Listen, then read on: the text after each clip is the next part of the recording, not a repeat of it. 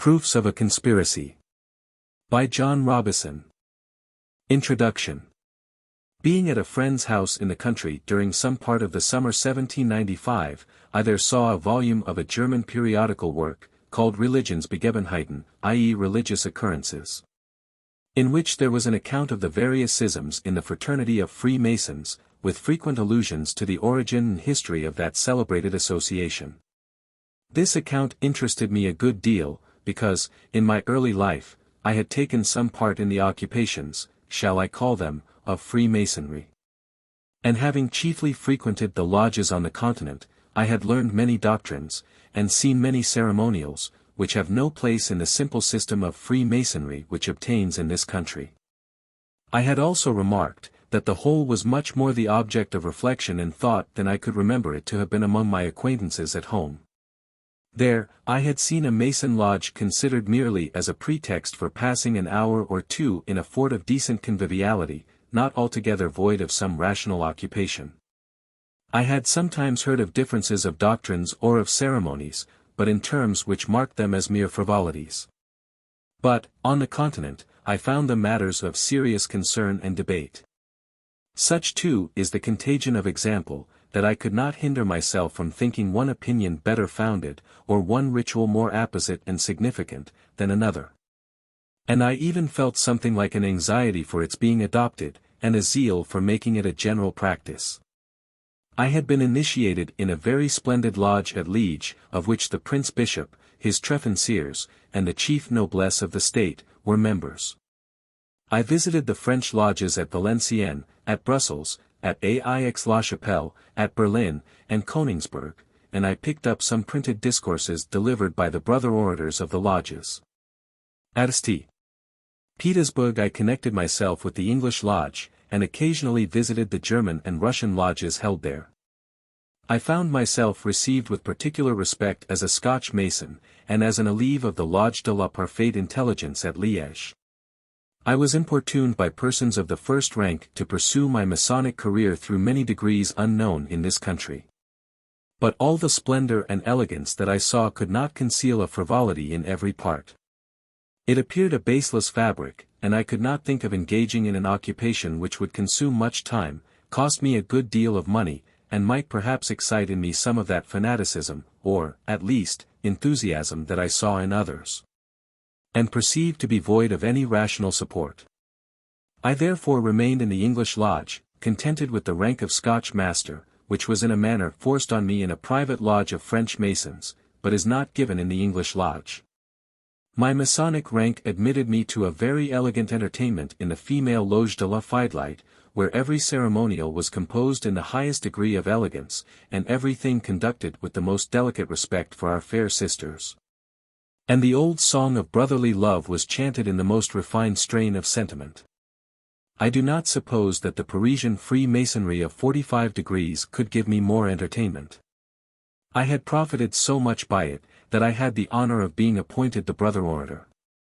In this office I gave such satisfaction, that a worthy brother sent me at midnight a box, which he committed to my care, as a person far advanced in Masonic science, zealously attached to the order, and therefore a fit depositary of important writings. I learned next day that this gentleman had found it convenient to leave the empire in a hurry, but taking with him the funds of an establishment of which Her Imperial Majesty had made him the manager. I was desired to keep these writings till he should see me again. I obeyed. About 10 years afterward I saw the gentleman on the street in Edinburgh, conversing with a foreigner. As I passed by him, I saluted him softly in the Russian language, but without stopping, or even looking him in the face. He colored, but made no return. I endeavored in vain to meet with him, intending to make a proper return for much civility and kindness which I had received from him in his own country. I now considered the box as accessible to myself, and opened it. I found it to contain all the degrees of the Parfaite Mécanicossois, with the rituals, catechisms, and instructions, and also 4 other degrees of Freemasonry, as cultivated in the Parisian lodges. I have kept them with all care, and mean to give them to some respectable lodge. But as I am bound by no engagement of any kind, I hold myself as at liberty to make such use of them as may be serviceable to the public, without enabling any uninitiated person to enter the lodges of these degrees.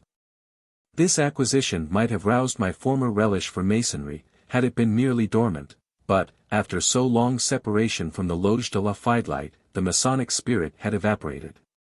Some curiosity, however, remained, and some wished to trace this plastic mystery to the pit from which the clay had been dug, which has been molded into so many different shapes, some to honor, and some to dishonor. But my opportunities were now gone.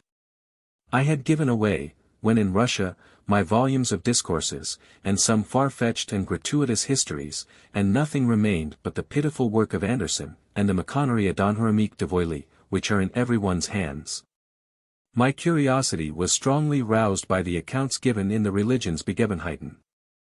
There I saw quotations without number, systems and schisms of which I had never heard.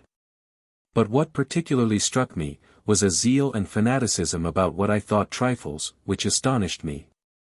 Men of rank and fortune, and engaged in serious and honorable public employments, not only frequenting the lodges of the cities where they resided, but journeying from one end of Germany or France to the other, to visit new lodges, or to learn new secrets or new doctrines. I saw conventions held at Wismar, at Wiesbaden, at Colo, at Brunswick, and at Wilhelmsbad, consisting of some hundreds of persons of respectable stations.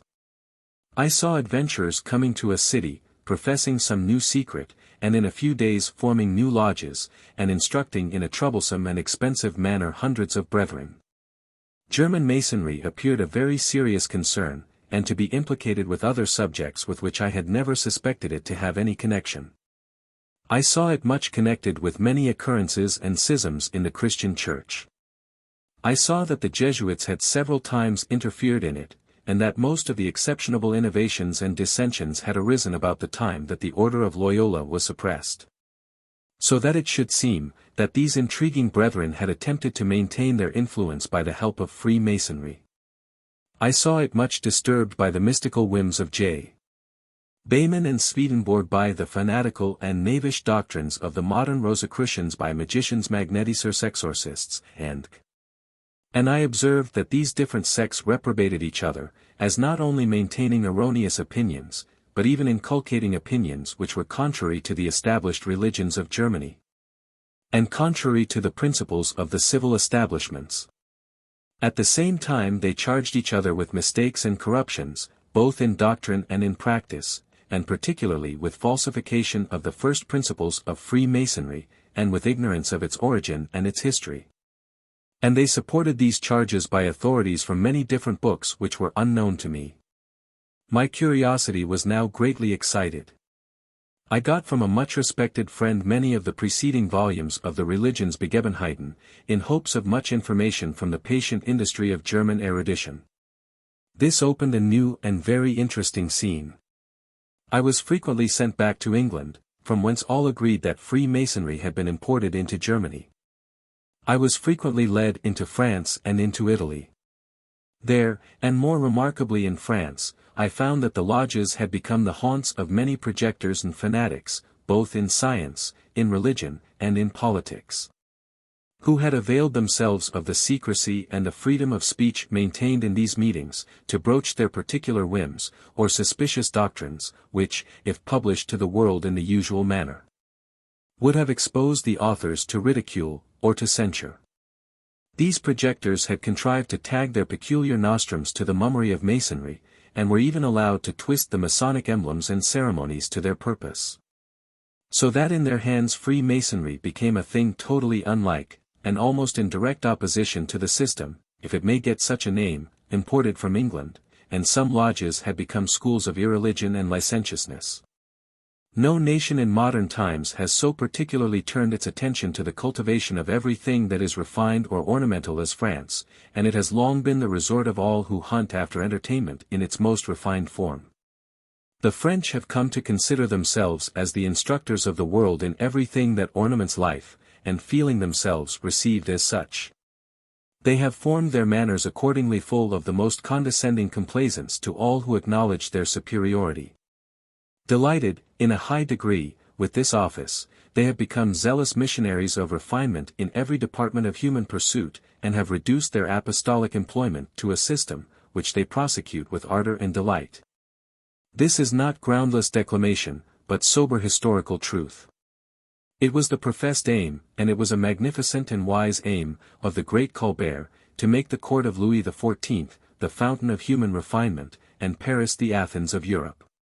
We need only look at the plunder of Italy by the French army, to be convinced that their low-born generals and statesmen have in this respect the same notions with the Colberts and the Richelieus. I know no subject in which this aim at universal influence on the opinions of men, by holding themselves forth as the models of excellence and elegance, is more clearly seen than in the care that they have been pleased to take of Freemasonry. It seems indeed peculiarly suited to the talents and taste of that vain and ardent people. Baseless and frivolous, it admits of every form that Gallic refinement can invent, to recommend it to the young, the gay, the luxurious. That class of society which alone deserves their care, because, in one way or another, it leads all other classes of society. It has accordingly happened, that the homely Freemasonry imported from England has been totally changed in every country of Europe, either by the imposing ascendancy of French brethren, who are to be found everywhere, ready to instruct the world, or by the importation of the doctrines, and ceremonies, and ornaments of the Parisian lodges. Even England, the birthplace of Masonry, has experienced the French innovations. And all the repeated injunctions, admonitions, and reproofs of the old lodges, cannot prevent those in different parts of the kingdom from admitting the French novelties, full of tinsel and glitter, and high-sounding titles. Were this all, the harm would not be great. But long before good opportunities had occurred for spreading the refinements on the simple Freemasonry of England, the lodges in France had become places of very serious discussion, where opinions in morals, in religion, and in politics had been promulgated and maintained with a freedom and a keenness, of which we in this favored land have no adequate notion, because we are unacquainted with the restraints, which, in other countries, are laid on ordinary conversation. In consequence of this, the French innovations in Freemasonry were quickly followed in all parts of Europe, by the admission of similar discussions, although in direct opposition to a standing rule. And a declaration made to every newly received brother, that nothing touching the religion or government shall ever be spoken of in the lodge. But the lodges in other countries followed the example of France, and have frequently become the rendezvous of innovators in religion and politics, and other disturbers of the public peace. In short, I have found that the covert of a Mason lodge had been employed in every country for venting and propagating sentiments in religion and politics, that could not have circulated in public without exposing the author to great danger. I found, that this impunity had gradually encouraged men of licentious principles to become more bold, and to teach doctrines subversive of all our notions of morality, of all our confidence in the moral government of the universe, of all our hopes of improvement in a future state of existence, and of all satisfaction and contentment with our present life, so long as we live in a state of civil subordination. I have been able to trace these attempts, made, through a course of 50 years, under the specious pretext of enlightening the world by the torch of philosophy, and of dispelling the clouds of civil and religious superstition which keep the nations of Europe in darkness and slavery. I have observed these doctrines gradually diffusing and mixing with all the different systems of Freemasonry, till, at last, an association has been formed for the express purpose of rooting out all the religious establishments, and overturning all the existing governments of Europe. I have seen this association exerting itself zealously and systematically, till it has become almost irresistible, and I have seen that the most active leaders in the French Revolution were members of this association, and conducted their first movements according to its principles, and by means of its instructions and assistance, formerly requested and obtained, and, lastly, I have seen that this association still exists, still works in secret, and that not only several appearances among ourselves show that its emissaries are endeavoring to propagate their detestable doctrines among us, but that the association has lodges in Britain corresponding with the Mother Lodge at Munich ever since 1784. If all this were a matter of mere curiosity, and susceptible of no good use, it would have been better to have kept it to myself, than to disturb my neighbors with the knowledge of a state of things which they cannot amend. But if it shall appear that the minds of my countrymen are misled in the very same manner as were those of our continental neighbors, if I can show that the reasonings which make a very strong impression on some persons in this country are the same which actually produced the dangerous association in Germany, and that they had this unhappy influence solely because they were thought to be sincere, and the expressions of the sentiments of the speakers, if I can show that this was all a cheat, and that the leaders of this association disbelieved every word that they uttered, and every doctrine that they taught, and that their real intention was to abolish all religion, overturn every government, and make the world a general plunder and a wreck, if I can show that the principles which the founder and leaders of this association held forth as the perfection of human virtue, and the most powerful and efficacious for forming the minds of men, and making them good and happy, had no influence on the founder and leaders themselves, and that they were, almost without exception, the most insignificant, worthless, and profligate of men.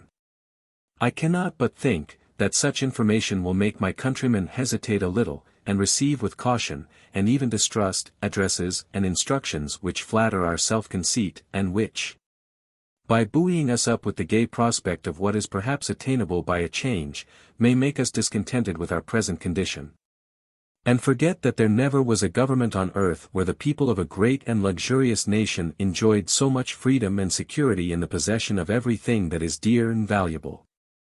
When we see that these boasted principles had not that effect on the leaders which they assert to be their native, certain, and inevitable consequences, we will distrust the fine descriptions of the happiness that should result from such a change. And when we see that the methods which were practiced by this association for the express purpose of breaking all the bands of society, were employed solely in order that the leaders might rule the world with uncontrollable power, while all the rest, even of the associated, will be degraded in their own estimation, corrupted in their principles, and employed as mere tools of the ambition of their unknown superiors. Surely a freeborn Briton will not hesitate to reject at once, and without any farther examination, a plan so big with mischief, so disgraceful to its underling adherents, and so uncertain in its issue. These hopes have induced me to lay before the public a short abstract of the information which I think I have received. It will be short, but I hope sufficient for establishing the fact, that this detestable association exists, and its emissaries are busy among ourselves. I was not contented with the quotations which I found in the Religionsbegebenheiten, but procured from abroad some of the chief writings from which they are taken. This both gave me confidence in the quotations from books which I could not procure, and furnished me with more materials. Much, however, remains untold, richly deserving the attention of all those who feel themselves disposed to listen to the tales of a possible happiness that may be enjoyed in a society where all the magistrates are wise and just, and all the people are honest and kind. I hope that I am honest and candid. I have been at all pains to give the true sense of the authors. My knowledge of the German language is but scanty, but I have had the assistance of friends whenever I was in doubt. In compressing into one paragraph what I have collected from many, I have, as much as I was able, stuck to the words of the author, and have been anxious to give his precise meaning. I doubt not but that I have sometimes failed, and will receive correction with deference. I entreat the reader not to expect a piece of good literary composition. I am very sensible that it is far from it. It is written during bad health, when I am not at ease, and I wish to conceal my name, but my motive is, without the smallest mixture of another, to do some good in the only way I am able. And I think that what I say will come with better grace, and be received with more confidence, than any anonymous publication. Of these I am now most heartily sick. I throw myself on my country with a free heart, and I bow with deference to its decision. The association of which I have been speaking, is the Order of Illuminati, founded in 1775, by Dr. Adam Weishaupt, professor of canon law in the University of Ingolstadt, and abolished in 1786 by the Elector of Bavaria, but revived immediately after, under another name, and in a different form, all over Germany. It was again detected, and seemingly broken up, but it had by this time taken so deep root that it still subsists without being detected, and has spread into all the countries of Europe. It took its first rise among the Freemasons, but is totally different from Freemasonry. It was not, however, the mere protection gained by the secrecy of the lodges that gave occasion to it, but it arose naturally from the corruptions that had gradually crept into that fraternity, the violence of the party spirit which pervaded it, and from the total uncertainty and darkness that hangs over the whole of that mysterious association. It is necessary, therefore, to give some account of the innovations that have been introduced into Freemasonry from the time that it made its appearance on the continent of Europe as a mystical society, possessing secrets different from those of the mechanical employment whose name it assumed, and thus affording entertainment and occupation to persons of all ranks and professions. It is by no means intended to give a history of Freemasonry. This would lead to a very long discussion. The patient industry of German erudition has been very seriously employed on this subject, and many performances have been published, of which some account is given in the different volumes of the Religionsbegebenheiten, particularly in those for 1779, 1785, and 1786. It is evident, from the nature of the thing, that they cannot be very instructive to the public, because the obligation of secrecy respecting the important matters which are the very subjects of debate, prevents the author from giving that full information that is required from an historian, and the writers have not, in general, been persons qualified for the talk. Scanty erudition, credulity, and enthusiasm, appear in almost all their writings. And they have neither attempted to remove the heap of rubbish with which Anderson has disgraced his constitutions of Freemasonry, the basis of Masonic history, nor to avail themselves of informations which history really affords to a sober inquirer. Their royal art must never forsooth appear in a state of infancy or childhood, like all other human acquirements.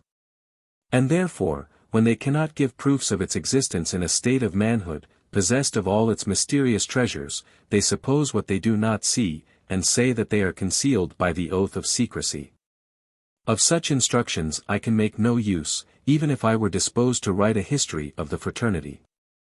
I shall content myself with an account of such particulars as are admitted by all the Masonic parties, and which illustrate or confirm my general proposition, making such use of the accounts of the higher degrees in my possession as I can, without admitting the profane into their lodges.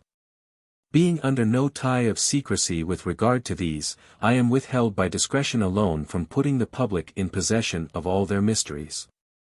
How do you find this book? Any thoughts about the book or the author? Any suggestion for improvement? Please take a moment to share your thoughts in a comment. If you like it, share it with your friends who might enjoy it as well. Subscribe to keep in touch. Visit CompleteAudiobooks.com for more quality content. Chapter 1. Schisms in Freemasonry. There is undoubtedly a dignity in the art of building, or in architecture, which no other art possesses, and this, whether we consider it in its rudest state, occupied in raising a hut, or as practiced in a cultivated nation, in the erection of a magnificent and ornamented temple. As the arts in general improve in any nation, this must always maintain its preeminence. For it employs them all, and no man can be eminent as an architect who does not possess a considerable knowledge of almost every science and art already cultivated in his nation. His great works are undertakings of the most serious concern, connect him with the public, or with the rulers of the state, and attach to him the practitioners of other arts, who are wholly occupied in executing his orders. His works are the objects of public attention, and are not the transient spectacles of the day, but hand down to posterity his invention, his knowledge, and his taste. No wonder then that he thinks highly of his profession, and that the public should acquiesce in his pretensions, even when in some degree extravagant.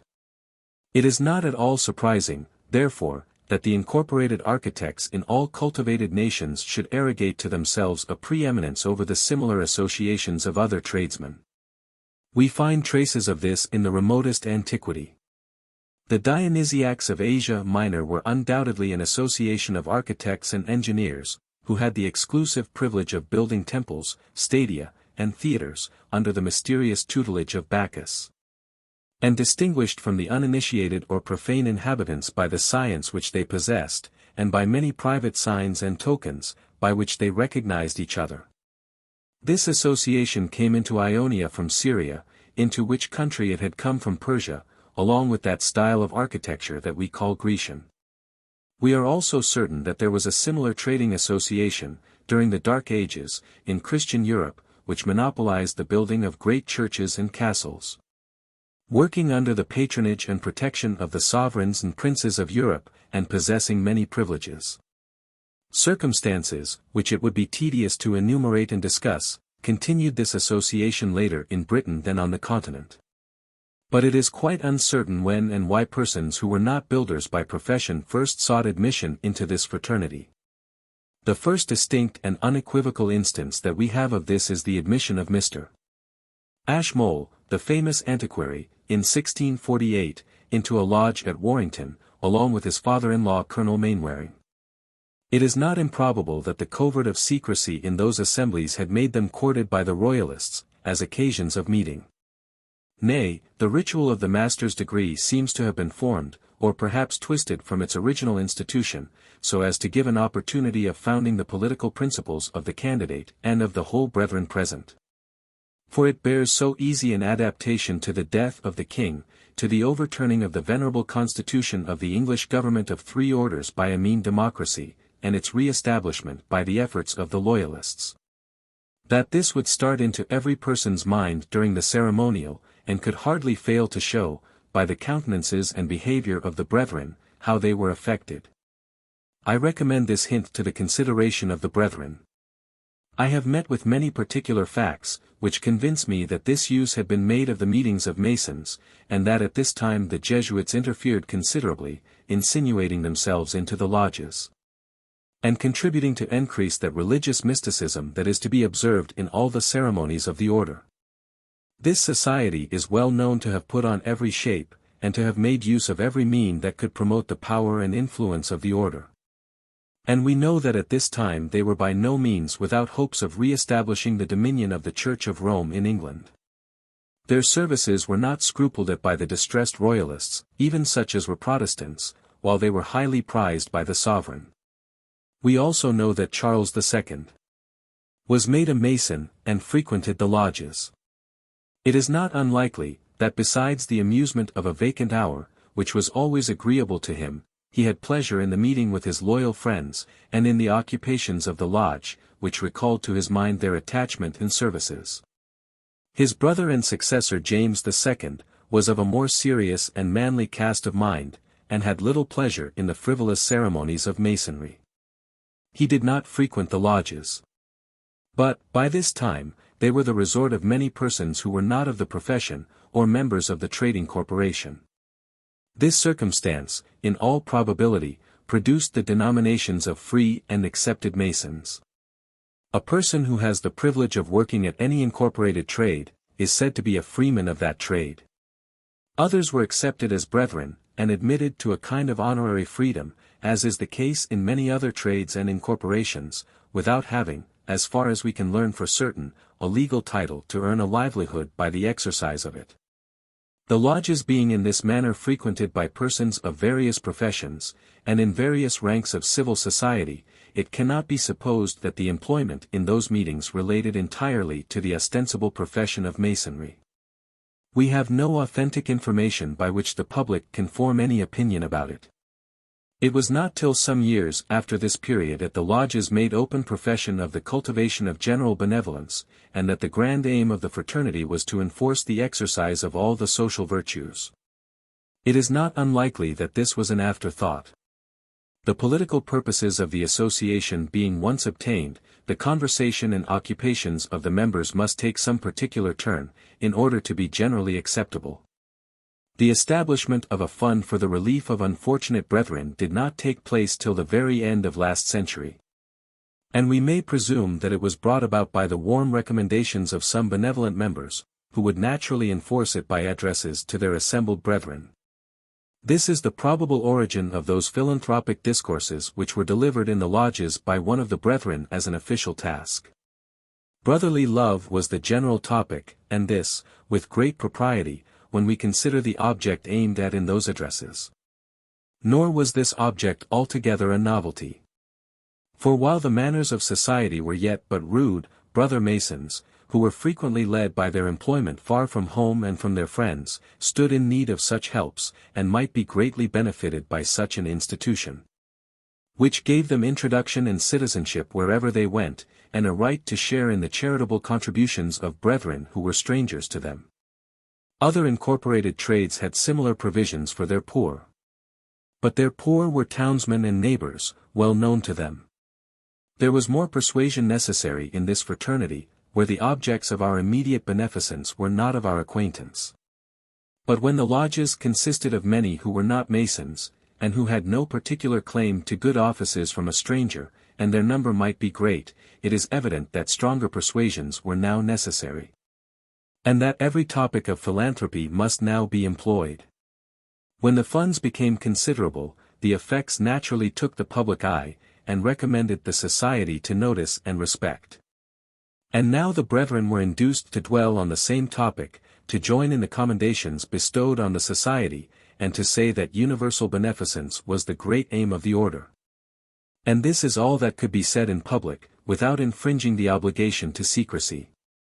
The inquisitive are always prying and teasing, and this is the only point on which a brother is at liberty to speak. He will therefore do it with affectionate zeal, till perhaps he has heated his own fancy a little, and overlooks the inconsistency of this universal beneficence and philanthropy with the exclusive and monopolizing spirit of an association, which not only confines its benevolence to its own members, like any other charitable association, but hoards up in its bosom inestimable secrets, whose natural tendency, they say, is to form the heart to this generous and kind conduct, and inspire us with love to all mankind. The profane world cannot see the beneficence of concealing from public view a principle or a motive which so powerfully induces a Mason to be good and kind. The brother says that publicity would rob it of its force, and we must take him at his word, and our curiosity is so much the more excited to learn what are the secrets which have so singular a quality. Thus did the fraternity conduct themselves, and thus were they considered by the public, when it was carried over from England to the continent. And here, it is to be particularly remarked, that all our brethren abroad profess to have received the mystery of Freemasonry from Britain. This is surely a puzzle in the history. And we must leave it to others to reconcile this with the repeated assertions in Anderson's Book of Constitutions, that the fraternity existed all over the world, and the numberless examples which he adduces of its exertions in other countries. Nay, with his repeated assertions, that it frequently was near perishing in Britain, and that our princes were obliged to send to France and other countries, for leading men, to restore it to its former energy among us.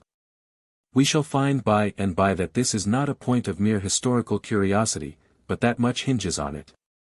In the meantime, let us just remember, that the plain tale of brotherly love had been polished up to protestations of universal benevolence, and had taken place of loyalty and attachment to the unfortunate family of Stuart, which was now totally forgotten in the English lodges.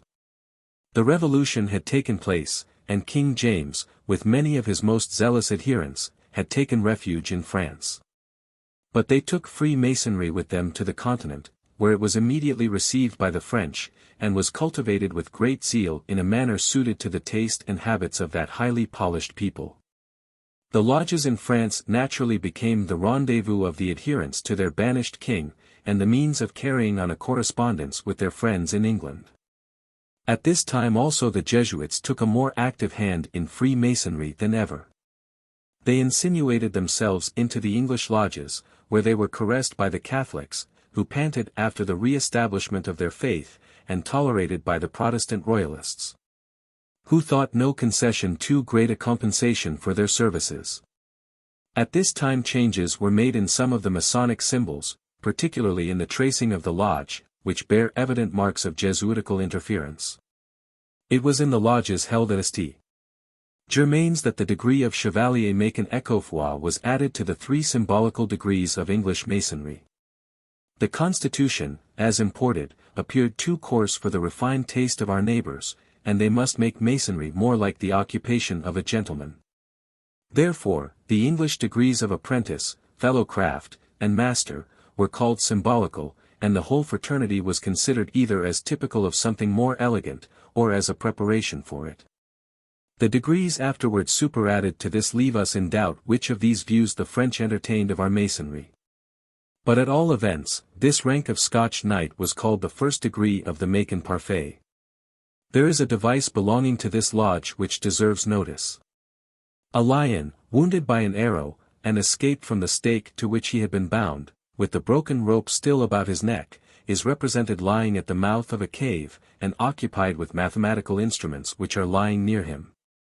A broken crown lies at the foot of the stake. There can be little doubt but that this emblem alludes to the dethronement, the captivity, the escape, and the asylum of James II. And his hopes of re-establishment by the help of the loyal brethren. This emblem is worn as the gorget of the Scotch Knight. It is not very certain, however, when this degree was added, whether immediately after King James's abdication, or about the time of the attempt to set his son on the British throne. But it is certain, that in 1716, this and still higher degrees of Masonry were much in vogue in the court of France. The refining genius of the French, and their love of show, made the humble denominations of the English brethren disgusting. And their passion for military rank, the only character that connected them with the court of an absolute monarch, made them adapt Freemasonry to the same scale of public estimation, and invent ranks of Macon's chevaliers ornamented with titles, and rib bands, and stars. These were highly relished by that vain people. And the price of reception, which was very high, became a rich fund, that was generously applied to relieve the wants of the banished British and Irish adherents of the unfortunate family who had taken refuge among them. 3 new degrees of novice, élève, and chevalier, were soon added, and the Parfait Macon had now 7 receptions to go through, for each of which a handsome contribution was made. Afterwards, when the first beneficent purpose of this contribution ceased to exist, the finery that now glittered in all the lodges made a still more craving demand for reception money. And ingenuity was set to work to invent new baits for the Parfait Macon. More degrees of chivalry were added, interspersed with degrees of philosophe, pèlerin, clairvoyant, and till some Parisian lodges had 45 ranks of Masonry, having 15 orders of chivalry. For a knighthood, with a rib band and a star, was a bonne bouche, given at every 3rd step. For a long while these degrees of chivalry proceeded on some faint analogies with several orders of chivalry which had been erected in Europe. All of these had some reference to some mystical doctrines of the Christian Church, and were, in fact, contrivances of the Church of Rome for securing and extending her influence on the laymen of rank and fortune, whom she retained in her service by these playthings. The Knights Templars of Jerusalem, and the Knights of the Desert, whose office it was to protect pilgrims, and to defend the Holy City, afforded very apt models for Masonic mimicry, because the Temple of Solomon, and the Holy Sepulchre, always shared the same fate. Many contended doctrines of the theologians had also their chevaliers to defend them. In all this progressive mummery we see much of the hand of the Jesuits, and it would seem that it was encouraged by the Church. But a thing happened which might easily have been foreseen. The lodges had become familiar with this kind of invention. The professed object of many real orders of knighthood was often very whimsical, or very refined and far-fetched, and it required all the finesse of the clergy to give it some slight connection with religion or morality. The Masons, protected by their secrecy, ventured to go farther. The declamations in the lodges by the brother orator, must naturally resemble the compositions of the ancient sophists, and consist of wire-drawn dissertations on the social duties, where everything is amplified and strained to hyperbole. In their far-fetched and fanciful explanations of the symbols of Masonry. Thus accustomed to allegory, to fiction, to finesse, and to a sort of innocent hypocrisy, by which they cajoled themselves into a notion that this child's play had at bottom a serious and important meaning. The zealous champions of Freemasonry found no inclination to check this inventive spirit or circumscribe its flights. Under the protection of Masonic secrecy, they planned schemes of a different kind, and instead of more orders of chivalry directed against the enemies of their faith, they formed associations in opposition to the ridiculous and oppressive ceremonies and superstitions of the Church. There can be no doubt, that in those hidden assemblies, a free communication of sentiment was highly relished and much indulged. It was soon suspected that such use was made of the covert of a Mason lodge. And the Church dreaded the consequences, and endeavored to suppress the lodges. But in vain. And when it was found, that even auricular confession, and the spiritual threatenings of the Church, could not make the brethren break their oath of secrecy. A full confidence in their security made these free-thinking brethren bring forward, with all the eagerness of a missionary, such sentiments as they were afraid to hazard in ordinary society. This was long suspected. But the rigors of the Church only served to knit the brethren more firmly together, and provoked them to a more eager exercise of their bold criticisms. The lodges became schools of skepticism and infidelity, and the spirit of conversion or proselytism grew every day stronger. Cardinal Du Bois had before this time labored with all his might to corrupt the minds of the courtiers, by patronizing, directly and indirectly, all skeptics who were otherwise men of talents. He gave the young courtiers to understand that if he should obtain the reins of government, they should be entirely freed from the bigotry of Louis XIV, and the oppression of the Church, and should have the free indulgence of their inclinations.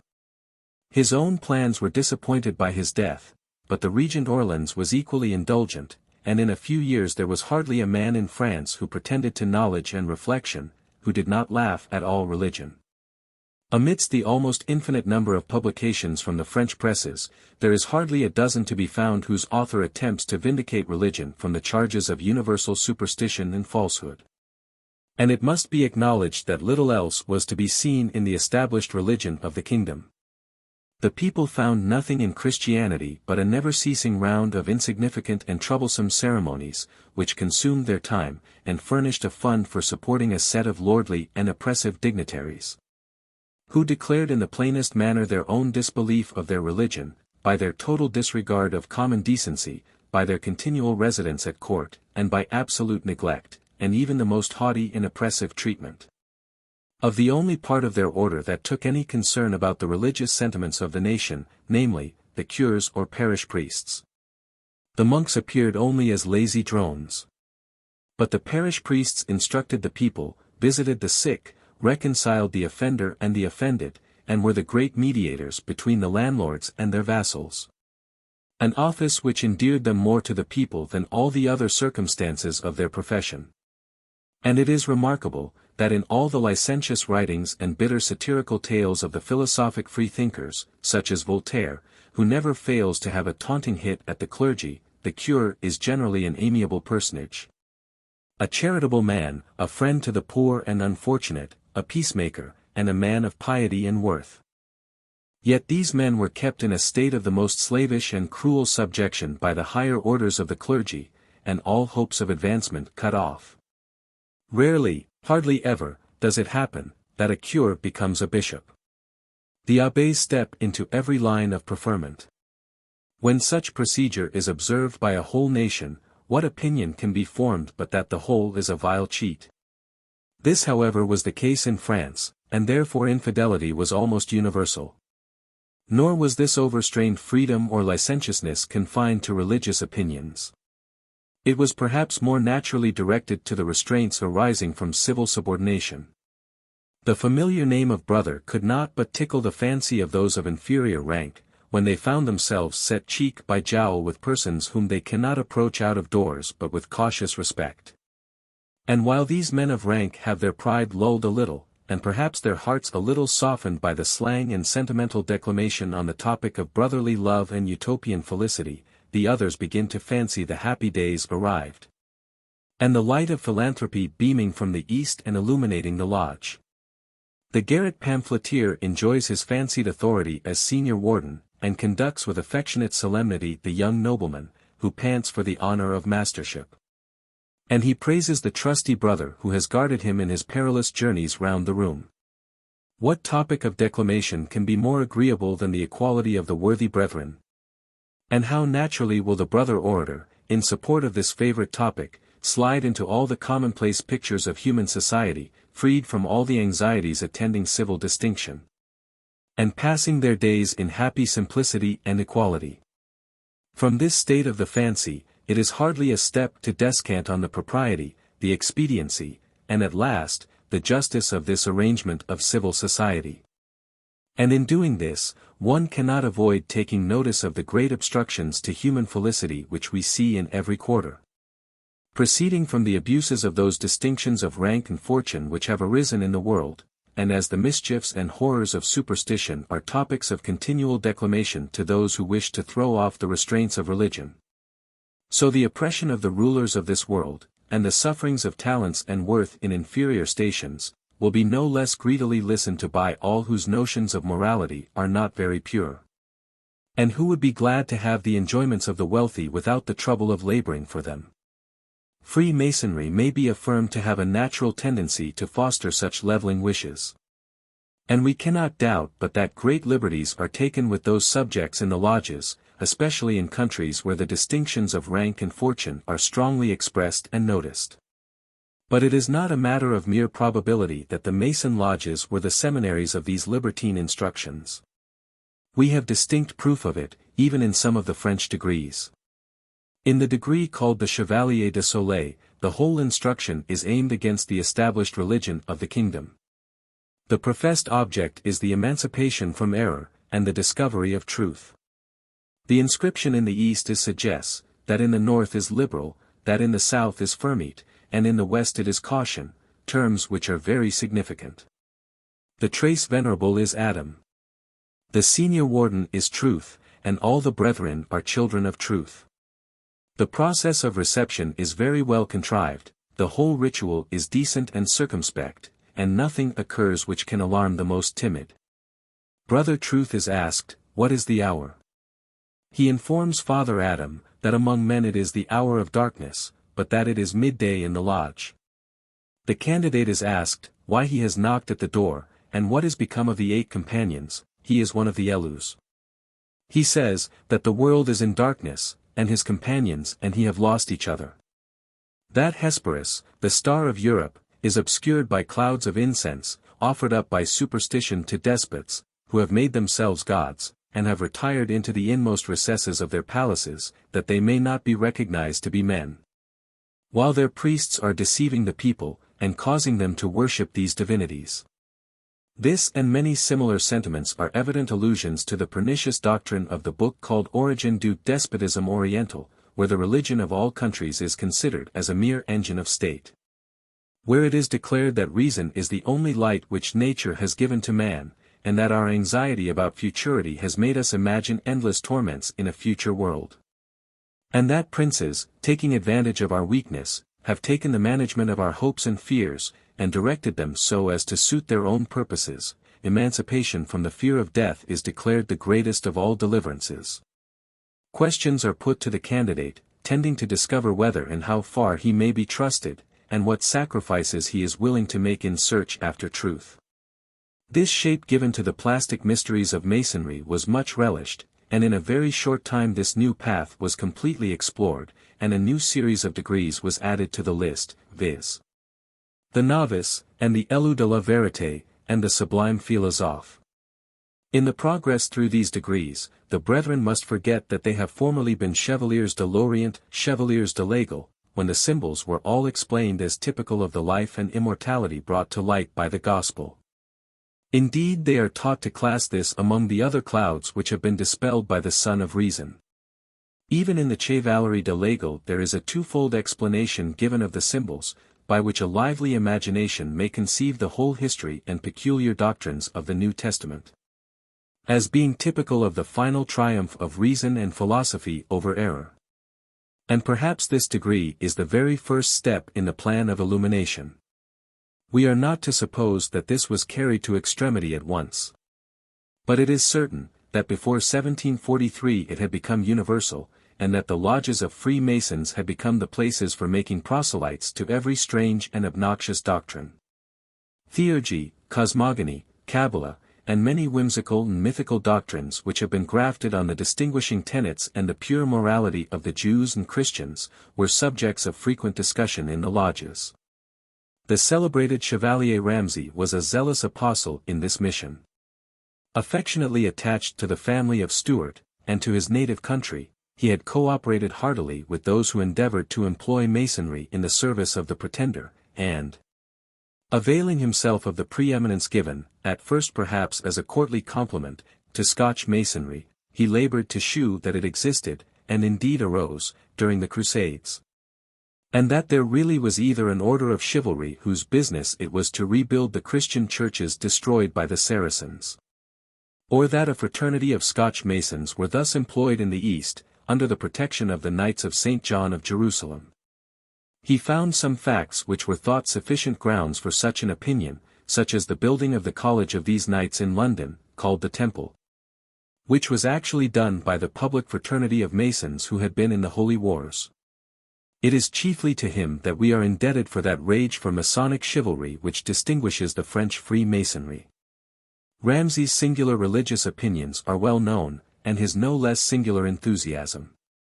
His eminent learning, his elegant talents, his amiable character, and particularly his estimation at court, gave great influence to everything he said on a subject which was merely a matter of fashion and amusement.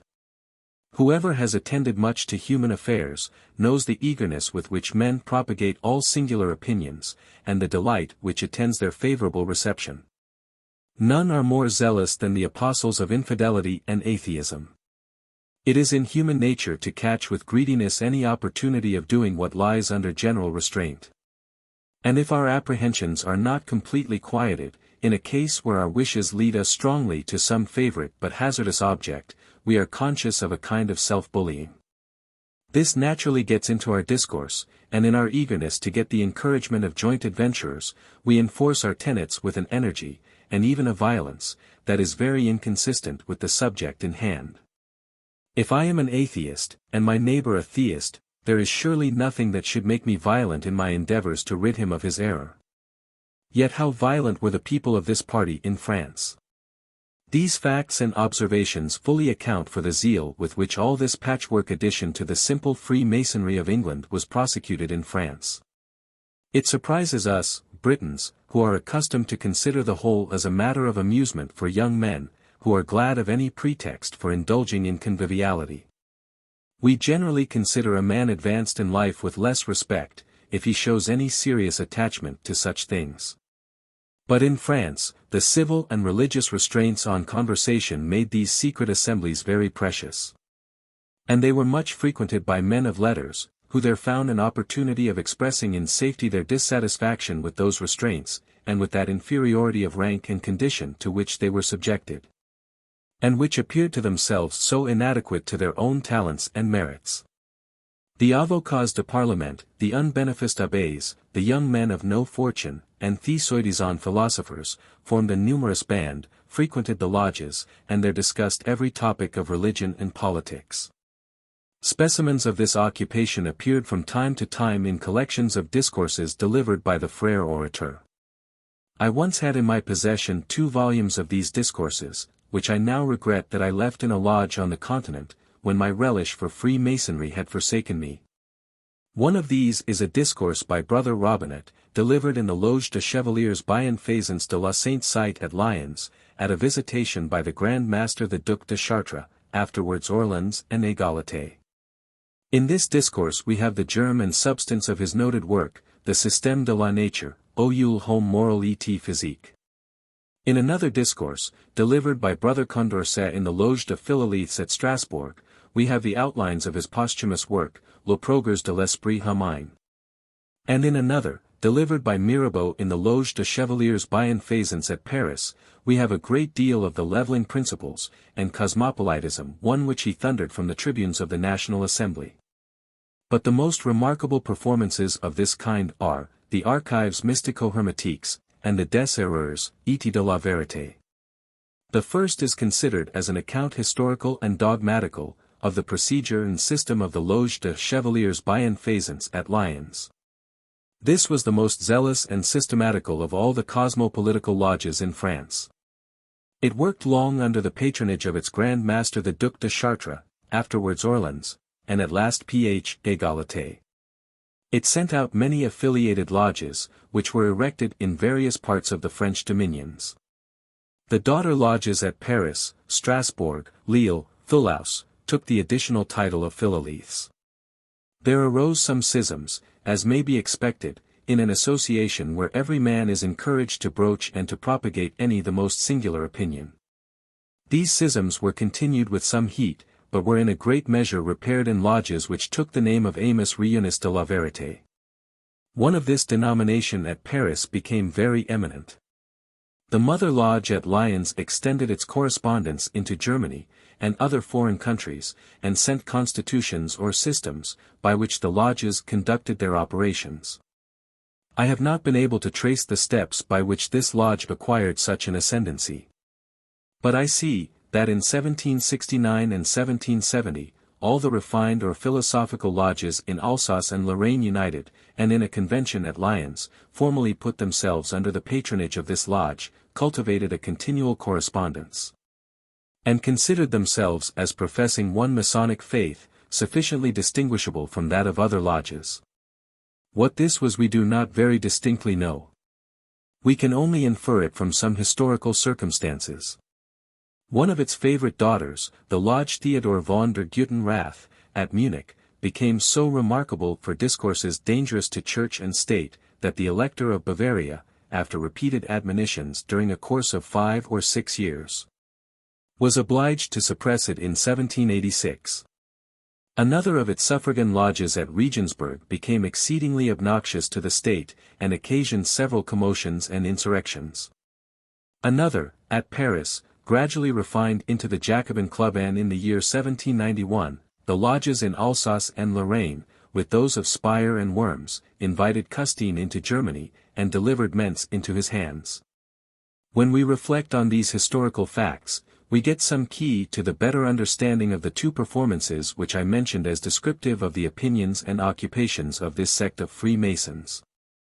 The archives mystico-hermetiques exhibit a very strange mixture of mysticism, theosophy, Kabbalistic whim, real science, fanaticism, and free thinking, both in religion and politics. They must not be considered as an account of any settled system, but rather as annals of the proceedings of the lodge, and abstracts of the strange doctrines which made their successive appearance in the lodge. But if an intelligent and cautious reader examine them attentively, he will see, that the book is the work of one hand, and that all the wonders and oddities are caricatured, so as to engross the general attention. While they also are twisted a little, so that in one way or another they accord with a general spirit of licentiousness in morals, religion, and politics. Although everything is expressed decently, and with some caution and moderation, atheism, materialism, and discontent with civil subordination, pervade the whole. It is a work of great art. By keeping the ridicule and the danger of superstition and ignorance continually in view, the mind is captivated by the relief which free inquiry and communication of sentiment seems to secure. And we are put off our guard against the risk of delusion, to which we are exposed when our judgment is warped by our passions. The other book, Des Erreurs et de la Vérité, came from the same school, and is a sort of holy scripture, or at least a Talmud among the Freemasons of France. It is intended only for the initiated, and is indeed a mystery to any other reader. But as it was intended for spreading the favorite opinions of some enthusiastic brethren, everything is said that does not directly betray the secrets of the order. It contains a system of theosophy that has often appeared in the writings of philosophers, both in ancient and modern times. All the intelligence and moral sentiment that appears in the universe, either directly, as in the minds of men, or indirectly, as an inference from the marks of design that we see around us, some of which show us that men have acted, and many more that some other intelligence has acted, are considered as parts or portions of a general mass of intelligence which exists in the universe, in the same manner as matter exists in it. This intelligence has an inscrutable connection with the material part of the universe, perhaps resembling the connection, equally unsearchable, that subsists between the mind and body of man, and it may be considered as the soul of the world. It is this substance, the natural object of wonder and respect, that men have called God, and have made the object of religious worship. In doing so they have fallen into gross mistakes, and have created for themselves numberless unfounded hopes and fears, which have been the source of superstition and fanaticism, the most destructive plagues that have ever afflicted the human race. The soul of man is separated from the general mass of intelligence by some of the operations of nature, which we shall never understand, just as water is raised from the ground by evaporation, or taken up by the root of a plant. And as the water, after an unsearchable train of changes, in which it sometimes makes part of a flower, sometimes part of an animal, and is at last reunited, in its original form, to the great mass of waters, ready to run over the same circle again. So the soul of man, after performing its office, and exhibiting all that train of intellectual phenomena that we call human life, is at last swallowed up in the great ocean of intelligence. The author then breaks out. Felix capituit rerum cognoscere causas. Ac metus omnes eti inexorable fatum. Subjacet pedibus, strepitum cacarantis avari. For he has now got to his asylum. This deity of his may be the object of wonder, like everything great and incomprehensible, but not of worship, as the moral governor of the universe. The hopes are at an end, which rest on our notions of the immortality and individuality of the human soul, and on the encouragement which religion holds forth to believe, that improvement of the mind in the course of this life, by the exercise of wisdom and of virtuous dispositions, is but the beginning of an endless progress in all that can give delight to the rational and well-disposed mind. No relation now subsists between man and deity that can warm the heart. But, as this is contrary to some natural propensity in the human mind, which in all ages and nations has panted after some connection with deity, the author strives to avail himself of some cold principles of symmetry in the works of nature, some ill-supported notions of propriety, and other such considerations, to make this anima mundi an object of love and respect. This is done in greater detail in another work, Tableau de rapports entre l'homme, Dieu, et l'univers, which is undoubtedly by the same hand. But the intelligent reader will readily see, that such incongruous things cannot be reconciled, and that we can expect nothing here but sophistry. The author proceeds, in the next place, to consider man as related to man, and to trace out the path to happiness in this life. Here we have the same overstrained morality as in the other work, the same universal benevolence, the same lamentations over the miserable state of mankind, resulting from the oppression of the powerful, the great ones of the earth, who have combined against the happiness of mankind, and have succeeded, by debasing their minds, so that they have become willing slaves. This could not have been brought about without the assistance of superstition. But the princes of this world enlisted into their service the priests, who exerted themselves in darkening the understandings of men, and filled their minds with religious terrors. The altar became the chief pillar of the throne, and men were held in complete subjection. Nothing can recover them from this abject state but knowledge. While this dispels their fears, it will also show them their rights, and the way to attain them. It deserves particularly to be remarked, that this system of opinions, if such an inconsistent mass of assertions can be called a system, bears a great resemblance to a performance of Toland's, published in 1720, called Pantheisticon. Seu celebratio sodaliciae Socratici. It is an account of the principles of a fraternity which he calls Socratica, and the brothers Pantheisti. They are supposed to hold a lodge, and the author gives a ritual of the procedure in this lodge.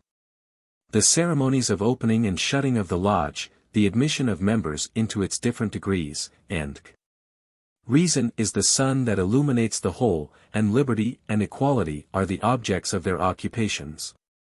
We shall see afterwards that this book was fondly pushed into Germany, translated, commented, and misrepresented, so as to take off the attention from the real spirit of the book, which is intentionally wrapped up in Kabbalah and enigma.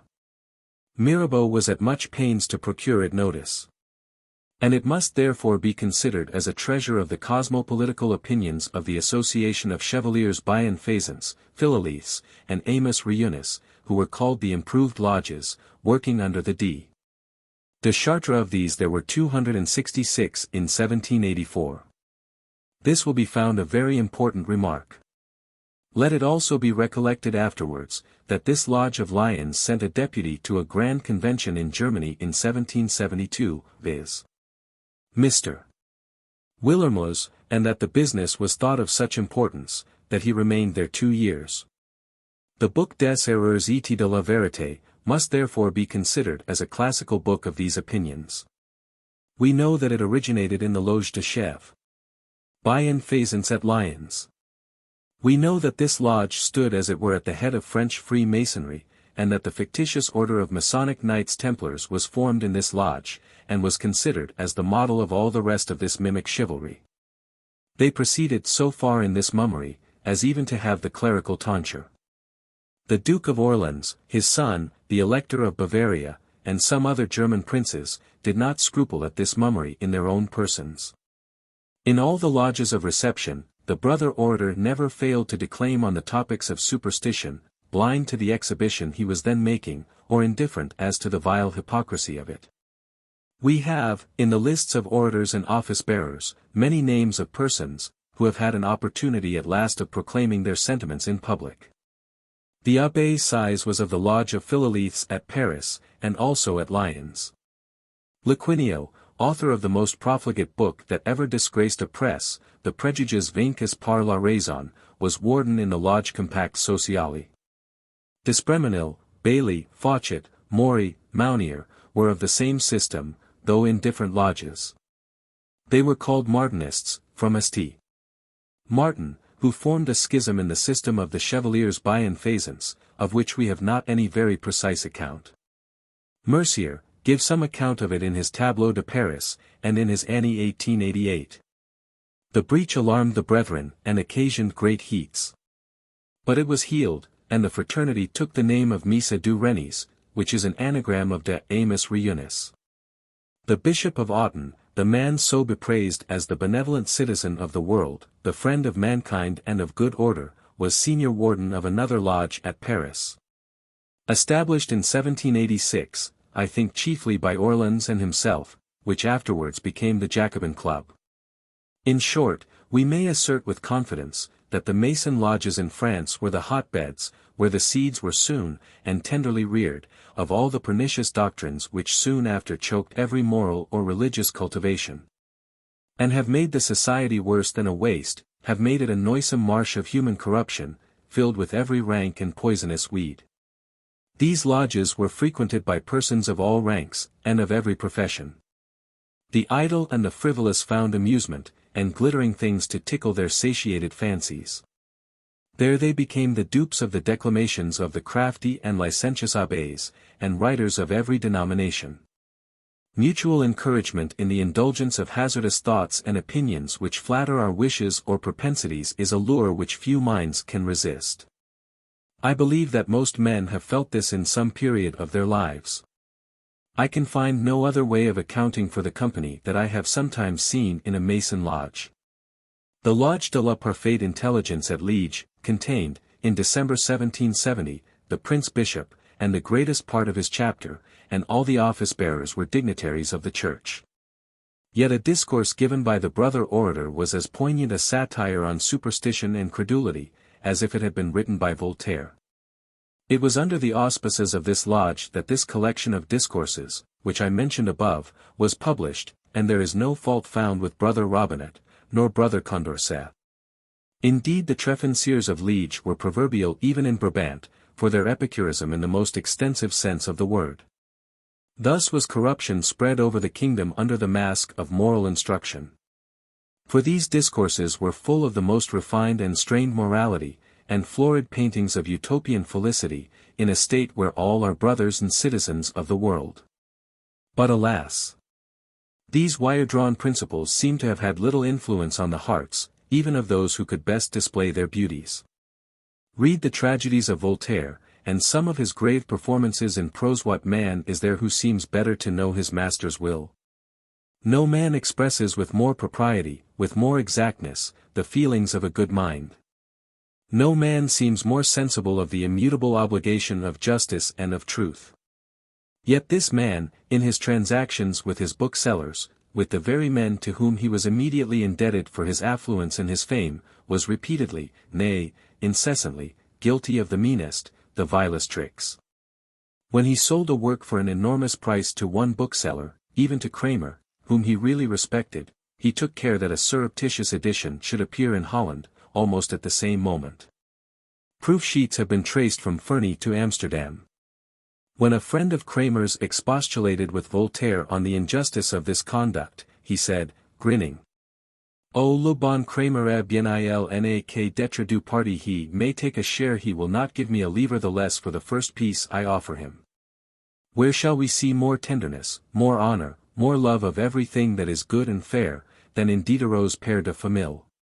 Yet this man did not scruple to sell to the Empress of Russia an immense library, which he did not possess, for an enormous price, having got her promise that it should remain in his possession in Paris during his life. When her ambassador wanted to see it, after a year or two's payments, and the visitation could be no longer staved off, Diderot was obliged to set off in a hurry, and run through all the booksellers' shops in Germany, to help him to fill his empty shelves. He had the good fortune to save appearances, but the trick took air, because he had been niggardly in his attention to the ambassador's secretary. This, however, did not hinder him from honoring his imperial pupil with a visit. He expected adoration, as the light of the world, and was indeed received by the Russian courtiers with all the childish fondness that they feel for every Parisian mode. But they did not understand him, and as he did not like to lose money at play, they did not long court his company. He found his pupil too clear-sighted. "Ces philosophes," said she, "sont beaux, vous de loin, mais de plus près, le diamant partit crystal." He had contrived a poor story, by which he hoped to get his daughter married in parade, and portioned by her majesty, but it was seen through, and he was disappointed. When we see the inefficacy of this refined humanity on these two apostles of philosophical virtue, we see ground for doubting of the propriety and expediency of trusting entirely to it for the peace and happiness of a state. And we should be on our guard when we listen to the florid speeches of the brother orator, and his congratulations on the emancipation from superstition and oppression, which will in a short time be effectuated by the Chevalier's bienfaisance, the Philhellenes, or any other sect of cosmopolitical brethren. I do not mean by all this to maintain, that the Mason lodges were the sole corrupters of the public mind in France, no. In all nations that have made much progress in cultivation, there is a great tendency to corruption, and it requires all the vigilance and exertions of magistrates and of moral instructors, to prevent the spreading of licentious principles and maxims of conduct. They arise naturally of themselves, as weeds in a rich soil, and, like weeds, they are pernicious, only because they are, where they should not be, in a cultivated field.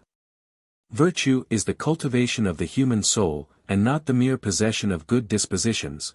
All men have these, and occasionally exhibit them. But virtue supposes exertion. And, as the husbandman must be incited to his laborious task by some cogent motive, so must man be prompted to that exertion which is necessary on the part of every individual for the very existence of a great society, for man is indolent. And he is luxurious. He wishes for enjoyment, and this with little trouble. The less fortunate envy the enjoyments of others, and repine at their own inability to obtain the like. They see the idle in affluence.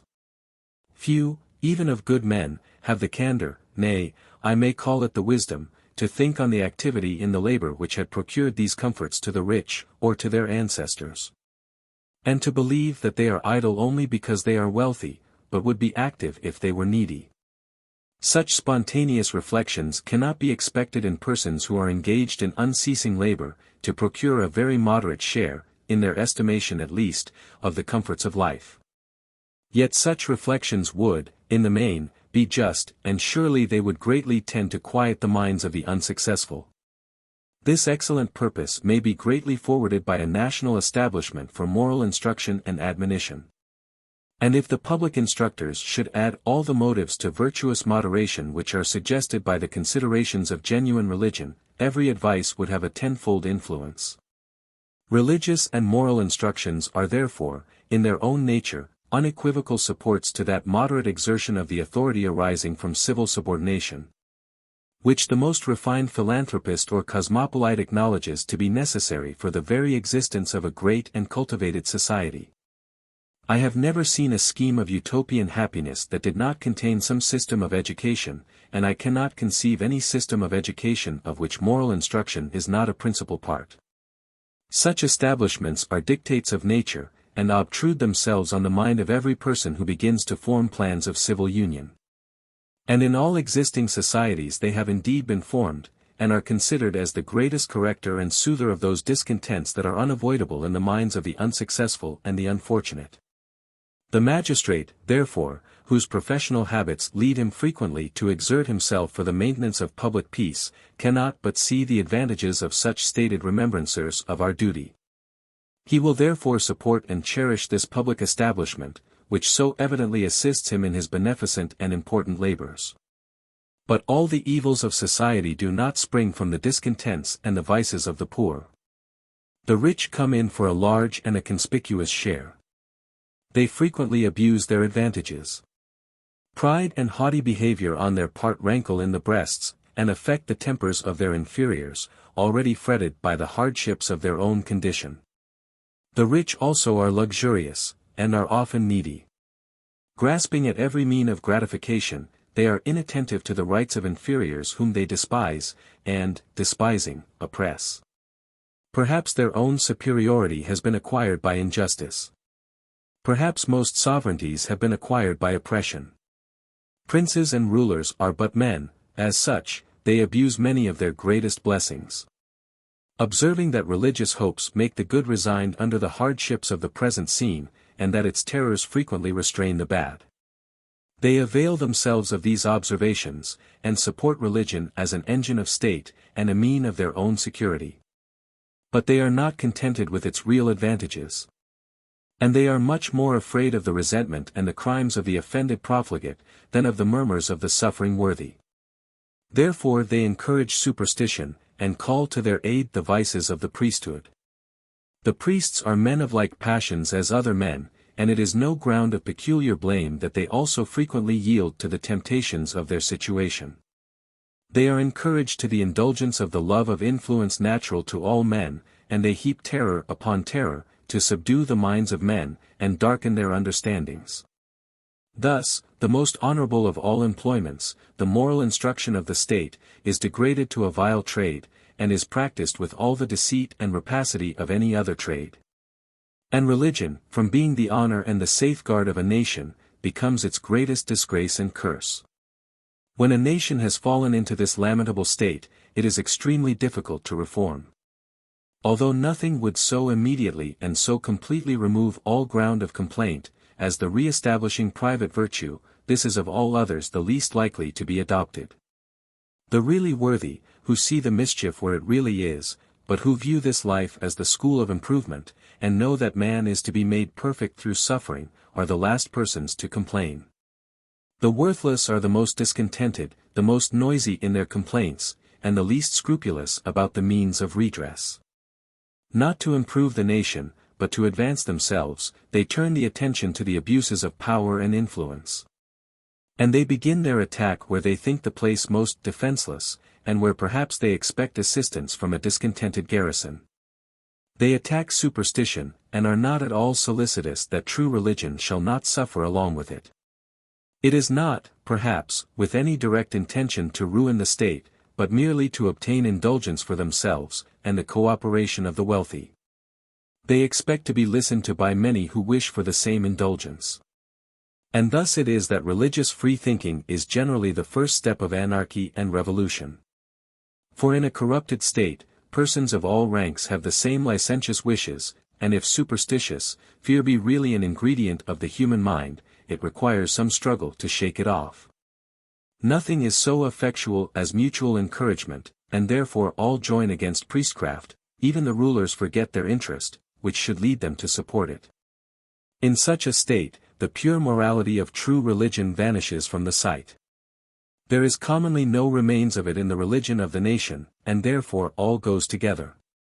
Perhaps there never was a nation where all those cooperating causes had acquired greater strength than in France. Oppressions of all kinds were at a height. The luxuries of life were enjoyed exclusively by the upper classes, and this in the highest degree of refinement, so that the desires of the rest were whetted to the utmost. Religion appeared in its worst form, and seemed calculated solely for procuring establishments for the younger sons of the insolent and useless noblesse. The morals of the higher orders of the clergy and of the laity were equally corrupted. Thousands of literary men were excluded by their station from all hopes of advancement to the more respectable offices in the church. These vented their discontents as far as there was safety, and were encouraged by many of the upper classes, who joined them in their satires on the priesthood. The clergy opposed them, it is true, but feebly, because they could not support their opposition by examples of their own virtuous behavior, but were always obliged to have recourse to the power of the Church, the very object of hatred and disgust.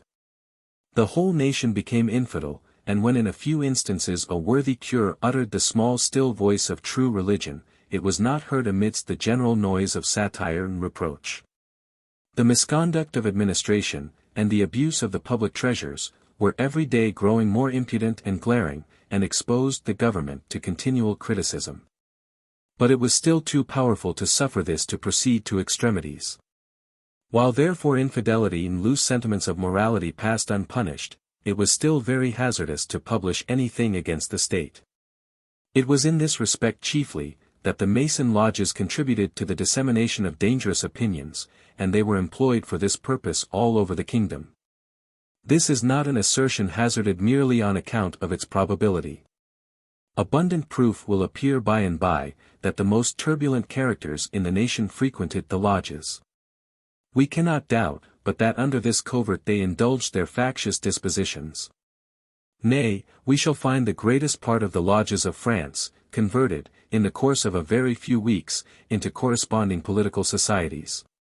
But it is now time to turn our eyes to the progress of Freemasonry in Germany and the north of Europe. There it took a more serious turn. Freemasonry was imported into Germany somewhat later than into France. The first German lodge that we have any account of, is that at Cologne, erected in 1716, but very soon suppressed. Before the year 1725 there were many, both in Protestant and Catholic Germany. Those of Wetzlar, Frankfurt on the Main, Brunswick, and Hamburg, are the oldest, and their priority is doubtful. All of them received their institution from England, and had patents from a mother lodge in London. All seem to have got the mystery through the same channel, the banished friends of the Stuart family. Many of these were Catholics, and entered into the service of Austria and the Catholic princes. The true hospitality, that is nowhere more conspicuous than in the character of the Germans, made this institution a most agreeable and useful passport to these gentlemen. And as many of them were in military stations, and in garrison, they found it a very easy matter to set up lodges in all parts of Germany. These afforded a very agreeable pastime to the officers, who had little to occupy them, and were already accustomed to a subordination which did not affect their vanity on account of family distinctions. As the ensign and the general were equally gentlemen, the allegory or play of universal brotherhood was neither novel nor disgusting. Freemasonry was then of the simplest form, consisting of the 3 degrees of apprentice, fellowcraft, and master. It is remarkable, that the Germans had been long accustomed to the word, the sign, and the gripe of the masons, and some other handicraft trades. In many parts of Germany there was a distinction of operative masons into Wertmoras and Schriftmoras. The Wertmoras had no other proof to give of their having been regularly brought up to the trade of builders, but the word and signs. The Schriftmoras had written indentures to shew. There are extant and in force, borough laws, enjoining the masters of masons to give employment to journeymen who had the proper words and sign. In particular it appears, that some cities had more extensive privileges in this respect than others. The word given at Wetzlar, the feet of the Great Council of Revision for the Empire, entitled the possessor to work over the whole empire. We may infer from the processes and decisions in some of those municipal courts, that a master gave a word and token for each year's progress of his apprentice. He gave the word of the incorporated imperial city or borough on which he depended, and also a word peculiar to himself, by which all his own pupils could recognize each other. This mode of recognizance was probably the only document of education in old times, while writing was confined to a very small part of the community. When we reflect on the nature of the German Empire, a confederation of small independent states, we see that this profession cannot keep pace with the other mechanic arts, unless its practitioners are invested with greater privileges than others. Their great works exceed the strength of the immediate neighborhood, and the workmen must be brought together from a distance. Their association must therefore be more cared for by the public. When English Freemasonry was carried into Germany, it was hospitably received. It required little effort to give it respectability, and to make it the occupation of a gentleman, and its secrets and mysteries were not such novelties as in France. It spread rapidly, and the simple topic of brotherly love was sufficient for recommending it to the honest and hospitable Germans. But it soon took a very different turn. The German character is the very opposite of frivolity. It tends to seriousness, and requires serious occupation. The Germans are eminent for their turn for investigation, and perhaps they indulge this to excess. We call them plodding and dull, because we have little relish for inquiry for its own sake. But this is surely the occupation of a rational nature, and deserves any name but stupidity. At the same time it must be acknowledged, that the spirit of inquiry requires regulation as much as any propensity of the human mind. But it appears that the Germans are not nice in their choice of their objects. It appears that singularity, and wonder, and difficulty of research, are to them irresistible recommendations and incitements. They have always exhibited a strong hankering after everything that is wonderful, or solemn, or terrible. And in spite of the great progress which men have made in the course of these 2 last centuries, in the knowledge of nature, a progress too in which we should be very unjust if we did not acknowledge that the Germans have been generally in the foremost ranks, the gross absurdities of magic, exorcism, witchcraft, fortune-telling, transmutation of metals, and universal medicine, have always had their zealous partisans, who have listened with greedy ears to the nonsense and jargon of fanatics and cheats. And though they every day saw examples of many who had been ruined or rendered ridiculous by their credulity, every new pretender to secrets found numbers ready to listen to him, and to run over the same course. Freemasonry, professing mysteries, instantly roused all these people, and the lodges appeared to the adventurers who wanted to profit by the enthusiasm or the avarice of their dupes the fittest places in the world for the scene of their operations. The Rosicrucians were the first who availed themselves of the opportunity. This was not the society which had appeared formerly under that name, and was now extinct, but a set of alchemists, pretenders to the transmutation of metals and the universal medicine, who, the better to inveigle their votaries, had mixed with their own tricks a good deal of the absurd superstitions of that sect. In order to give a greater air of mystery to the whole, to protract the time of instruction, and to afford more room for evasions, by making so many difficult conditions necessary for perfecting the grand work, that the unfortunate Gull, who had thrown away his time and his money, might believe that the failure was owing to his own incapacity or unfitness for being the possessor of the grand secret. These cheats found it convenient to make Masonry one of their conditions, and by a small degree of art, persuaded their pupils that they were the only true Masons. These Rosicrucian lodges were soon established, and became numerous, because their mysteries were addressed, both to the curiosity, the sensuality, and the avarice of men. They became a very formidable band, adopting the constitution of the Jesuits, dividing the fraternity into circles, each under the management of its own superior, known to the president, but unknown to the individuals of the lodges. These superiors were connected with each other in a way known only to themselves, and the whole was under one general. At least this is the account which they wish to be believed.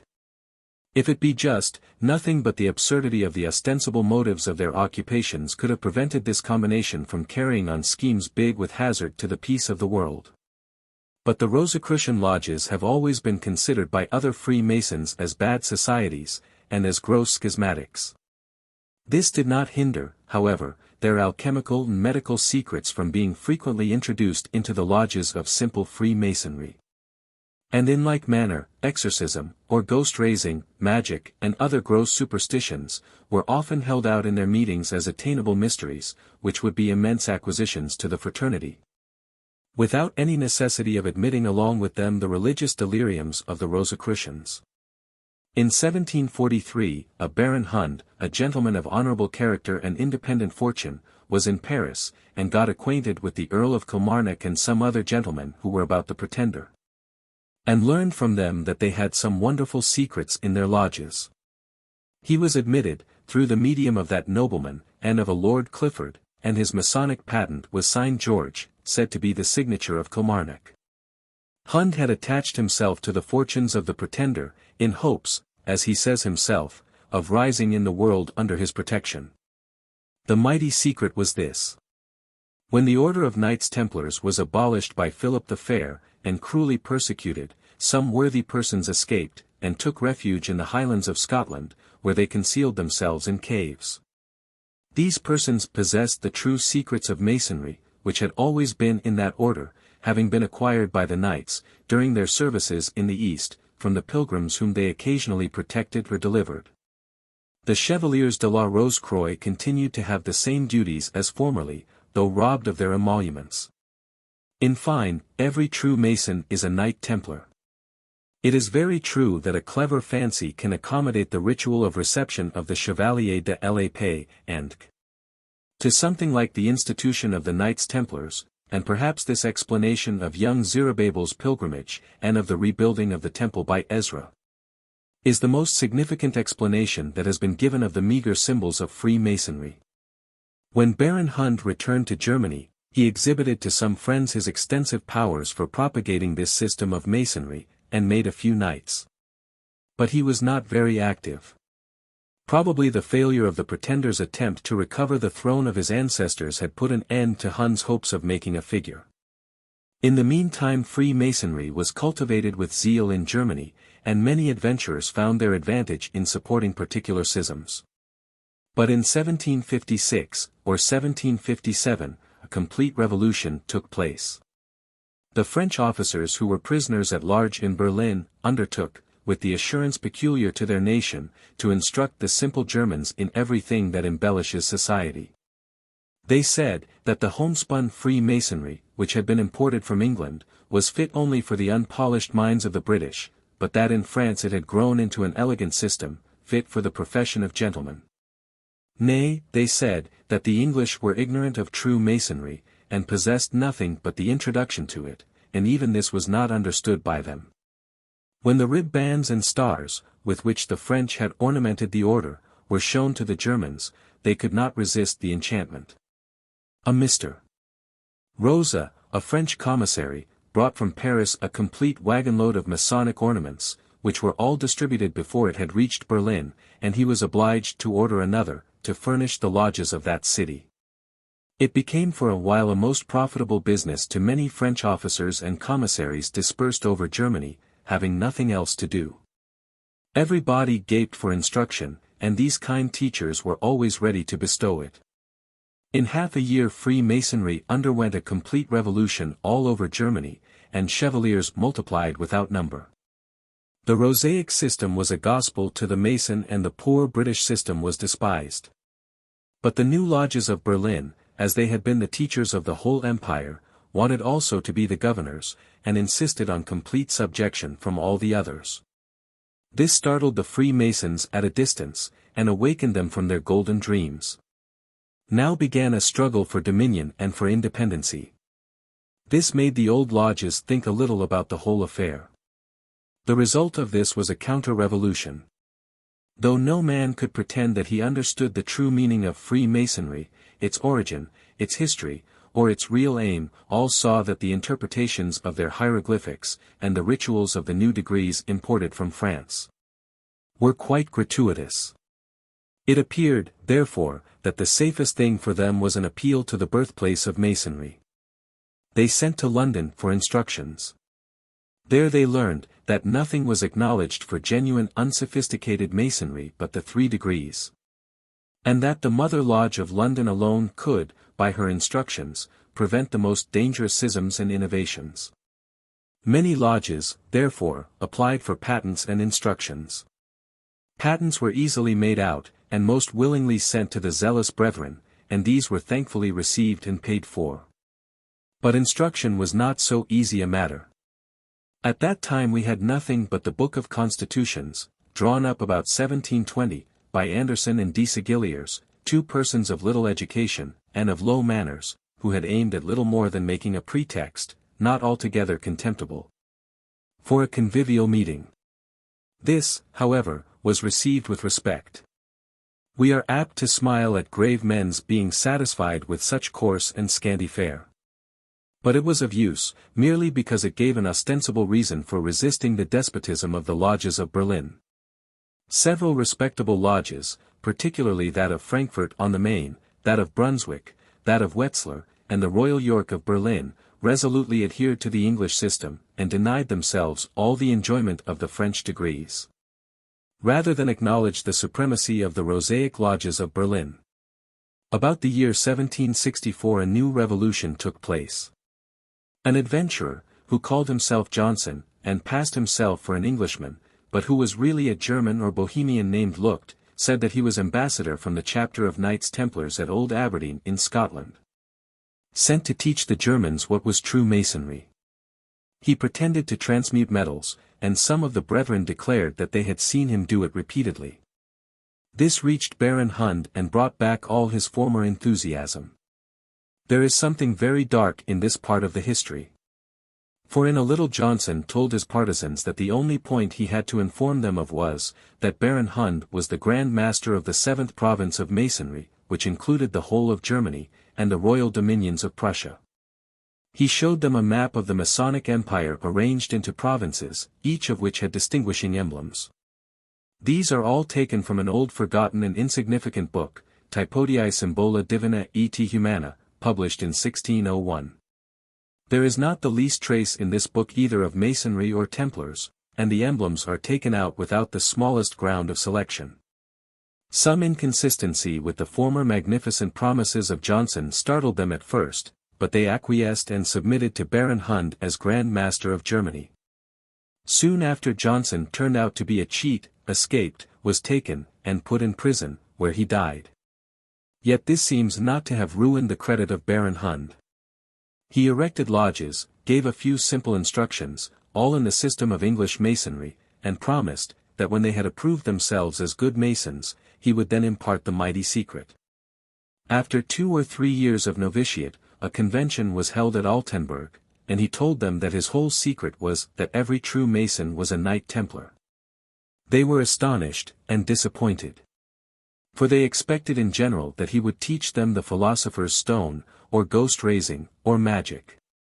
After much discontent, falling out, and dispute, many lodges united in this system, made somewhat moderate and palatable, under the name of the strict disciplinarians, strict in observance. It was acceptable to many, because they insisted that they were really knights, properly consecrated, though without temporalities. And they seriously set themselves about forming a fund which should secure the order in a landed property and revenue, which would give them a respectable civil existence. Hund declared that his whole estate should devolve on the order. But the vexations which he afterwards met with, and his falling in love with a lady who prevailed on him to become Roman Catholic, made him alter this intention. The order went on, however, and acquired considerable credit by the serious regularity of their proceedings, and, although in the meantime a new apostle of mysteries, a Dr.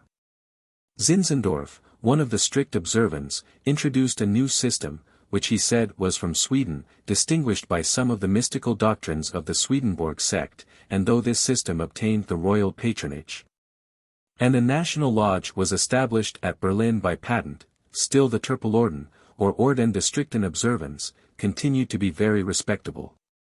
The German gentry were better pleased with a Grand Master of their own choosing, than with any imposed on them by authority. During this state of things, one Stark, a Protestant divine, well known in Germany by his writings, made another trial of public faith. One Gagomos, a private gentleman, but who would pass for son to a king of Cyprus, and one Schropfer, keeper of a coffee house at Nuremberg, drew crowds of Freemasons around them, to learn ghost-raising, exorcism, and alchemy. Numbers came from a great distance to Weishaupt to see and learn these mysteries, and Freemasonry was on the point of another revolution. Dr. Stark was an adept in all these things, and contended with Cagliostro in Courland for the palm of superiority. He saw that this deception could not long stand its ground. He therefore came forward, at a convention at Braunschweig in 1772, and said to the strict disciplinarians or Templars, that he was of their order, but of the spiritual department, and was deputed by the chapter of KMDT in Scotland, where he was chancellor of the congregation, and had the name of Archidamides, Ekesabakila Fulva, that this chapter had the superintendence of the order, that they alone could consecrate the knights, or the unknown superiors. And that he was deputed to instruct them in the real principles of the order, and impart its inestimable secrets, which could not be known to Baron Hund, as he would readily acknowledge when he should converse with him. Johnson, he said, had been a cheat, and probably a murderer. He had got some knowledge from papers which he must have stolen from a missionary, who had disappeared, and was probably killed. Gugomos and Schropfer must have had some similar information, and Schropfer had even deceived him for a time. He was ready to execute his commission, upon their coming under the necessary obligations of secrecy and of submission. Hund, whose name in the order was the Jacobins, acquiesced at once, and proposed a convention, with full powers to decide and accept. But a Schubart, a gentleman of character, who was treasurer to the Templar Masons, and had an employment which gave him considerable influence in the order, strongly dissuaded them from such a measure. The most unqualified submission to unknown superiors, and to conditions equally unknown, was required previous to the smallest communication, or any knowledge of the powers which Archidamides had to treat with them. Many meetings were held, and many attempts were made to learn something of this spiritual court, and of what they might expect from them. Dr. Stark, Baron Wegensack, Baron von Raven, and some others of his coadjutors in the lodges at Königsberg in Prussia, and at Wismar, were received into the order. But in vain nothing was obtained from these ghostly knights but some insignificant ceremonials of receptions and consecrations. Of this kind of novelties they were already heartily sick. And though they all panted after the expected wonders, they were so much frightened by the unconditional submission, that they could come to no agreement, and the secrets of the Scotch congregation of KMDT still remain with Dr. Stark. They did, however, a sensible thing. They sent a deputation to Old Aberdeen, to inquire after the caves where their venerable mysteries were known, and their treasures were hid. They had, as they thought, merited some more confidence. For they had remitted annual contributions to these unknown superiors, to the amount of some thousands of Rix-dollars. But alas, their ambassadors found the Freemasons of Old Aberdeen ignorant of all this, and as eager to learn from the ambassadors what was the true origin and meaning of Freemasonry, of which they knew nothing but the simple tale of old Hiram. This broke Stark's credit, but he still insisted on the reality of his commission, and said that the brethren at Aberdeen were indeed ignorant, but that he had never said otherwise. Their expectations from that quarter had rested on the scraps purloined by Johnson. He reminded them of a thing well known to themselves. That one of them had been sent for by a dying nobleman to receive papers on this subject, and that his visit having been delayed a few hours by an unavoidable accident, he found all burnt but a fragment of a capitulary and a thing in cipher, part of which he, Dr. Stark, had explained to them. They had employed another gentleman, A.H. Wachter, to make similar inquiries in Italy, where Schropfer and others, even Hund, had told them great secrets were to be obtained from the pretender's secretary Aprosi, and others. Wachter told them, that all this was a fiction, but that he had seen at Florence some brethren from the Holy Land, who really possessed wonderful secrets, which he was willing to impart, on proper conditions. These, however, they could not accede to, but they were cruelly tortured by seeing Wachter, who had left Germany in sober circumstances, now a man of great wealth and expense. He would not acknowledge that he had got the secret of gold-making from the Asiatic brethren, but said that no man had any right to ask him how he had come by his fortune. It was enough that he behaved honorably, and owed no man anything. He broke off all connections with them, and left them in great distress about their order, and panting after his secrets, risum tenietis amici. Stark, in revenge for the opposition he had met with from Schubart, left no stone unturned to hurt him with his brethren, and succeeded, so that he left them in disgust. Hund died about this time. A book appeared, called The Stumbling Block and Rock of Offense, which betrayed, by their own confession, the whole secrets of the Order of Templars, and soon made an end of it, as far as it went beyond the simple English Masonry. Thus was the faith of Freemasons quite unhinged in Germany. But the rage for mysteries and wonder was not in the least abated, and the habits of these secret assemblies were becoming every day more craving. Dissension and schism was multiplying in every quarter, and the institution, instead of being an incitement to mutual complaisance and brotherly love, had become a source of contention, and of bitter enmity. Not satisfied with defending the propriety of its own institutions, each system of Freemasonry was busy in enticing away the partisans of other systems, shut their lodges against each other, and proceeded even to vilify and persecute the adherents of every system but their own. These animosities arose chiefly from the quarrel about precedency, and the arrogance, as it was thought, of the Patent Lodge of Berlin, in pretending to have any authority in the other parts of the empire. But these pretensions were not the result of mere vanity. The French importers of the new degrees, always true to the glory of their nation, hoped by this means to secure the dependence even of this frivolous society.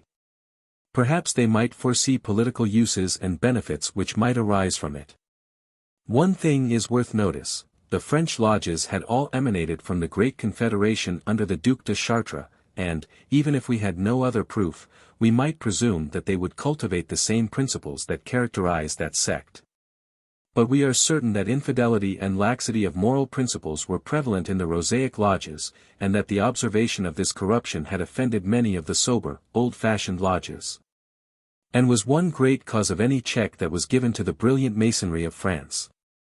It is the observation of this circumstance, in which they all resembled, and which soon ceased to be a distinction, because it pervaded the other lodges, that induced me to expatiate more on this history of Freemasonry in Germany than may appear to my readers to be adequate to the importance of Freemasonry in the general subject matter of these pages. But I hope that it will appear in the course of my narration that I have not given it greater value than it deserves. About this very time there was a great revolution of the public mind in Germany, and skepticism, infidelity, and irreligion, not only were prevalent in the minds and manners of the wealthy and luxurious, and of the profligate of lower ranks, but began to appear in the productions of the press. Some circumstances, peculiar to Germany, occasioned these declensions from the former acquiescence in the faith of their forefathers to become more uniform and remarkable than they would otherwise have been. The confessions of Germany are the Roman Catholic, the Lutheran, which they call Protestant, and the Calvinist, which they call Reformed. These are professed in many small contiguous principalities, and there is hardly one of them in which all the three have not free exercise. The desire of making proselytes is natural to all serious professors of a rational faith, and was frequently exercised.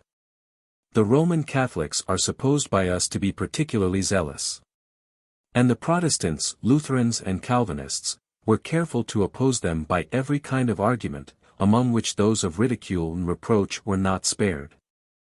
The Catholics accused them of infidelity respecting the fundamental doctrines of Christianity which they professed to believe, and even with respect to the doctrines of natural religion.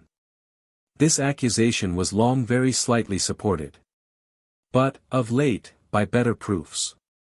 The spirit of free inquiry was the great boast of the Protestants, and their only support against the Catholics, securing them both in their religious and civil rights. It was therefore supported by their governments. It is not to be wondered at that it should be indulged to excess, or improperly, even by serious men, liable to error, in their disputes with the Catholics. In the progress of this contest, even their own confession did not escape criticism, and it was asserted that the reformation which those confessions express was not complete. Further reformations were proposed. The Scriptures, the foundation of our faith, were examined by clergymen of very different capacities, dispositions, and views, till by explaining, correcting, allegorizing, and otherwise twisting the Bible, men's minds had hardly anything left to rest on as a doctrine of revealed religion. This encouraged others to go farther, and to say that revelation was a solecism, as plainly appeared by the irreconcilable differences among these enlighteners, so they were called, of the public, and that man had nothing to trust to but the dictates of natural reason. Another set of writers, proceeding from this as a point already settled, proscribed all religion whatever, and openly taught the doctrines of materialism and atheism. Most of those innovations were the work of Protestant divines, from the causes that I have mentioned. Teller, Semler, Eberhard, Leffing, Barth, Riem, and Schultz had the chief hand in all these innovations. But no man contributed more than Nicolai, an eminent and learned bookseller in Berlin. He has been for many years the publisher of a periodical work, called the General German Library, Allgemeine Deutsche Bibliothek, consisting of original dissertations, and reviews of the writings of others. The great merit of this work, on account of many learned dissertations which appear in it, has procured it great influence on that class of readers whose leisure or capacity did not allow them a more profound kind of reading. This is the bulk of readers in every country. Nicolai gives a decided preference to the writings of the Enlighteners, and in his reviews treats them with particular notice, makes the public fully acquainted with their works, and makes the most favorable comments. Whereas the performances of their opponents, or more properly speaking, the defenders of the national creeds, are neglected, omitted, or barely mentioned, or they are criticized with every severity of ridicule and reproach. He fell upon a very sure method of rendering the orthodox writers disagreeable to the public, by representing them as the abettors of superstition, and as secret Jesuits. He asserts, that the abolition of the Order of Loyola is only apparent. The brethren still retain their connection, and most part of their property, under the secret patronage of Catholic princes. They are, therefore, in every corner, in every habit and character, working with unwearied zeal for the restoration of their empire. He raised a general alarm, and made a journey through Germany, hunting for Jesuits, and for this purpose, became Freemason and Rosicrucian, being introduced by his friends Gedik and Biester, clergymen, publishers of the Berlin Monatschrift, and most zealous promoters of the new doctrines. This favor he has repaid at his return, by betraying the mysteries of the lodges, and numberless falsehoods. His journey was published in several volumes, and is full of frightful Jesuitisms. This man, as I have said, found the greatest success in his method of slandering the defenders of Bible Christianity, by representing them as concealed Jesuits. But, not contented with open discussion, he long ago published a sort of romance, called Sibaldus Nothenker, in which these divines are introduced under feigned names, and made as ridiculous and detestable as possible. All this was a good trading job, for skeptical and free-thinking writings have everywhere a good market, and Nicolai was not only reviewer, but publisher, having presses in different cities of the empire. The immense literary manufacture of Germany, far exceeding that of any nation of Europe, is carried on in a very particular way. The books go in sheets to the great fairs of Leipzig and Frankfurt, twice a year. The booksellers meet there, and see at one glance the state of literature, and having speculated and made their bargains, the books are instantly dispersed through every part of the empire, and appear at once in all quarters. Although every principality has an officer for licensing, it is impossible to prevent the currency of a performance, although it may be prohibited, for it is to be had by the carrier at 3 or 4 miles distance in another state. By this mode of traffic, a plot may be formed, and actually has been formed, for giving any particular turn to the literature of the country. There is an excellent work printed at Bern by the author Heinzmann, a bookseller, called Appeal to My Country, concerning a combination of writers, and booksellers, to rule the literature of Germany, and form the public mind into a contempt for the religion and civil establishments of the empire. It contains a historical account of the publications in every branch of literature for about 30 years. The author shows, in the most convincing manner, that the prodigious change from the former satisfaction of the Germans on those subjects to their present discontent and attacks from every quarter, is neither a fair picture of the prevailing sentiments, nor has been the simple operation of things, but the result of a combination of trading infidels.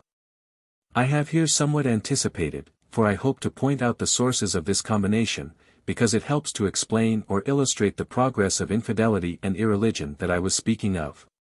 It was much accelerated by another circumstance. One Bastow, a man of talents and learning, set up, in the Principality of Anhalt-Dessau, a PHLNTHROPNE, or Academy of General Education, on a plan extremely different from those of the universities and academies. By this appellation, the founder hoped to make parents expect that much attention would be paid to the morals of the pupils. And indeed the programs or advertisements by which Bastow announced his institution to the public, described it as the professed seminary of practical ethics. Languages, sciences, and the ornamental exercises, were here considered as mere accessories, and the great aim was to form the young mind to the love of mankind and of virtue, by a plan of moral education which was very specious and unexceptionable. But there was a circumstance which greatly obstructed the wide prospects of the founder. How were the religious opinions of the youth to be cared for? Catholics, Lutherans, and Calvinists, were almost equally numerous in the adjoining principalities, and the exclusion of any two of these communions would prodigiously limit the proposed usefulness of the institution. Bastow was a man of talents, a good scholar, and a persuasive writer. He framed a set of rules, by which the education should be conducted, and which, he thought, should make every parent easy, and the plan is very judicious and manly. But none came but Lutherans. His zeal and interest in the thing made him endeavor to interest others, and he found this no hard matter. The people of condition, and all sensible men, saw that it would be a very great advantage to the place, could they induce men to send their children from all the neighboring states. What we wish, we readily believe to be the truth. And Bastow's plan and reasonings appeared complete, and had the support of all classes of men. The moderate Calvinists, after some time, were not averse from them, and the literary manufacture of Germany was soon very busy in making pamphlets, defending, improving, attacking and reprobating the plans.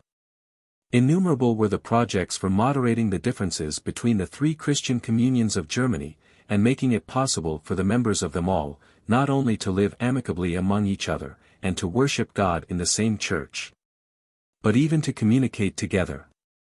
This attempt naturally gave rise to much speculation and refinement. And the proposals for amendment of the formulas and the instructions from the pulpit were prosecuted with so much keenness, that the groundwork, Christianity, was refined and refined, till it vanished altogether, leaving deism, or natural, or, as it was called, philosophical religion, in its place. I am not much mistaken as to historical fact, when I say, that the astonishing change in religious doctrine which has taken place in Protestant Germany within these last 30 years was chiefly occasioned by this scheme of Bastow's. The predisposing causes existed, indeed, and were general and powerful, and the disorder had already broken out. But this specious and enticing object first gave a title to Protestant clergymen to put to their hand without risk of being censured. Bastow corrected, and corrected again, but not one Catholic came to the philanthropine. He seems to have thought that the best plan would be, to banish all positive religion whatever, and that he would then be sure of Catholic scholars. Cardinal Dubois was so far right with respect to the first Catholic pupil of the Church. He had recommended a man of his own stamp to Louis XIV. to fill some important office. The monarch was astonished, and told the cardinal, that would never do, for the man was a Jansenist. Que non, sire, said the cardinal, il ne chu hathi, all was safe, and the man got the priory. But though all was in vain, Bastow's philanthropine at Dessau got a high character. He published many volumes on education that have much merit. It were well had this been all. But most unfortunately, though most naturally, writers of loose moral principles and of wicked hearts were encouraged by the impunity which the skeptical writers experienced, and ventured to publish things of the vilest tendency, inflaming the passions and justifying licentious manners. These maxims are congenial with irreligion and atheism, and the books found a quick market. It was chiefly in the Prussian states that this went on. The late king was, to say the best of him, a naturalist, and, holding this life for his all, gave full liberty to his subjects to write what they pleased, provided they did not touch on state matters. He declared, however, to a minister of his court, long before his death, that he was extremely sorry that his indifference had produced such effects. That he was sensible it had greatly contributed to hurt the peace and mutual good treatment of his subjects. And he said, that he would willingly give up the glory of his best fought battle, to have the satisfaction of leaving his people in the same state of peace and satisfaction with their religious establishments that he found them in at his accession to the throne. His successor Frederick William found that things had gone much too far, and determined to support the church establishment in the most peremptory manner, but at the same time to allow perfect freedom of thinking and conversing to the professors of every Christian faith, provided it was enjoyed without disturbing the general peace, or any encroachment on the rights of those already supported by law. He published an edict to this effect, which is really a model worthy of imitation in every country. This was the epoch of a strange revolution. It was attacked from all hands, and criticisms, satires, slanders, threatenings, poured in from every quarter. The independency of the neighboring states, and the monarch's not being a great favorite among several of his neighbors, permitted the publication of these pieces in the adjoining principalities. And it was impossible to prevent their circulation even in the Prussian states. His edict was called an unjustifiable tyranny over the consciences of men. The dogmas supported by it were called absurd superstitions. The king's private character, and his opinions in religious matters, were treated with little reverence, nay, were ridiculed and scandalously abused. This field of discussion being thus thrown open, the writers did not confine themselves to religious matters. After flatly denying that the prince of any country had the smallest right to prescribe, or even direct the faith of his subjects, they extended their discussions to the rights of princes in general.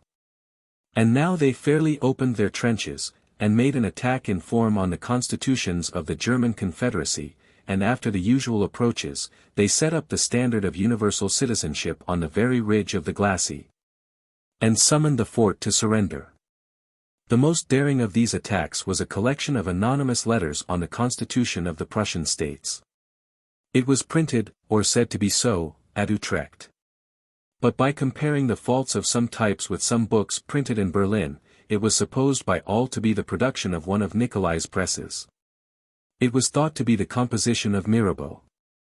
It is certain that he wrote a French translation, with a preface and notes, more impudent than the work itself.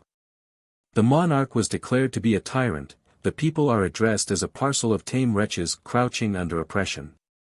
The people of Silesia are represented as still in a worse condition, and are repeatedly called to rouse themselves, and to rise up and assert their rights. The king is told, that there is a combination of philosophers, conjuration, who are leagued together in defense of truth and reason, and which no power can withstand. That they are to be found in every country, and are connected by mutual and solemn engagement, and will put in practice every mean of attack. Enlightening, instruction, was the general cry among the writers. The triumph of reason over error, the overthrow of superstition and slavish fear, freedom from religious and political prejudices, and the establishment of liberty and equality, the natural and unalienable rights of man, were the topics of general declamation. And it was openly maintained, that secret societies, where the communication of sentiment should be free from every restraint, was the most effectual mean for instructing and enlightening the world. And thus it appears, that Germany has experienced the same gradual progress, from religion to atheism, from decency to dissoluteness, and from loyalty to rebellion, which has had its course in France. And I must now add, that this progress has been effected in the same manner, and by the same means, and that one of the chief means of seduction has been the lodges of the Freemasons. The French, along with their numerous chevaleries, and stars, and rib bands, had brought in the custom of haranguing in the lodges, and as human nature has a considerable uniformity everywhere, the same topics became favorite subjects of declamation that had tickled the ear in France. There were the same corruptions of sentiments and manners among the luxurious or profligate, and the same incitements to the utterance of these sentiments, wherever it could be done with safety. And I may say, that the zealots in all these tracts of free thinking were more serious, more grave, and fanatical. These are not assertions a priori. I can produce proofs. There was a Baron Nig residing at that time in the neighborhood of Frankfurt, of whom I shall afterwards have occasion frequently to speak. This man was an enthusiast in Masonry from his youth, and had run through every possible degree of it. He was dissatisfied with them all, and particularly with the frivolity of the French chivalry, but he still believed that Masonry contained invaluable secrets. He imagined that he saw a glimpse of them in the cosmopolitical and skeptical discourses in their lodges. He sat down to meditate on these, and soon collected his thoughts, and found that those French orators were right without knocking it. And that Masonry was pure natural religion and universal citizenship, and that this was also true Christianity. In this faith he immediately began his career of brotherly love, and published 3 volumes of sermons. The first and third published at Frankfurt, and the second at Heidelberg, but without his name. He published also a popular system of religion. In all these publications, of which there are extracts in the Religionsbegebenheiten, Christianity is considered as a mere allegory, or a Masonic type of natural religion. The moral duties are spun into the commonplace declamations of universal benevolence. And the attention is continually directed to the absurdities and horrors of superstition, the sufferings of the poor, the tyranny and oppression of the great, the tricks of the priests, and the indolent simplicity and patience of the laity and of the common people. The happiness of the patriarchal life, and sweets of universal equality and freedom, are the burden of every paragraph. And the general tenor of the whole is to make men discontented with their condition of civil subordination, and the restraints of revealed religion. All the proceedings of Nig in the Masonic schisms show that he was a zealous apostle of cosmopolitism, and that he was continually dealing with people in the lodges who were associated with him in propagating these notions among the brethren. So that we are certain that such conversations were common in the German lodges. When the reader considers all these circumstances, he will abate of that surprise which naturally affects a Briton, when he reads accounts of conventions for discussing and fixing the dogmatic tenets of Freemasonry. The perfect freedom, civil and religious, which we enjoy in this happy country, being familiar to every man, we indulge it with calmness and moderation, and secret assemblies hardly differ from the common meetings of friends and neighbors. We do not forget the expediency of civil subordination, and of those distinctions which arise from secure possession of our rights, and the gradual accumulation of the comforts of life in the families of the sober and industrious. These have, by prudence and a respectable economy, preserved the acquisitions of their ancestors. Every man feels in his own breast the strong call of nature to procure for himself and his children, by every honest and commendable exertion, the means of public consideration and respect.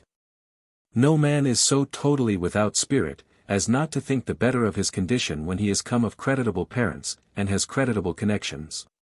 And without thinking that he is in any respect generous, he presumes that others have the same sentiments, and therefore allows the moderate expression of them, without thinking it insolence or haughtiness.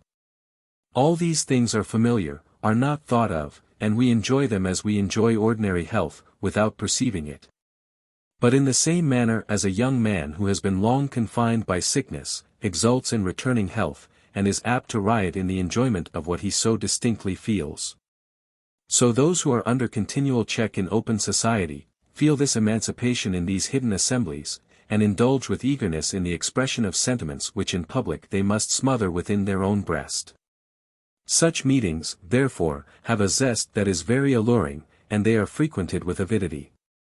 There is no country in Europe where this kind of enjoyment is so poignant as in Germany. Very insignificant principalities have the same rank in the general federation with very extensive dominions. The internal constitution of each petty state being modeled in nearly the same manner, the official honors of their little courts become ludicrous and even farcical. The Geheimhofrath, the Hofmarschall, and all the Kammerherrs of a prince, whose dominions do not equal the estates of many English squires, cause the whole to appear like the play of children, and must give frequent occasion for discontent and ridicule. Mason lodges even keep this alive. The fraternal equality professed in them is very flattering to those who have not succeeded in the scramble for civil distinctions. Such persons become the most zealous Masons, and generally obtain the active offices in the lodges, and have an opportunity of treating with authority persons whom in public society they must look up to with some respect.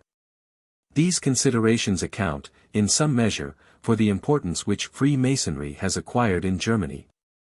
For a long while the hopes of learning some wonderful secret made a German baron think nothing of long and expensive journeys in quest of some new degree. Of late, the cosmopolitical doctrines encouraged and propagated in the lodges, and some hopes of producing a revolution in society, by which men of talents should obtain the management of public affairs, seem to be the cause of all the zeal with which the order is still cherished and promoted. In a periodical work, published at Neuwied, called Allgemeine Zeitung der Freimaurerei, we have the list of the lodges in 1782, with the names of the office-bearers. 4/5 of these are clergymen, professors, persons having offices in the common law courts, men of letters by trade, such as reviewers and journalists, and other pamphleteers. A class of men, who generally think that they have not attained that rank in society to which their talents entitle them, and imagine that they could discharge the important offices of the state with reputation to themselves and advantage to the public. The miserable uncertainty and instability of the Masonic faith, which I described above, was not altogether the effect of mere chance, but had been greatly accelerated by the machinations of Baron Nig, and some other cosmopolitical brethren whom he had called to his assistance. Nig had now formed a scheme for uniting the whole fraternity, for the purpose of promoting his utopian plan of universal benevolence in a state of liberty and equality.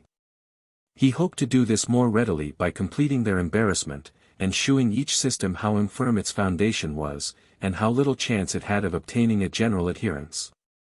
The Strict observance had now completely lost its credit, by which it had hoped to get the better of all the rest.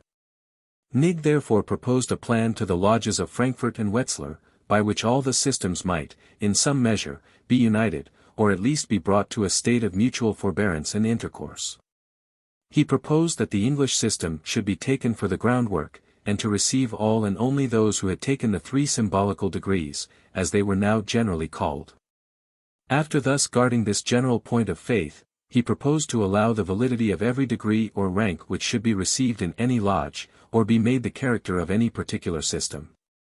These lodges, having secured the adherence of several others, brought about a general convention at Wilhelmsbad in Hainaut, where every different system should communicate its peculiar tenets.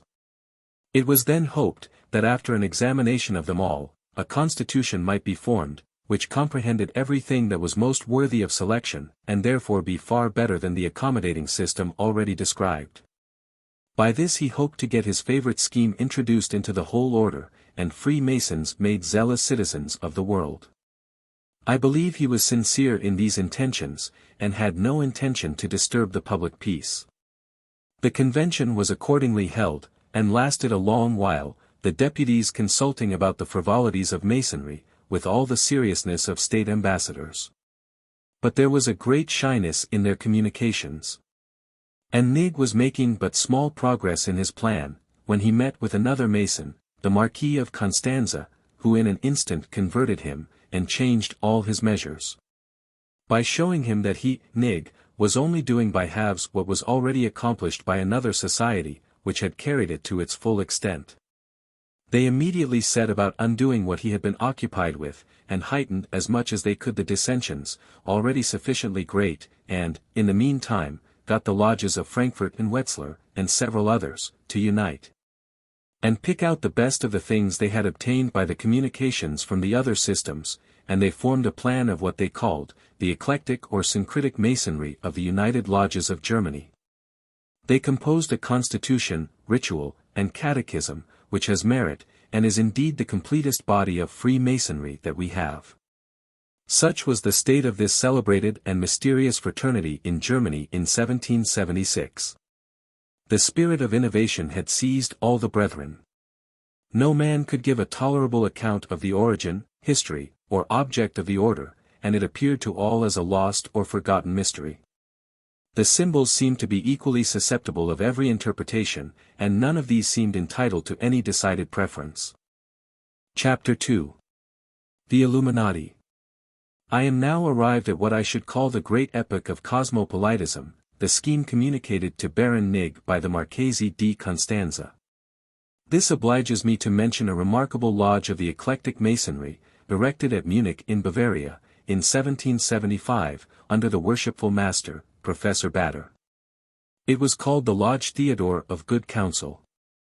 It had its constitutional patent from the Royal York at Berlin, but had formed a particular system of its own, by instructions from the Loge de Chevaliers Bienfaisants at Lyons, with which it kept up a correspondence. This respect to the lodge at Lyons had arisen from the preponderance acquired in general by the French party in the convention at Wilhelmstadt. The deputies of the Rosaic lodges, as well as the remains of the Templars, and strict in observance, all looking up to this as the mother lodge of what they called the Grand Orient de la France, consisting, in 1782, of 266 improved lodges, united under the D. de Chartres. Accordingly the lodge at Lyons sent Mr. Willermoz as deputy to this convention at Wilhelmsbad. Refining gradually on the simple British Masonry, the lodge had formed a system of practical morality, which it asserted to be the aim of genuine Masonry, saying, that a true Mason, and a man of upright heart and active virtue, are synonymous characters, and that the great aim of free Masonry is to promote the happiness of mankind by every mean in our power. In pursuance of these principles, the Lodge Theodore professedly occupied itself with economical, statistical, and political matters, and not only published from time to time discourses on such subjects by the brother orator, but the members considered themselves as in duty bound to propagate and inculcate the same doctrines out of doors. Of the zealous members of the Lodge Theodore the most conspicuous was Dr. Adam Weishaupt, professor of canon law in the University of Ingolstadt. This person had been educated among the Jesuits. But the abolition of their order made him change his views, and from being their pupil, he became their most bitter enemy.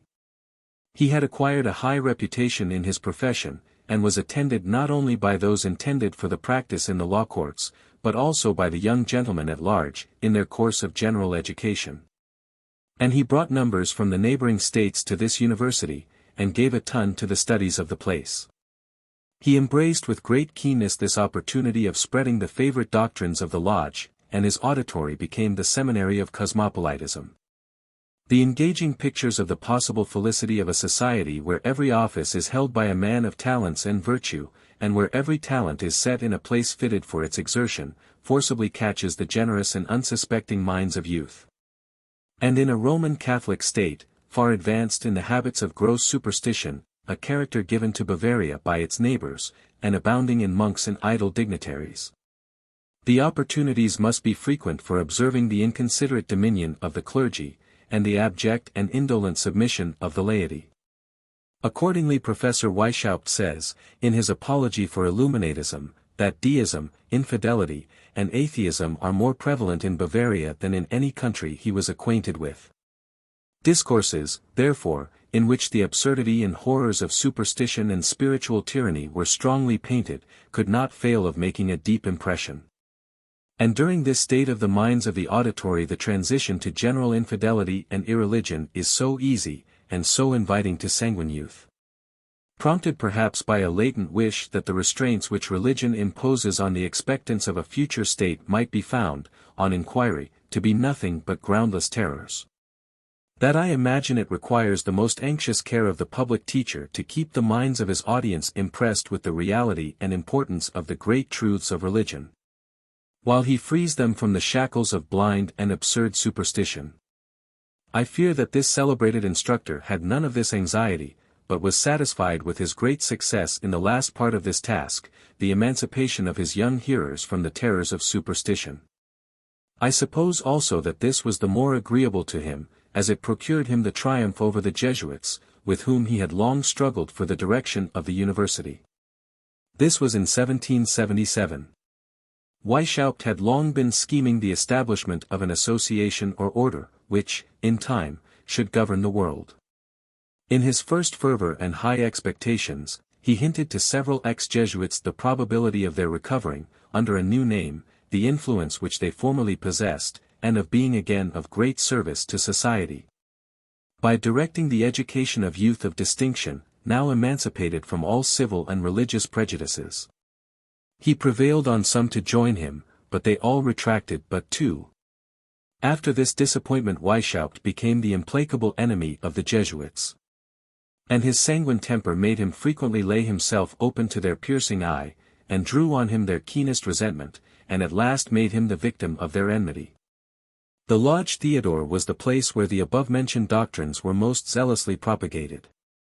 But Weishaupt's emissaries had already procured the adherence of many other lodges. And the eclectic Masonry had been brought into vogue chiefly by their exertions at the Wilhelmsbad Convention. The Lodge Theodore was perhaps less guarded in its proceedings, for it became remarkable for the very bold sentiments in politics and religion which were frequently uttered in their harangues. And its members were noted for their zeal in making proselytes. Many bitter pasquinades, satires, and other offensive pamphlets were in secret circulation, and even larger works of very dangerous tendency, and several of them were traced to that lodge. The elector often expressed his disapprobation of such proceedings, and sent them kind messages, desiring them to be careful not to disturb the peace of the country. And particularly to recollect the solemn declaration made to every entrant into the fraternity of Freemasons, that no subject of religion or politics shall ever be touched on in the lodge. A declaration which alone could have procured his permission of any secret assembly whatever, and on the sincerity and honor of which he had reckoned when he gave his sanction to their establishment. But repeated accounts of the same kind increased the alarm, and the elector ordered a judicial inquiry into the proceedings of the Lodge Theodore. It was then discovered that this and several associated lodges were the nursery or preparation school for another order of Masons, who called themselves the Illuminated, and that the express aim of this order was to abolish Christianity and overturn all civil government. But the result of the inquiry was very imperfect and unsatisfactory. No Illuminati were to be found. They were unknown in the lodge. Some of the members occasionally heard of certain candidates for illumination called Minervals, who were sometimes seen among them. But whether these had been admitted, or who received them, was known only to themselves. Some of these were examined in private by the elector himself. They said that they were bound by honor to secrecy, but they assured the elector, on their honor, that the aim of the order was in the highest degree praiseworthy and useful both to church and state, but this could not allay the anxiety of the profane public. And it was repeatedly stated to the elector, that members of the Lodge Theodore had unguardedly spoken of this order as one that in time must rule the world. He therefore issued an order forbidding, during his pleasure, all secret assemblies, and shutting up the Mason lodges. It was not meant to be rigorously enforced, but was intended as a trial of the deference of these associations for civil authority. The Lodge Theodore distinguished itself by pointed opposition, continuing its meetings. And the members, out of doors, openly reprobated the prohibition as an absurd and unjustifiable tyranny. In the beginning of 1783, 4 professors of the Marianan Academy, founded by the widow of the late elector, viz. Uchneider, Kossendy, Renner, and Grunberger, with 2 others, were summoned before the court of inquiry, and questioned, on their allegiance, respecting the order of the Illuminati. They acknowledged that they belonged to it, and when more closely examined, they related several circumstances of its constitution and principles. Their declarations were immediately published, and were very unfavorable. The order was said to abjure Christianity, and to refuse admission into the higher degrees to all who adhered to any of the 3 confessions. Sensual pleasures were restored to the rank they held in the Epicurean philosophy. Self-murder was justified on Stoical principles. In the lodge's death was declared an eternal sleep. Patriotism and loyalty were called narrow-minded prejudices, and incompatible with universal benevolence. Continual declamations were made on liberty and equality as the unalienable rights of man. The baneful influence of accumulated property was declared an insurmountable obstacle to the happiness of any nation whose chief laws were framed for its protection and increase. Nothing was so frequently discoursed of as the propriety of employing, for a good purpose, the means which the wicked employed for evil purposes. And it was taught, that the preponderancy of good in the ultimate result consecrated every mean employed, and that wisdom and virtue consisted in properly determining this balance. This appeared big with danger. Because it appeared that nothing would be scrupled at, if we could make it appear that the order could derive advantage from it, because the great object of the order was held as superior to every consideration. They concluded by saying that the method of education made them all spies on each other and on all around them. But all this was denied by the Illuminati. Some of them were said to be absolutely false, and the rest were said to be mistakes. The apostate professors had acknowledged their ignorance of many things. 2 of them were only minervals, another was an Illuminatus of the lowest class, and the 4th was but one step farther advanced. Pamphlets appeared on both sides, with very little effect. The elector called before him one of the superiors, a young nobleman, who denied these injurious charges, and said that they were ready to lay before His Highness their whole archives and all constitutional papers. Notwithstanding all this, the government had received such an impression of the dangerous tendency of the order, that the elector issued another edict, forbidding all hidden assemblies, and a third, expressly abolishing the order of Illuminati. It was followed by a search after their papers. The Lodge Theodore was immediately searched, but none were to be found. They said now that they had burnt them all, as of no use, since that order was at an end. It was now discovered, that Weishaupt was the head and founder of the order. He was deprived of his professor's chair, and banished from the Bavarian states, but with a pension of 800 florins, which he refused. He went to Regensburg, on the confines of Switzerland. 2 Italians, the Marquis Constanza and Marquis Savioli, were also banished, with equal pensions, about L40, which they accepted. 1 Zwack, a councillor, holding some law office, was also banished. Others were imprisoned for some time. Weishaupt went afterwards into the service of the D. of Saxe-Gotha, a person of a romantic turn of mind, and whom we shall again meet with. Zwack went into the service of the Pr de Sams, who soon after had so great a hand in the disturbances in Holland. By destroying the papers, all opportunity was lost for authenticating the innocence and usefulness of the order. After much altercation and paper war, Weishaupt, now safe in Regensburg, published an account of the order, namely, the account which was given to every novice in a discourse read at his reception. To this were added, the statutes and the rules proceeding, as far as the degree of Illuminatus Minor, inclusive. This account he affirmed to be conformed to the real practice of the order. But this publication did by no means satisfy the public mind. It differed exceedingly from the accounts given by the 4 professors. It made no mention of the higher degrees, which had been most blamed by them. Besides, it was alleged, that it was all a fiction, written in order to lull the suspicions which had been raised, and this was found to be the case, except in respect of the very lowest degree. The real constitution was brought to light by degrees, and shall be laid before the reader, in the order in which it was gradually discovered, that we may the better judge of things not fully known by the conduct of the leaders during the detection. The first account given by Weishaupt is correct, as far as I shall make use of it, and shows clearly the methods that were taken to recommend the order to strangers. The order of Illuminati appears as an accessory to Freemasonry. It is in the lodges of Freemasons that the minervals are found, and there they are prepared for illumination. They must have previously obtained the 3 English degrees. The founder says more. He says that his doctrines are the only true Freemasonry. He was the chief promoter of the eclectic system. This he urged as the best method for getting information of all the explanations which have been given of the Masonic mysteries. He was also a strict observance, and an adept Rosicrucian. The result of all his knowledge is worthy of particular remark, and shall therefore be given at large. I declare, says he, and I challenge all mankind to contradict my declaration, that no man can give any account of the order of Freemasonry, of its origin, of its history, of its object, nor any explanation of its mysteries and symbols, which does not leave the mind in total uncertainty on all these points. Every man is entitled, therefore, to give any explanation of the symbols, and any system of the doctrines, that he can render palatable. Hence have sprung up that variety of systems which for 20 years have divided the order. The simple tale of the English, and the 50 degrees of the French, and the Knights of Baron Hund, are equally authentic, and have equally had the support of intelligent and zealous brethren.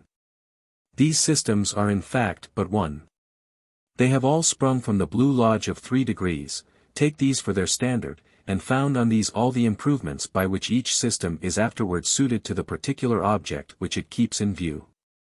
There is no man, nor system, in the world, which can show by undoubted succession that it should stand at the head of the order. Our ignorance in this particular frets me. Do but consider our short history of 120 years.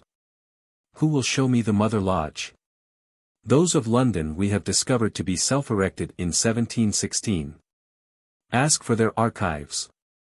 They tell you they were burnt. They have nothing but the wretched sophistications of the Englishman Anderson, and the Frenchman de Sigilliers. Where is the Lodge of York, which pretends to the priority, with their King Boudin, and the archives that he brought from the East? These two are all burnt. What is the chapter of Old Aberdeen, and its holy clericate? Did we not find it unknown, and the Mason lodges there the most ignorant of all the ignorant, gaping for instruction from our deputies?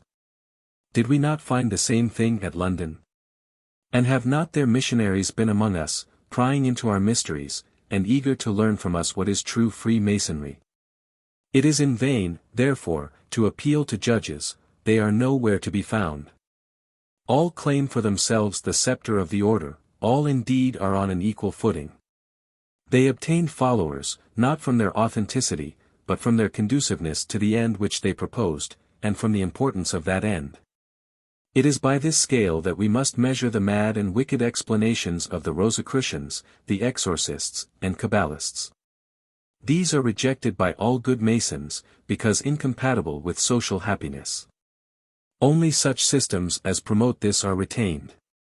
But alas, they are all sadly deficient, because they leave us under the dominion of political and religious prejudice, and they are as inefficient as the sleepy dose of an ordinary sermon. But I have contrived an explanation which has every advantage, is inviting to Christians of every communion, gradually frees them from all religious prejudices, cultivates the social virtues, and animates them by a great, a feasible, and speedy prospect of universal happiness, in a state of liberty and moral equality, freed from the obstacles which subordination, rank, and riches, continually throw in our way. My explanation is accurate and complete, my means are effectual and irresistible. Our secret association works in a way that nothing can withstand, and man shall soon be free and happy. This is the great object held out by this association, and the means of attaining it is illumination, enlightening the understanding by the sun of reason, which will dispel the clouds of superstition and of prejudice. The proficients in this order are therefore justly named the illuminated. And of all illumination which human reason can give, none is comparable to the discovery of what we are, our nature, our obligations, what happiness we are capable of, and what are the means of attaining it. In comparison with this, the most brilliant sciences are but amusements for the idle and luxurious. To fit man by illumination for active virtue, to engage him to it by the strongest motives, to render the attainment of it easy and certain, by finding employment for every talent, and by placing every talent in its proper sphere of action. So that all, without feeling any extraordinary effort, and in conjunction with and completion of ordinary business, shall urge forward, with united powers, the general task. This indeed will be an employment suited to noble natures, grand in its views, and delightful in its exercise. And what is this general object? The happiness of the human race. Is it not distressing to a generous mind, after contemplating what human nature is capable of, to see how little we enjoy?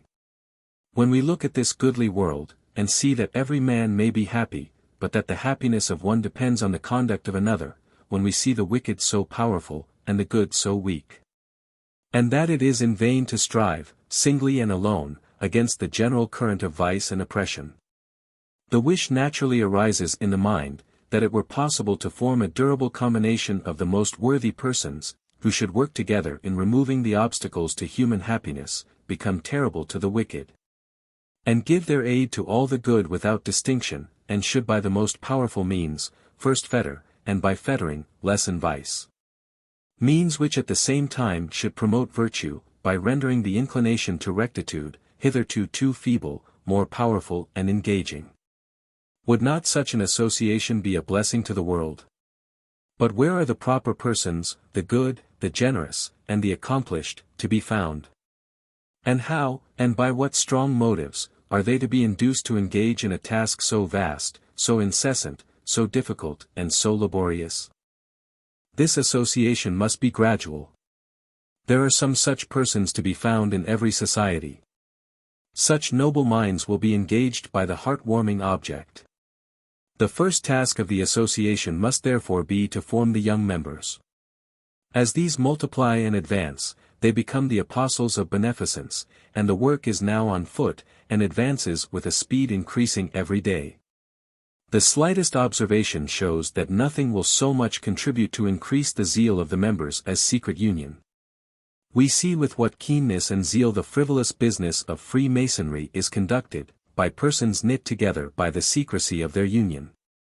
It is needless to inquire into the causes of this zeal which secrecy produces.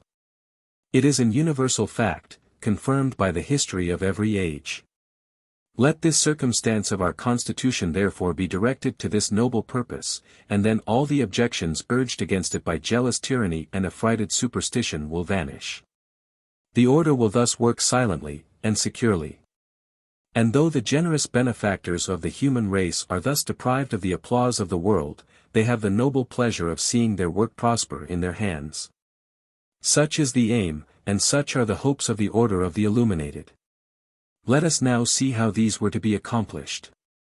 We cannot judge precisely of this, because the account given of the constitution of the order by its founder includes only the lowest degree, and even this is suspected to be fictitious.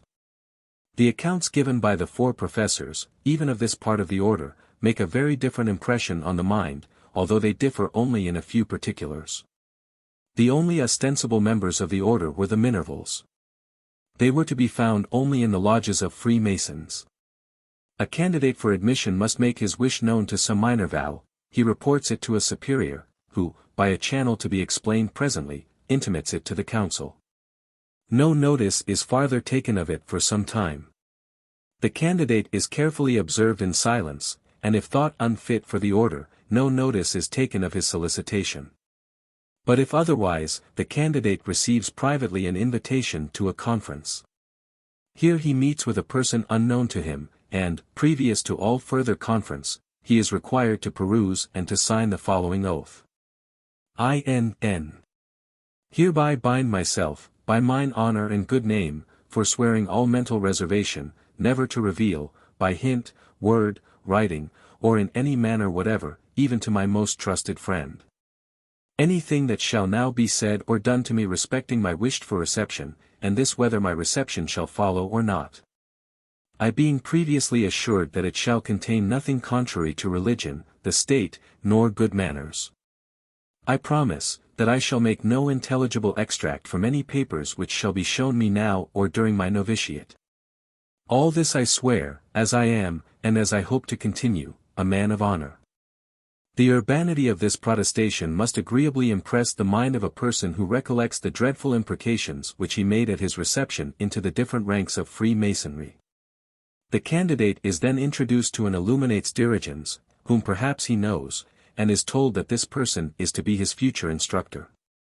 There is now presented to the candidate, what they call a table, in which he writes his name, place of birth, age, rank, place of residence, profession, and favorite studies.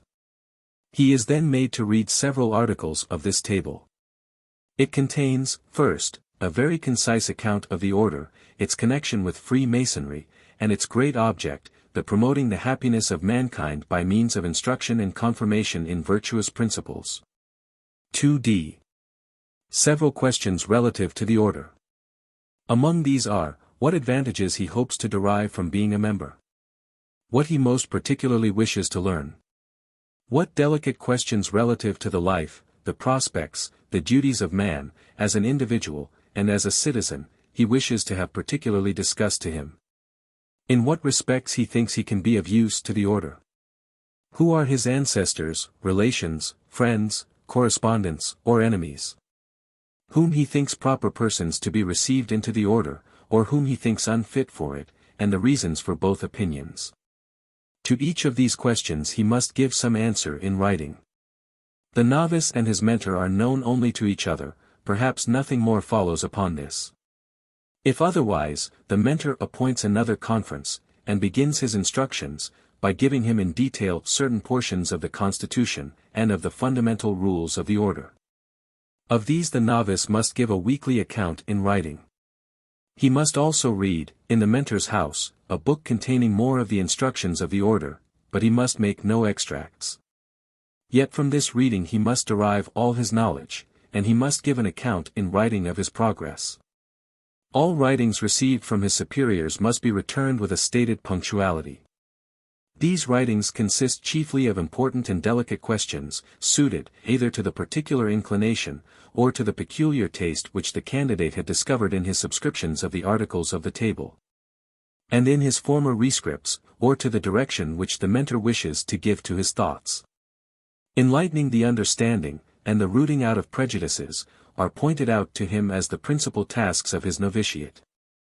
The knowledge of himself is considered as preparatory to all other knowledge. To disclose to him, by means of the calm and unbiased observation of his instructor, what is his own character, his most vulnerable side, either in respect of temper, passions, or prepossessions, is therefore the most essential service that can be done him. For this purpose there is required of him some account of his own conduct on occasions where he doubted of its propriety, some account of his friendships, of his differences of opinion, and of his conduct on such occasions. From such relations the superior learns his manner of thinking and judging, and those propensities which require his chief attention. Having made the candidate acquainted with himself, he is apprised that the order is not a speculative, but an active association, engaged in doing good to others. The knowledge of human character is therefore of all others the most important. This is acquired only by observation, assisted by the instructions of his teacher. Characters in history are proposed to him for observation, and his opinion is required. After this he is directed to look around him, and to notice the conduct of other men, and part of his weekly rescripts must consist of accounts of all interesting occurrences in his neighborhood, whether of a public or private nature. Cossendy, one of the 4 professors, gives a particular account of the instructions relating to this kind of science. The novice must be attentive to trifles, for, in frivolous occurrences a man is indolent, and makes no effort to act a part, so that his real character is then acting alone. Nothing will have such influence with the superiors in promoting the advancement of a candidate as very copious narrations of this kind, because the candidate, if promoted, is to be employed in an active station. And it is from this kind of information only that the superiors can judge of his fitness. These characteristic anecdotes are not for the instruction of the superiors, who are men of long experience, and familiar with such occupation. But they inform the order concerning the talents and proficiency of the young member. Scientific instruction, being connected by system, is soon communicated, and may in general be very completely obtained from the books which are recommended to the novice, and acquired in the public seminaries of instruction. But knowledge of character is more multifarious and more delicate. For this there is no college, and it must therefore require longer time for its attainment. Besides, this assiduous and long-continued study of men, enables the possessor of such knowledge to act with men, and by his knowledge of their character, to influence their conduct. For such reasons this study is continued, and these rescripts are required, during the whole progress through the order, and attention to them is recommended as the only mean of advancement. Remarks on physiognomy in these narrations are accounted of considerable value. So far Mr. Cossendy. During all this trial, which may last 1, 2, or 3 years, the novice knows no person of the order but his own instructor, with whom he has frequent meetings, along with other minervals. In these conversations he learns the importance of the order, and the opportunities he will afterwards have of acquiring much hidden science. The employment of his unknown superiors naturally causes him to entertain very high notions of their abilities and worth. He is counseled to aim at a resemblance to them by getting rid by degrees of all those prejudices or prepossessions which checked his own former progress, and he is assisted in this endeavor by an invitation to a correspondence with them. He may address his provincial superior, by directing his letter solely, or the general by primo, or the superiors in general by quibus licet. In these letters he may mention whatever he thinks conducive to the advancement of the order.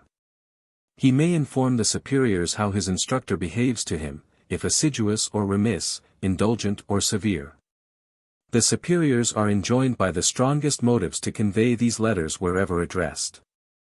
None but the general and council know the result of all this, and all are enjoined to keep themselves and their proceedings unknown to all the world. If 3 years of this novitiate have elapsed without further notice, the minor vow must look for no further advancement, he is found unfit, and remains a Freemason of the highest class. This is called sta bene. But should his superiors judge more favorably of him, he is drawn out of the general mass of Freemasons, and becomes Illuminatus minor. When called to a conference for this purpose, he is told in the most serious manner, that it is vain for him to hope to acquire wisdom by mere systematic instruction, for such instruction the superiors have no leisure. Their duty is not to form speculators, but active men, whom they must immediately employ in the service of the order. He must therefore grow wise and able entirely by the unfolding and exertion of his own talents. His superiors have already discovered what these are, and know what service he may be capable of rendering the order, provided he now heartily acquiesces in being thus honorably employed. They will assist him in bringing his talents into action, and will place him in the situations most favorable for their exertion, so that he may be assured of success. Hitherto he has been a mere scholar, but his first a step farther carries him into action. He must therefore now consider himself as an instrument in the hands of his superiors, to be used for the noblest purposes. The aim of the order is now more fully told him. It is, in one sentence, to make of the human race, without any distinction of nation, condition, or profession, one good and happy family. To this aim, demonstrably attainable, every smaller consideration must give way. This may sometimes require sacrifices which no man standing alone has fortitude to make, but which become light and a source of the purest enjoyment, when supported and encouraged by the countenance and co-operation of the united wise and good, such as are the superiors of the order. If the candidate, warmed by the alluring picture of the possible happiness of a virtuous society, says that he is sensible of the propriety of this procedure, and still wishes to be of the order, he is required to sign the following obligation. I.N.N. Protest before you, the worthy plenipotentiary of the venerable order into which I wish to be admitted, that I acknowledge my natural weakness and inability, and that I, with all my possessions, rank, honors, and titles which I hold in political society, am, at bottom, only a man. I can enjoy these things only through my fellow men, and through them also I may lose them. The approbation and consideration of my fellow men are indispensably necessary, and I must try to maintain them by all my talents. These I will never use to the prejudice of universal good, but will oppose, with all my might, the enemies of the human race, and of political society. I will embrace every opportunity of saving mankind, by improving my understanding and my affections, and by imparting all important knowledge, as the good and statutes of this order require of me. I bind myself to perpetual silence and unshaken loyalty and submission to the order, in the persons of my superiors. Here making a faithful and complete surrender of my private judgment, my own will, and every narrow-minded employment of my power and influence. I pledge myself to account the godee of the order as my own, and am ready to serve it with my fortune, my honor, and my blood. Should I, through omission, neglect, passion, or wickedness, behave contrary to this good of the order, I subject myself to what reproof or punishment my superiors shall enjoin. The friends and enemies of the order shall be my friends and enemies. And with respect to both I will conduct myself as directed by the order, and am ready, in every lawful way, to devote myself to its increase and promotion, and therein to employ all my ability. All this I promise, and protest, without secret reservation, according to the intention of the society which require from me this engagement. This I do as I am, and as I hope to continue, a man of honor. A drawn sword is then pointed at his breast, and he is asked, will you be obedient to the commands of your superiors? He is threatened with unavoidable vengeance, from which no potentate can defend him, if he should ever betray the order. He is then asked, 1. What aim does he wish the order to have? 2. What means he would choose to advance this aim? 3. Whom he wishes to keep out of the order? 4. what subjects he wishes not to be discussed in it. Our candidate is now Illuminatus Minor. It is needless to narrate the mummery of reception, and it is enough to say, that it nearly resembles that of the Masonic Chevalier du Soleil, known to every one much conversant in Masonry. Weishaupt's preparatory discourse of reception is a piece of good composition, whether considered as argumentative, from topics, indeed, that are very gratuitous and fanciful, or as a specimen of that declamation which was so much practiced by Libanius and the other sophists, and it gives a distinct and captivating account of the professed aim of the order. The Illuminatus Minor learns a good deal more of the order, but by very sparing morsels, under the same instructor. The task has now become more delicate and difficult. The chief part of it is the rooting out of prejudices in politics and religion. And Weishaupt has shown much address in the method which he has employed. Not the most hurtful, but the most easily refuted, were the first subjects of discussion, so that the pupil gets into the habits of victory. And his reverence for the systems of either kind is diminished, and they are found to have harbored such untenable opinions. The proceedings in the eclectic lodges of Masonry, and the harangues of the brother orators, teemed with the boldest sentiments both in politics and religion. Enlightening, and the triumph of reason, had been the tone of the country for some time past, and every institution, civil and religious, had been the subject of the most free criticism. Above all, the cosmopolitism, which had been imported from France, where it had been the favorite topic of the enthusiastical economists, was now become a general theme of discussion in all societies of cultivated men. It was a subject of easy and agreeable declamation. And the literati found in it a subject admirably fitted for showing their talents, and ingratiating themselves with the young men of fortune, whose minds, unsuspicious as yet and generous, were fired with the fair prospects set before them of universal and attainable happiness. And the pupils of the Illuminati were still more warmed by the thought that they were to be the happy instruments of accomplishing all this. And though the doctrines of universal liberty and equality, as imprescriptible rights of man, might sometimes startle those who possessed the advantage of fortune, there were thousands of younger sons, and of men of talents without fortune, to whom these were agreeable sounds. And we must particularly observe, that those who were now the pupils were a set of picked subjects, whose characters and peculiar biases were well known by their conduct during their novitiate as Minervals. They were therefore such as, in all probability, would not boggle at very free sentiments. We might rather expect a partiality to doctrines which removed some restraints which formerly checked them in the indulgence of youthful passions. Their instructors, who have thus relieved their minds from several anxious thoughts, must appear men of superior minds. This was a notion most carefully inculcated. And they could see nothing to contradict it, for except their own mentor, they knew none. They heard of superiors of different ranks, but never saw them, and the same mode of instruction that was practiced during their novitiate was still retained. More particulars of the order were slowly unfolded to them, and they were taught that their superiors were men of distinguished talents, and were superiors for this reason alone. They were taught, that the great opportunities which the superiors had for observation, and their habits of continually occupying their thoughts with the great objects of this order, had enlarged their views even far beyond the narrow limits of nations and kingdoms, which they hoped would one day coalesce into one great society, where consideration would attach to talents and worth alone.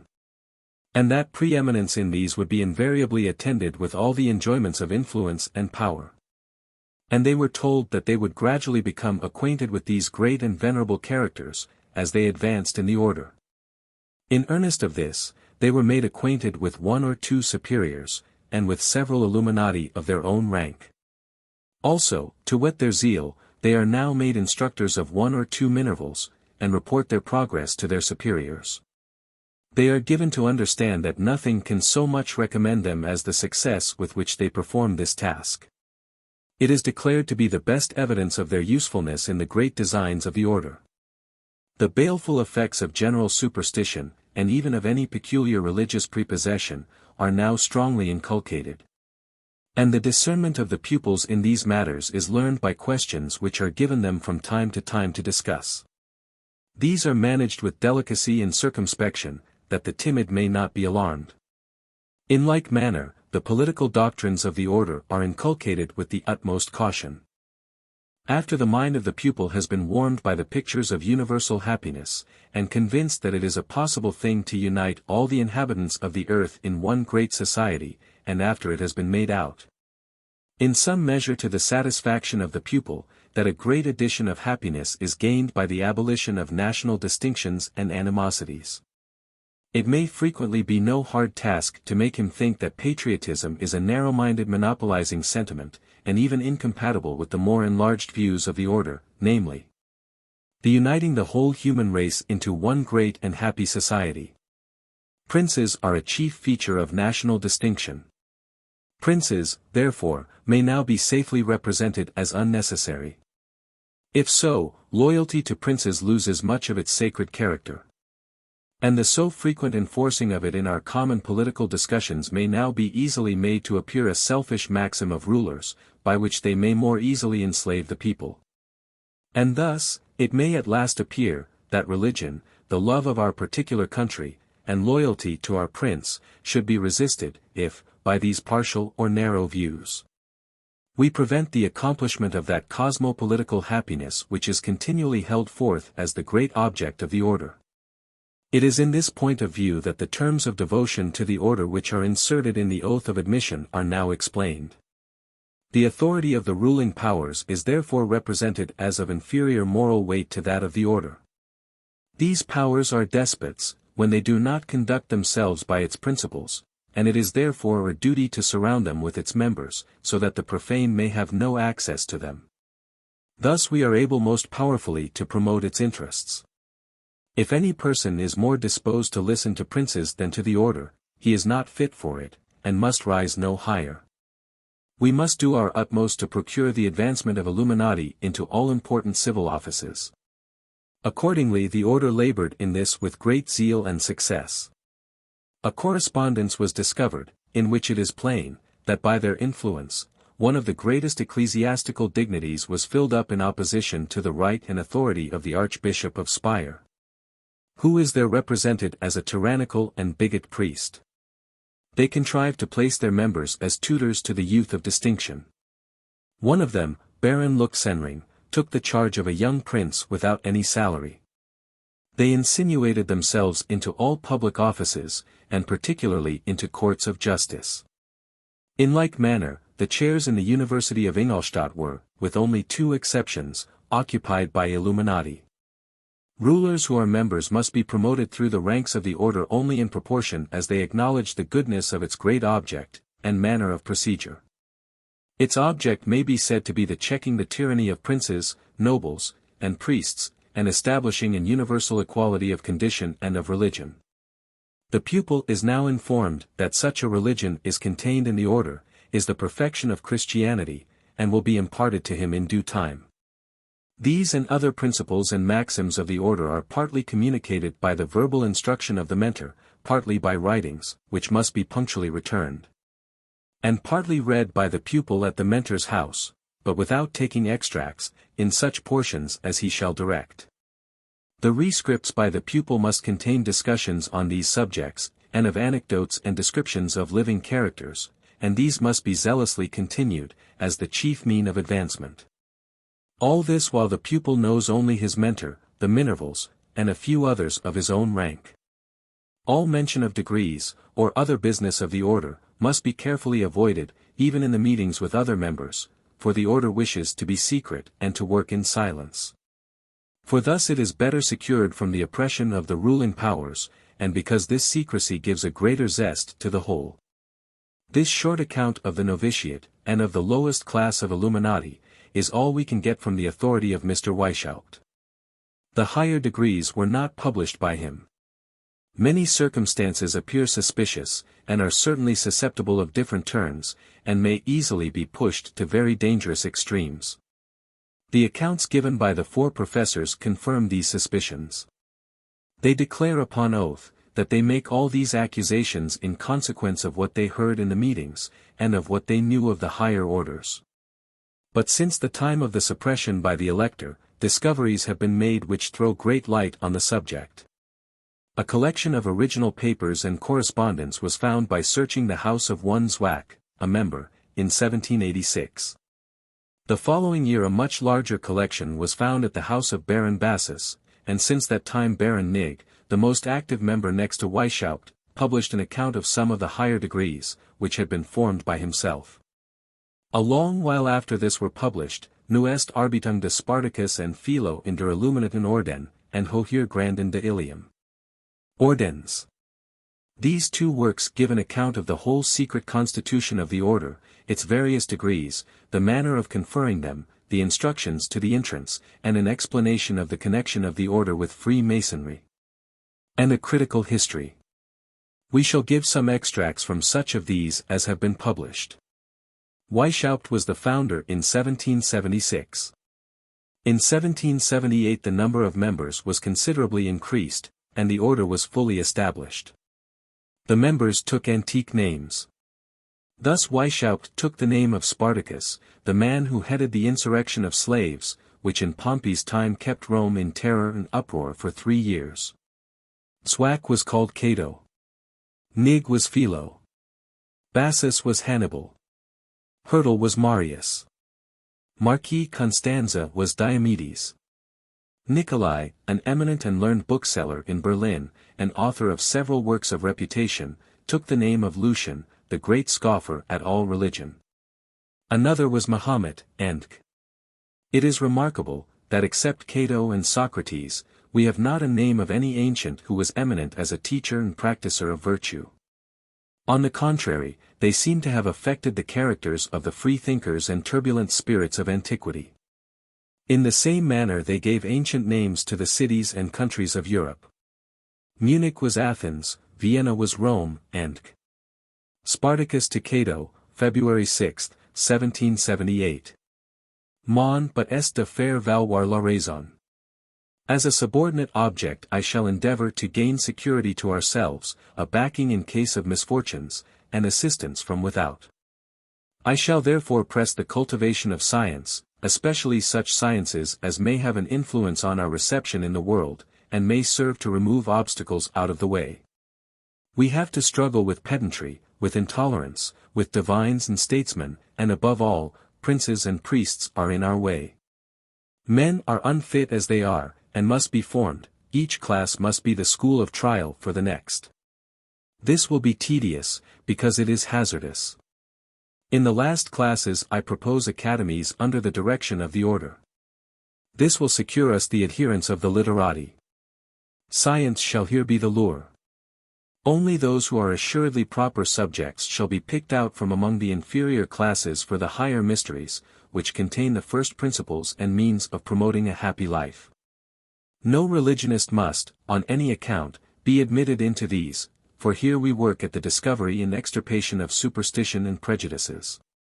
The instructions shall be so conducted that each shall disclose what he thinks he conceals within his own breast, what are his ruling propensities and passions, and how far he has advanced in the command of himself. This will answer all the purposes of auricular confession. And in particular, every person shall be made a spy on another and on all around him.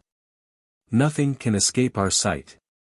By these means we shall readily discover who are contented, and receive with relish the peculiar state doctrines and religious opinions that are laid before them. And, at last, the trustworthy alone will be admitted to a participation of the whole maxims and political constitution of the order. In a council composed of such members we shall labor at the contrivance of means to drive by degrees the enemies of reason and of humanity out of the world, and to establish a peculiar morality and religion fitted for the great society of mankind. But this is a ticklish project, and requires the utmost circumspection.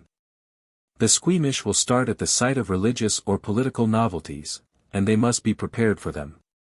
We must be particularly careful about the books which we recommend. I shall confine them at first to moralists and reasoning historians. This will prepare for a patient reception, in the higher classes, of works of a bolder flight, such as Robinet's Système de la Nature Politique Naturelle Philosophie de la Nature Système Social, the writings of Mirabaud, and Helvetius is fit only for the strongest stomachs. If any one has a copy already, neither praise nor find fault with him. Say nothing on such subjects to entrance, for we don't know how they will be received. Folks are not yet prepared. Marius, an excellent man, must be dealt with. His stomach, which cannot yet digest such strong food, must acquire a better tone. The allegory on which I am to found the mysteries of the higher orders is the fire worship of the Magi. We must have some worship, and none is so apposite. Let there be light, and there shall be light. This is my motto, and is my fundamental principle. The degrees will be Führer Orden, Parson Orden, two all very practicable. In the course through these there will be no sta bene, this is the answer given to one who solicits preferment, and is refused. For I engage that none shall enter this class who has not laid aside his prejudices. No man is fit for our order who is not a Brutus or a Catiline, and is not ready to go every length. Tell me how you like this. Spartacus to Cato, March 1778. To collect unpublished works, and information from the archives of states, will be a most useful service. We shall be able to show in a very ridiculous light the claims of our despots. Marius, keeper of the archives of the electorate, has ferreted out a noble document, which we have got. He makes it, forsooth, a case of conscience. How silly that, since only that is sin, which is ultimately productive of mischief. In this case, where the advantage far exceeds the hurt, it is meritorious virtue. It will do more good in our hands than by remaining for 1,000 years on the dusty shelf. There was found in the handwriting of Zwack a project for a sisterhood, in subserviency to the designs of the Illuminati. In it are the following passages. It will be of great service, and procure us both much information and money, and will suit charmingly the taste of many of our truest members, who are lovers of the sex. It should consist of two classes, the virtuous, and the freer-hearted, i.e. those who fly out of the common tract of prudish manners. They must not know of each other, and must be under the direction of men, but without knowing it. Proper books must be put into their hands, and such, but secretly, as are flattering to their passions. There are, in the same handwriting, description of a strong box, which, if forced open, shall blow up and destroy its contents. Several receipts for procuring abortion, a composition which blinds or kills when spurted in the face. A sheet containing a receipt for sympathetic ink. T for procuring abortion. Herbi quae habent qualitatem deleterium. A method for filling a bedchamber with pestilential vapors. How to take off impressions of seals, so as to use them afterwards as seals. A collection of some hundreds of such impressions, with a list of their owners, princes, nobles, clergymen, merchants, and a receipt ad exitandum furorem uteranum. A manuscript entitled, Better than Horace. It was afterwards printed and distributed at Leipzig fair, and is an attack and bitter satire on all religion. This is in the handwriting of Ajax. As also a dissertation on suicide. N.B. His sister-in-law threw herself from the top of a tower. There was also a set of portraits, or characters of 85 ladies in Munich, with recommendations of some of them for members of a lodge of Sister Illuminati, also injunctions to all the superiors to learn to write with both hands, and that they should use more than one cipher. Immediately after the publication of these writings, many defenses appeared. It was said that the dreadful medical apparatus were with propriety in the hands of Councillor Zwack, who was a judge of a criminal court, and whose duty it was therefore to know such things. The same excuse was offered for the collection of seals. But how came these things to be put up with papers of the Illuminati, and to be in the handwriting of one of that order? Weishaupt says, these things were not carried into effect, only spoken of, and are justifiable when taken in proper connection. This however he has not pointed out. But he appeals to the account of the order, which he had published at Regensburg, and in which neither these things are to be found, nor any possibility of a connection by which they may be justified. All men, says he, are subject to errors, and the best man is he who best conceals them. I have never been guilty of any such vices or follies. For proof, I appeal to the whole tenor of my life, which my reputation, and my struggles with hostile cabals, had brought completely into public view long before the institution of this order. Without abating anything of that flattering regard which was paid to me by the first persons of my country and its neighborhood. A regard well evinced by their confidence in me as the best instructor of their children. In some of his private letters, we learn the means which he employed to acquire this influence among the youth, and they are such as could not fail. But we must not anticipate. It is well known that I have made the chair which I occupied in the University of Ingolstadt, the resort of the first class of the German youth. Whereas formerly it had only brought round it the low-born practitioners in the courts of law. I have gone through the whole circle of human inquiry. I have exorcised spirits, raised ghosts, discovered treasures, interrogated the Kabbalat, Lodo Gespielt. I have never transmuted metals. A very pretty and respectable circle indeed, and what vulgar spirits would scarcely have included within the pale of their curiosity. The tenor of my life has been the opposite of everything that is vile. And no man can lay any such thing to my charge. I have reason to rejoice that these writings have appeared. They are a vindication of the order and of my conduct. I can, and must declare to God, and I do it now in the most solemn manner, that in my whole life I never saw or heard of the so much condemned secret writings, and in particular, respecting these abominable means, such as poisoning, abortion, and was it ever known to me in any case, that any of my friends or acquaintances ever even thought of them, advised them, or made any use of them. I was indeed always a schemer and projector, but never could engage much in detail. My general plan is good, though in the detail there may be faults. I had myself to form. In another situation, and in an active station in life, I should have been keenly occupied, and the founding an order would never have come into my head. But I would have executed much greater things, had not government always opposed my exertions, and placed others in the situations which suited my talents. It was the full conviction of this, and of what could be done, if every man were placed in the office for which he was fitted by nature and a proper education, which first suggested to me the plan of illumination. Surely Mr. Weishaupt had a very serious charge, the education of youth. And his encouragement in that charge was the most flattering that an Illuminatus could wish for. Because he had brought round him the youth whose influence in society was the greatest and who would most of all contribute to the diffusing good principles, and exciting to good conduct through the whole state. I did not, says he, bring deism into Bavaria more than into Rome. I found it here, in great vigor, more abounding than in any of the neighboring Protestant states. I am proud to be known to the world as the founder of the Order of Illuminati. And I repeat my wish to have for my epitaph: Hic situs est Phaeton, curus origa paterni. Quem esse non tenuit, magnis tamen excidit ossis. The second discovery of secret correspondence at Sandersdorf, the feat of Baron Batz, Hannibal, contains still more interesting facts. Spartacus to Cato. What shall I do? I am deprived of all help. Socrates, who would insist on being a man of consequence among us, and is really a man of talents, and of a right way of thinking, is eternally besotted. Augustus is in the worst estimation imaginable.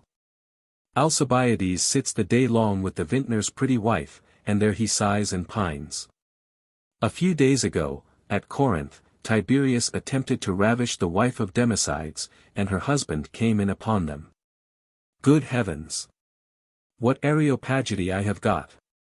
When the worthy man Marcus Aurelius comes to Athens, Munich, what will he think? What a meeting with dissolute immoral wretches, whoremasters, liars, bankrupts, braggarts, and vain fools! When he sees all this, what will he think? He will be ashamed to enter into an association. Observe, reader, that Spartacus writes this in August 1783, in the very time that he was trying to murder Cato's sister, where the chiefs raise the highest expectations, and exhibit such a wretched example. And all this from self-will, from sensuality. Am I not in the right that this man, that any such worthy man whose name alone would give us the selection of all Germany, will declare that the whole province of Graecia, Bavaria, innocent and guilty, must be excluded? I tell you, we may study, and write, and toil till death. We may sacrifice to the order, our health, our fortune, and our reputation, alas the loss. And these lords, following their own pleasures, will whore, cheat, steal, and drive on like shameless rascals. And yet must be Areopagity, and interfere in everything. Indeed, my dearest friend, we have only enslaved ourselves. In another part of this fine correspondence, Diomedes has had the good fortune to intercept a Q.L. Cabus licet, in which it is said, and supported by proofs, that Cato had received 250 florins as a bribe for his sentence in his capacity as a judge in a criminal court. The end had surely sanctified the means. In another, a Minerval complains of his mentor for having by lies occasioned the dismission of a physician from a family, by which he obtained the custom of the house and free access, which favor he repaid by debauching the wife.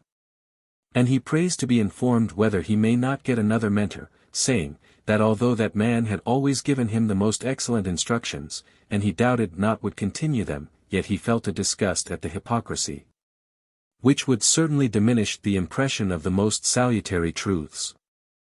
Is it not distressing to think, that this promising youth will by and by laugh at his former simplicity, and follow the steps and not the instructions of his physician? In another place, Spartacus writes to Marius, in confidence, that another worthy brother, an Areopagity, had stolen a gold and a silver watch and a ring, from Brutus, Savioli, and begs Marius, in another letter, to try, while it was yet possible, to get the things restored, because the culprit was a most excellent man, vortreflich, and of vast use to the order, having the direction of an eminent seminary of young gentlemen. And because Savioli was much in good company, and did not much care for the order, except in so far as it gave him an opportunity of knowing and leading some of them, and of steering his way at court. I cannot help inserting here, though not the most proper place, a part of a provincial report from Nig, the man of the whole Areopagity who shows anything like urbanity or gentleness of mind. Of my whole colony, Westphalia, the most brilliant is Claudiopolis, Neuwied. There they work, and direct, and do wonders. If there ever was a spot upon earth where men may be happy in a state of cultivated society, it was the little principality of Neuwied.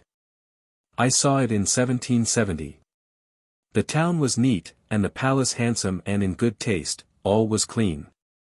But the country was beyond conception delightful, not a cottage that was out of repair, not a hedge out of order. It had been the hobby, pardon the word, of the prince, who made it his daily employment to go through his principality regularly, and assist every householder, of whatever condition, with his advice, and with his purse.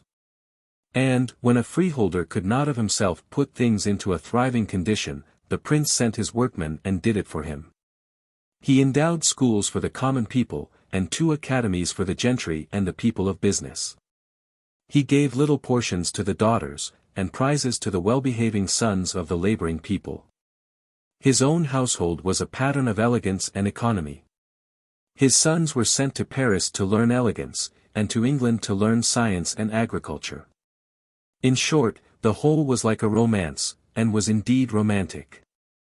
I heard it spoken of with a smile at the table of the Bishop of Treves, at Ehrenbreitstein, and was induced to see it next day as a curiosity, and yet even here, the fanaticism of Nig would distribute his poison, and tell the blinded people that they were in a state of sin and misery, that their prince was a despot, and that they would never be happy till he was made to fly, and till they were all made equal.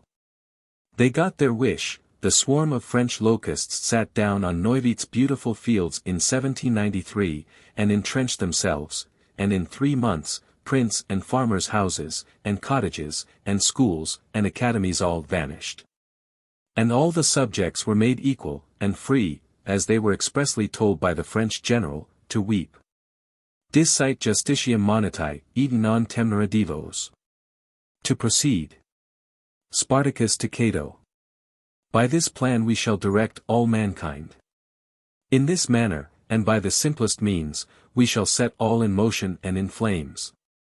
The occupations must be so allotted and contrived, that we may, in secret, influence all political transactions. N.B. This alludes to a part that is withheld from the public, because it contained the allotment of the most rebellious and profligate occupations to several persons whose common names could not be traced. I have considered, says Spartacus, everything, and so prepared it, that if the order should this day go to ruin, I shall in a year re-establish it more brilliant than ever. Accordingly it got up again in about this space of time, under the name of the German Union, appearing in the form of reading societies. One of these was set up in Zwack's house. And this raising a suspicion, a visitation was made at Landshut, and the first set of the private papers were found. The scheme was, however, zealously prosecuted in other parts of Germany, as we shall see by and by. Nor, continues Spartacus, will it signify though all should be betrayed and printed. I am so certain of success, in spite of all obstacles, for the springs are in every heart, that I am indifferent, though it should involve my life and my liberty. What? Have thousands thrown away their lives about homoios and homoiousios, and shall not this cause warm even the heart of a coward? But I have the art to draw advantage even from misfortune. And when you would think me sunk to the bottom, I shall rise with new vigor. Who would have thought, that a professor at Ingolstadt was to become the teacher of the professors of Göttingen, and of the greatest men in Germany? Spartacus to Cato. Send me back my degree of Illuminatus Minor, it is the wonder of all men here. I may perhaps find time to give a translation of the Discourse of Reception, which contains all that can be said of this association to the public winky face. As also the 2 last sheets of my degree, which is in the keeping of Marius, and Celsus, under 100 locks, which contains my history of the lives of the patriarchs. N.B. Nothing very particular has been discovered of these lives of the patriarchs. He says, that there were above 60 sheets of it. To judge by the care taken of it, it must be a favorite work, very hazardous, and very catching. In another letter to Cato, we have some hints of the higher degrees, and concerning a peculiar morality, and a popular religion, which the order was one day to give the world. He says, there must, a la Jesuite, not a single purpose ever come in sight that is ambiguous, and that may betray our aims against religion and the state. One must speak sometimes one way and sometimes another, but so as never to contradict ourselves, and so that, with respect to our true way of thinking, we may be impenetrable. When our strongest things chance to give offense, they must be explained as attempts to draw answers which discover to us the sentiments of the person we converse with. N.B. This did not always succeed with him. Spartacus says, speaking of the priest's degree, one would almost imagine, that this degree, as I have managed it, is genuine Christianity, and that its end was to free the Jews from slavery. I say, that Freemasonry is concealed Christianity. My explanation of the hieroglyphics, at least, proceeds on this supposition, and as I explain things, no man need be ashamed of being a Christian. Indeed I afterwards throw away this name, and substitute reason. But I assure you this is no small affair, a new religion, and a new state government, which so happily explain one and all of these symbols, and combines them in one degree. You may think that this is my chief work.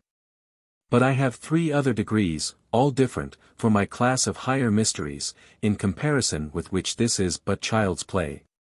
But these I keep for myself as general, to be bestowed by me only on the benemeritissimi, surely such as Cato, his dearest friend, and the possessor of such pretty secrets, as abortives, poisons, pestilential vapors, and the promoted may be Areopagites or not. Were you here I should give you this degree without hesitation. But it is too important to be entrusted to paper, or to be bestowed otherwise than from my own hand. It is the key to history, to religion, and to every state government in the world. 3.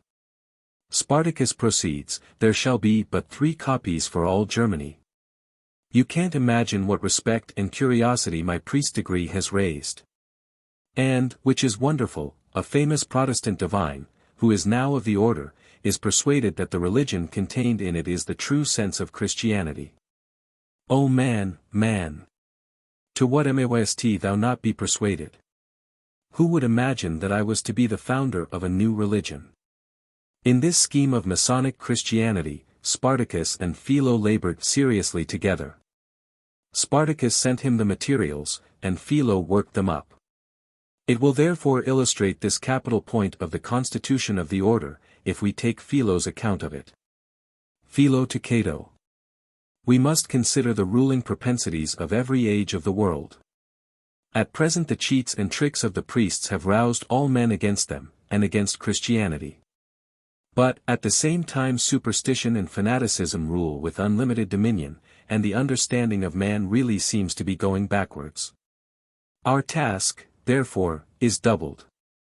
We must give such an account of things, that fanatics shall not be alarmed, and that shall, notwithstanding, excite a spirit of free inquiry. We must not throw away the good with the bad, the child with the dirty water. But we must make the secret doctrines of Christianity be received as the secrets of genuine Freemasonry. But farther, we have to deal with the despotism of princes. This increases every day. But then, the spirit of freedom breathes and sighs in every corner, and, by the assistance of hidden schools of wisdom, liberty and equality, the natural and imprescriptible rights of man, warm and glow in every breast. We must therefore unite these extremes. We proceed in this manner. Jesus Christ established no new religion, he would only set religion and reason in their ancient rights. For this purpose he would unite men in a common bond.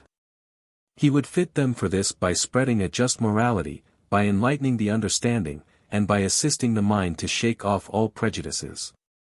He would teach all men, in the first place, to govern themselves. Rulers would then be needless, and equality and liberty would take place without any revolution, by the natural and gentle operation of reason and expediency.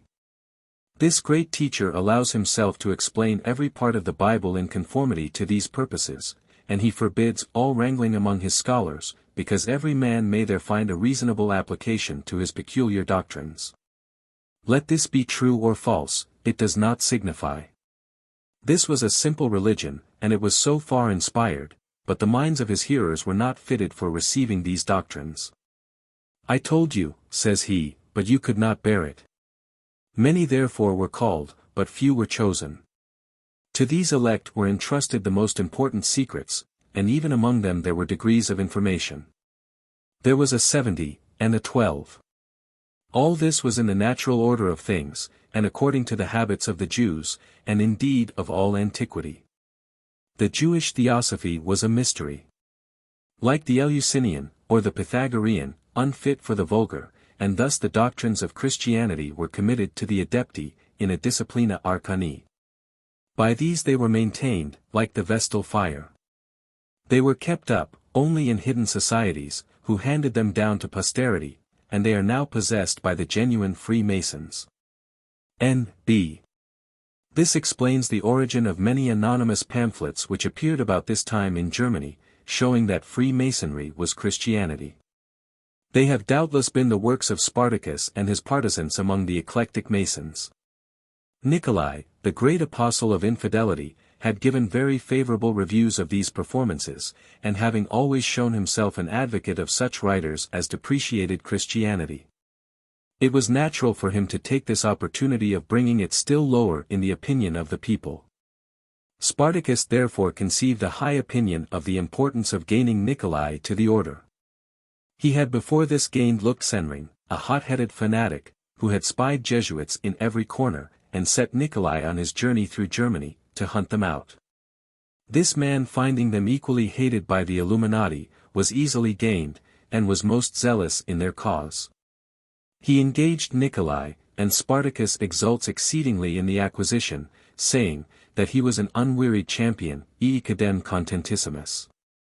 Of this man Philo says, that he had spread this Christianity into every corner of Germany.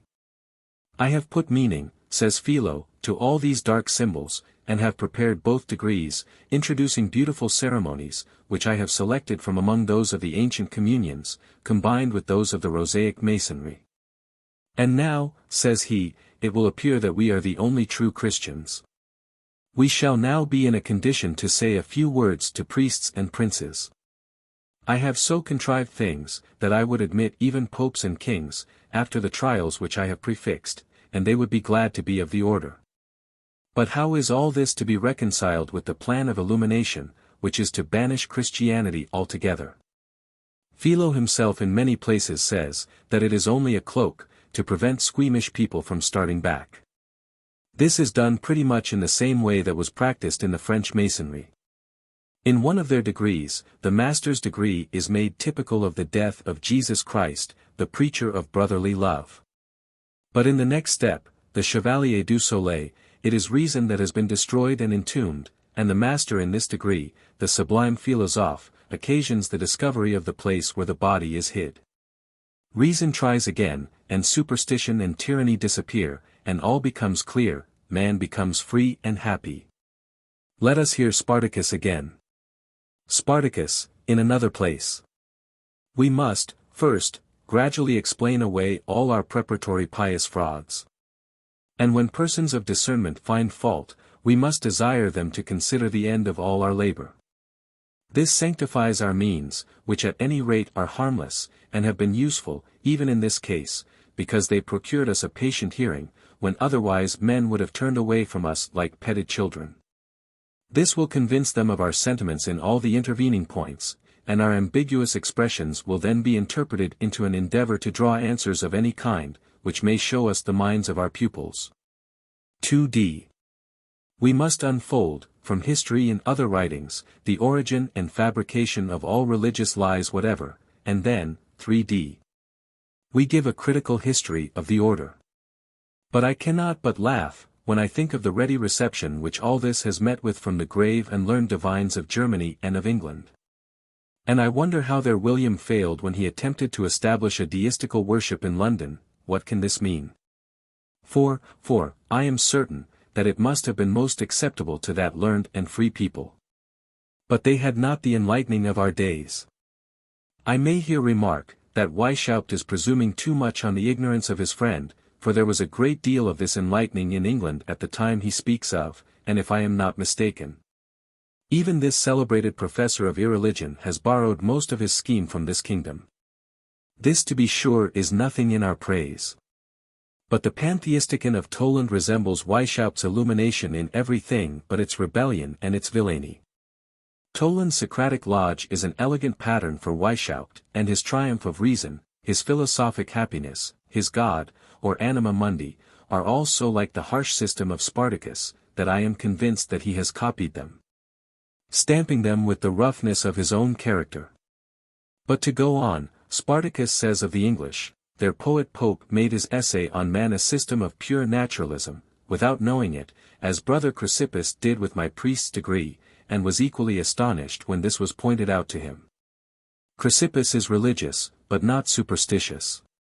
Brother Lucian, Nicolai, of whom I have already said so much, says, that the grave Zollikofer now allows that it would be a very proper thing to establish a deistical worship at Berlin. I am not afraid but things will go on very well. But Philo, who was entrusted with framing the priest's degree, has destroyed it without any necessity. It would, forsooth, startle those who have a hankering for religion. But I always told you that Philo is fanatical and prudish. I gave him fine materials, and he has stuffed it full of ceremonies and child's play, and as Minos says, c'est jour la religion. But all this may be corrected in the revision by the Areopagity. N.B. I have already mentioned Baron Nigg's conversion to Illuminatism by the M. de Constanza, whose name in the order was Diomedes. Nigg, henceforth Philo, was, next to Spartacus, the most serviceable man in the order, and procured the greatest number of members. It was chiefly by his exertions among the Masons in the Protestant countries, that the eclectic system was introduced, and afterwards brought under the direction of the Illuminati. This conquest was owing entirely to his very extensive connections among the Masons. He traveled like a philosopher from city to city, from lodge to lodge, and even from house to house, before his illumination, trying to unite the Masons, and he now went over the same ground to extend the eclectic system, and to get the lodges put under the direction of the Illuminati, by their choice of the master and wardens. By this the order had an opportunity of noticing the conduct of individuals, and when they had found out their manner of thinking, and that they were fit for their purpose, they never quitted them till they had gained them over to their party.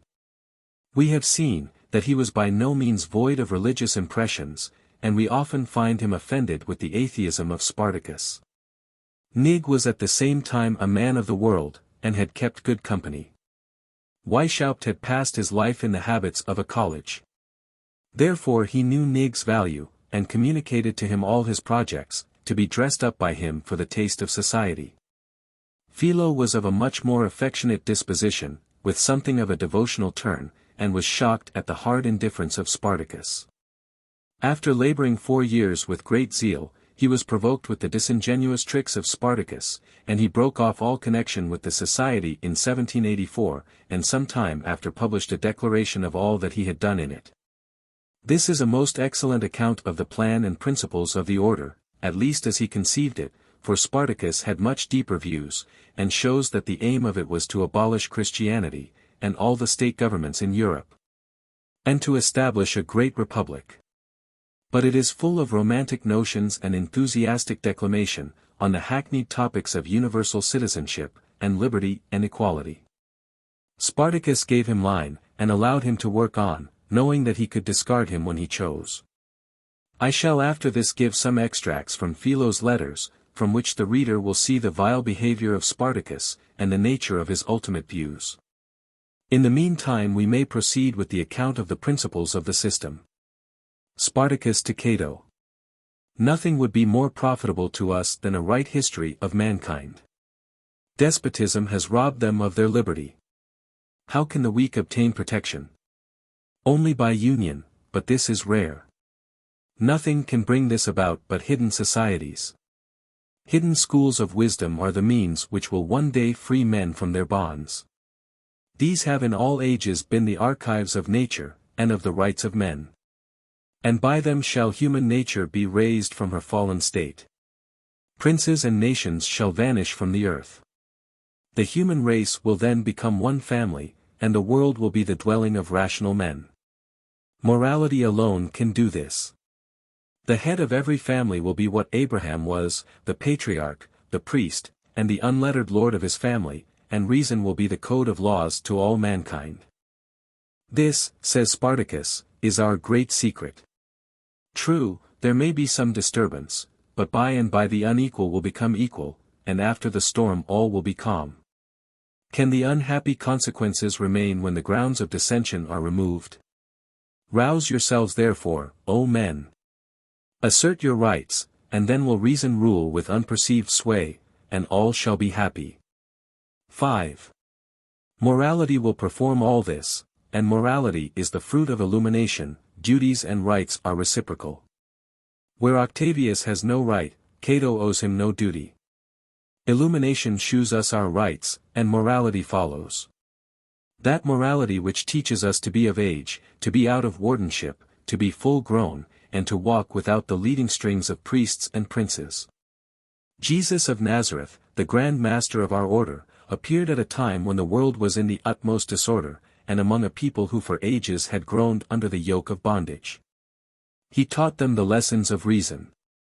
To be more effective, he took in the aid of religion of opinions which were current and, in a very clever manner, he combined his secret doctrines with the popular religion, and with the customs which lay to his hand.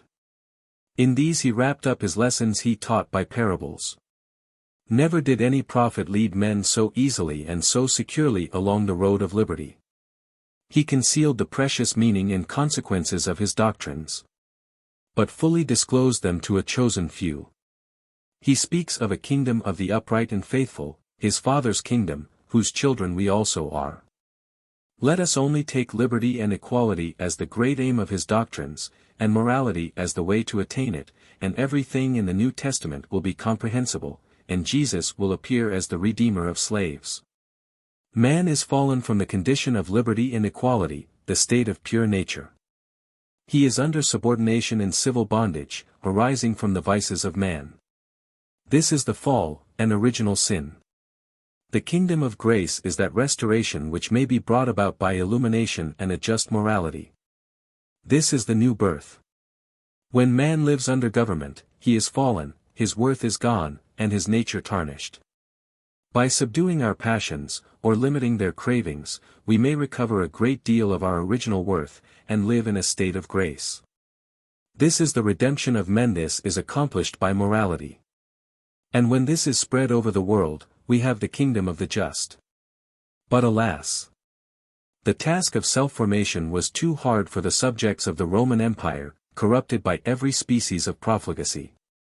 A chosen few received the doctrines in secret, and they have been handed down to us, but frequently almost buried under rubbish of man's invention, by the Freemasons. These three conditions of human society are expressed by the rough, the split and the polished stone. The rough stone, and the one that is split, express our condition under civil government, rough by every fretting inequality of condition. And split, since we are no longer one family, and are farther divided by differences of government, rank, property, and religion, but when reunited in one family, we are represented by the polished stone. G is grace. The flaming star is the torch of reason. Those who possess this knowledge are indeed Illuminati. Hiram is our fictitious Grand Master, slain for the redemption of slaves. The 9 masters are the founders of the order. Freemasonry is a royal art, inasmuch as it teaches us to walk without trammels, and to govern ourselves.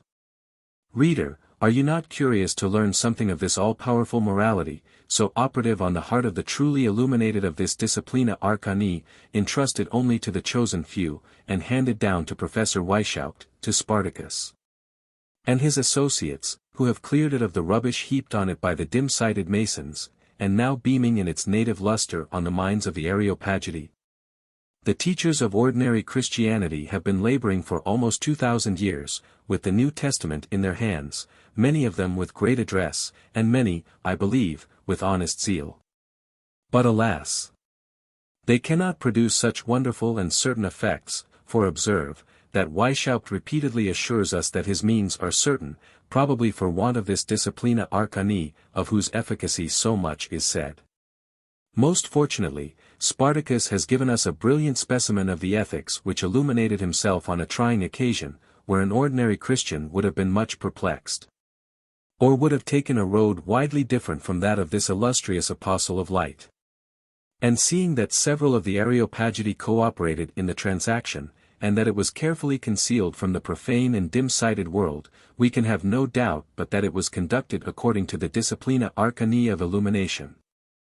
I shall give it in his own words. Spartacus to Marius, September 1783. I am now in the most embarrassing situation. It robs me of all rest, and makes me unfit for everything. I am in danger of losing at once my honor and my reputation, by which I have long had such influence. What think you my sister-in-law is with child? I have sent her to Eurofon, and am endeavoring to procure a marriage license from Rome. How much depends on this uncertainty, and there is not a moment to lose. Should I fail, what is to be done? What a return do I make by this to a person to whom I am so much obliged? We shall see the probable meaning of this exclamation by and by. We have tried every method in our power to destroy the child, and I hope she is determined on everything, even D. Can this mean death? But alas! Eurofon is, I fear, too timid, alas! Poor woman, thou art now under the Disciplina Arcani, and I see no other expedient. Could I be but assured of the silence of Celsus, a physician at Ingolstadt, he can relieve me, and he promised me as much 3 years ago. Do speak to him, if you think he will be staunch. I would not let Cato, his dearest friend, and his chief or only confidant in the scheme of illumination, know it yet, because the affair in other respects requires his whole friendship. Cato had all the pretty receipts. Could you but help me out of this distress, you would give me life, honor, and peace, and strength to work again in the great cause. If you cannot, be assured I will venture on the most desperate stroke, poor sister. For it is fixed, I will not lose my honor. I cannot conceive what devil has made me to go astray, me who have always been so careful on such occasions. As yet all is quiet, and none know of it but you and Eurofon. Were it but time to undertake anything, but alas! It is the 4th month. These damned priests too, for the action is so criminally accounted by them, and scandalizes the blood. This makes the utmost efforts and the most desperate measures absolutely necessary. It will throw some light on this transaction if we read a letter from Spartacus to Cato about this time. One thing more, my dearest friend, would it be agreeable to you to have me for a brother-in-law? If this should be agreeable, and if it can be brought about without prejudice to my honor, as I hope it may, I am not without hopes that the connection may take place. But in the meantime keep it a secret, and only give me permission to enter into correspondence on the subject with the good lady, to whom I beg you will offer my respectful compliments, and I will explain myself more fully to you by word of mouth. And tell you my whole situation. But I repeat it, the thing must be gone about with address and caution. I would not for all the world deceive a person who certainly has not deserved so of me. What interpretation can be put on this? Cato seems to be brother to the poor woman he was unwittingly to furnish the drugs, and he was to be dealt with about consenting to a marriage, which could not be altogether agreeable to him, since it required a dispensation. She being already the sister-in-law of Weishaupt, either the sister of his former wife, or the widow of a deceased brother. Or perhaps Spartacus really wishes to marry Cato's sister, a different person from the poor woman in the straw, and he conceals this adventure from his trusty friend Cato, till he sees what becomes of it. The child may perhaps be got rid of, and then Spartacus is a free man. There is a letter to Cato, thanking him for his friendship in the affair of the child, but it gives no light. I meet with another account, that the sister of Zwack threw herself from the top of a tower, and beat out her brains. But it is not said that it was an only sister. If it was, the probability is, that Spartacus had paid his addresses to her, and succeeded, and that the subsequent affair of his marriage with his sister-in-law or something worse, broke her heart. This seems the best account of the matter. For Hyrtl, Marius, writes to Zwack in November 1782, Spartacus is this day gone home, but has left his sister-in-law pregnant behind. This is from Bassus Haus. About the new year he hopes to be made merry by a who will be before all kings and princes a young Spartacus. The Pope also will respect him, and legitimate him before the time. Now, vulgar Christian, compare this with the former declaration of Weishaupt, in page 80, where he appeals to the tenor of his former life, which had been so severely scrutinized, without diminishing his high reputation and great influence, and his ignorance and abhorrence of all those things found in Cato's repositories. You see, this was a surprise. He had formerly proceeded cautiously. He is the best man, says Spartacus, who best conceals his faults. He was disappointed by Celsus, who had promised him his assistance on such occasions 3 years ago, during which time he had been busy in forming himself. How far he has advanced, the reader may judge. One is curious to know what became of the poor woman. She was afterwards taken to the house of Baron Bassus. But here the foolish woman, for want of that courage which illumination, and the bright prospect of eternal sleep should have produced, took fright at the Disciplina Arcani, left the house. And in the hidden society of a midwife and nurse brought forth a young Spartacus, who now lives to thank his father for his endeavors to murder him. A damned priest, the good bishop of Freysingen, knowing the cogent reasons, procured the dispensation, and Spartacus was obliged, like another dim-sighted mortal, to marry her. The scandal was hushed, and would not have been discovered had it not been for these private writings. But Spartacus says, page 84, that when you think him sunk to the bottom, he will spring up with double vigor. In a subsequent work called Short Amendment of My Plan, he says, if men were not habituated to wicked manners, his letters would be their own justification. He does not say that he is without fault.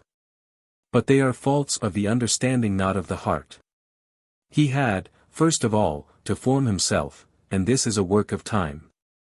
In the affair of his sister-in-law he admits the facts, and the attempts to destroy the child. But this is far from proving any depravity of heart. In his condition, his honor at stake, what else was left him to do? His greatest enemies, the Jesuits, have taught that in such a case it is lawful to make away with the child, and he quotes authorities from their books. In the introductory fault he has the example of the best of men. The second was its natural consequence, it was altogether involuntary, and, in the eye of a philosophical judge, I presume of the Gallic school, who does not square himself by the harsh letters of a bloodthirsty lawgiver. He has but a very trifling account to settle. He had become a public teacher, and was greatly followed. This example might have ruined many young men. The eyes of the order also were fixed on him. The edifice rested on his credit. Had he fallen, he could no longer have been in a condition to treat the matters of virtue so as to make a lasting impression. It was chiefly his anxiety to support the credit of the order which determined him to take this step. It makes for him, but by no means against him, and the persons who are most in fault are the slavish inquisitors, who have published the transaction, in order to make his character more remarkable, and to hurt the order through his person. And they have not scrupled, for this hellish purpose, to stir up a child against its father. I make no reflections on this very remarkable, and highly useful story, but content myself with saying that this justification by Weishaupt, which I have been careful to give in his own words, is the greatest instance of effrontery and insult on the sentiments of mankind that I have ever met with. We are all supposed as completely corrupted as if we had lived under the full blaze of illumination. In other places of this curious correspondence we learn that Minos, and others of the Areopagity, wanted to introduce atheism at once, and not go hedging in the manner they did, affirming it was easier to show at once that atheism was friendly to society, than to explain all their Masonic Christianity, which they were afterwards to show to be a bundle of lies. Indeed, this purpose, of not only abolishing Christianity, but all positive religion whatever, was Weishaupt's favorite scheme from the beginning. Before he canvassed for his order, in 1774, he published a fictitious antique, which he called Sidoniae Apollinaris Fragmenta, to prepare, as he expressly says in another place, men's minds for the doctrines of reason, which contains all the detestable doctrines of Robinet's Système de la Nature. The publication of the second part was stopped. Weishaupt says, in his Apology for the Illuminati, that before 1780 he had retracted his opinions about materialism, and about the inexpediency of princes. But this is false. Philo says expressly, that everything remained on its original footing in the whole practice and dogmas of the order when he quitted it in July 1784. All this was concealed, and even the abominable Masonry, in the account of the order which Weishaupt published at Regensburg. And it required the constant efforts of Philo to prevent bare or flat atheism from being uniformly taught in their degrees. He had told the council that Zeno would not be under a roof with a man who denied the immortality of the soul. He complains of Minos's cramming irreligion down their throats in every meeting, and says, that he frightened many from entering the order. Truth, says Philo, is a clever, but a modest girl, who must be led by the hand like a gentlewoman, but not kicked about like a whore. Spartacus complains much of the squeamishness of Philo, yet Philo is not a great deal behind him in irreligion. When describing to Cato the Christianity of the priest degree, as he had manufactured it, he says, it is all one whether it be true or false, we must have it, that we may tickle those who have a hankering for religion. All the odds seems to be, that he was of a gentler disposition, and had more deference even for the absurd prejudices of others. In one of his angry letters to Cato he says, the vanity and self-conceit of Spartacus would have got the better of all prudence, had I not checked him, and prevailed on the Areopagity but to defer the development of the bold principles till we had firmly secured the man. I even wished to entice the candidate the more by giving him back all his former bonds of secrecy, and leaving him at liberty to walk out without fear, and I am certain that they were, by this time, so engaged that we should not have lost one man. But Spartacus had composed an exhibition of his last principles, for a discourse of reception, in which he painted his 3 favorite mysterious degrees, which were to be conferred by him alone, in colors which had fascinated his own fancy. But they were the colors of hell, and would have scared the most intrepid, and because I represented the danger of this, and by force obtained the omission of this picture, he became my implacable enemy. I abhor treachery and profligacy, and leave him to blow himself and his order in the air. Accordingly this happened. It was this which terrified one of the 4 professors, and made him impart his doubts to the rest. Yet Spartacus seems to have profited by the apprehensions of Philo, for in the last reception, he, for the first time, exacts a bond from the intrant, engaging himself for ever to the order, and swearing that he will never draw back. Thus admitted, he becomes a sure card. The course of his life is in the hands of the order, and his thoughts on 1,000 dangerous points, his reports concerning his neighbors and friends, in short, his honor and his neck. The deist, thus led on, has not far to go before he becomes a naturalist or atheist, and then the eternal sleep of death crowns all his humble hopes. Before giving an account of the higher degrees, I shall just extract from one letter more on a singular subject. Minus to Sebastian, 1782. The proposal of Hercules to establish a minor vow school for girls is excellent, but requires much circumspection. Philo and I have long conversed on this subject. We cannot improve the world without improving women, who have such a mighty influence on the men. But how shall we get hold of them? How will their relations, particularly their mothers, immersed in prejudices, consent that others shall influence their education? We must begin with grown girls. Hercules proposes the wife of Ptolemy Magus. I have no objection. And I have 4 stepdaughters, fine girls. The oldest in particular is excellent. She is 24, has read much, is above all prejudices, and in religion she thinks as I do. They have much acquaintance among the young ladies their relations, N.B. We don't know the rank of Minos, but as he does not use the word daemon, but Frauenzimmer, it is probable that it is not high. It may immediately be a very pretty society, under the management of Ptolemy's wife, but really under his management. You must contrive pretty degrees, and dresses, and ornaments, and elegant and decent rituals. No man must be admitted. This will make them become more keen, and they will go much farther than if we were present, or than if they thought that we knew of their proceedings. Leave them to the scope of their own fancies, and they will soon invent mysteries which will put us to the blush, and create an enthusiasm which we can never equal. They will be our great apostles. Reflect on the respect, nay the awe and terror inspired by the female mystics of antiquity. Think of the Danaids, think of the Theban Bacchantes. Ptolemy's wife must direct them, and she will be instructed by Ptolemy, and my stepdaughters will consult with me.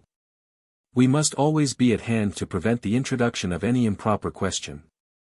We must prepare themes for their discussion, thus we shall confess them, and inspire them with our sentiments. No man however must come near them. This will fire their roving fancies, and we may expect rare mysteries. But I am doubtful whether this association will be durable. Women are fickle and impatient. Nothing will please them but hurrying from degree to degree, through a heap of insignificant ceremonies, which will soon lose their novelty and influence. To rest seriously in one rank, and to be still and silent when they have found out that the whole is a cheat, hear the words of an experienced Mason, is a task of which they are incapable. They have not our motives to persevere for years, allowing themselves to be led about, and even then to hold their tongues when they find that they have been deceived. Nay, there is a risk that they may take it into their heads to give things an opposite turn, and then, by voluptuous allurements, heightened by affected modesty and decency, which give them an irresistible empire over the best men. They may turn our order upside down, and in their turn will lead the new one. Such is the information which may be got from the private correspondence. It is needless to make more extracts of every kind of vice and trick. I have taken such as show a little of the plan of the order, as far as the degree of Illuminatus Minor, and the vile purposes which are concealed under all their specious declamation. A very minute account is given of the plan, the ritual, ceremonies, and even the instructions and discourses, in a book called the Acti Illuminat, published at Edessa, Frankfurt, in 1787. Philo says that this is quite accurate, but that he does not know the author. I proceed to give an account of their higher degrees, as they are to be seen in the book called Nuest Arbitung de Spartacus and Philo. And the authenticity of the accounts is attested by Grollman, a private gentleman of independent fortune, who read them, signed and sealed by Spartacus and the Areopagity. The series of ranks and progress of the pupil were arranged as follows. The reader must be almost sick of so much villainy, and would be disgusted with the minute detail, in which the cant of the order is ringing continually in his ears. I shall therefore only give such a short extract as may fix our notions of the object of the order, and the morality of the means employed for attaining it. We need not go back to the lower degrees, and shall begin with the Illuminatus Dirigens, or Scotch Knight. After a short introduction, teaching us how the holy secret chapter of Scotch Knights is assembled, we have, fuller accounts and instructions relating to the whole. 2. Instructions for the lower classes of Masonry. 3. Instructions relating to Mason lodges in general. 4. Account of a reception into this degree, with the bond which each subscribes before he can be admitted. V. Concerning the solemn chapter for reception. 6. Opening of the chapter. 7. Ritual of reception and the oath. 8. Shutting of the chapter. 9. Agape, or love feast. X. Ceremonies of the consecration of the chapter. Appendix A. Explanation of the symbols of Freemasonry. B. Catechism for the Scotch Knight. C. Secret cipher. In No. I. It is said that the chief study of the Scotch Knight is to work on all men in such a way as is most insinuating. 2. He must endeavor to acquire the possession of considerable property. 3. In all Mason lodges we must try secretly to get the upper hand. The Masons do not know what Freemasonry is, their high objects, nor their highest superiors, and should be directed by those who will lead them along the right road. In preparing a candidate for the degree of Scotch knighthood, we must bring him into dilemmas by catching questions. We must endeavor to get the disposal of the money of the lodges of the Freemasons, or at least take care that it be applied to purposes favorable to our order, but this must be done in a way that shall not be remarked. Above all, we must push forward with all our skill, the plan of eclectic Masonry, and for this purpose follow up the circular letter already sent to all the lodges with everything that can increase their present embarrassment. In the bond of No. 4. The candidate binds himself to consider and treat the Illuminati as the superiors of Freemasonry, and endeavor in all the Mason lodges which he frequents, to have the Masonry of the Illuminated, and particularly the Scotch novitiate, introduced into the lodge. This is not very different from the Masonry of the Chevalier de l'Aigle of the Rosaic Masonry, making the master's degree a sort of commemoration of the Passion, but without giving that character to Christianity which is peculiar to Illuminatism. Jesus Christ is represented as the enemy of superstitious observances, and the assertor of the empire of reason and of brotherly love, and his death and memory as dear to mankind. This evidently paves the way for Weishaupt's Christianity. The Scotch Knight also engages to consider the superiors of the order as the unknown superiors of Freemasonry, and to contribute all he can to their gradual union. In the oath, No. 7. The candidate says, I will never more be a flatterer of the great, I will never be a lowly servant of princes, but I will strive with spirit, and with address, for virtue, wisdom, and liberty. I will powerfully oppose superstition, slander, and despotism, so, that like a true son of the order, I may serve the world. I will never sacrifice the general good, and the happiness of the world, to my private interest. I will boldly defend my brother against slander, will follow out the traces of the pure and true religion pointed out to me in my instructions, and in the doctrines of Masonry, and will faithfully report to my superiors the progress I make therein. When he gets the stroke which dubs him a knight, the presses says to him, Now prove thyself, by thy ability, equal to kings, and never from this time forward bow thy knee to one who is, like thyself, but a man. No. 9 is an account of the love feast. First, there is a table lodge, opened as usual, but in virtue of the ancient master word. Then it is said, Let moderation, fortitude, morality, and genuine love of the brethren, with the overflowing of innocent and careless mirth reign here. This is almost verbatim from Toland. 2d. In the middle of a by-table is a chalice, a pot of wine, an empty plate, and a plate of unleavened bread. All is covered with a green cloth. 3d. When the table lodge is ended, and the prefect sees no obstacle, he strikes on this by-table the stroke of Scotch master, and his signal is repeated by the senior warden. All are still and silent. The prefect lifts off the cloth. 4th, the prefect asks, whether the knights are in the disposition to partake of the love feast in earnest, peace, and contentment. If none hesitates, or offers to retire, he takes the plate with the bread and says, J. of N.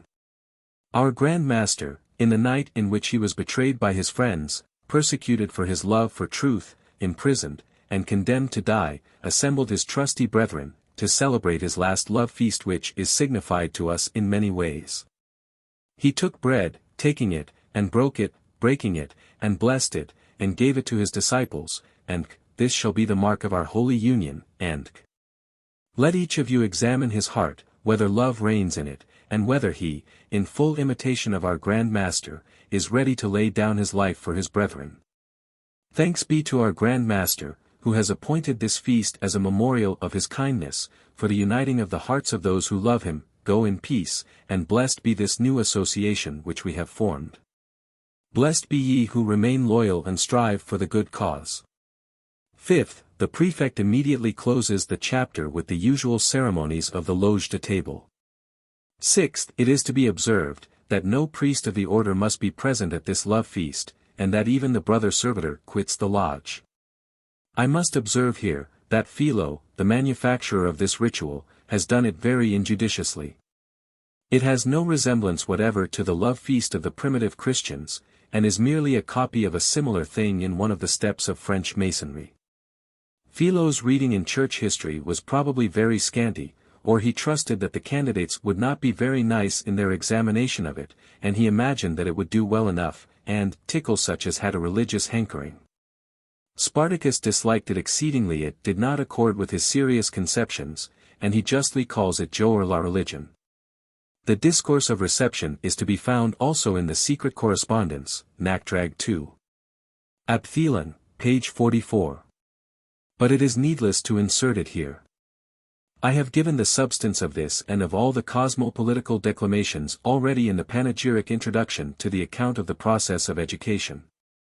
And in Spartacus's letter, and in Philo's I have given an abstract of the introduction to the explanation given in this degree of the symbols of Freemasonry.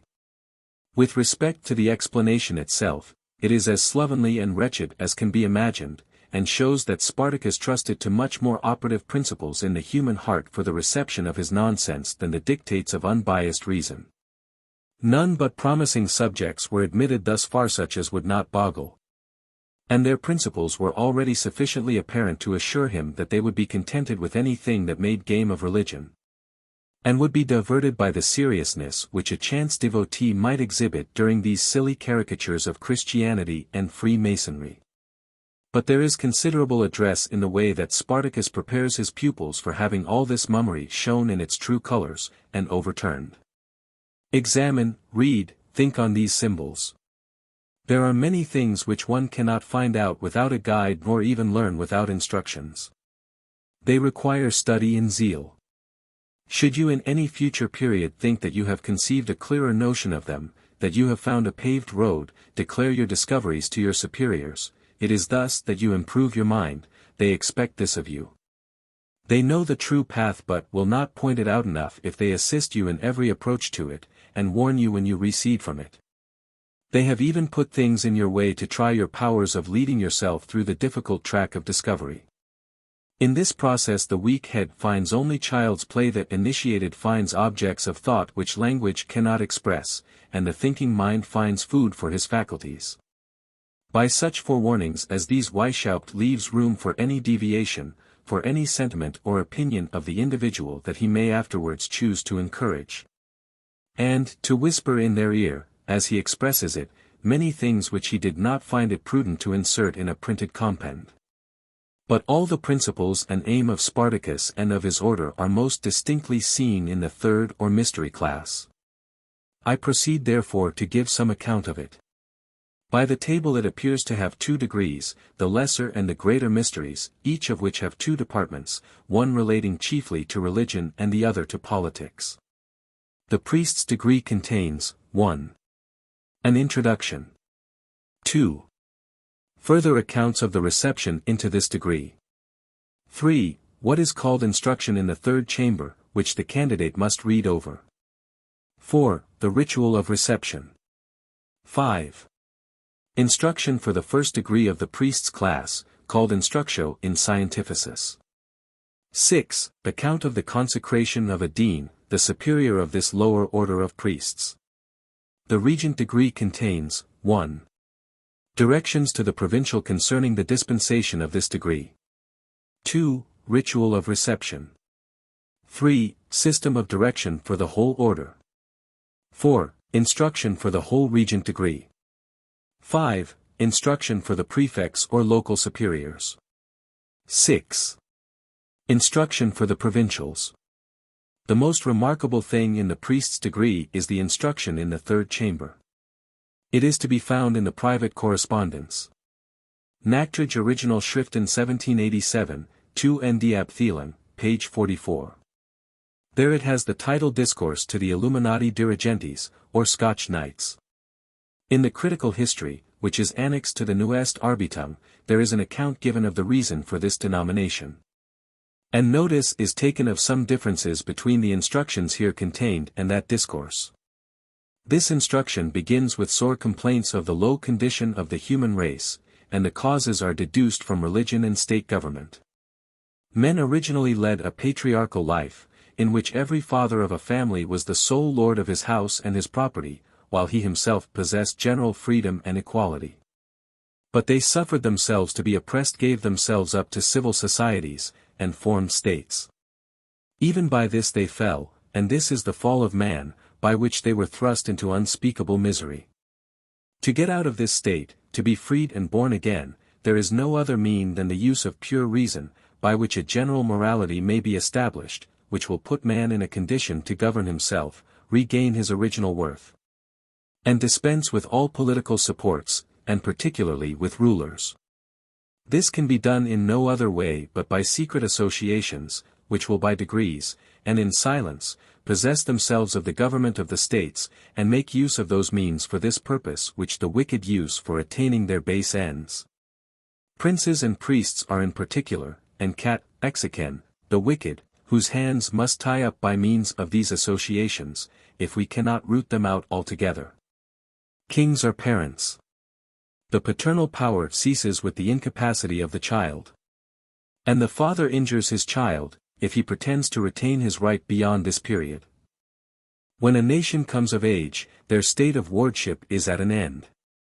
Here follows a long declamation against patriotism, as a narrow-minded principle when compared with true cosmopolitism. Nobles are represented as a race of men that serve not the nation but the prince, whom a hint from the sovereign stirs up against the nation, who are retained servants and ministers of despotism, and the mean for oppressing national liberty. Kings are accused of a tacit convention, under the flattering appellation of the balance of power, to keep nations in subjection. The mean to regain reason her rights, to raise liberty from its ashes, to restore to man his original rights, to produce the previous revolution in the mind of man, to obtain an eternal victory over oppressors, and to work the redemption of mankind, is secret schools of wisdom. When the worthy have strengthened their association by numbers, they are secure, and then they begin to become powerful, and terrible to the wicked, of whom many will, for safety, amend themselves. Many will come over to our party, and we shall bind the hands of the rest, and finally conquer them.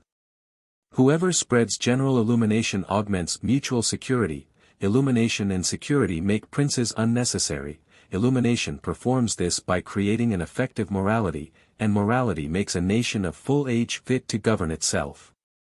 And since it is not impossible to produce a just morality, it is possible to regain freedom for the world. We must therefore strengthen our band, and establish a legion, which shall restore the rights of man, original liberty and independence. Jesus Christ, but I am sick of all this.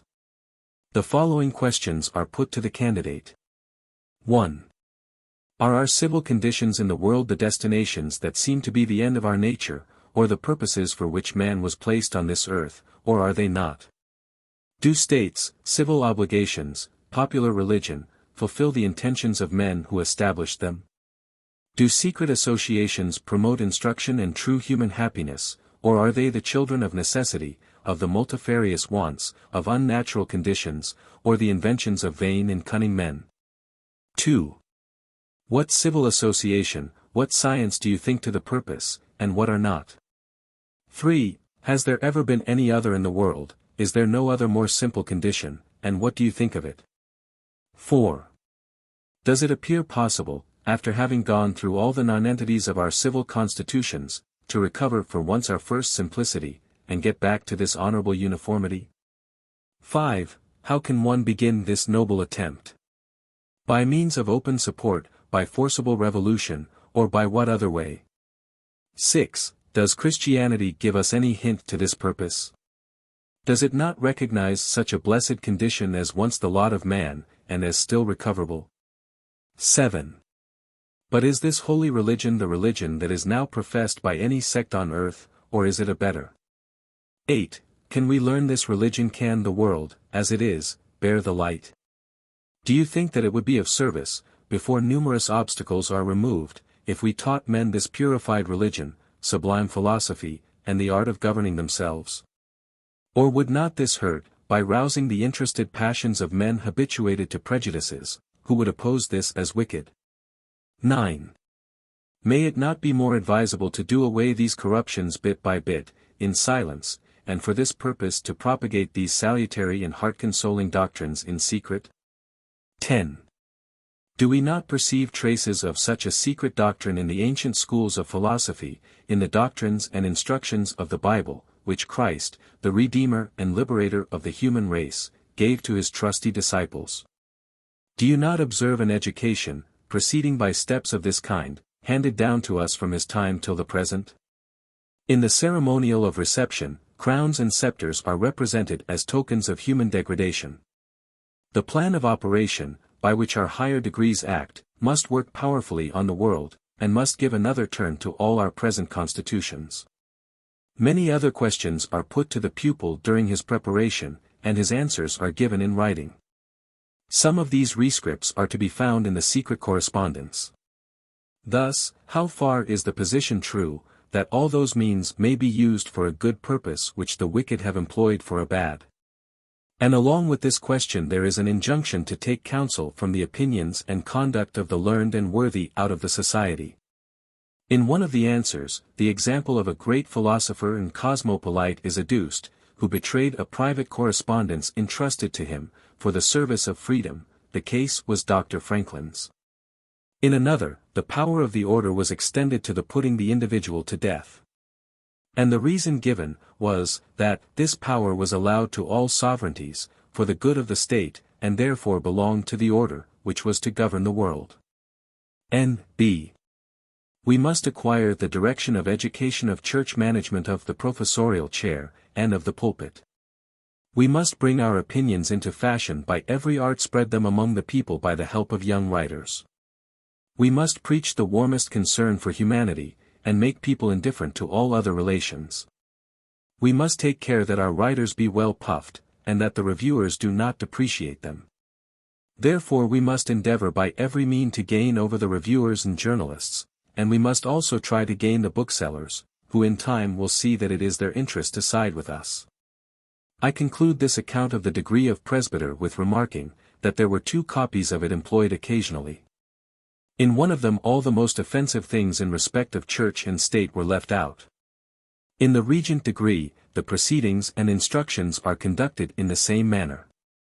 Here, it is said, we must as much as possible select for this degree persons who are free, independent of all princes. Particularly such as have frequently declared themselves discontented with the usual institutions, and their wishes to see a better government established. Catching questions are put to the candidate for this degree, such as 1. Would the society be objectionable which should, till the greater revolution of nature should be ripe, put monarchs and rulers out of the condition to do harm? Which in silence prevents the abuse of power, by surrounding the great with its members, and thus not only prevents their doing mischief, but even makes them do good? 2. Is not the objection unjust, that such a society may abuse its power? Do not our rulers frequently abuse their power, though we are silent? This power is not so secure as in the hands of our members, whom we train up with so much care, and place about princes after mature deliberation and choice. If any government can be harmless which is erected by man, surely it must be ours, which is founded on morality, foresight, talents, liberty, and virtue, and the candidate is presented for reception in the character of a slave. And it is demanded of him what has brought him into this most miserable of all conditions. He answers society, the state, submissiveness, false religion. A skeleton is pointed out to him, at the feet of which are laid a crown and a sword. He is asked, whether that is the skeleton of a king, a nobleman, or a beggar. As he cannot decide, the president of the meeting says to him, the character of being a man is the only one that is of importance. In a long declamation on the hackneyed topics, we have here and there some thoughts which have not yet come before us. We must allow the underlings to imagine, but without telling them the truth, that we direct all the Freemason lodges, and even all other orders, and that the greatest monarchs are under our guidance, which indeed is here and there the case. There is no way of influencing men so powerfully as by means of the women. These should therefore be our chief study. We should insinuate ourselves into their good opinion, give them hints of emancipation from the tyranny of public opinion, and of standing up for themselves. It will be an immense relief to their enslaved minds to be freed from any one bond of restraint, and it will fire them the more, and cause them to work for us with zeal, without knowing that they do so. For they will only be indulging their own desire of personal admiration. We must win the common people in every corner. This will be obtained chiefly by means of the schools, and by open, hearty behavior, show, condescension, popularity, and toleration of their prejudices, which we shall at leisure root out and dispel. If a writer publishes anything that attracts notice, and is in itself just, but does not accord with our plan, we must endeavor to win him over, or decry him. A chief object of our care must be to keep down that slavish veneration for princes which so much disgraces all nations. Even in the soi-disant free England, the silly monarch says, "We are graciously pleased," and the more simple people say, "Amen." These men, commonly very weak heads, are only the farther corrupted by this servile flattery. But let us at once give an example of our spirit by our behavior with princes. We must avoid all familiarity, never entrust ourselves to them, behave with precision, but with civility, as to other men, speak of them on an equal footing. This will in time teach them that they are by nature men, if they have sense and spirit. And that only by convention they are lords. We must assiduously collect anecdotes, and the honorable and mean actions, both of the least and the greatest, and when their names occur in any records which are read in our meetings, let them ever be accompanied by these marks of their real worth. The great strength of our order lies in its concealment. Let it never appear in any place in its own name, but always covered by another name, and another occupation. None is fitter than the 3 lower degrees of Freemasonry. The public is accustomed to it, expects little from it, and therefore takes little notice of it. Next to this, the form of a learned or literary society is best suited to our purpose, and had Freemasonry not existed, this cover would have been employed, and it may be much more than a cover, it may be a powerful engine in our hands. By establishing reading societies, and subscription libraries, and taking these under our direction, and supplying them through our labors, we may turn the public mind which way we will. In like manner we must try to obtain an influence in the military academies. This may be of mighty consequence, the printing houses, booksellers' shops, chapters, and in short in all offices which have any effect, either in forming, or in managing, or even in directing the mind of man. Painting and engraving are highly worth our care. 6. Could our prefect, observe it is to the Illuminati regents he is speaking, whose officers are perfecti, fill the judicatories of a state with our worthy members, he does all that man can do for the order. It is better than to gain the prince himself. Princes should never get beyond the Scotch knighthood. They either never prosecute anything, or they twist everything to their own advantage.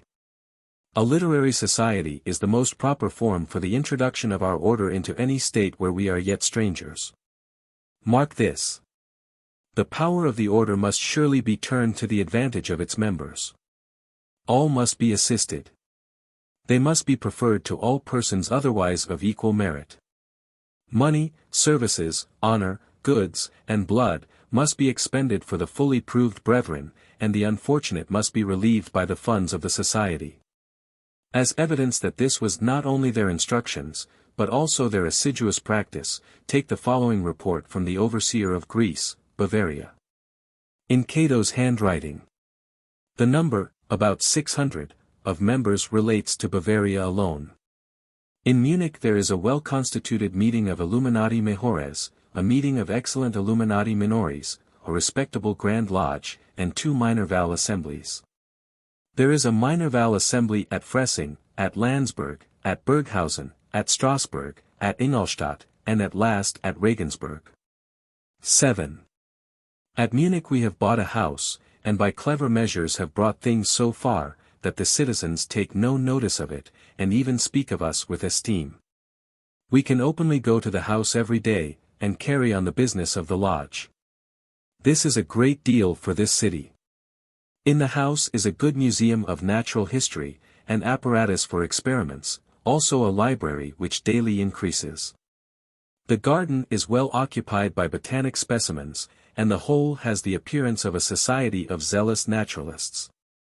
We get all the literary journals. We take care, by well-timed pieces, to make the citizens and the princes a little more noticed for certain little slips. We oppose the monks with all our might, and with great success. The lodge is constituted entirely according to our system, and has broken off entirely from Berlin, and we have nearly finished our transactions with the lodges of Poland, and shall have them under our direction.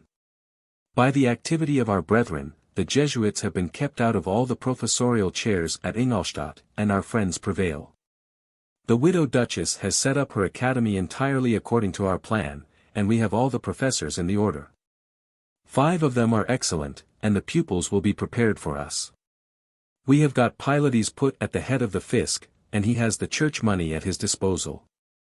By properly using this money, we have been enabled to put our brother's household in good order, which he had destroyed by going to the Jews. We have supported more brethren under similar misfortunes. Our ghostly brethren have been very fortunate this last year, for we have procured for them several good benefices, parishes, tutorships, and through our means Arminius and Cortez have gotten professorships, and many of our younger brethren have obtained bursaries by our help. We have been very successful against the Jesuits, and brought things to such a bearing, that their revenues, such as the mission, the golden alms, the exercises, and the conversion box, are now under the management of our friends. So are also their concerns in the university and the German school foundations. The application of all will be determined presently, and we have 6 members and 4 friends in the court. This has cost our Senate some nights' want of sleep. 2 of our best youths have got journeys from the court, and they will go to Vienna, where they will do us great service. All the German schools, and the Benevolent Society, are at last under our direction. We have got several zealous members in the courts of justice, and we are able to afford them pay, and other good additions. Lately, we have got possession of the Bartholomew Institution for young clergymen, having secured all its supporters. Through this we shall be able to supply Bavaria with fit priests. By a letter from Philo we learn, that one of the highest dignities in the Church was obtained for a zealous Illuminatus, in opposition even to the authority and right of the Bishop of Speyer, who is represented as a bigot and tyrannical priest. Such were the lesser mysteries of the Illuminati. But there remain the higher mysteries. The system of these has not been printed, and the degrees were conferred only by Spartacus himself, from papers which he never entrusted to any person. They were only read to the candidate, but no copy was taken. The publisher of the Neueste Arbeitung says that he has read them, so says Grollmann. He says, that in the first degree of Magus or Philosophus, the doctrines are the same with those of Spinoza, where all is material, God and the world are the same thing, and all religion whatever is without foundation, and the contrivance of ambitious men. The second degree, or Rex, teaches, that every peasant, citizen, and householder is a sovereign, as in the patriarchal state, and that nations must be brought back to that state, by whatever means are conducible peaceably, if it can be done. But, if not, then by force, for all subordination must vanish from the face of the earth. The author says further, that the German Union was, to his certain knowledge, the work of the Illuminati. The private correspondence that has been published is by no means the whole of what was discovered at Landshut and Bassus Hof, and government got a great deal of useful information, which was concealed. Both out of regard to the families of the persons concerned, and also that the rest might not know the utmost extent of the discovery, and be less on their guard. A third collection was found under the foundation of the house in which the Lodge Theodor von Guten-Rath had been held. But none of this has appeared. Enough surely has been discovered to give the public a very just idea of the designs of the society and its connections. Lodges were discovered, and are mentioned in the private papers already published, in the following places: Munich, Hesse, many; Ingolstadt, Buchenwörter, Frankfurt, Montpellier, Ekstadt, Stuttgart, 3, Hanover, Karlsruhe, Brunswick, Ansbach, Kalb, Neuwied, 2, Magdeburg, Mentz, 2, Kassel, Poland, many; Osnabrück, Turin, Weimar, England, 8, Upper Saxony, several; Scotland, 2, Austria, 14, Warsaw, 2, Westphalia, several; Duxbons, Heidelberg, Kusel, Mannheim, Treves, 2, Strasbourg, 5, Aix-la-Chapelle, 2, Speyer, Bartscheid, Worms, Herrenberg, Dusseldorf, Switzerland, many; Cologne, Rome, Bonn, 4, Naples, Livonia, many; Ancona, Courland, many; Florence, Frankenthal, France, Alsace, many; Halland, many; Vienna, 4, Dresden, 4, America, several. N.B. This was before 1786. I have picked up the names of the following members: Spartacus, Weishaupt, Professor; Philo, Nig, Freiherr, i.e. gentleman; Emilius, Bode, F.H. Bayard, Bush, F.H.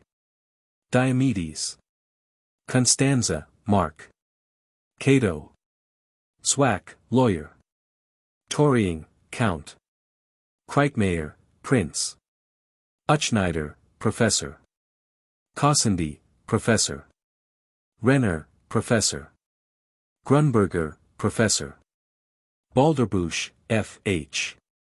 Lippert, Counselor; Kundel, ditto; Bart, ditto; Lieberhauer, Priest; Kundler, Professor; Lohling, Professor; Vacancy, Counselor; Morosky, Count; Hofstetter, Surveyor of Roads; Strabel, Bookseller; Pythagoras; Westenrieder, Professor; Babwa, Professor; Bader, Professor; Berzes, Priest; Frunz, Priest; Hannibal; Bassus, Baron; Brutus; Savioli, Count; Lucian; Nicolai, Bookseller; Bart, Clergyman; Zoroaster, Confucius; Bayerhamer; Hermes Trismegistus; Socher, School Inspector;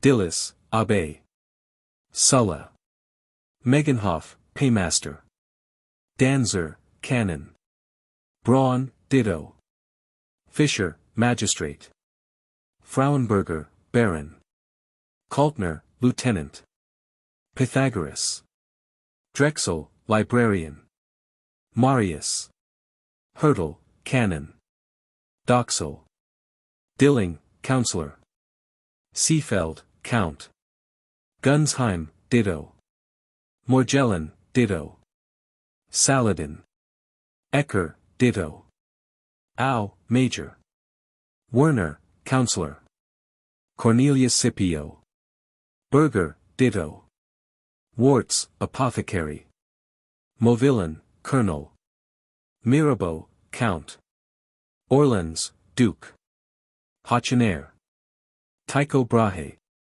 Gasper, Merchant; Thales. Capfinger. Attila. Sauer. Ludovicus Bavarus. Loci. Shaftesbury. Steger. Coriolanus. Troponero, Zuschwartz. Timon. Michel. Tamerlane. Lang. Livius. Baedorfer. Cicero. Pfelt. Ajax. Massenhausen, Count. I have not been able to find who persona ted minus, Europhon, Celsius, Mahomet, Hercules, Socrates, Filippo Strozzi, Euclides, and some others who have been uncommonly active in carrying forward the great cause. The chief publications for giving us regular accounts of the whole, besides the original writings, are 1. Gross Absicht der Illuminaten Ordens. 2. Nachtrages, 3. Endenselben. 3. Weishaupt's Improved System. 4. System de Ilium. Ordens aus dem Originalschriften Gesetzen. I may now be permitted to make a few reflections on the accounts already given of this order, which has so distinctly concentrated the casual and scattered efforts of its prompters, the Chevaliers Bienfaisants, the Philoliths, and Amos Reunis of France, and carried on the system of enlightening and reforming the world. The great aim professed by the order is to make men happy, and the means professed to be employed, as the only and surely effective, is making them good. And this is to be brought about by enlightening the mind, and freeing it from the dominion of superstition and prejudices. This purpose is effected by its producing a just and steady morality. This done, and becoming universal, there can be little doubt but that the peace of society will be the consequence, that government, subordination, and all the disagreeable coercions of civil governments will be unnecessary, and that society may go on peaceably in a state of perfect liberty and equality. But surely it requires no angel from heaven to tell us that if every man is virtuous, there will be no vice, and that there will be peace on earth, and good will between man and man, whatever be the differences of rank and fortune. So that liberty and equality seem not to be the necessary consequences of this just morality, nor necessary requisites for this national happiness. We may question, therefore, whether the illumination which makes this a necessary condition is a clear and a pure light. It may be a false glare, showing the object only on one side, tinged with partial colors thrown on it by neighboring objects. We see so much wisdom in the general plans of nature, that we are apt to think that there is the same in what relates to the human mind, and that the God of nature accomplishes his plans in this as well as in other instances. We are even disposed to think that human nature would suffer by it. The rational nature of man is not contented with meat and drink, and raiment, and shelter, but is also pleased with exerting many powers and faculties, and with gratifying many tastes, which could hardly have any existence in a society where all are equal. We say that there can be no doubt that the pleasure arising from the contemplation of the works of art, the pleasure of intellectual cultivation, the pleasure of mere ornament, are rational, distinguish man from a brute, and are so general, that there is hardly a mind so rude as not to feel them. Of all these, and of all the difficult sciences, all most rational, and in themselves most innocent, and most delightful to a cultivated mind, we should be deprived in a society where all are equal. No individual could give employment to the talents necessary for creating and improving these ornamental comforts of life. We are absolutely certain that, even in the most favorable situations on the face of the earth, the most untainted virtue in every breast could not raise man to that degree of cultivation that is possessed by citizens very low in any of the states of Europe. And in the situation of most countries we are acquainted with, the state of man would be much lower, for, at our very setting out, we must grant that the liberty and equality here spoken of must be complete. For there must not be such a thing as a farmer and his category. This would be as unjust, as much the cause of discontent, as the gentleman and the farmer.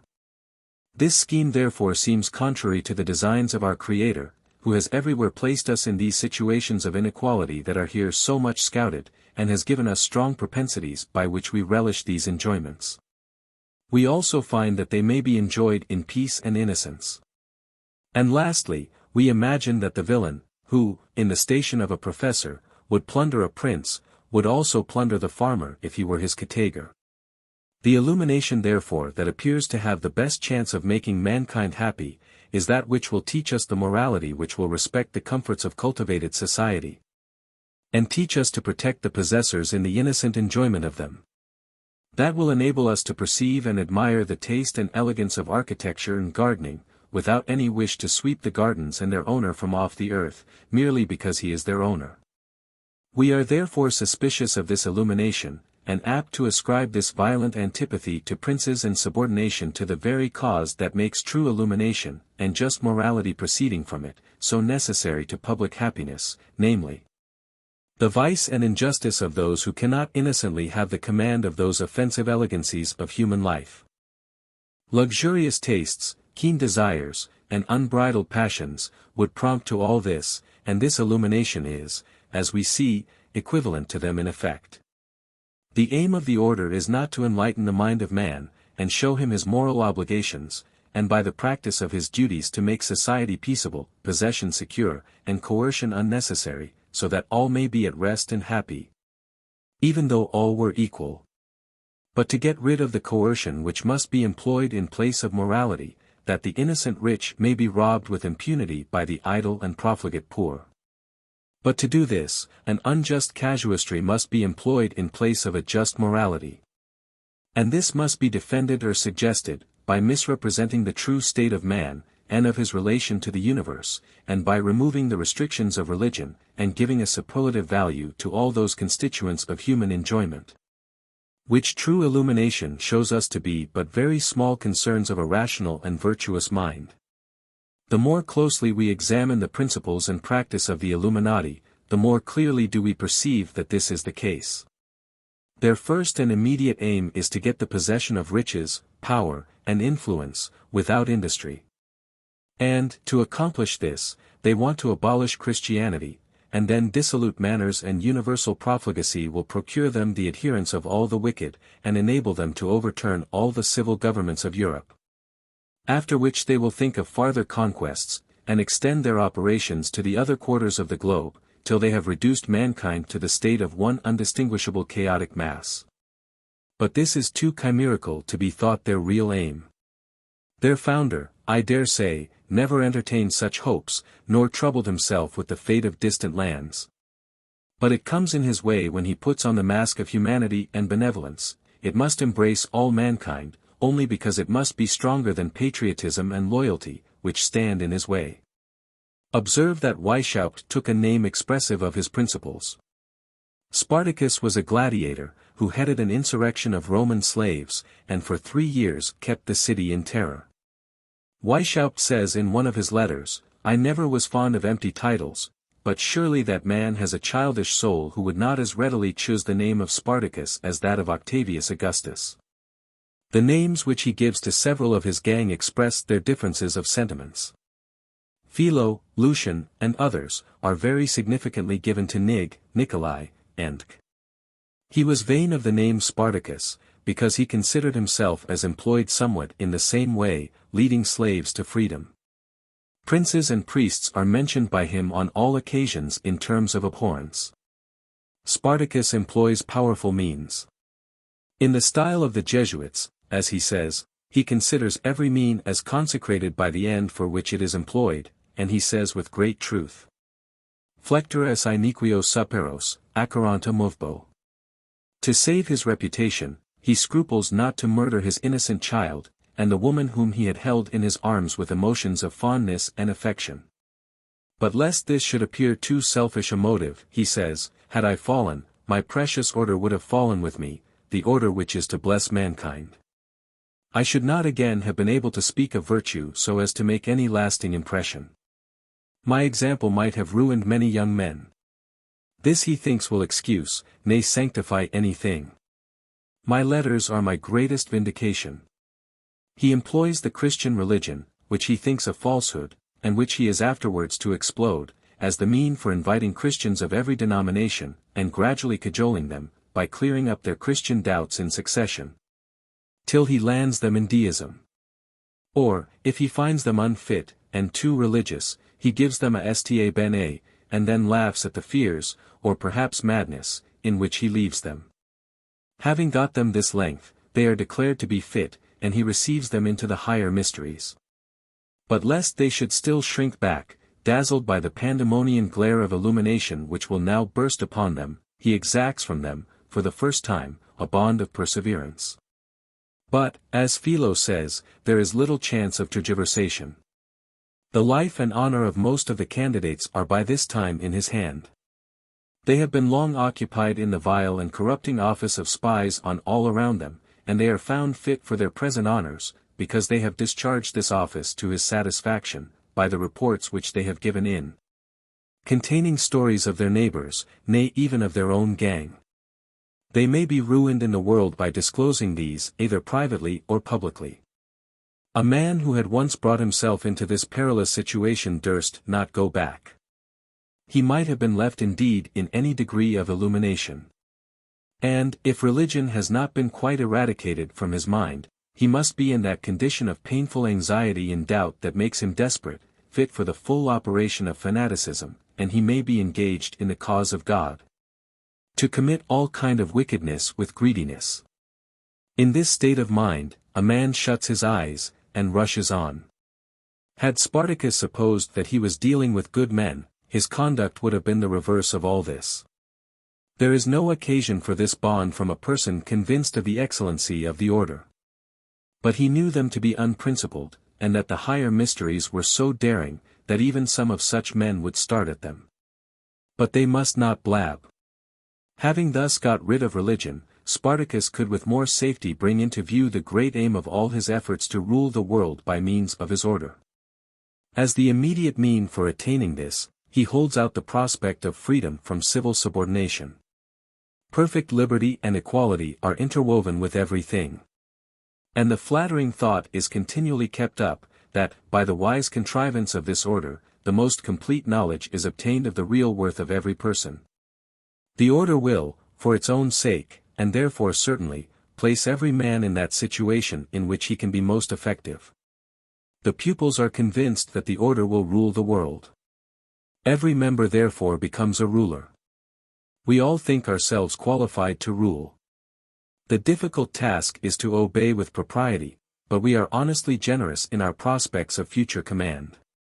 It is therefore an alluring thought, both to good and bad men. By this lure the order will spread. If they are active in insinuating their members into offices, and in keeping out others, which the private correspondence shows to have been the case, they may have had frequent experience of their success in gaining an influence on the world. This must whet their zeal. If Weishaupt was a sincere cosmopolite, he had the pleasure of seeing his work prospering in his hands. It surely needs little argument now to prove, that the order of Illuminati had for its immediate object the abolishing of Christianity, at least this was the intention of the founder, with the sole view of overturning the civil government. By introducing universal dissoluteness and profligacy of manners, and then getting the assistance of the corrupted subjects to overset the throne. The whole conduct in the preparation and instruction of the presbyter and regents is directed to this point. Philo says, I have been at unwearied pains to remove the fears of some who imagine that our superiors want to abolish Christianity. But by and by their prejudices will wear off, and they will be more at their ease. Were I to let them know that our general holds all religion to be a lie, and uses even deism, only to lead men by the nose. Were I to connect myself again with the Freemasons, and tell them our designs to ruin their fraternity by this circular letter, a letter to the lodge in Kurland, were I but to give the least hint to any of the princes of Greece, Bavaria, no.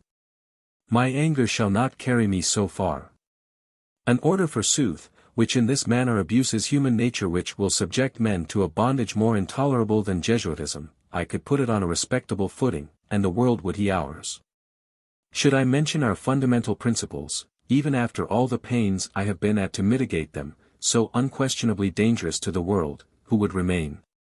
What signifies the innocent ceremonies of the priest's degree, as I have composed it, in comparison with your maxim, that we may use for a good end those means which the wicked employ for a base purpose? Brutus writes, Numenius now acquiesces in the mortality of the soul, but, I fear we shall lose Lodovicus Bavarus. He told Spartacus that he was mistaken when he thought that he had swallowed his stupid masonry. No, he saw the trick, and did not admire the end that required it. I don't know what to do, sta bene would make him mad, and he will blow us all up. The order must possess the power of life and death in consequence of our oath. And with propriety, for the same reason, and by the same right, that any government in the world possesses it, for the order comes in their place, making them unnecessary. When things cannot be otherwise, and ruin would ensue if the association did not employ this mean, the order must, as well as public rulers, employ it for the good of mankind, therefore for its own preservation. N.B. Observe here the casuistry. Nor will the political constitutions suffer by this, for there are always thousands equally ready and able to supply the place. We need not wonder that Diomedes told the professors, that death, inevitable death, from which no potentate could protect them, awaited every traitor of the order. Nor that the French Convention proposed to take off the German princes and generals by sword or poison, and Spartacus might tickle the fancy of his order with the notion of ruling the world, but I imagine that his darling aim was ruling the order. The happiness of mankind was, like Weishaupt's Christianity, a mere tool, a tool which the regents made a joke of. But Spartacus would rule the regents, this he could not so easily accomplish. His despotism was insupportable to most of them, and finally brought all to light. When he could not persuade them by his own firmness, and indeed by his superior wisdom and disinterestedness in other respects, and his unwearied activity, he employed Jesuitical tricks, causing them to fall out with each other, setting them as spies on each other, and separating any two that he saw attached to each other, by making the one a master of the other. And, in short, he left nothing undone that could secure his uncontrolled command. This caused Philo to quit the order, and made Bassus, Von Torying, Kreitmayer, and several other gentlemen, cease attending the meetings. And it was their mutual dissensions which made them speak too freely in public, and call on themselves so much notice. At the time of the discovery, the party of Weishaupt consisted chiefly of very mean people, devoted to him, and willing to execute his orders, that by being his servants, they might have the pleasure of commanding others. The undoubted objects of this association, are surely dangerous and detestable, viz. To overturn the present constitutions of the European states, in order to introduce a chimera which the history of mankind shows to be contrary to the nature of man. Naturam expellas furca, tamen usque recurret. Suppose it possible, and done in peace, it could not stand, unless every principle of activity in the human mind be enthralled, all incitement to exertion and industry removed, and man brought into a condition incapable of improvement. And this at the expense of everything that is valued by the best of men, by misery and devastation, by loosening all the bands of society. To talk of morality and virtue in conjunction with such schemes, is an insult to common sense. Dissoluteness of manners alone can bring men to think of it. Is it not astonishing, therefore, to hear people in this country express any regard for this institution? Is it not grieving to the heart to think that there are lodges of illuminated among us? I think that nothing bids fairer for weaning our inconsiderate countrymen from having any connection with them, than the faithful account here given. I hope that there are few, very few of our countrymen, and none whom we call friend, who can think that an order which practiced such things can be anything else than a ruinous association, a gang of profligates. All their professions of the love of mankind are vain, nay, their illumination must be a bewildering blaze, and totally ineffectual for its purpose, for it has had no such influence on the leaders of the band. Yet it seems quite adequate to the effects it has produced, for such are the characters of those who forget God. If we in the next place attend to their mode of education, and examine it by those rulers of common sense that we apply in other cases of conduct, we shall find it equally unpromising. The system of Illuminism is one of the explanations of Freemasonry, and it has gained many partisans. These explanations rest their credit and their preference on their own merits. There is something in themselves, or in one of them as distinguished from another, which procures it the preference for its own sake. Therefore, to give this order any dependence on Freemasonry, is to degrade the order. To introduce a Masonic ritual into a manly institution is to degrade it to a frivolous amusement for great children. Men really exerting themselves to reform the world, and qualified for the task, must have been disgusted with such occupations. They betray a frivolous conception of the talk in which they are really engaged. To imagine that men engaged in the struggle and rivalship of life, under the influence of selfish, or mean, or impetuous passions, are to be wheedled into candid sentiments or a generous conduct. As a froward child may sometimes be made gentle and tractable by a rattle or a humming top, betrays a great ignorance of human nature, and an arrogant self-conceit in those who can imagine that all but themselves are babies. The further we proceed, the more do we see of this want of wisdom. The whole procedure of their instruction supposes such a complete surrender of freedom of thought, of common sense, and of common caution, that it seems impossible that it should not have alarmed every sensible mind. This indeed happened before the order was 7 years old. It was wise indeed to keep their Areopagity out of sight, but who can be so silly as to believe that their unknown superiors were all and always faultless men? But had they been the men they were represented to be, if I have any knowledge of my own heart, or any capacity of drawing just inferences from the conduct of others, I am persuaded that the knowing his superiors would have animated the pupil to exertion, that he might exhibit a pleasing spectacle to such intelligent and worthy judges. Did not the Stoics profess themselves to be encouraged in the scheme of life, by the thought that the immortal gods were looking on and passing their judgments on their manner of acting the part assigned them? But what abject spirit will be contented with working, zealously working, for years, after a plan of which he is never to learn the full meaning? In short, the only knowledge that he can perceive is knowledge in its worst form, cunning. This must appear in the contrivances by which he will soon find that he is kept in complete subjection. If he is a true and zealous brother, he has put himself in the power of his superiors by his rescripts, which they required of him on pretence of their learning his own character, and of his learning how to know the characters of other men. In these rescripts they have got his thoughts on many delicate points, and on the conduct of others. His directors may ruin him by betraying him, and this without being seen in it. I should think that wise men would know that none but weak or bad men would subject themselves to such a task. They exclude the good, the manly, the only fit persons for assisting them in their endeavors to inform and to rule the world. Indeed, I may say that this exclusion is almost made already by connecting the order with Freemasonry. Lodges are not the resorts of such men. They may sometimes be found there for an hour's relaxation. But these places are the haunts of the young, the thoughtless, the idle, the weak, the vain, or of designing literati, and accordingly this is the condition of 3/4 of the Illuminati whose names are known to the public. I own that the reasons given to the pupil for prescribing these tasks are clever, and well adapted to produce their effect. During the flurry of reception, and the glow of expectation, the danger may not be suspected. But I hardly imagine that it will remain unperceived when the pupil sits down to write his first lesson.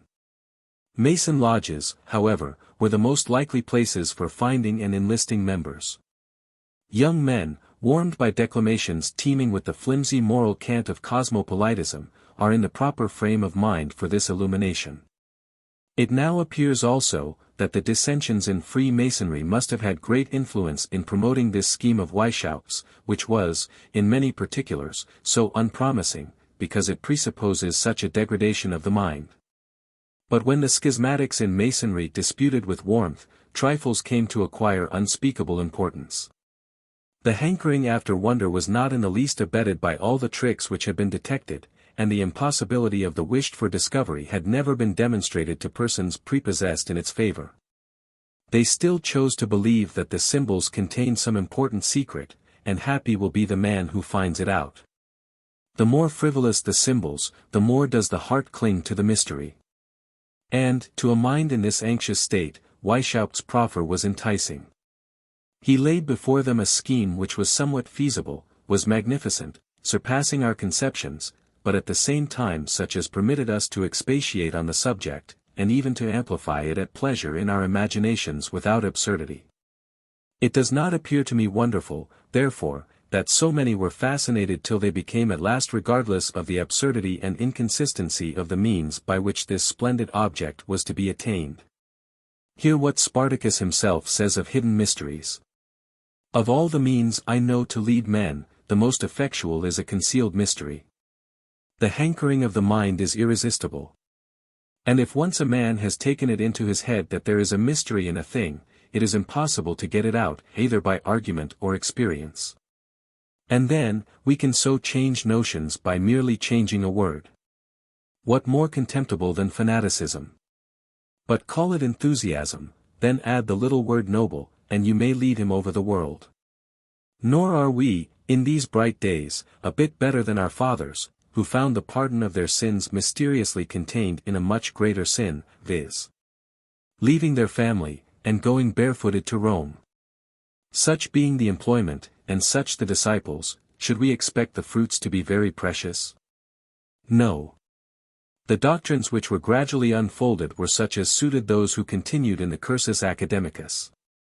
Those who did not, because they did not like them, got sta bene, they were not fit for advancements. The numbers however were great. Spartacus boasted of 600 in Bavaria alone in 1783. We don't know many of them, few of those we know were in the upper ranks of life. And I can see that it required much wheedling, and many letters of long-worded German compliments from the proud Spartacus. To win even a young baron or a graf just come of age men in an easy situation in life could not brook the employment of a spy, which is base, cowardly, and corrupting, and has in all ages and countries degraded the person who engages in it. Can the person be called wise who thus enslaves himself? Such persons give up the right of private judgment, and rely on their unknown superiors with the blindest and most abject confidence. For their sakes, and to rivet still faster their own fetters, they engage in the most corrupting of all employments, and for what? To learn something more of an order, of which every degree explodes the doctrine of a former one. Would it have hurt the young Illuminatus to have it explained to him all at once? Would not this fire his mind when he sees with the same glance the great object, and the fitness of the means for attaining it? Would not the exalted characters of the superior, so much excelling himself in talents, and virtue, and happiness, otherwise the order is good for nothing, warm his heart, and fill him with emulation, since he sees in them that what is so strongly preached to him is an attainable thing? No, it is all a trick. He must be kept like a child, amused with rattles, and stars, and ribbons, and all the satisfaction he obtains is, like the Masons, the fun of seeing others running the same gauntlet. Weishaupt acknowledges that the great influence of the order may be abused. Surely, in no way so easily or so fatally as by corrupting or seductive lessons in the beginning. The mistake or error of the pupil is undiscoverable by himself, according to the genuine principles of illumination, for the pupil must believe his mentor to be infallible. With him alone he is connected, his lessons only must he learn. Who can tell him that he has gone wrong, or who can set him right? Yet he certainly may be misled. Here, therefore, there is confusion and deficiency. There must be some standard to which appeal can be made. But this is inaccessible to all within the pale of the order, it is therefore without this pale, and independent of the order, and it is attainable only by abandoning the order. The quibus licet, the primo, the soli, can procure no light to the person who does not know that he has been led out of the right road to virtue and happiness. The superiors indeed draw much useful information from these reports, though they affect to stand in no need of it, and they make a cruel return. All this is so much out of the natural road of instruction, that, on this account alone, we may presume that it is wrong. We are generally safe when we follow nature's plans. A child learns in his father's house, by seeing, and by imitating, and in common domestic education, he gets much useful knowledge, and the chief habits which are afterwards to regulate his conduct. Example does almost everything. And, with respect to what may be called living, as distinguishable from profession, speculation and argumentative instruction are seldom employed, or of any use. The indispensableness of mutual forbearance and obedience, for domestic peace and happiness, forms most of these habits. And the child, under good parents, is kept in a situation that makes virtue easier than vice, and he becomes wise and good without any express study about the matter. But this illumination plan is darkness over all, it is too artificial, and the topics, from which counsel is to be drawn, cannot be taken from the peculiar views of the order, for these are yet a secret for the pupil and must ever be a secret for him while under tuition.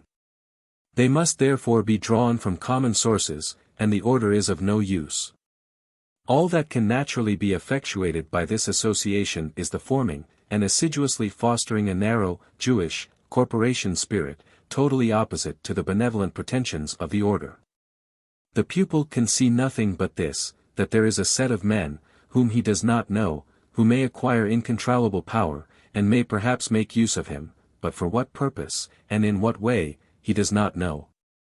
How can he know that his endeavors are to make man happier, any other way than as he might have known it without having put this collar round his own neck? These reflections address themselves to all men who profess to conduct themselves by the principles and dictates of common sense and prudence, and who have the ordinary share of candor and goodwill to others.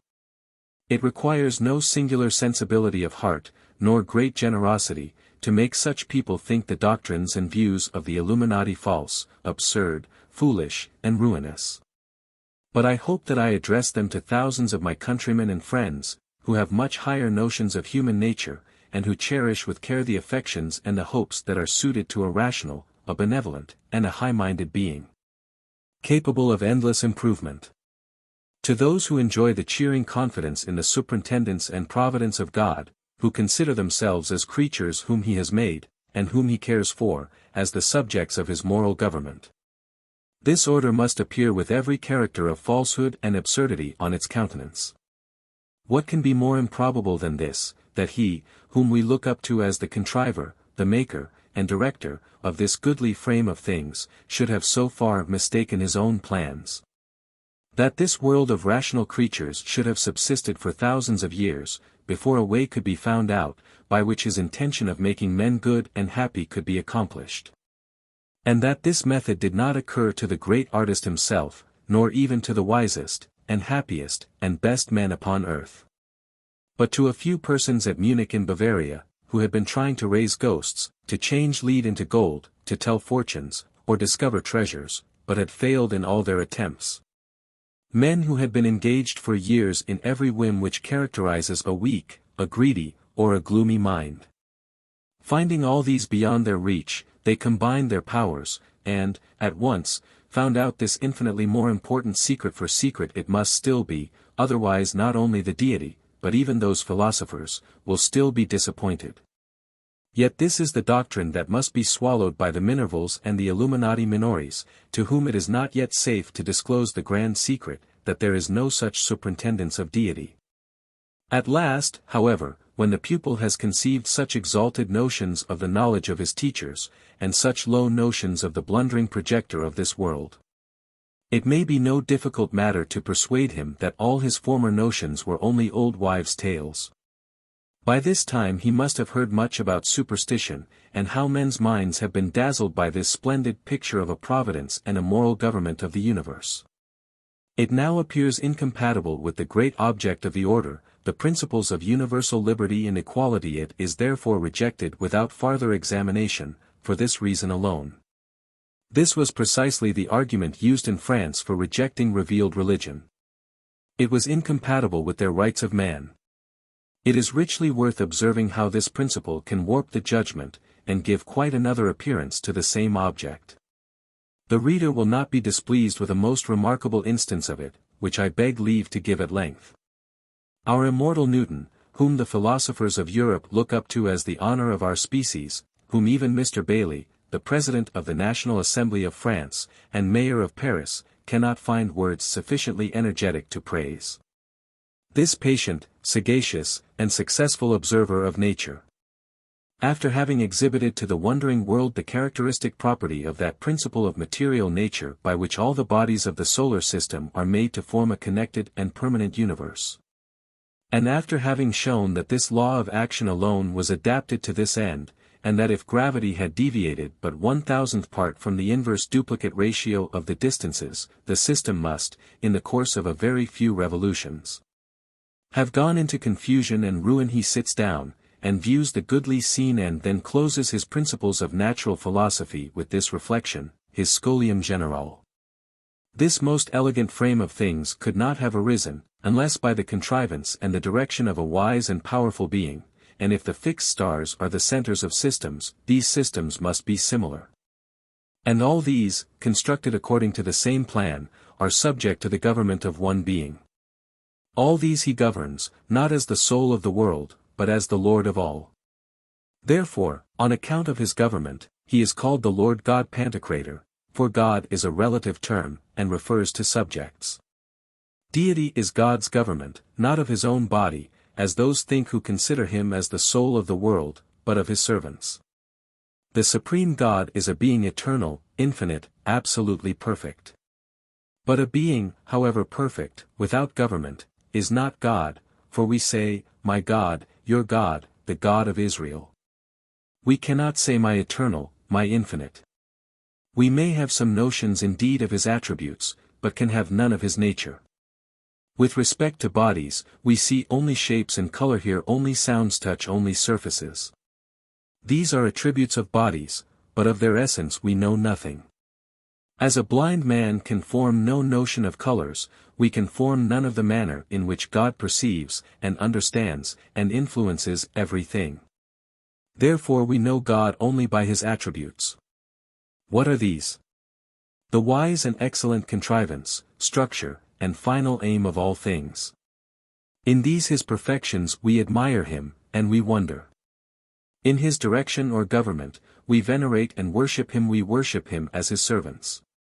And God, without dominion, without providence, and final aims, is fate not the object either of reverence, of hope, of love, or of fear.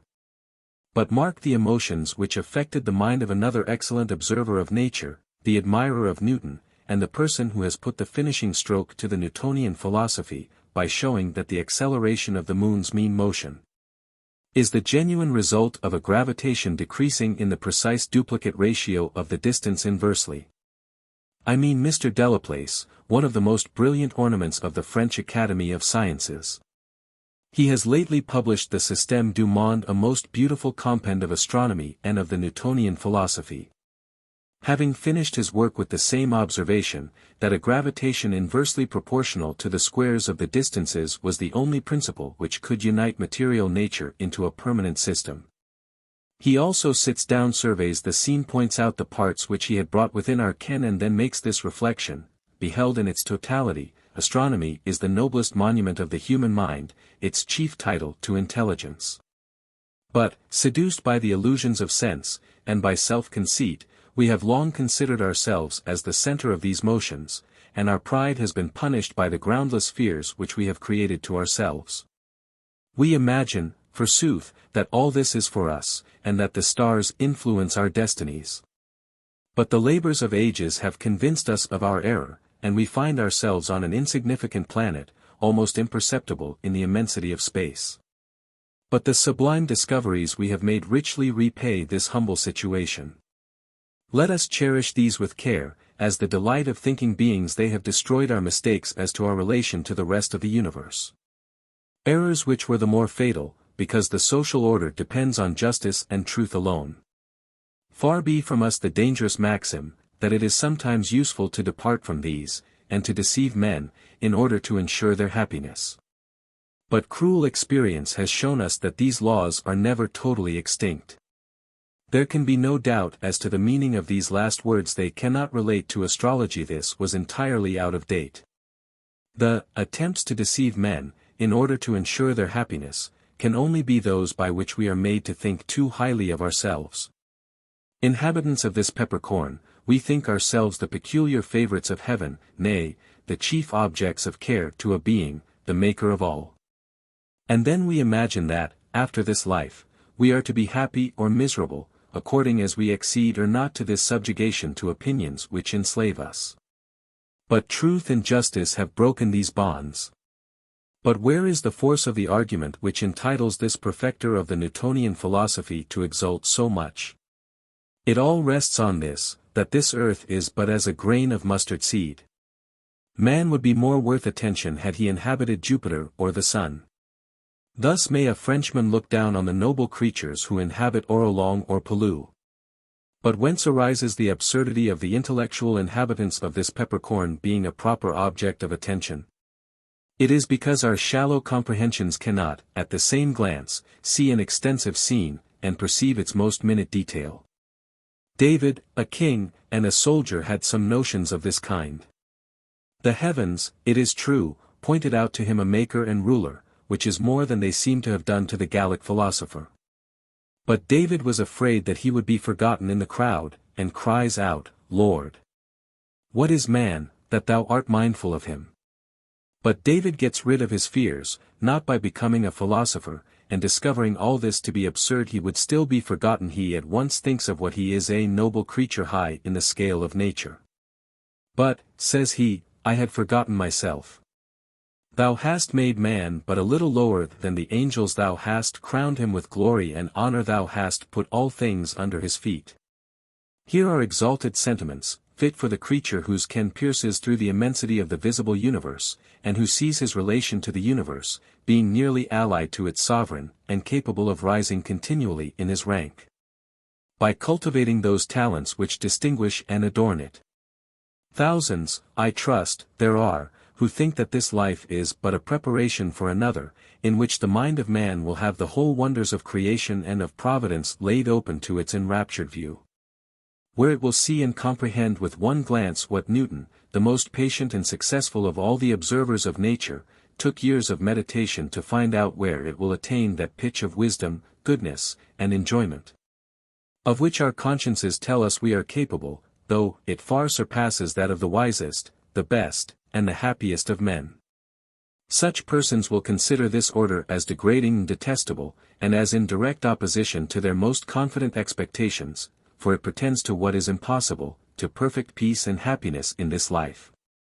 They believe, and they feel, that man must be made perfect through sufferings, which shall call into action powers of mind that otherwise would never have unfolded themselves, powers which are frequently sources of the purest and most soothing pleasures, and naturally make us rest our eyes and hopes on that state where every tear shall be wiped away, and where the kind affections shall become the never-failing sources of pure and unfading delight. Such persons see the palpable absurdity of a preparation which is equally necessary for all, and yet must be confined to the minds of a few, who have the low and indelicate appetite for frivolous playthings, and for gross sensual pleasures. Such minds will turn away from this boasted treat with loathing and abhorrence. I am well aware that some of my readers may smile at this, and think it an enthusiastical working up of the imagination, similar to what I reprobate in the case of utopian happiness in a state of universal liberty and equality. It is like, they will say, to the declamation in a sermon by persons of the trade, who are trained up to finesse, by which they allure and tickle weak minds. I acknowledge, that in the present case, I do not address myself to the cold hearts, who contentedly sink and slumber in their cells of clay. Peace to all such, but to the felices animi, quibus haec cognoscere cura. To those who have enjoyed the pleasures of science, who have been successful, who have made discoveries, who have really illuminated the world, to the Bacons, the Newtons, the Locks. Allow me to mention one, Daniel Bernoulli, the most elegant mathematician, the only philosopher, and the most worthy man, of that celebrated family. He said to a gentleman, Dr. Staling, who repeated it to me, that, when reading some of those wonderful guesses of Sir Isaac Newton, the subsequent demonstration of which has been the chief source of fame to his most celebrated commentators, his mind has sometimes been so overpowered by thrilling emotions, that he has wished that moment to be his last, and that it was this which gave him the clearest conception of the happiness of heaven.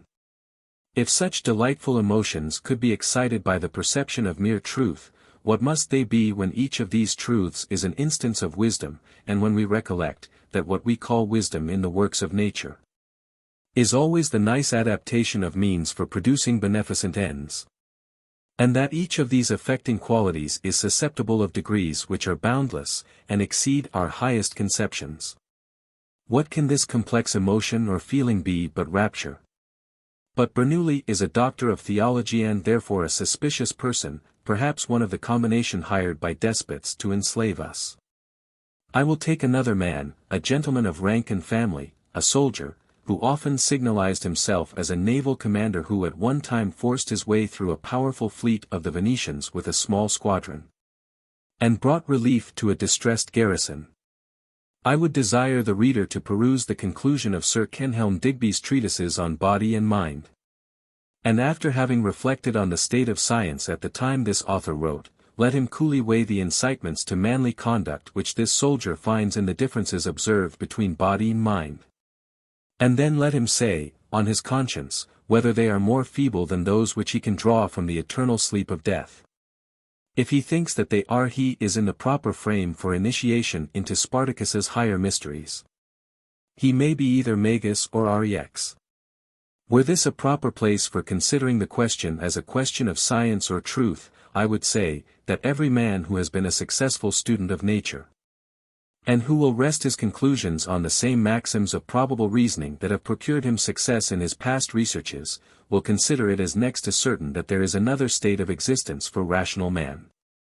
For he must own, that if this be not the case, there is a most singular exception to a proposition which the whole course of his experience has made him consider as a truth founded on universal induction, viz. That nature accomplishes all her plans, and that every class of beings attains all the improvement of which it is capable.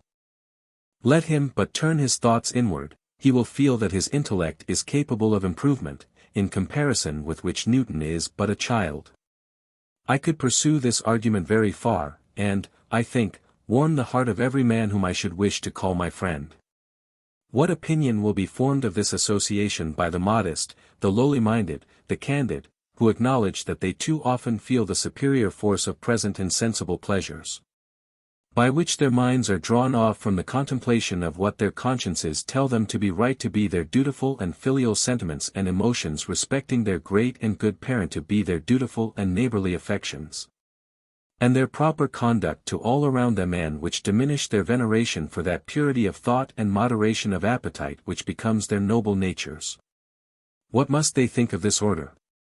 Conscious of frequent faults, which would offend themselves if committed by their dearest children, they look up to their Maker with anxiety, are sorry for having so far forgotten their duty, and fearful that they may again forget it.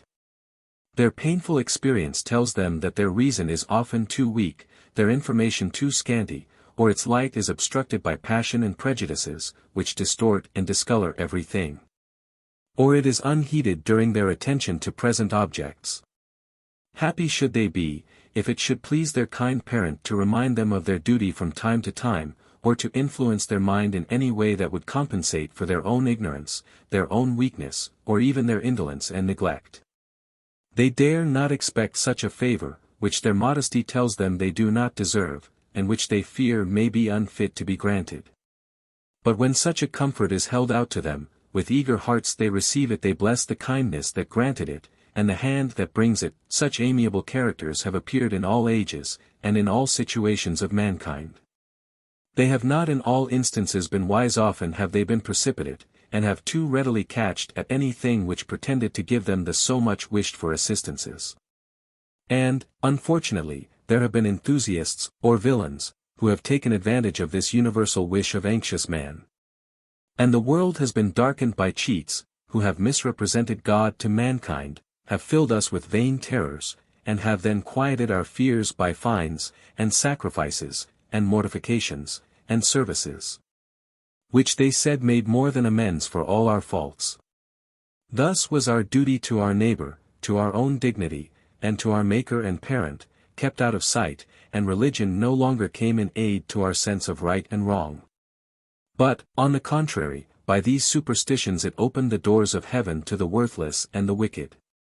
But I wish not to speak of these men, but of the good, the candid, the modest, the humble, who know their failings, who love their duties, but wish to know, to perceive, and to love them still more.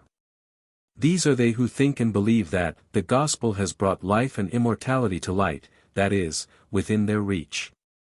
They think it worthy of the Father of mankind, and they receive it with thankful hearts, admiring above all things the simplicity of its morality, comprehended in one sentence. Do to another what you can reasonably wish that another should do to you, and that purity of thought and manners which distinguishes it from all the systems of moral instruction that have ever been offered to men. Here they find a ground of resignation under the troubles of life, and a support in the hour of death, quite suited to the diffidence of their character. Such men are ready to grant that the Stoics were persons of noble and exalted minds, and that they had worthy conceptions of the rank of man in the scale of God's works. But they confess that they themselves do not feel all that support from stoical principles which man too frequently needs. And they say that they are not singular in their opinions, but that the bulk of mankind are prevented, by their want of heroic fortitude, by their situation, or their want of the opportunities of cultivating their native strength of mind, from ever attaining this hearty submission to the will of deity. They maintain, that the Stoics were but a very few, from among many millions, and therefore their being satisfied was but a trifle amidst the general discontent, and fretting, and despair. Such men will most certainly start back from this illumination with horror and fright from a society which gives the lie to their fondest hopes, makes a sport of their grounds of hope, and of their deliverer. And which, after laughing at their credulity, bids them shake off all religion whatever, and denies the existence of that supreme mind, the pattern of all excellence. Who till now had filled their thoughts with admiration and love from an order which pretends to free them from spiritual bondage, and then lays on their necks a load 10 times more oppressive and intolerable, from which they have no power of ever escaping.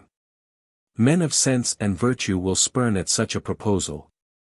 And even the profligate, who trade with deity, must be sensible that they will be better off with their priests, whom they know, and among whom they may make a selection of such as will with patience and gentleness clear up their doubts, calm their fears, and encourage their hopes. And all good men, all lovers of peace and of justice, will abhor and reject the thought of overturning the present constitution of things, faulty as it may be, merely in the endeavor to establish another, which the vices of mankind may subvert again in a 12-month. They must see, that in order to gain their point, the proposers have found it necessary to destroy the grounds of morality, by permitting the most wicked means for accomplishing any end that our fancy, warped by passion or interest, may represent to us as of great importance. They see, that instead of morality, vice must prevail, and that therefore there is no security for the continuance of this utopian felicity. And, in the meantime, desolation and misery must lay the world waste during the struggle, and half of those for whom we are striving will be swept from the face of the earth. We have but to look to France, where in 8 years there have been more executions and spoliations and distresses of every kind by the pouvoir révolutionnaire, than can be found in the long records of that despotic monarchy. There is nothing in the whole constitution of the Illuminati that strikes me with more horror than the proposals of Hercules and Minos to enlist the women in this shocking warfare with all that is good, and pure, and lovely, and of good report. They could not have fallen on any expedient that will be more effectual and fatal. If any of my countrywomen shall honor these pages with a reading, I would call on them, in the most earnest manner, to consider this as an affair of the utmost importance to themselves. I would conjure them by the regard they have for their own dignity, and for their rank in society, to join against these enemies of human nature, and profligate degraders of the sex. And I would assure them that the present state of things almost puts it in their power to be the saviors of the world. But if they are remiss, and yield to the seduction, they will fall from that high state to which they have arisen in Christian Europe, and again sink into that insignificancy or slavery in which the sex is found in all ages and countries out of the hearing of Christianity. I hope that my countrywomen will consider this solemn address to them as a proof of the high esteem in which I hold them. They will not be offended then if, in this season of alarm and anxiety, when I wish to impress their minds with a serious truth, I shall waive ceremony which is always designing, and speak of them in honest but decent plainness. Man is immersed in luxury. Our accommodations are now so numerous that everything is pleasure. Even in very sober situations in this highly cultivated society, there is hardly a thing that remains in the form of a necessary of life, or even of a mere conveniency. Everything is ornamented. It must not appear of use, it must appear as giving some sensible pleasure. I do not say this by way of blaming it is nature. Man is a refining creature, and our most boasted acquirements are but refinements on our necessary wants. Our hut becomes a palace, our blanket a fine dress, and our arts become sciences. This discontent with the natural condition of things, and this disposition to refinement, is a characteristic of our species, and is the great employment of our lives. The direction which this propensity chances to take in any age or nation, marks its character in the most conspicuous and interesting manner. All have it in some degree, and it is very conceivable that, in some, it may constitute the chief object of attention. If this be the case in any nations, it is surely most likely to be so in those where the accommodations of life are the most numerous, therefore in a rich and luxurious nation. I may surely, without exaggeration or reproach, give that appellation to our own nation at this moment. If you do not go to the very lowest class of people, who must labor all day, is it not the chief object of all to procure perceptible pleasure in one way or another? The sober and busy struggle in the thoughts and hopes of getting the means of enjoying the comforts of life without farther labor, and many have no other object than pleasure. Then let us reflect that it is woman that is to grace the whole. It is in nature, it is the very constitution of man, that woman, and everything connected with woman, must appear as the ornament of life. That this mixes with every other social sentiment, appears from the conduct of our species in all ages and in every situation. This I presume would be the case, even though there were no qualities or talents in the sex to justify it. This sentiment respecting the sex is necessary, in order to rear so helpless, so nice, and so improvable a creature as man. Without it, the long-abiding task could not be performed, and I think that I may venture to say that it is performed in the different states of society nearly in proportion as this preparatory and indispensable sentiment is in force.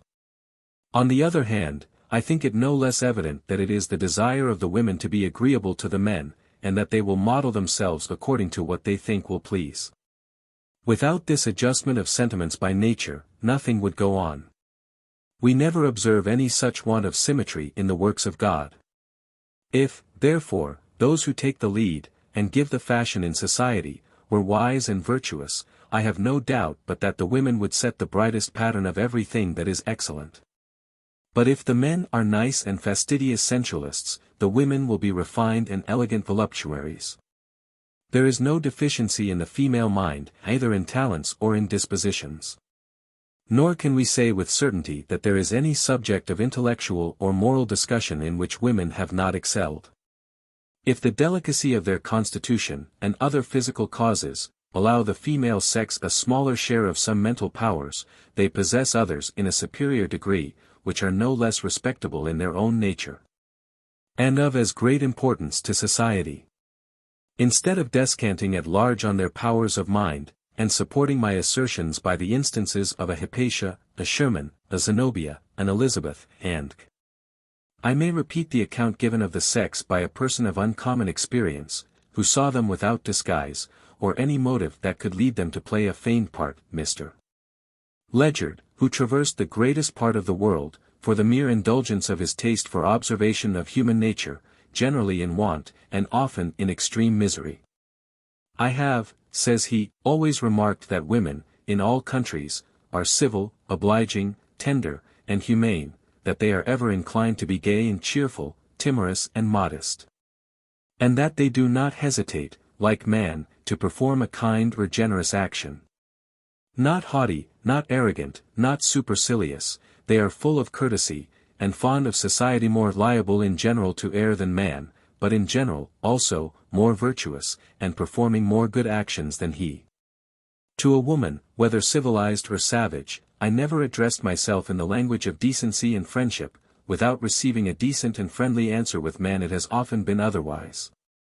In wandering over the barren plains of inhospitable Denmark, through honest Sweden, and frozen Lapland, rude and churlish Finland, unprincipled Russia, and the widespread regions of the wandering Tartar, if hungry, dry, cold, wet, or sick, the women have ever been friendly to me, and uniformly so. And to add to this virtue, so worthy of the appellation of benevolence, these actions have been performed in so free and so kind a manner, that if I was thirsty, I drank the sweetest draught, and if hungry, I ate the coarse meal with a double relish. And these are they whom Weishaupt would corrupt. One of these, whom he had embraced with fondness, would he have murdered, to save his honor, and qualify himself to preach virtue. But let us not be too severe on Weishaupt. Let us wash ourselves clear of all stain before we think of reprobating him. Are we not guilty in some degree, when we do not cultivate in the women those powers of mind, and those dispositions of heart, which would equally dignify them in every station as in those humble ranks in which Mr. Ledyard most frequently saw them? I cannot think that we do this. They are not only to grace the whole of cultivated society, but it is in their faithful and affectionate personal attachment that we are to find the sweetest pleasures that life can give. Yet in all the situations where the manner in which they are treated is not dictated by the stern laws of necessity, are they not trained up for mere amusement? Are not serious occupations considered as a task which hurts their loveliness? What is this but selfishness, or as if they had no virtues worth cultivating? Their business is supposed to be the ornamenting themselves, as if nature did not dictate this to them already, with at least as much force as is necessary. Everything is prescribed to them because it makes them more lovely. Even their moral lessons are enforced by this argument. And Miss Wollstonecraft is perfectly right when she says that the fine lessons given to young women by Fordyce or Rousseau are nothing but selfish and refined voluptuousness.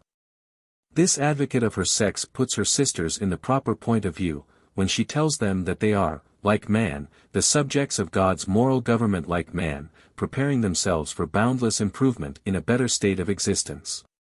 Had she adhered to this view of the matter, and kept it constantly in sight, her book, which doubtless contains many excellent things, highly deserving of their serious consideration, would have been a most valuable work. She justly observes, that the virtues of the sex are great and respectable, but that in our mad chase of pleasure, only pleasure, they are little thought of or attended to. Man trusts to his own uncontrollable power, or to the general goodness of the sex, that their virtues will appear when we have occasion for them, but we will send for these some other time. Many noble displays do they make of the most difficult attainments. Such is the patient bearing up under misfortunes, which has no brilliancy to support it in the effort. This is more difficult than braving danger in an active and conspicuous situation. How often is a woman left with a family and the shattered remains of a fortune, lost perhaps by dissipation or by indolence, and how seldom, how very seldom, do we see woman shrink from the task or discharge it with negligence? Is it not therefore folly next to madness, not to be careful of this our greatest blessing of things which so nearly concern our peace nor guard ourselves, and these our best companions and friends, from the effects of this fatal illumination?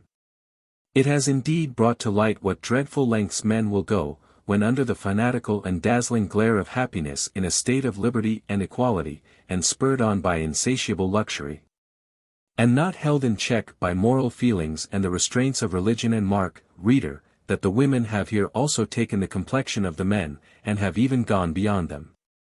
If we have seen a son present himself to the National Assembly of France, professing his satisfaction with the execution of his father 3 days before, and declaring himself a true citizen, who prefers the nation to all other considerations. We have also seen, on the same day, wives denouncing their husbands, and, oh shocking to human nature, mothers denouncing their sons, as bad citizens and traitors. Mark too what return the women have met with for all their horrid services, where, to express their sentiments of civism and abhorrence of royalty, they threw away the character of their sex, and bit the amputated limbs of their murdered countrymen. Surely these patriotic women merited that the rights of their sex should be considered in full council, and they were well entitled to a seat. But there is not a single act of their government in which the sex is considered as having any rights whatever, or that they are things to be cared for. Are not the accursed fruits of illumination to be seen in the present humiliating condition of woman in France? Pampered in everything that can reduce them to the mere instrument of animal pleasure. In their present state of national moderation, as they call it, and security, see Madame Tallien come into the public theatre, accompanied by other beautiful women, I was about to have misnamed them ladies, laying aside all modesty, and presenting themselves to the public view, with bared limbs, à la sauvage, as the alluring objects of desire. I make no doubt but that this is a serious matter, encouraged, nay, prompted by government. To keep the minds of the Parisians in the present fever of dissolute gaiety, they are at more expense from the national treasury for the support of the 60 theatres, than all the pensions and honorary offices in Britain, 3 times told, amount to. Was not their abominable farce in the church of Notre Dame a bait of the same kind, in the true spirit of Weishaupt's Ereterian? I was pleased to see among the priests of that solemnity Mr. Braganzi, an old acquaintance, formerly machinist, and excellent in his profession, to the opera at the palace in St. Petersburg. He was a most zealous Mason, and Chevalier de l'Orient. And I know that he went to Paris in the same capacity of machinist de l'Opera, so that I am next to certain that this is the very man. But what will be the end of all this? The fondlings of the wealthy will be pampered in all the indulgences which fastidious voluptuousness finds necessary for varying or enhancing its pleasures, but they will either be slighted as toys, or they will be immured. And the companions of the poor will be drudges and slaves. I am fully persuaded that it was the enthusiastic admiration of Grecian democracy that recommended to the French nation the dress à la grecque, which exhibits, not the elegant, ornamented beauty, but the beautiful female. Fully as well as Madame Tallien's dress à la Savage. It was no doubt with the same adherence to serious principle, that Mademoiselle Théroigne was most beautifully dressed à l'Amazon on the 5th of October, 1789, when she turned the heads of so many young officers of the regiments at Versailles. The Cytherea, the hominum devunt voluptas, at the Cathedral of Notre Dame, was also dressed à la grecque, and in this, and in much of the solemnities of that day, I recognized the taste and invention of my old acquaintance Braganzi. I recollected the dresses of our premier and second surveillance in the Loge de la Fidélite. There is a most evident and characteristic change in the whole system of female dress in France. The filles de l'opéra always gave the ton, and were surely withheld by no rigid principle. They sometimes produced very extravagant and fantastic forms, but these were almost always in the style of the highest ornament, and they trusted, for the rest of the impression which they wished to make, to the fascinating expression of elegant movements. This indeed was wonderful, and hardly conceivable by any who have not seen a grand ballet performed by good actors. I have shed tears of the most sincere and tender sorrow during the exhibition of Antigone, set to music by Traetta, and performed by Madame Milecourt and Sre Torelli, and Zantini. I can easily conceive the impression to be still stronger, though perhaps of another kind, when the former superb dresses are changed for the expressive simplicity of the Grecian. I cannot help thinking that the female ornaments in the rest of Europe, and even among ourselves, have less elegance since we lost the imprimatur of the French court. But see how all this will terminate, when we shall have brought the sex so low, and will not even wait for a Mahometan paradise. What can we expect but such a dissoluteness of manners, that the endearing ties of relation and family, and mutual confidence within doors, will be slighted, and will cease. And every man must stand up for himself, single and alone, in perfect equality, and full liberty to do whatever his own arm, but that alone, is able to accomplish. This is not the suggestion of prudish fear, I think it is the natural course of things, and that France is at this moment giving to the world the fullest proof of Weishaupt's sagacity, and the judgment with which he has formed his plans. Can it tend to the improvement of our morals or manners to have our ladies frequent the gymnastic theatres, and see them decide, like the Roman matrons, on the merits of a naked gladiator or wrestler? Have we not enough of this already with our vaulters and posture masters, and should we admire any lady who had a rage for such spectacles? Will it improve our taste to have our rooms ornamented with such paintings and sculptures as filled the cenaculum, and the study of the refined and elegant moralist Horace, who had the Artridendo Diceraverum? Shall we be improved when such indulgences are thought compatible with such lessons as he generally gives for the conduct of life? The pure morality of Illuminatism is now employed in stripping Italy of all those precious remains of ancient art and voluptuousness. And Paris will ere long be the deposit and the resort of artists from all nations, there to study the works of ancient masters, and to return from thence pandars of public corruption.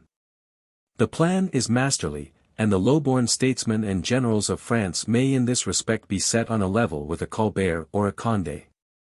But the consequences of this Gallic dominion over the minds of fallen man will be as dreadful as their dominion over their lives and fortunes.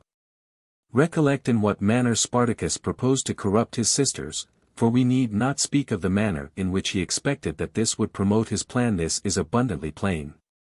It was by destroying their moral sentiments, and their sentiments of religion. Recollect what is the recommendation that the atheist Minos gives of his stepdaughters, when he speaks of them as proper persons for the lodge of sisters. They have got over all prejudices, and, in matters of religion, they think as I do. These profligates judged rightly that this affair required much caution, and that the utmost attention to decency, and even delicacy, must be observed in their rituals and ceremonies, otherwise they would be disgusted. This was judging fairly of the feelings of a female mind. But they judged falsely, and only according to their own coarse experience, when they attributed their disgust and their fears to coyness. Coyness is indeed the instinctive attribute of the female. In woman it is very great, and it is perhaps the genuine source of the disgust of which the Illuminati were suspicious. But they have been dim-sighted indeed, or very unfortunate in their acquaintance, if they never observed any other source of repugnance in the mind of woman to what is immoral or immodest, if they did not see dislike moral disapprobation. Do they mean to insinuate, that in that regard which modest women express in all their words and actions, for what every one understands by the terms decency, modesty, filthiness, obscenity, they only show female coyness? Then are they very blind instructors. But they are not so blind. The account given of the initiation of a young sister at Frankfurt, under the feigned name Sicarian, shows the most scrupulous attention to the moral feelings of the sex. And the confusion and disturbance which it occasioned among the ladies, after all their care, shows, that when they thought all right and delicate, they had been but coarse judges. Minos damns the ladies there, because they are too free, too rich, too republican, and too wise, for being led about by the nose. This is his own expression.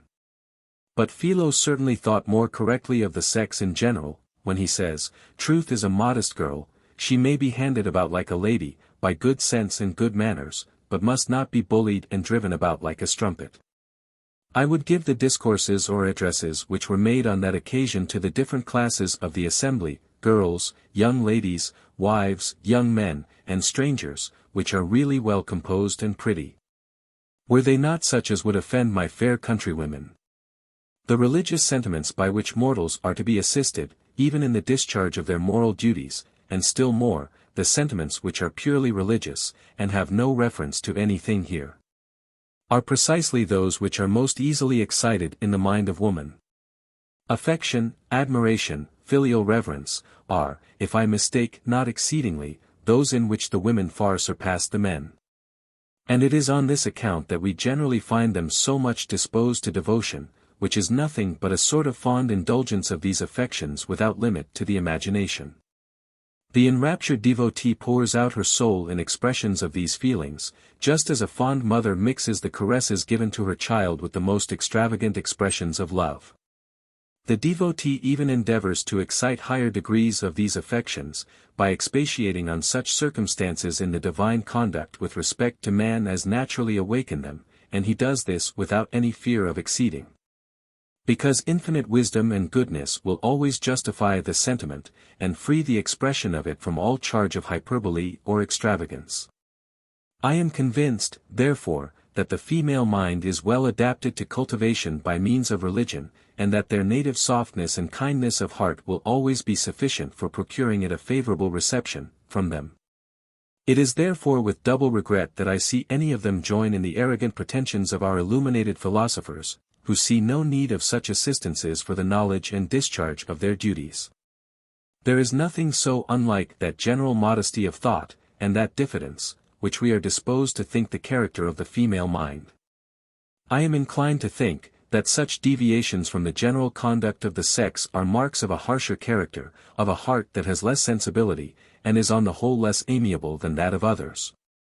Yet it must be owned that there are some such among us.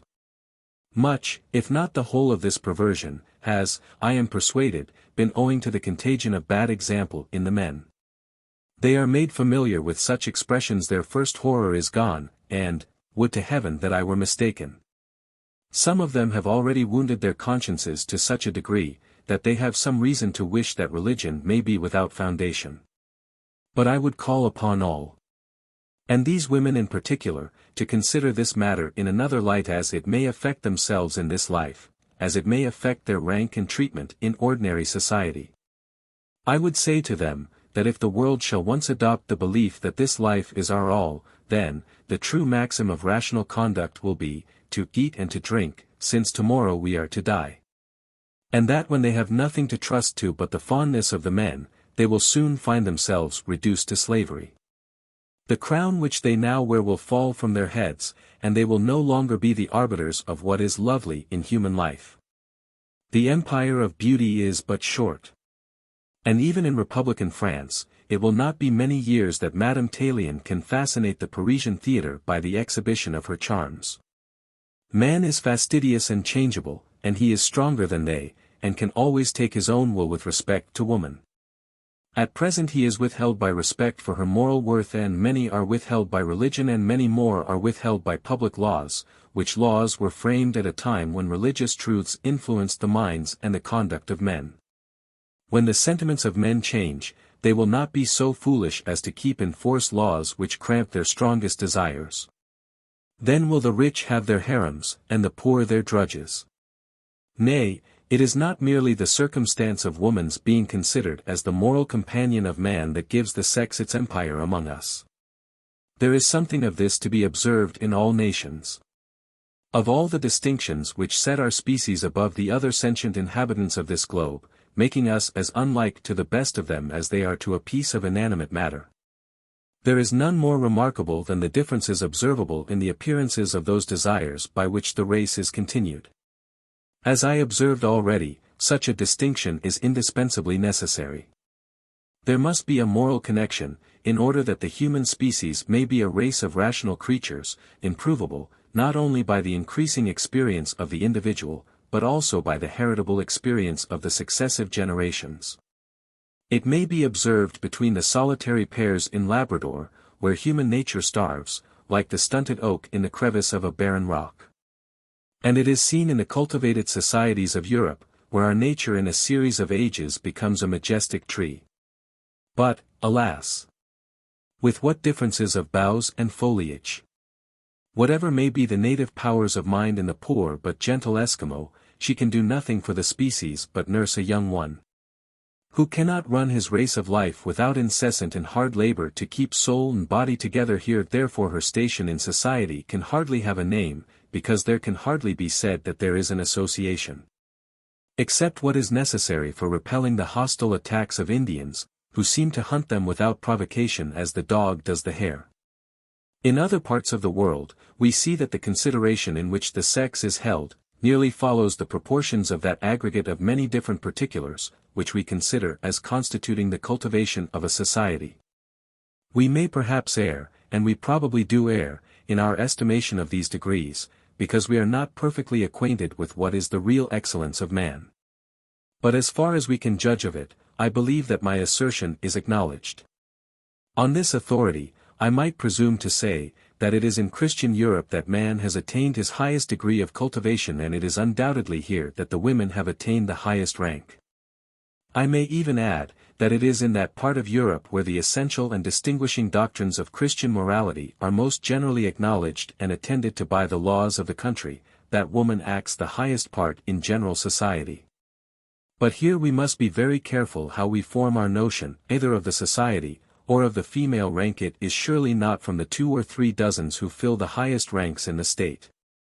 Their number is too small, and their situation is too particular, to afford the proper average. Besides, the situation of the individuals of this class in all countries is very much the same, and in all it is very artificial. Accordingly their character is fantastical. Nor are we to take it from that class that is the most numerous of all, the lowest class of society, for these are the laboring poor, whose conduct and occupations are so much dictated to them by the hard circumstances of their situation, that scarcely anything is left to their choice. The situation of women of this class must be nearly the same in all nations. But this class is still susceptible of some variety, and we see it, and I think that even here there is a perceptible superiority of the female rank in those countries where the purest Christianity prevails. We must however take our measures or proportions from a numerous class, but also a class in somewhat of easy circumstances, where moral sentiments call some attention, and persons have some choice in their conduct.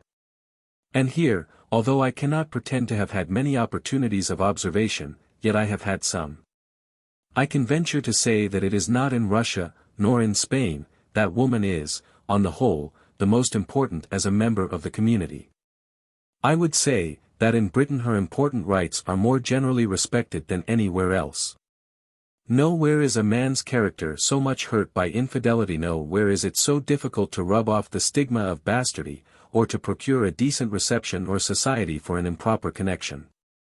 And I believe it will readily be granted, that their share in successions, their authority in all matters of domestic trust, and even their opinions in what concerns life and manners, are fully more respected here than in any country.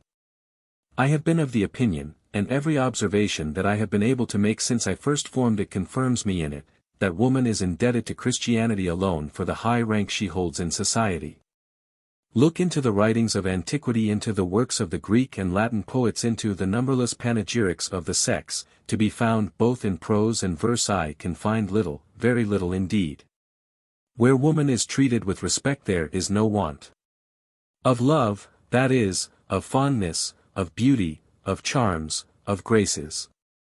But of woman as the equal of man, as a moral companion, traveling with him the road to felicity, as his adviser, his solace in misfortune, as a pattern from which he may sometimes copy with advantage. Of all this there is hardly a trace.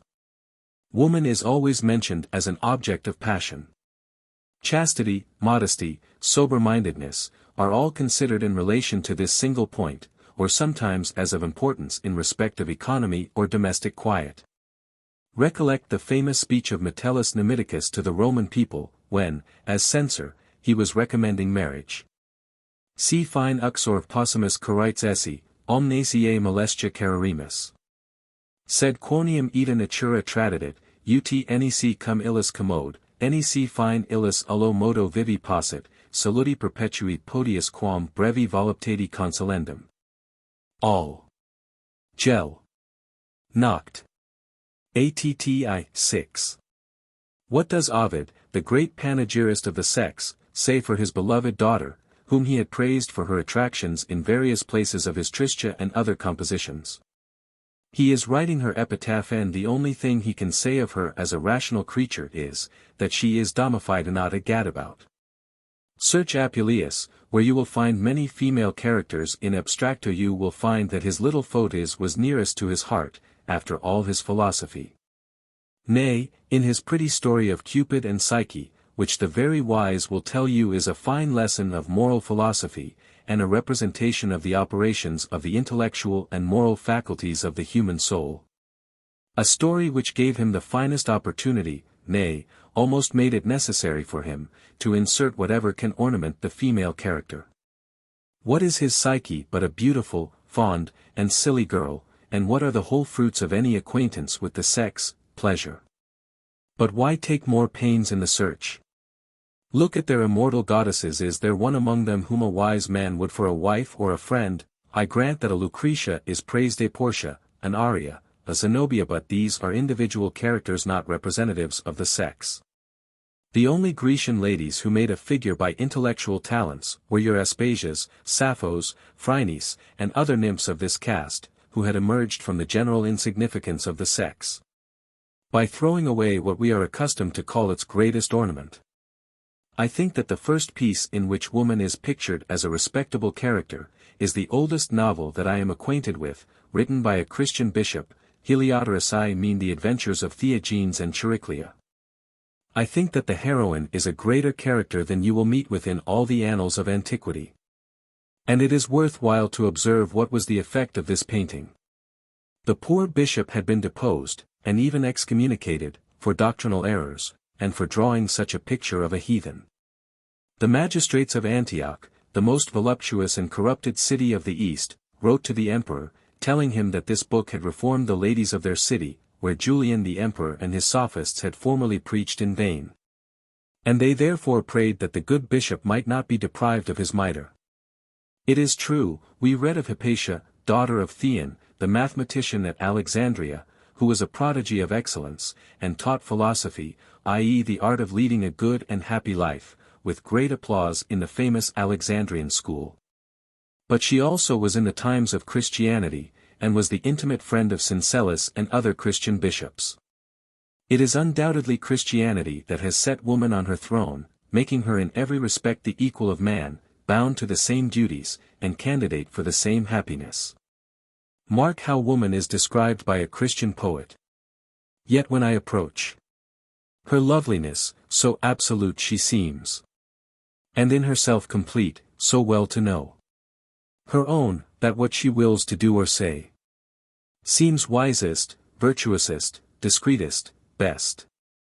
Neither her outside, formed so fair, so much delights me, as those graceful acts, those thousand decencies that daily flow from all her words and actions, mixed with love and sweet compliance, which declare unfeigned union of mind, or in us both one soul, and, to consummate all greatness of mind, and nobleness, their feet build in her loveliest, and create an awe about her, as a guard angelic plact. Milton. This is really moral painting, without any abatement of female charms. This is the natural consequence of that purity of heart, which is so much insisted on in the Christian morality. In the instructions of the heathen philosophers, it is either not mentioned at all, or at most, it is recommended coldly, as a thing proper, and worthy of a mind attentive to great things. But, in Christianity, it is insisted on as an indispensable duty, and enforced by many arguments peculiar to itself. It is worthy of observation, that the most prominent superstitions which have dishonored the Christian churches have been the excessive refinements which the enthusiastic admiration of heroic purity has allowed the holy trade to introduce into the manufacture of our spiritual fetters. Without this enthusiasm, cold expediency would not have been able to make the monastic vow so general, nor have given us such numbers of convents. These were generally founded by such enthusiasts. The rulers indeed of the Church encouraged this to the utmost, as the best levy for the spiritual power, but they could not enjoin such foundations. From the same source we may derive the chief influence of auricular confession. When these were firmly established, and were venerated, almost all the other corruptions of Christianity followed of course. I may almost add, that though it is here that Christianity has suffered the most violent attacks, it is here that the place is most tenable. Nothing tends so much to knit all the ties of society as the endearing connections of family, and whatever tends to lessen our veneration for the marriage contract, weakens them in the most effectual manner. Purity of manners is its most effectual support, and pure thoughts are the only sources from which pure manners can flow. I readily grant that this veneration for personal purity was carried to an extravagant height, and that several very ridiculous fancies and customs arose from this. Romantic love, and chivalry, are strong instances of the strange vagaries of our imagination, when carried along by this enthusiastic admiration of female purity, and so unnatural and forced, that they could only be temporary fashions. But I believe that, with all their ridicule, it would be a happy nation where this was the general creed and practice. Nor can I help thinking a nation on its decline, when the domestic connections cease to be venerated, and the illegitimate offspring of a nabob or a nobleman are received with ease into good company. Nothing is more clear than that the design of the Illuminati was to abolish Christianity, and we now see how effectual this would be for the corruption of the fair sex, a purpose which they eagerly wish to gain, that they might corrupt the men. But if the women would retain the rank they now hold, they will be careful to preserve in full force on their minds this religion so congenial to their dispositions, which nature has made affectionate and kind. And with respect to the men, is it not egregious folly to encourage anything that can tend to blast our sweetest enjoyments? Shall we not do this most effectually if we attempt to corrupt what nature will always make us consider as the highest elegance of life? The divinity of the Stoics was, mens sana in corpore sano, but it is equally true. Gratia est pulchro veniens e corpori virtus. If therefore, instead of professedly tainting what is of itself beautiful, we could really work it up to that fair form, which, wove in fancy's loom, floats in light visions round the poet's head, and make woman a pattern of perfection, we should undoubtedly add more to the heartfelt happiness of life than by all the discoveries of the Illuminati. See what was the effect of Theagenes and Chariclia. And we should remember that with the fate of woman that of man is indissolubly knit. The voice of nature spoke through our immortal bard, when he made Adam say, "From thy state, mine never shall be parted, bliss or woe." Should we suffer the contagion to touch our fair partner, all is gone, and too late shall we say, "O fairest of creation, last and best of all God's works, creature in whom excelled whatever can to fight or thought be formed, holy, divine, good, amiable, or sweet. How art thou lost and now to death devote? And me with thee hast ruined, for with thee certain my resolution is to die." Chapter 3. The German Union. When such a fermentation has been excited in the public mind, it cannot be supposed that the formal suppression of the order of the Illuminati in Bavaria, and in the Duchy of Württemberg, by the reigning princes, would bring all to rest again. By no means. The minds of men were predisposed for a change by the restless spirit of speculation in every kind of inquiry, and the leaven had been carefully and skillfully disseminated in every quarter of the empire, and even in foreign countries. Weishaupt said, on good grounds, that, if the order should be discovered and suppressed, he would restore it with tenfold energy in a 12-month. Even in those states where it was formally abolished, nothing could hinder the enlisting new members, and carrying on all the purposes of the order. The Areopagity might indeed be changed, and the feet of the direction transferred to some other place. But the Minerval and his mentor could meet as formerly, and a ride of a few miles into another state, would bring him to a lodge, where the young would be amused, and the more advanced would be engaged in serious mischief. Weishaupt never liked children's play. He indulged Philo in it, because he saw him taken with such rattles, but his own projects were dark and solemn, and it was a relief to him now to be freed from that mummery. He soon found the bent of the person's mind on whom he had set his talons, and he says, that no man ever escaped him whom he thought it worth while to secure. He had already filled the lists with enough of the young and gay, and when the present condition of the order required sly and experienced heads, he no longer courted them by playthings. He communicated the ranks and the instructions by a letter, without any ceremony. The correspondence with Philo at the time of the breach with him shows the superiority of Spartacus. Philo is in a rage, provoked to find a pitiful professor discontented with the immense services which he had received from a gentleman of his rank, and treating him with authority, and with disingenuity. He tells Spartacus what still greater services he can do the order, and that he can also ruin it with a breath, but in the midst of this rage, he proposes 1,000 modes of reconcilement. The smallest concession would make him hug Spartacus in his arms. But Spartacus is deaf to all his threats, and firm as a rock. Though he is conscious of his own vile conduct, he abates not in the smallest point his absolute authority requires the most implicit submission, which he says, is due, not to him, but to the order, and without which the order must immediately go to ruin. He does not even deign to challenge Philo to do his worst, but allows him to go out of the order without one angry word. This shows his confidence in the energy of that spirit of restless discontent, and that hankering after reform which he had so successfully spread abroad. This had indeed arisen to an unparalleled height, unexpected even by the seditious themselves. This appeared in a remarkable manner by the reception given to the infamous letters on the constitution of the Prussian states. The general opinion was, that Mirabeau was the author of the letters themselves, and it was perfectly understood by every person, that the translation into French was a joint contrivance of Mirabeau and Nicolai. I was assured of this by the British minister at that court. There are some blunders in respect of names, which an inhabitant of the country could hardly be guilty of, but are very consistent with the self-conceit and precipitancy of this Frenchman. There are several instances of the same kind in two pieces, which are known for certain to be his, viz. The Chronique Scandaleuse and the Histoire Secrète de la Sœur A.E. Berlin.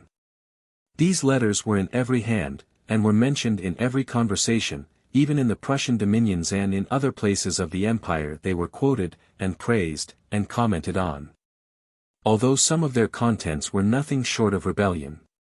Mirabeau had a large portion of that self-conceit which distinguishes his countrymen. He thought himself qualified not only for any high office in administration, but even for managing the whole affairs of the new king. He therefore endeavored to obtain some post of honor. But he was disappointed, and, in revenge, did everything in his power to make those in administration the objects of public ridicule and reproach.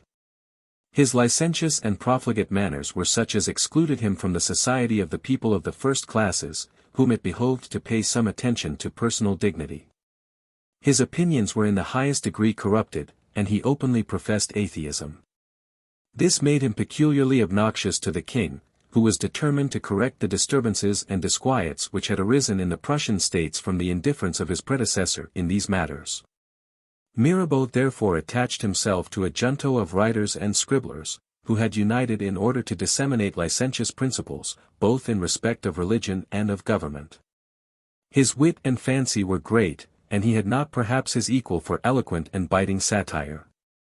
He was therefore caressed by these writers as a most valuable acquisition to their society. He took all this deference as his just due. And was so confident in his powers, and so foolish as to advise, and even to admonish, the king. Highly obnoxious by such conduct, he was excluded from any chance of preferment, and was exceedingly out of humor. In this state of mind he was in a fit frame for illumination. Spartacus had been eyeing him for some time, and at last communicated this honor to him through the intermedium of Mauvillain, another Frenchman, lieutenant-colonel in the service of the Duke of Brunswick. This person had been most active during the formal existence of the order, and had contributed much to its reception in the Protestant states. He remained long concealed. Indeed, his illumination was not known till the invasion of Holland by the French rebels. Mauvillain then stepped forth, avowed his principles, and recommended the example of the French to the Germans. This encouragement brought even Philo again on the stage, notwithstanding his resentment against Spartacus, and his solemn declaration of having abjured all such societies. These, and 1,000 such facts, show that the seeds of licentious cosmopolitism had taken deep root, and that cutting down the crop had by no means destroyed the baneful plant. But this is not all. A new method of cultivation had been invented, and immediately adopted. And it was now growing over all Europe in another form. I have already taken notice of the general perversion of the public mind which cooperated with the schisms of Freemasonry in procuring a listening ear to Spartacus and his associates. It will not be doubted but that the machinations of the Illuminati increased this, even among those who did not enter into the order. It was easier to diminish the respect for civil establishments in Germany than in almost any other country. The frivolity of the ranks and court offices in the different confederated petty states, made it impossible to combine dignity with the habits of a scanty income. It was still easier to expose to ridicule and reproach those numberless abuses which the folly and the vices of men had introduced into religion. The influence on the public mind which naturally attaches to the venerable office of a moral instructor, was prodigiously diminished by the continual disputes of the Catholics and Protestants, which were carried on with great heat in every little principality.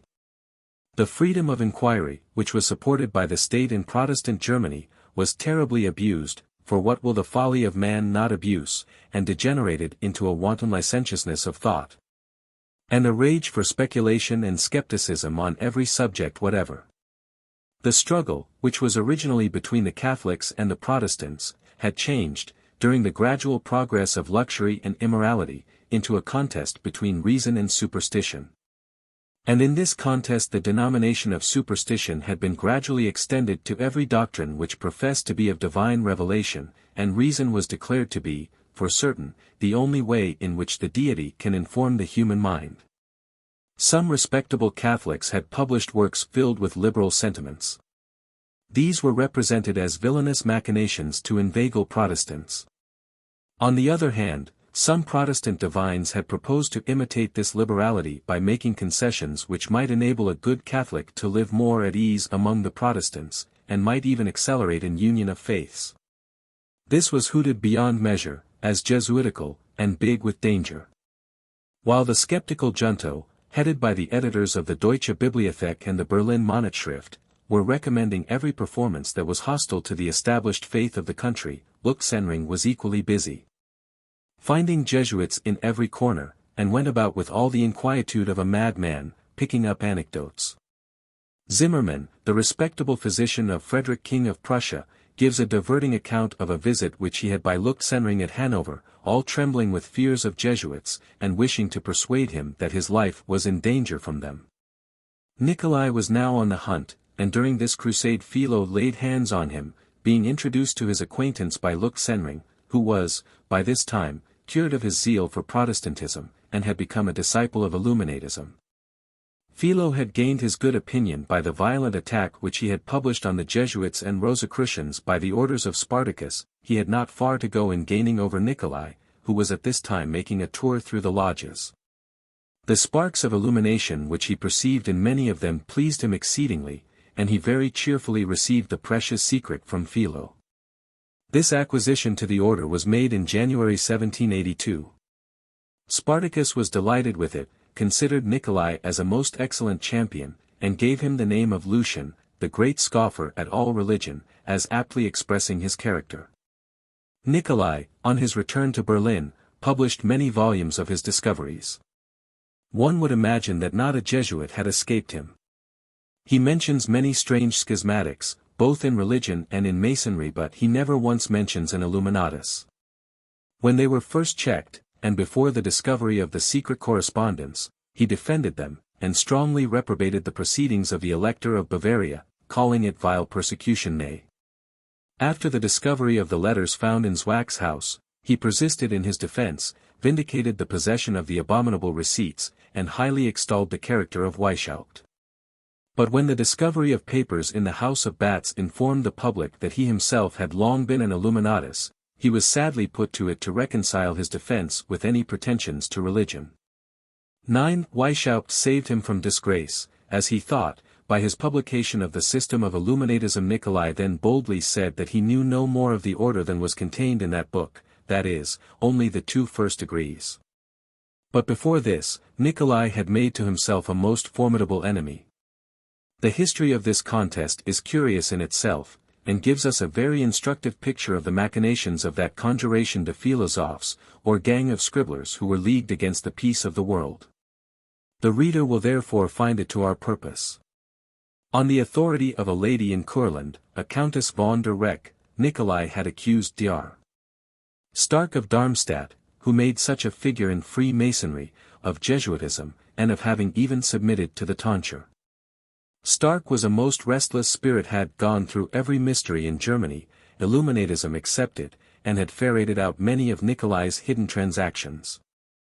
He was also an unwearied bookmaker, and dealt out these discoveries by degrees, keeping the eye of the public continually upon Nicolai. He had suspected his illumination for some time past, and when the secret came out, by Spartacus's letter, where he boasts of his acquisition, calling Nicolai a most sturdy combatant, and saying that he was contentissimus. Stark left no stone unturned, till he discovered that Nicolai had been initiated in all the horrid and most profligate mysteries of Illuminatism, and that Spartacus had at the very first entrusted him with his most darling secrets, and advised with him on many occasions. 10. This complete blasting of his moral character could not be patiently borne, and Nicolai was in his turn the bitter enemy of Stark, and, in the paroxysms of his anger, published every idle tale, although he was often obliged to contradict them in the next review. In the course of this attack and defense, Dr. Stark discovered the revival of the Illuminati, or at least a society which carried on the same great work in a somewhat different way. Dr. Stark had written a defense against one of Nicolai's accusations, and wished to have it printed at Leipzig. He therefore sent the manuscript to a friend, who resided there. This friend immediately proposed it to a most improper person, Mr. Pott, who had written an anonymous commentary on the King of Prussia's edict for the uniformity of religious worship in his dominions. This is one of the most shameless attacks on the established faith of the nation, and the authority and conduct of the prince, that can be imagined. Stark's friend was ignorant of this, and spoke to Pott, as the partner of the great publisher Walther. They, without hesitation, undertook the publishing, but when 6 weeks had passed over, Stark's friend found that it was not begun. Some exceptionable passages, which treated with disrespect the religion of reason, were given as the cause of delay, and he was told that the author had been written to about them, but had not yet returned an answer. This was afterwards found to be false. Then a passage in the preface was objected to, as treating roughly a lady in Courland, which Walther could not print, because he had connections with that court. The author must be entreated to change his expressions. After another delay, paper was wanting. The MS was withdrawn. Walther now said that he would print it immediately, and again got it into his hands, promising to send the sheets as they came from the press. These not appearing for a long time, the agent made inquiry, and found that it was sent to Michaelis at Halle, to be printed there. The agent immediately went thither, and found that it was printing with great alterations, another title, and a guide or key, in which the work was perverted and turned into ridicule by a Dr. Bart, who resided in that neighborhood. An action of recovering damages was immediately commenced at Leipzig, and after much contest, an interdict was put on Michaelis's edition, and a proper edition was ordered immediately from Walther, with security that it should appear before Bart's key. Yet when it was produced at the next fair, the booksellers had been already supplied with the spurious edition, and as this was accompanied by the key, it was much more saleable where, and completely supplanted the other. This is surely a strong instance of the machinations by which the Illuminati have attempted to destroy the liberty of the press, and the power they have to discourage or suppress anything that is not agreeable to the taste of the literary junto. It was in the course of this transaction that Dr.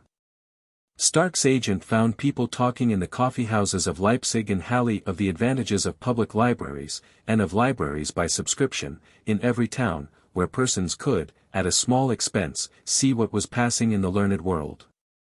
As he could not but acquiesce in these points, they who held this language began to talk of a general association, which should act in concert over all Germany, and make a full communication of its numerous literary productions.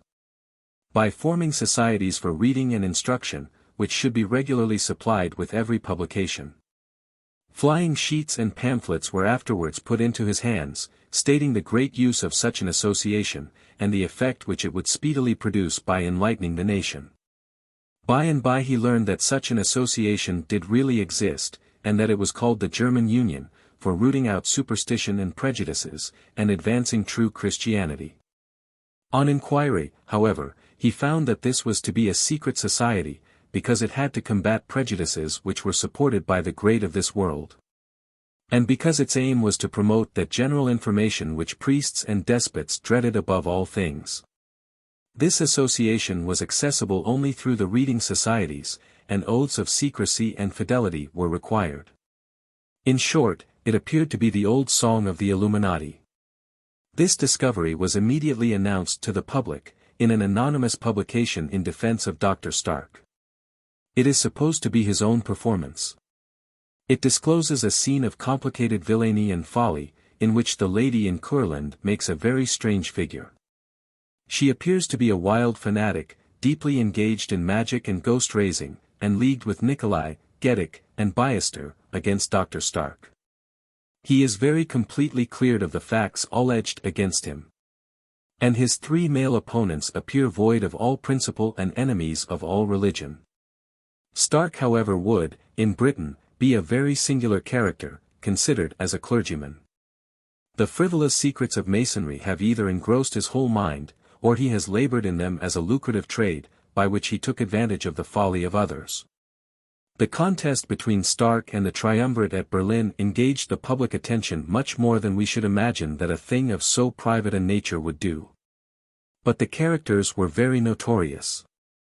And it turned the attention of the public to those clandestine attacks which were made in every quarter on the civil and religious establishments.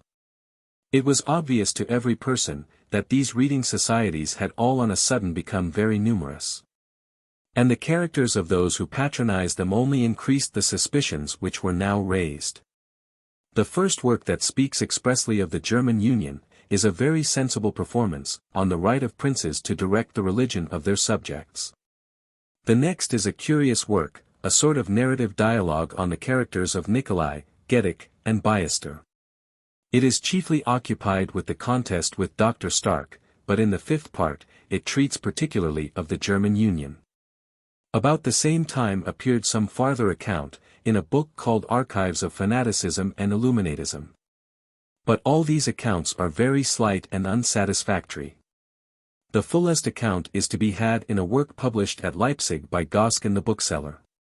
It is entitled, More Notes Than Text, or the German Union of XXII, a New Secret Society for the Good of Mankind, Leipzig, 1789. The publisher says, that it was sent him by an unknown hand, and that he published it with all speed, on account of the many mischiefs which this society, of which he had before heard several reports, might do to the world, and to the trade, if allowed to go on working in secret. From this work, therefore, we may form a notion of this redoubtable society, and judge how far it is practicable to prevent such secret machinations against the peace and happiness of mankind. There is another work, further information concerning the German Union, Nachher Beleuchtung der Deutsche Union, also showing how, for a moderate price, one may become a Scotch Freemason. Frankfurt and Leipzig, 1789. The author says that he had all the papers in his hands, whereas the author of More Notes Than Text acknowledges the want of some. But very little additional light is thrown on the subject by this work, and the first is still the most instructive, and will chiefly be followed in the account which is now to be laid before the reader. The book More Notes Than Text contains plans and letters, which the 22 United Brethren have allowed to be given out, and of which the greatest part were printed, but were entrusted only to assured members. No. I. Is the first plan, printed on a single quarto page, and is addressed, to all the friends of reason, of truth, and of virtue. It is pretty well written, and states among other things, that, because a great number of persons are laboring, with united effort, to bring reason under the yoke, and to prevent all instruction, it is therefore necessary that there be a combination which shall work in opposition to them, so that mankind may not sink anew into irrecoverable barbarism, when reason and virtue shall have been completely subdued, overpowered by the restraints which are put on our opinions. For this noble purpose a company of 22 persons, public instructors, and men in private stations, have united themselves, according to a plan which they have had under consideration for more than a year and a half, and which, in their opinion, contains a method that is fair, and irresistible by any human power, for promoting the enlightening and forming of mankind. And that will gradually remove all the obstacles which superstition supported by force has hitherto put in the way.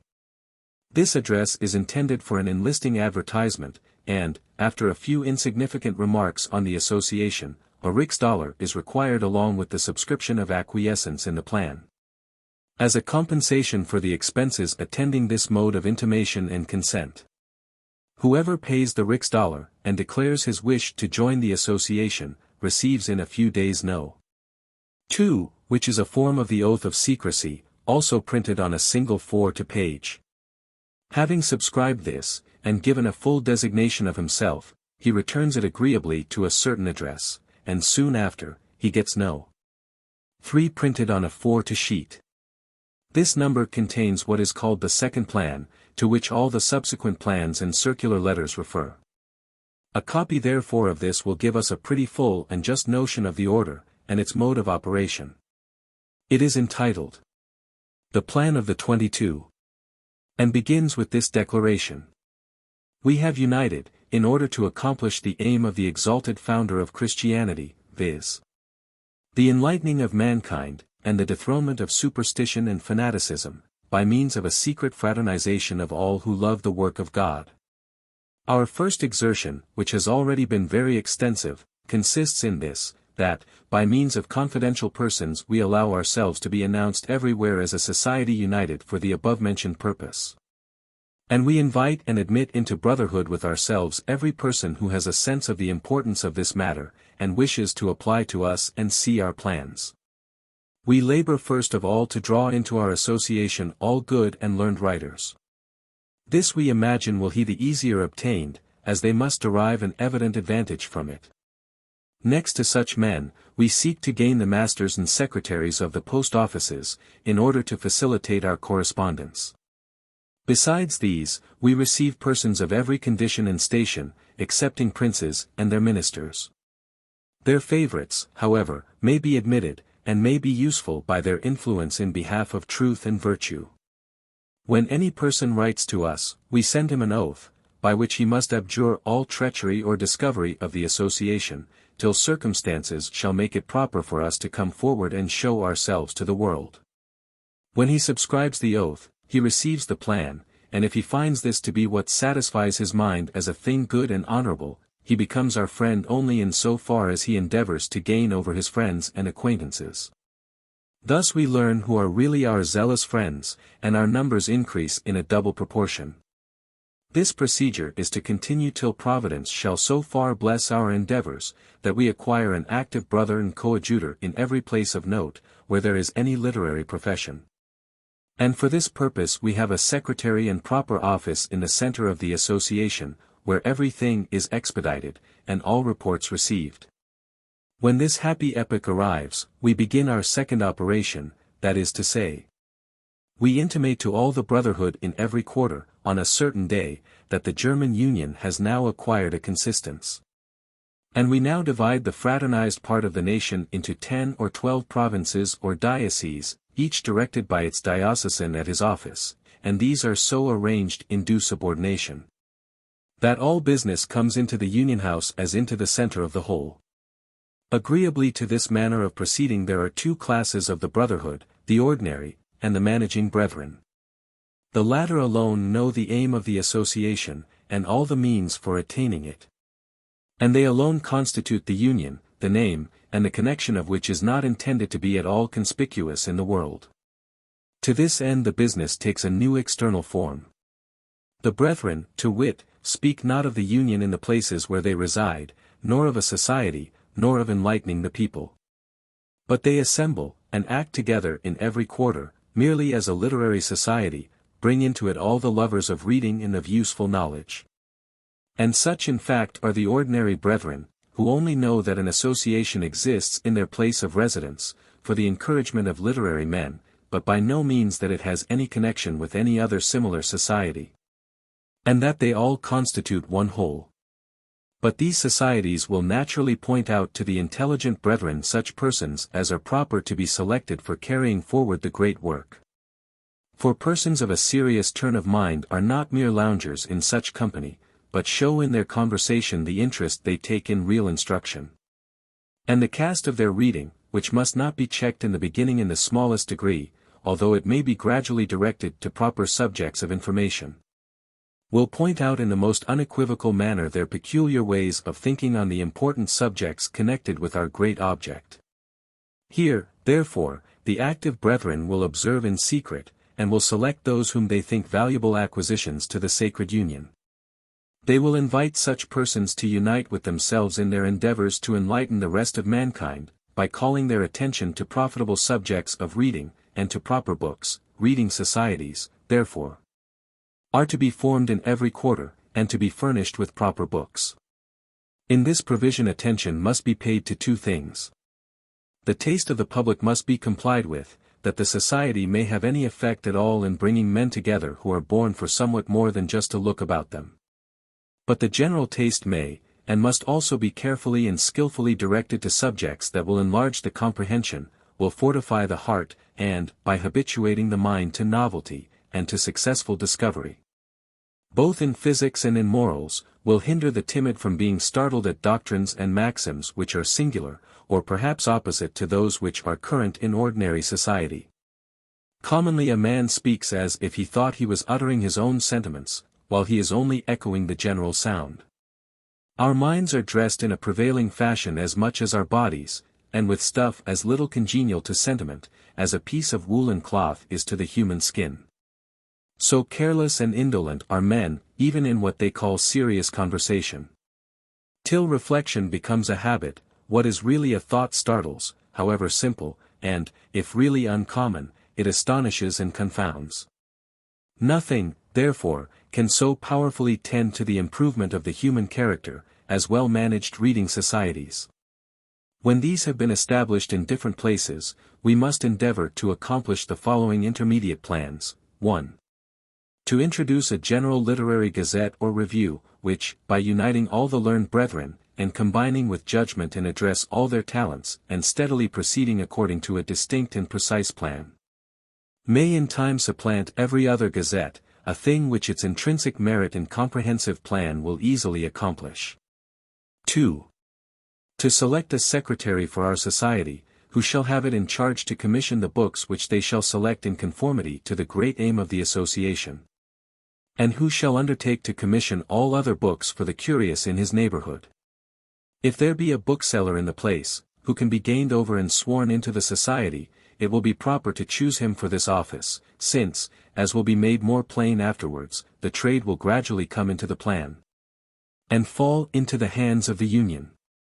And now, every eye can perceive the progressive moral influence which the Union will acquire on the nation. Let us only conceive what superstition will lose, and what instruction must gain by this, when, 1. In every reading society the books are selected by our fraternity. 2. When we have confidential persons in every quarter, who will make it their serious concern to spread such performances as promote the enlightening of mankind, and to introduce them even into every cottage. 3. When we have the loud voice of the public on our side, and since we are able, either to scout into the shade all the fanatical writings which appear in the reviews that are commonly read, or to warn the public against them. And, on the other hand, to bring into notice and recommend those performances alone which give light to the human mind. 4. When we by degrees bring the whole trade of bookselling into our hands, as the good writers will bring all their performances into the market through our means, we shall bring it about that at last the writers who labor in the cause of superstition and restraint will have neither a publisher nor readers. 5. When, lastly, by the spreading of our fraternity, all good hearts and sensible men will adhere to us, and by our means will be put in a condition that enables them to work in silence upon all courts, families, and individuals in every quarter, and acquire an influence in the appointment of court officers, stewards, secretaries, parish priests, public teachers, and private tutors.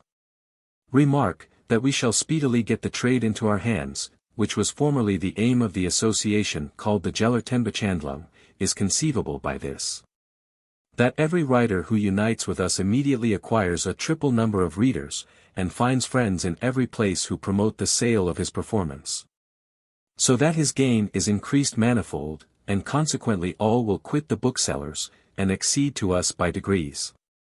Had the above-named association been constructed in this manner, it would, long ere now, have been the only shop in Germany. The book called Fuller Information, and gives a more particular account of the advantages held forth to the literary manufacturers of Germany by this union for God's work.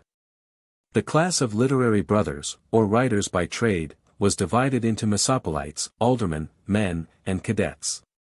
The Mesopolites, or metropolitans, are to be attached to the archive office, and to be taken care of in the Union House, when in straits through age or misfortune. They will be occupied in the department of the sciences or arts, which this association professes principally to cherish. They are also brethren of the third degree of Scotch Freemasonry, a qualification to be explained afterwards. The Union House is a building which the ostensible founder of the Union professed to have acquired, or speedily to acquire through the favor and protection of a German prince, who is not named. Aldermen are persons who hold public offices, and are engaged to exercise their genius and talents in the sciences. These also are brothers of the third rank of Scotch Freemasonry, and out of their number are the diocesans and the directors of the reading societies selected.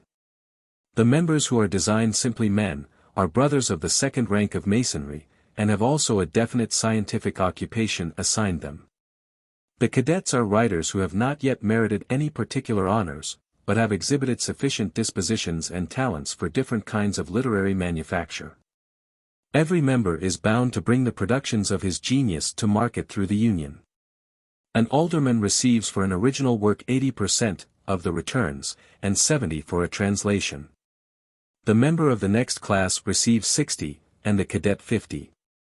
As to the expense of printing, the alderman pays nothing, even though the work should lie on hand unsold, but the man and the cadet must pay 1/2. 3 months after publication at the fairs an account is brought in, and after this, yearly, when and in what manner the author shall desire. In every diocese will be established at least one reading society, of which near 800 are proposed. To each of these will a copy of an alderman's work be sent. The same favor will be shown to a dissertation by a man, or by a cadet, provided that the manuscript is documented by an alderman, or formally approved by him upon serious perusal. This imprimatur, which must be considered as a powerful recommendation of the work, is to be published in the General Review or Gazette. This is to be a vehicle of political as well as of literary news. And it is hoped that, by its intrinsic worth, and the recommendation of the members, it will soon supplant all others. With respect to affairs of the Union, a sort of cipher was to be employed in it. Each diocesan was there designed by a letter, of a size that marked his rank, and each member by a number. It was to appear weekly, at the very small price of 25 shillings. But let us return to the plan. When everything has been established in the manner set forth above, the Union will assume the following republican form, the reader always recollecting that this is not to appear to the world, and to be known only to the managing brethren. Here, however, there is a great blank. The above-named sketch of this constitution did not come to the hands of the person who furnished the bookseller with the rest of the information. But we have other documents which give sufficient information for our purpose. In the meantime, let us just take the papers as they stand. No. 4. Contains a list of the German Union, which the sender received in manuscript. Here we find many names which we should not have expected, and miss many that were much more likely to have been partners in this patriotic scheme. There are several hundred names, but very few designations. So that it is difficult to point out the individuals to the public. Some however are designed, and the writer observes that names are found, which, when applied to some individuals whom he knows, accord surprisingly with the anecdotes that are to be seen in the private correspondence of the Illuminati. And in the romance called Materials for the History of Socratism, Illuminatism. 11. It is but a disagreeable remark, that the list of the Union contains the names of many public teachers, both from the pulpit, and from the academic chair in all its degrees. And among these are several whose ciphers show that they have been active hands. Some of these have in their writings given evident proofs of their misconception of the simple truths, whether dogmatical or historical, of revealed religion. Or of their inclination to twist and manufacture them so as to chime in with the religion and morality of the sages of France. But it is more distressing to meet with unequivocal names of some who profess in their writings to consider these subjects as an honest man should consider them, that is, according to the plain and common sense of the words. Whereas we have demonstrative proofs that the German Union had the diametrically opposite purpose in view. The only female in the list is the Gräfin von der Reck, the lady who gave Dr. Stark of Darmstadt so much trouble about his tonsure. This lady, as we have already seen, could not occupy herself with the frivolities of dress, flirtation, or domestic cares. Femina fronte padit, vir pector. She was not pleased however at finding her name in such a plebeian list, and gave oath, along with Biester at the center, that she was not of the association. I see that the public was not satisfied with this denial. The lady has published some more scandal against Stark since that time, and takes no notice of it. And there have appeared many accounts of very serious literary connections between these two persons and the man who was afterwards discovered to be the chief agent of the Union. No. V is an important document. It is a letter addressed to the sworn members of the Union, reminding the beloved fellow workers that the bygone management of the business has been expensive, and that the XXII do not mean to make any particular charge for their own compensation. but that it was necessary that all and each of the members should know precisely the object of the association, and the way which mature consideration had pointed out as the most effectual method of attaining this object. Then, and not till then, could the worthy members act by one plan, and consequently with united force. To accomplish this purpose, one of their number had composed a treatise on instruction, and the means of promoting it. 12. This work has been revised by the whole number, and may be considered as the result of their deepest reflection.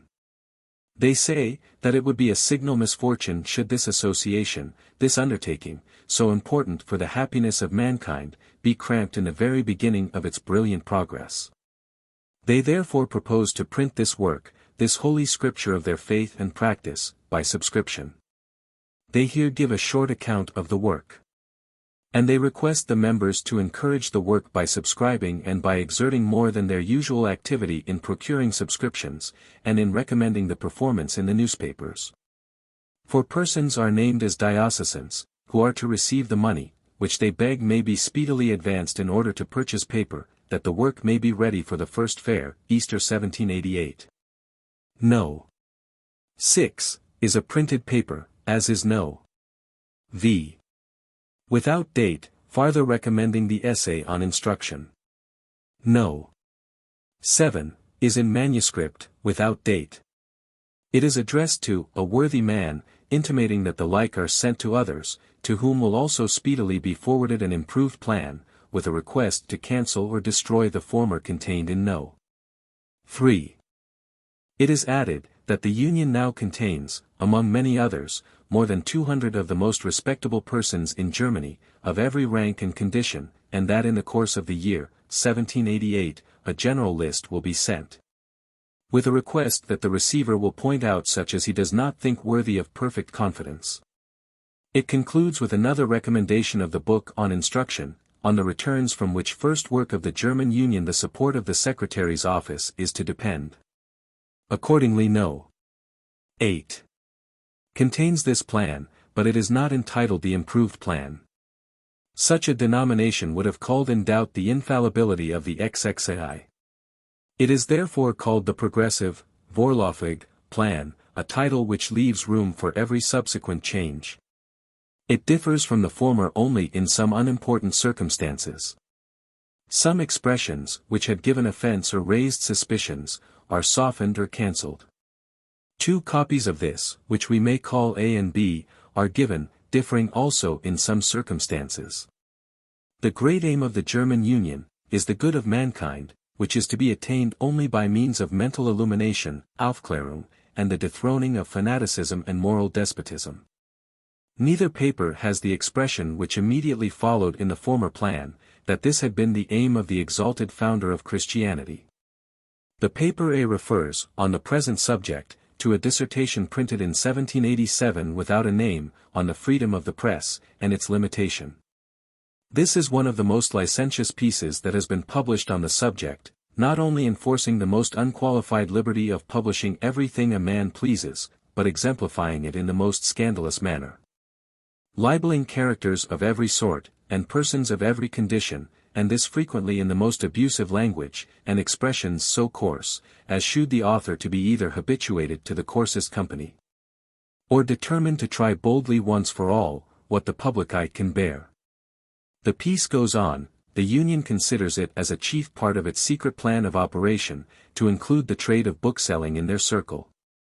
By getting hold of this, they have it in their power to increase the number of writings which promote instruction, and to lessen that of those which mar it. Since the authors of the latter will by degrees lose both their publishers and their readers. That the present booksellers may do them no harm, they will by degrees draw in the greater part of them to unite with them. The literary newspaper is here strongly insisted on, and, in addition to what was said in the former plan, it is said, that they will include political news, as of mighty influence on the public mind. And as a subject that merits the closest attention of the moral instructor. For what illumination is that mind susceptible of, that is so blinded by the prejudice created and nursed by the habits of civil subordination, that it worships stupidity or wickedness under a coronet, and neglects talents and virtue under the bearskin cap of the boor? We must therefore represent political transactions, and public occurrences, not as they affect that artificial and fanatical creature of imagination that we see everywhere around us, wheeled about in a chariot, but as it affects a man, rational, active, freeborn man. By thus stripping the transaction of all foreign circumstances, we see it as it affects, or ought to affect ourselves. Be assured that this new form of political intelligence will be highly interesting, and that the Gazette of the Union will soon supersede all others, and, of itself, will defray all our necessary expenses. This is followed by some allusions to a secret correspondence that is quick, unsusceptible of all discovery or treachery, and attended with no expense. By which the business of the secret plan, different from either of those communicated to the sworn brethren at large, is carried on, and which puts the members in a condition to learn everything that goes on in the world, for or against their cause, and also teaches them to know mankind, to gain an influence over all, and enables them effectually to promote their best subjects into all offices, and finally, from which every member, whether statesman, merchant, or writer, can draw his own advantages. Some passages, here and in another place, make me imagine that the Union hope to get the command of the post offices, by having their brethren in the direction. It is then said, that, it is supposed that the levy will be sufficiently numerous in the spring of the ensuing year. When this takes place, a general synod will be held, in which the plan of secret operations will be finally adjusted, and accommodated to local circumstances, so as to be digested into a law that will need no farther alteration. A proper person will set off from this synod, with full powers, to visit every quarter where there are sworn brethren, and he will there establish a lodge after the ancient simple ritual, and will communicate verbally the plan of secret operation, and certain instructions. These lodges will then establish a managing fund or box. Each lodge will also establish a reading society, under the management of a bookseller residing in the place, or of some person acquainted with the mechanical conduct of things of this nature. There must also be a collector and agent, expediteur, so that in a moment the Union will have its offices or comptoirs in every quarter, through which it carries on the trade of bookselling, and guides the ebb and flow of its correspondence. And thus the whole machine will be set in motion, and its activity is all directed from the center. I remark, that here we have not that exclusion of princes and ministers that was in the former plan, they are not even mentioned. The exclusion in express terms could not but surprise people, and appear somewhat suspicious. No. 9, is a printed circular letter to the sworn brethren, and is subscribed, by their truly associated brother Barthels, Oberamtsman, first bailiff, for the King of Prussia, at Halle on the Saale. In this letter the brethren are informed that, the XXI were wont to meet sometimes at Halle, and sometimes at Berlin. But unavoidable circumstances obliged them not only to remain concealed for some time, but even to give up their relation to the Union, and withdraw themselves from any share in its proceedings. These circumstances are but temporary, and will be completely explained in due time. They trust, however, that this necessary step on their part will not abate the zeal and activity of men of noble minds, engaged in the cause by the conviction of their own hearts. They have therefore communicated to their worthy brother Barthels all necessary informations, and have unanimously conferred on him the direction of the Secretary's office, and have provided him with every document and mean of carrying on the correspondence. He has devoted himself to the honorable office, giving up all other employments.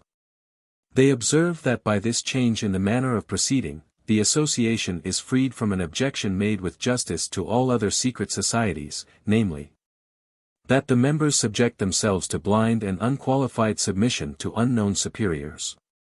The society is now in the hands of its own avowed members.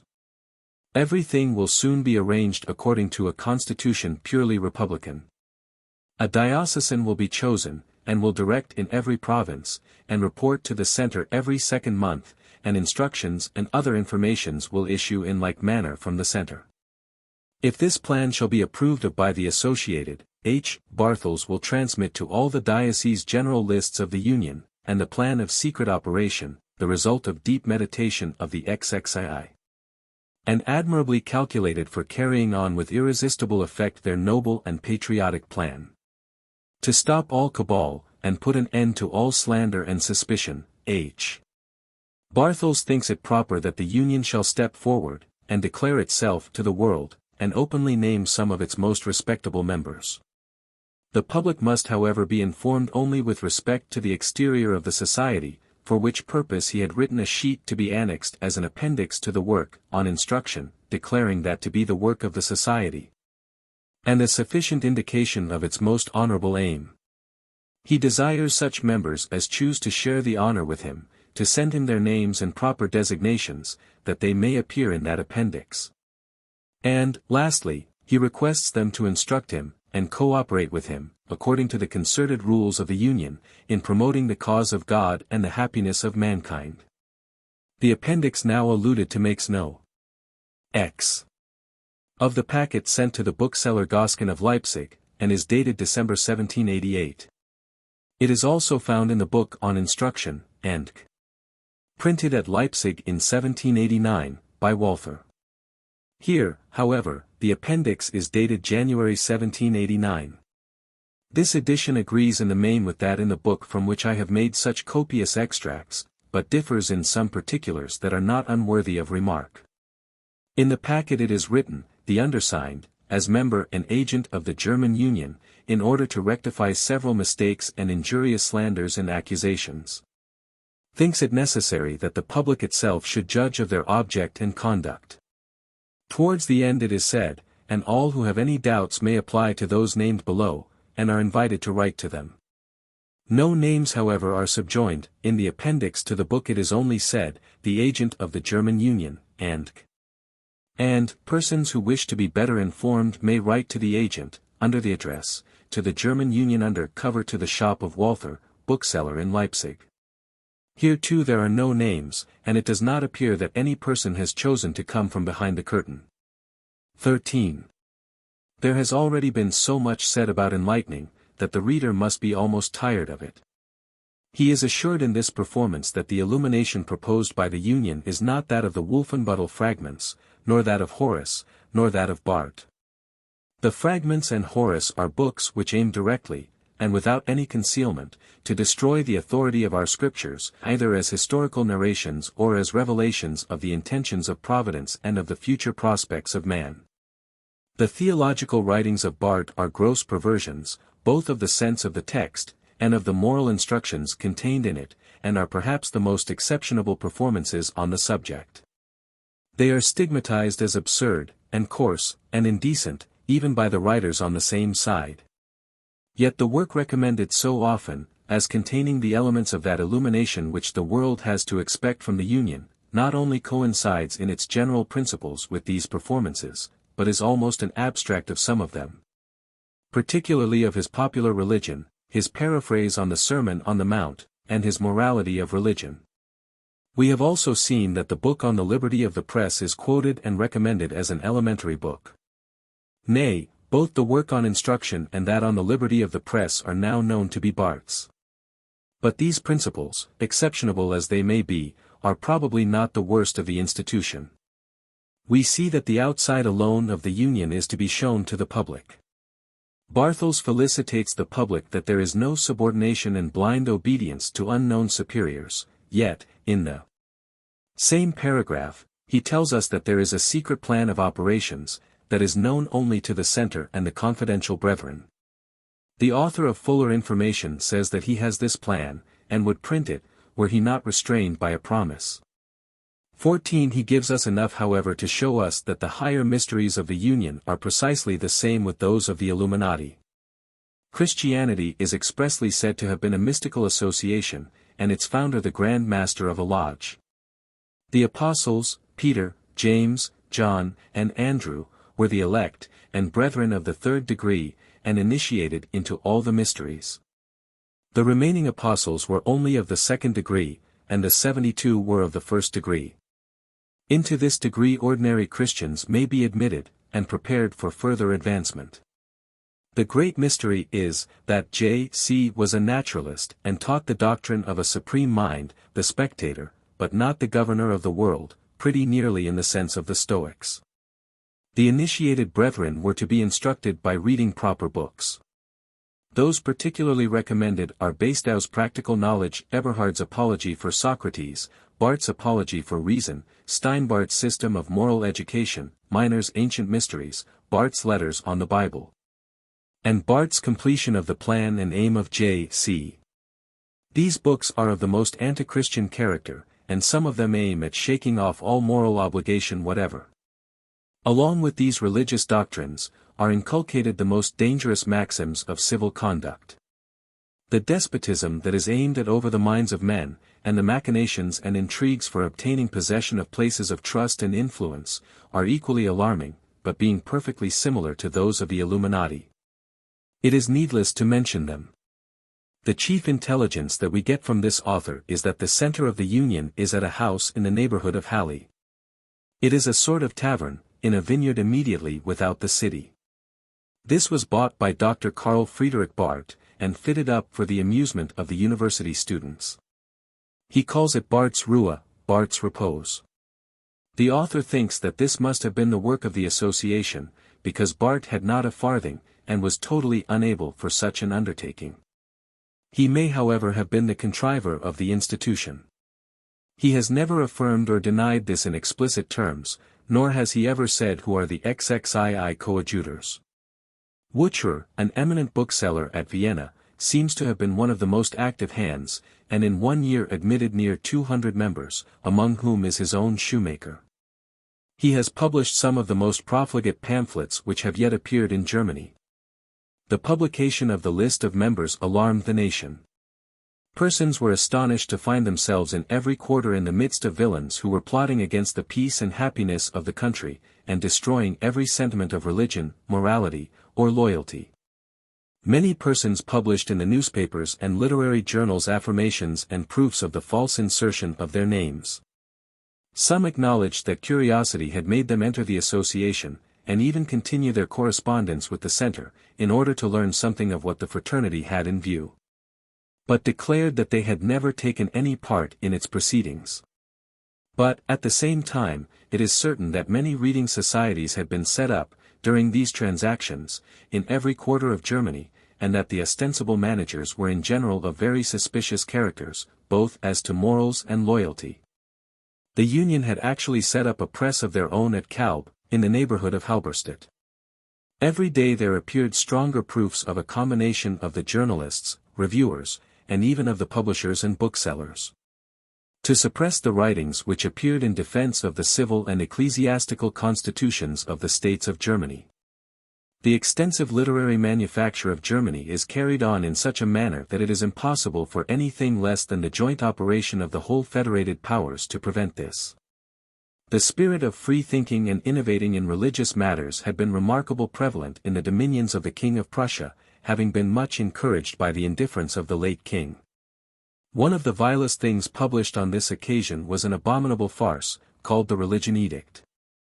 This was traced to Barth's Ruhe, and the doctor was arrested, and all his papers seized and ransacked. The civil magistrate was glad of an opportunity of expurgating the German Union, which common fame had also traced hither. The correspondence was accordingly examined, and many discoveries were made, which there was no occasion to communicate to the public, and the prosecution of the business of the Union was by this means stopped. But the persons in high office at Berlin agree in saying that the association of writers and other turbulent persons in Germany has been but very faintly hit by this blow, and is almost as active as ever. The German Union appears a mean and precipitate association. The center, the archives, and the secretary are contemptible. All the archives that were found were the plans and lists of the members and a parcel of letters of correspondence. The correspondence and other business was managed by an old man in some very inferior office or judicatory, who lived at bed and board in Barth's house for about 6 shillings a week.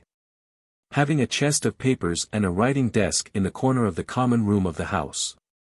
Barth gives a long narration of his concern in the affair, but we can put little confidence in what he says, yet as we have no better authority, I shall give a very short abstract of it as follows. He said, that he learned cosmopolitical Freemasonry in England, when he was there getting pupils for his academy but neglected it on his return to Germany. Some time after his settlement he was roused by a visit from a stranger who passed for an Englishman, but whom he afterwards found to be a Dutch officer. He gives a description which bears considerable resemblance to the Prince or General Solms who gave so much disturbance to the States General. He was still more excited by an anonymous letter giving him an account of a society which was employed in the instruction of mankind, and a plan of their mode of operations, nearly the same with that of No. 3. He then set up a lodge of Freemasonry on cosmopolitical principles. As a preparation for engaging in this great plan he was stopped by the National Lodge, because he had no patent from it. This obliged him to work in secret. He met with a gentleman in a coffee house, who entreated him to go on, and promised him great assistance. This he got from time to time, as he stood most in need of it. And he now found that he was working in concert with many powerful though unknown friends, each in his own circle.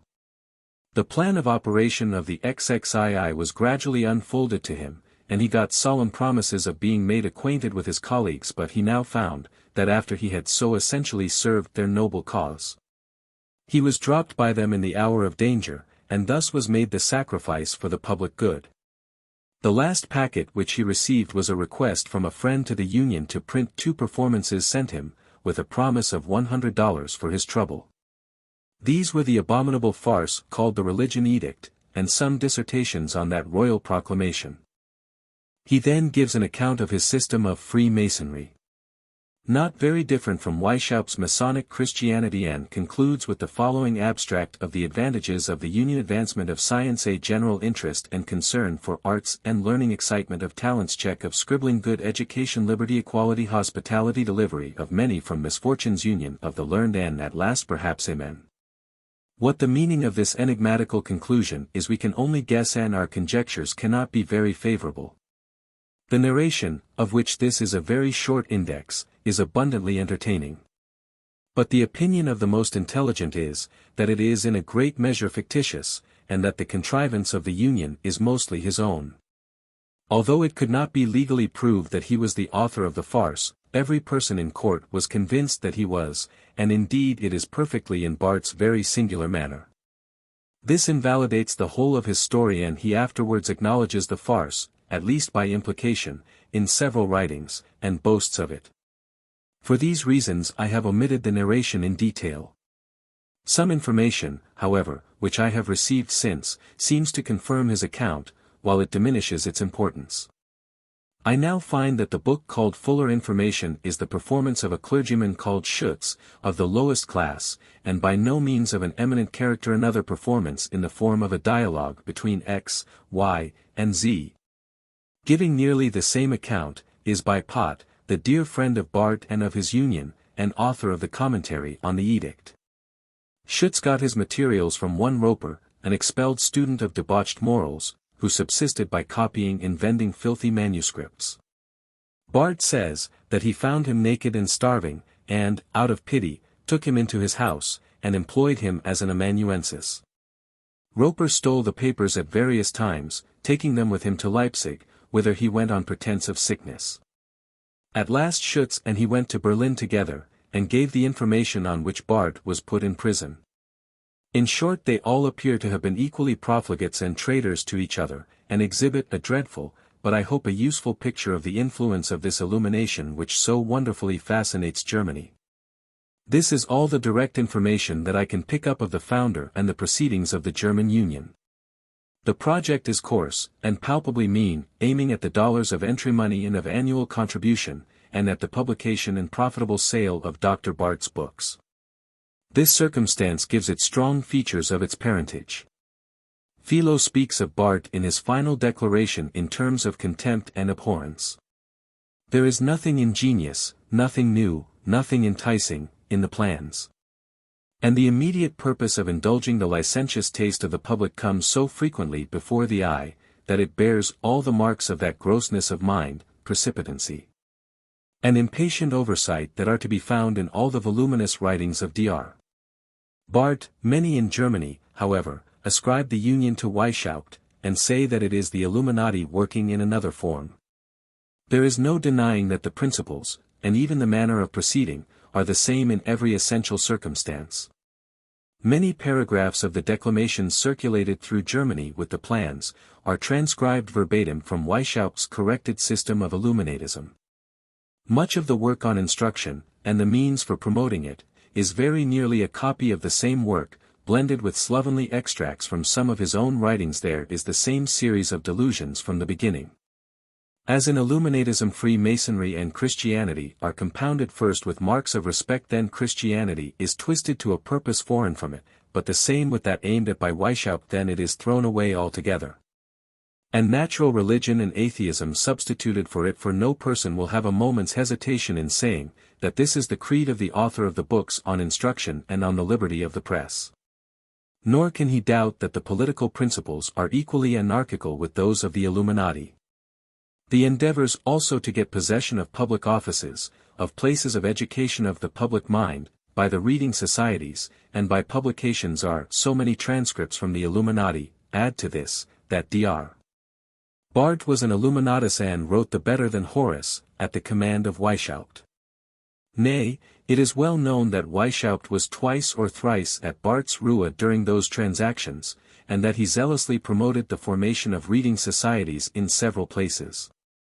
But I am rather of the opinion that Weishaupt made those visits in order to keep Dr. Barth within some bounds of decency, and to hinder him from hurting the cause by his precipitancy, when spurred on by the want of money. Weishaupt could not work in such an unskilful manner. But he would be very glad of such help as this coarse tool could give him, and Barth gave great help.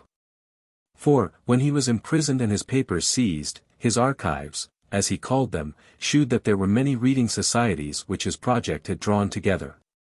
The Prussian states had above 30, and the number of readers was astonishingly great, and it was found, that the pernicious books had really found their way into every hut. Barth, by descending a story lower than Weishaupt, has greatly increased the number of his pupils. But, although I cannot consider the German Union as a formal revival of the order under another name, I must hold those united, and the members of those reading societies, as Illuminati and Minervals. I must even consider the Union as a part of Spartacus's work. The plans of Weishaupt were partly carried into effect in their different branches they were pointed out. And the way to carry them on are distinctly described in the private correspondence of the order. It required little genius to attempt them in imitation. Barth made the attempt, and in part succeeded. Weishaupt's hopes were well founded. The leaven was not only distributed, but the management of the fermentation was now understood, and it went on apace. It is to be remarked, that nothing was found among Barth's papers to support the story he writes in his diary. No such correspondences, but enough for detecting many of these societies. Many others, however, were found unconnected with Barth's Ruhe, not of better character either as to morality or loyalty, and some of them considerable and expensive. And many proofs were found of a combination to force the public to a certain way of thinking, by the management of the reviews and journals. The extensive dealings of Nicolai of Berlin gave him great weight in the bookmaking trade, which in Germany surpasses all our conceptions. The catalogues of new writings in sheets, which are printed twice a year for each of the fairs of Leipzig and Frankfurt, would astonish a British reader by the number. The booksellers meet there, and in one glance see the whole republic of literature, and, like Roman senators, decide the sentiments of distant provinces. By thus seeing the whole together, their speculations are national, and they really have it in their power to give what turn they please to the literature and to the sentiments of Germany. Still, however, they must be induced by motives. The motive of a merchant is gain, and every object appears in his eye something by which money may be made. Therefore in a luxurious and voluptuous nation, licentious and free-thinking books will abound. The writers suggest, and the booksellers think how the thing will tickle. Yet it must not be inferred from the prevalence of such books, that such is the common sense of mankind, and that the writings are not the corrupters, but the corrupted, or that they are what they ought to be, because they please the public. We need only push the matter to an extremity, and its cause appears plain. Filthy prints will always create a greater crowd before the shop window than the finest performances of Woollet. Licentious books will be read with a fluttering eagerness, as long as they are not universally permitted, and pitiable will be the state of the nation when their number makes them familiar and no longer entertaining. But although it must be confessed that great encouragement was given to the skeptical, infidel, and licentious writings in Germany, we see that it was still necessary to practice seduction. Their religionist was made to expect some engaging exhibition of his faith. The citizen must be told that his civil connections are respected, and will be improved, and all are told that good manners or virtue is to be supported. Man is supposed to be, in very essential circumstances, what he wishes to be, and feels he ought to be, and he is corrupted by means of falsehood and trick. The principles by which he is wheedled into wickedness in the first instance are therefore such as are really addressed to the general sentiments of mankind. These therefore should be considered as more expressive of the public mind than those which he afterwards adopts, after this artificial education.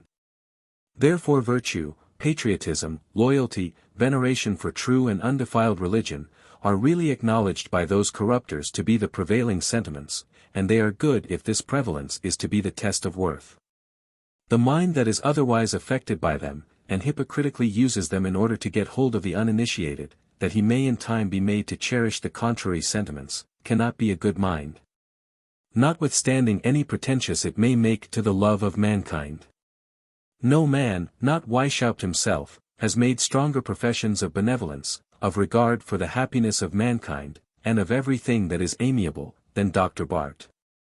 It may not be useless to inquire what effect such principles have had on his own mind, and those of his chief coadjutors. Deceit of every kind is dishonorable. And the deceit that is professedly employed in the proceedings of the Union is no exception. No pious fraud whatever must be used, and pure religion must be presented to the view without all disguise. The more fair virtues seen, the more she charms. Safe, plain, and easy, are her artless ways. With face erect, her eyes look straight before. For dauntless is her march, her step secure. Not so pale fraud now here she turns, now there. Still seeking darker shades, secure in none. Looks often back, and wheeling round and round. Sinks headlong in the danger she would shun. The mean motive of the Protestant skeptic is as inconsistent with our notions of honesty as with our notions of honor, and our suspicions are justly raised of the character of Dr. Barth and his associates, even although we do not suppose that their aim is the total abolishing of religion. With propriety therefore may we make some inquiry about their lives and conduct. Fortunately this is easy in the present instance. A man that has turned every eye upon himself can hardly escape observation. But it is not so easy to get fair information. The peculiar situation of Dr.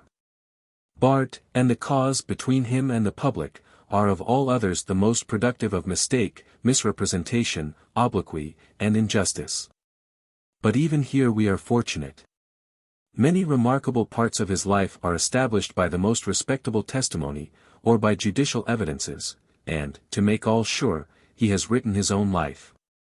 I shall insert nothing here that is not made out by the two last modes of proof, resting nothing on the first, however respectable the evidence may be. But I must observe, that his life was also written by his dear friend Pott, the partner of Walther the bookseller. The story of this publication is curious, and it is instructive. Barth was in prison, and in great poverty. He intended to write his own life, to be printed by Walther, under a fictitious name, and in this work he intended to indulge his spleen and his dislike of all those who had offended him, and in particular all priests, and rulers, and judges, who had given him so much trouble. He knew that the strange, and many of them scandalous anecdotes, with which he had so liberally interlarded many of his former publications, would set curiosity on tiptoe, and would procure a rapid sale as soon as the public should guess that it was his own performance, by the singular but significant name which the pretended author would assume. He had almost agreed with Walther for $1,000, about L. 200, when he was imprisoned for being the author of the farce so often named, and of the commentary on the Religion Edict, written by Pott, and for the proceedings of the German Union. He was refused the use of pen and ink. He then applied to Pott, and found means to correspond with him, and to give him part of his life already written, and materials for the rest, consisting of stories, and anecdotes, and correspondence. Pot sent him several sheets, with which he was so pleased, that they concluded a bargain. Bart says, that Pot was to have 400 copies, and that the rest was to go to the maintenance of Bart and his family, consisting of his wife, daughter, a Christina and her children who lived with them, and Pot gives a different account, and the truth was different from both, but of little consequence to us. Bart's papers had been seized, and searched for evidence of his transactions, but the strictest attention was paid to the precise points of the charge, and no paper was abstracted which did not relate to these. All others were kept in a sealed room. Pot procured the removal of the seals, and got possession of them. Bart says, that his wife and daughter came to him in prison, almost starving, and told him that now that the room was opened, Pot had made an offer to write for their support. If he had the use of these papers, that this was the conclusion of the bargain, and that Pot took away all the papers. N.B. Pot was the associate of Walther, who had great confidence in him, Anekdotenbuch für meinen lieben Ansbruder, page 400. And had conducted the business of Stark's book, as has been already mentioned. No man was better known to Bart, for they had long acted together as chief hands in the Union. He would therefore write the life of its founder con amore, and it might be expected to be a rare and tickling performance. And indeed it was. The first part of it only was published at this time, and the narration reaches from the birth of the hero till his leaving Leipzig in 1768. The attention is kept fully awake, but the emotions which successfully occupy the mind of the reader, are nothing but strong degrees of aversion, disgust, and horror.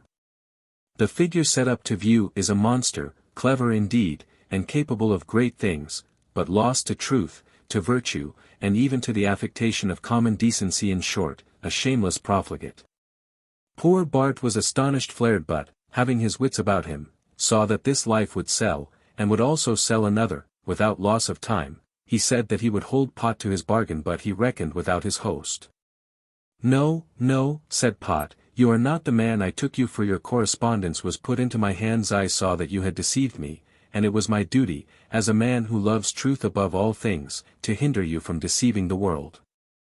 I have not written the book you desired me.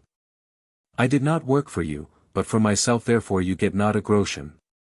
Why, sir, said Bart, we both know that this won't do. You and I have already tried it. You received Stark's manuscript, to be printed by Walther, and you sent it hither to Michaelis, that I might see it during the printing. I wrote an illustration and a key, which made the fellow very ridiculous, and they were printed together, with one title page. You know that we were cast in court. Walther was obliged to print the work as Stark first ordered, and we lost all our labor. So shall you now, for I will commence an action this instant, and let me see with what face you will defend yourself, within a few weeks of your last appearance in court. Pot said, you may try this. My work is already sold, and dispersed over all Germany, and I have no objection to begin yours tomorrow. Believe me, it will sell. Bart pondered and resolved to write one himself. This is another specimen of the Union. Dr. Carl Friedrich Bart was born in 1741. His father was then a parish minister, and afterwards professor of theology at Leipzig, where he died in 1775. The youth, when at college, enlisted in the Prussian service as a hussar, but was bought off by his father. He was M.A. in 1761. He became catechist in his father's church, was a popular preacher, and published sermons in 1765, and some controversial writings, which did him honor, but he then began to indulge in conviviality, and in anonymous pasquinades. Uncommonly bitter and offensive. No person was safe. Professors, magistrates, clergymen had his chief notice also, students and even comrades and friends. Bart says, that these things might cut to the quick, but they were all just. Unluckily his temperament was what the atomical philosophers, who can explain everything by ethers and vibrations, call sanguine. He therefore, his own word, was a passionate admirer of the ladies.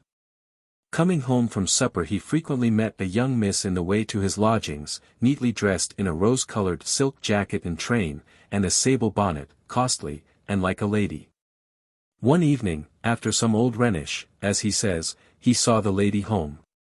Some time after, the mistress of the house, Madame Gotschusky, came into his room, and said that the poor maiden was pregnant. He could not help that, but it was very unfortunate, and would ruin him if known. He therefore gave the old lady a bond for $200, to be paid by installments of 25. The girl was sensible, and good, and as he had already paid for it, and her conversation was agreeable, he did not discontinue his acquaintance.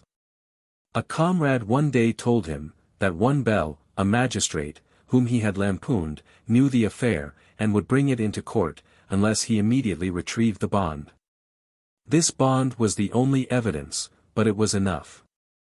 Neither Bart nor his friend could raise the money. But they fell on another contrivance. They got Madame Gotschusky to meet them at another house, in order to receive the money. Bart was in a closet, and his comrade wore a sword.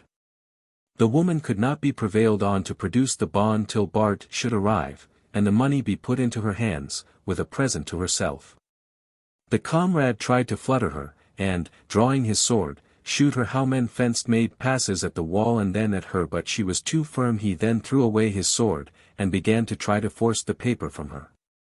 She defended herself a good while, but at length he got the paper out of her pocket, tore it in pieces, opened the closet door, and said, "There you be, there is the honorable fellow whom you and your W.H. have bullied, but it is with me you have to do now, and you know that I can bring you to the gallows." There was a great squabble, to be sure, says Bart, but it ended, and I thought all was now over, but Mr. Bell had got word of it, and brought it into court the very day that Bart was to have made some very reverend appearance at church. In short, after many attempts of his poor father to save him, he was obliged to send in his gown and band, and to quit the place. It was some comfort, however, that Madame Gotschusky and the young miss did not fare much better. They were both imprisoned. Madame G. died some time after of some shocking disease. The court records give a very different account of the whole, and particularly of the scuffle, but Bart's story is enough. Bart says, that his father was severe, but acknowledges that his own temperament was hasty. Why does not his father's temperament excuse something? Vibratiunculi will explain everything or nothing. Therefore, again, I sometimes forgot myself. One day I laid a loaded pistol on the table, and told him that he should meet with that if he went on so. But I was only 17. Dr. Bart was, of course, obliged to leave the place. His friends, and Semler in particular, an eminent theological writer, who had formed a very favorable opinion of his uncommon talents, were assiduous in their endeavors to get an establishment for him. But his high opinion of himself, his temper, impetuous, precipitant, and overbearing, and a bitter satirical habit which he had freely indulged in his outset of life, made their endeavors very ineffectual. At last he got a professorship at Erlangen, then at Erfurt, and in 1771, at Gießen. But in all these places, he was no sooner settled than he got into disputes with his colleagues and with the established church, being a strenuous partisan of the innovations which were attempted to be made in the doctrines of Christianity. In his anonymous publications, he did not trust to rational discussion alone, but had recourse to ridicule and personal anecdotes, and indulged in the most cutting sarcasms and gross scurrility. Being fond of convivial company, his income was insufficient for the craving demand, and as soon as he found that anecdote and slander always procured readers, he never ceased writing. He had wonderful readiness and activity, and spared neither friends nor foes in his anonymous performances. But this could not last, and his avowed theological writings were such as could not be suffered in a professor of divinity. The very students at Gießen were shocked with some of his liberties. After much wrangling in the church judicatories he was just going to be dismissed, when he got an invitation to Marschlands in Switzerland to superintend an academy. He went thither about the year 1776, and formed the seminary after the model of Baistow's Philanthropine, or Academy, at Dessau, of which I have already given some account. It had acquired some celebrity, and the plan was peculiarly suited to Bart's taste, because it left him at liberty to introduce any system of religious or irreligious opinions that he pleased. He resolved to avail himself of this liberty, and though a clergyman and doctor of theology, he would outstrip even Baistow, who had no ecclesiastical orders to restrain him. But he wanted the moderation, the prudence, and the principle of Bastow. He had, by this time, formed his opinion of mankind, by meditating on the feelings of his own mind. His theory of human nature was simple. The leading propensities, says he, of the human mind are three: instinctive liberty, Freiheitstrieb, instinctive activity, Trieb für Tätigkeit, and instinctive love, Liebestrieb. I do not wish to misunderstand him, but I can give no other translation. If a man is obstructed in the exercise of any of these propensities, he suffers an injury. The business of a good education therefore is to teach us how they are to be enjoyed in the highest degree. We need not be surprised although the doctor should find it difficult to manage the cyclopedia and his philanthropine in such a manner as to give satisfaction to the neighborhood, which was habituated to very different sentiments. Accordingly he found his situation as uncomfortable as at Gießen. He says, in one of his latest performances, that the Grisons were a strong instance of the immense importance of education. They knew nothing but their handicrafts, and their minds were as coarse as their persons. He quarrelled with them all, and was obliged to abscond after lying some time in arrest. He came to Durkheim or Turkheim, where his father was or had been minister. His literary talents were well known. After some little time he got an association formed for erecting and supporting a philanthropine or house of education. A large fund was collected, and he was enabled to travel into Holland and England, to engage pupils, and was furnished with proper recommendations. On his return the plan was carried into execution. The castle or residence of Count Leining Harzburg at Heidsheim, having gardens, park, and every handsome accommodation, had been fitted up for it, and it was consecrated by a solemn religious festival in 1778. But his old misfortunes pursued him. He had indeed no colleagues to quarrel with, but his avowed publications became every day more obnoxious, and when any of his anonymous pieces had a great run, he could not stifle his vanity and conceal the author's name. Of these pieces, some were even shocking to decency. It was indifferent to him whether it was friend or foe that he abused. And some of them were so horribly injurious to the characters of the most respectable men in the state, that he was continually under the correction of the courts of justice. There was hardly a man of letters that had ever been in his company who did not suffer by it. For his constant practice was to father every new step that he took towards atheism on some other person. And, whenever the reader sees, in the beginning of a book, any person celebrated by the author for sound sense, profound judgment, accurate reasoning, or praised for acts of friendship and kindness to himself, he may be assured that, before the close of the book, this man will convince Dr. Barth in some private conversation, that some doctrine, cherished and venerated by all Christians, is a practice of knavish superstition. So lost was Dr. Barth to all sense of shame. He said that he held his own opinions independent of all mankind, and was indifferent about their praise or their reproach. Barth's licentious, very licentious life, was the cause of most of these enormities. No income could suffice, and he wrote for bread. The abominable way in which the literary manufacture of Germany was conducted, made it impossible to hinder the rapid dispersion of his writings over all Germany. And the undelicate and coarse maw of the public was as ravenous as the sensuality of Dr. Barth, who really battened in the Epicurean sty. The consequence of all this was that he was obliged to fly from Heidsheim, leaving his sureties in the philanthropine to pay about $14,000, besides debts without number to his friends. He was imprisoned at Dienheim, but was released I know not how, and settled at Halle. There he sunk to be a keeper of a tavern and billiard table, and his house became the resort and the bane of the students in the university. He was obliged therefore to leave the city. He had somehow got funds which enabled him to buy a little vineyard, prettily situated in the neighborhood. This he fitted up with every accommodation that could invite the students, and called it Barth's Ruhe. We have already seen the occupations of Dr. B. In this Buon Retiro can we call it odium cum dignitate? Alas no. He had not lived 2 years here, bustling and toiling for the German Union, sometimes without a bit of bread when he was sent to prison at Halle, and then to Magdeburg, where he was more than a year in jail.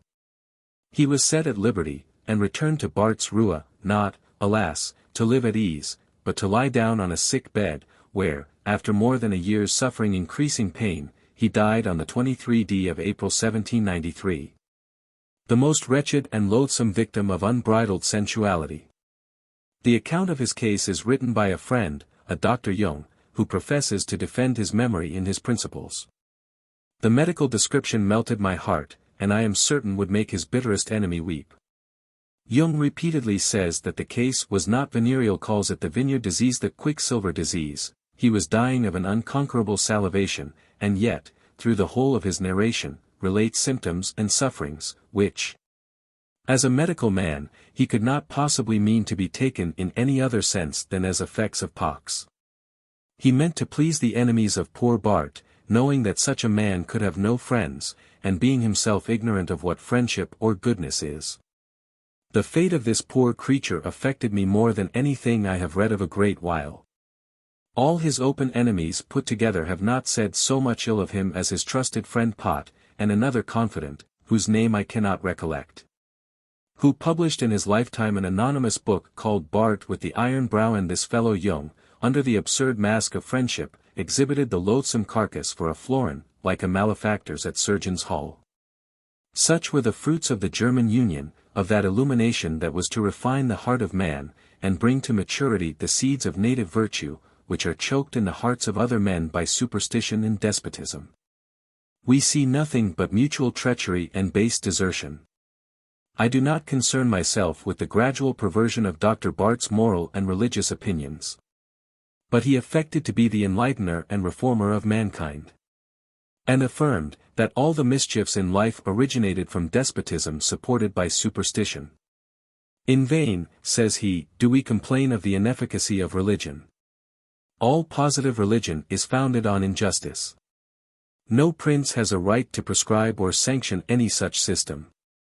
Nor would he do it, were not the priests the firmest pillars of his tyranny, and superstition the strongest fetters for his subjects. He dares not show religion as she is, pure and undefiled. She would charm the eyes and the hearts of mankind, would immediately produce true morality, would open the eyes of freeborn man, would teach him what are his rights, and who are his oppressors, and princes would vanish from the face of the earth. Therefore, without troubling ourselves with the truth or falsehood of his religion of nature, and assuming it as an indisputable point, that Dr. Bart has seen it in this natural and so effective purity, it is surely a very pertinent question.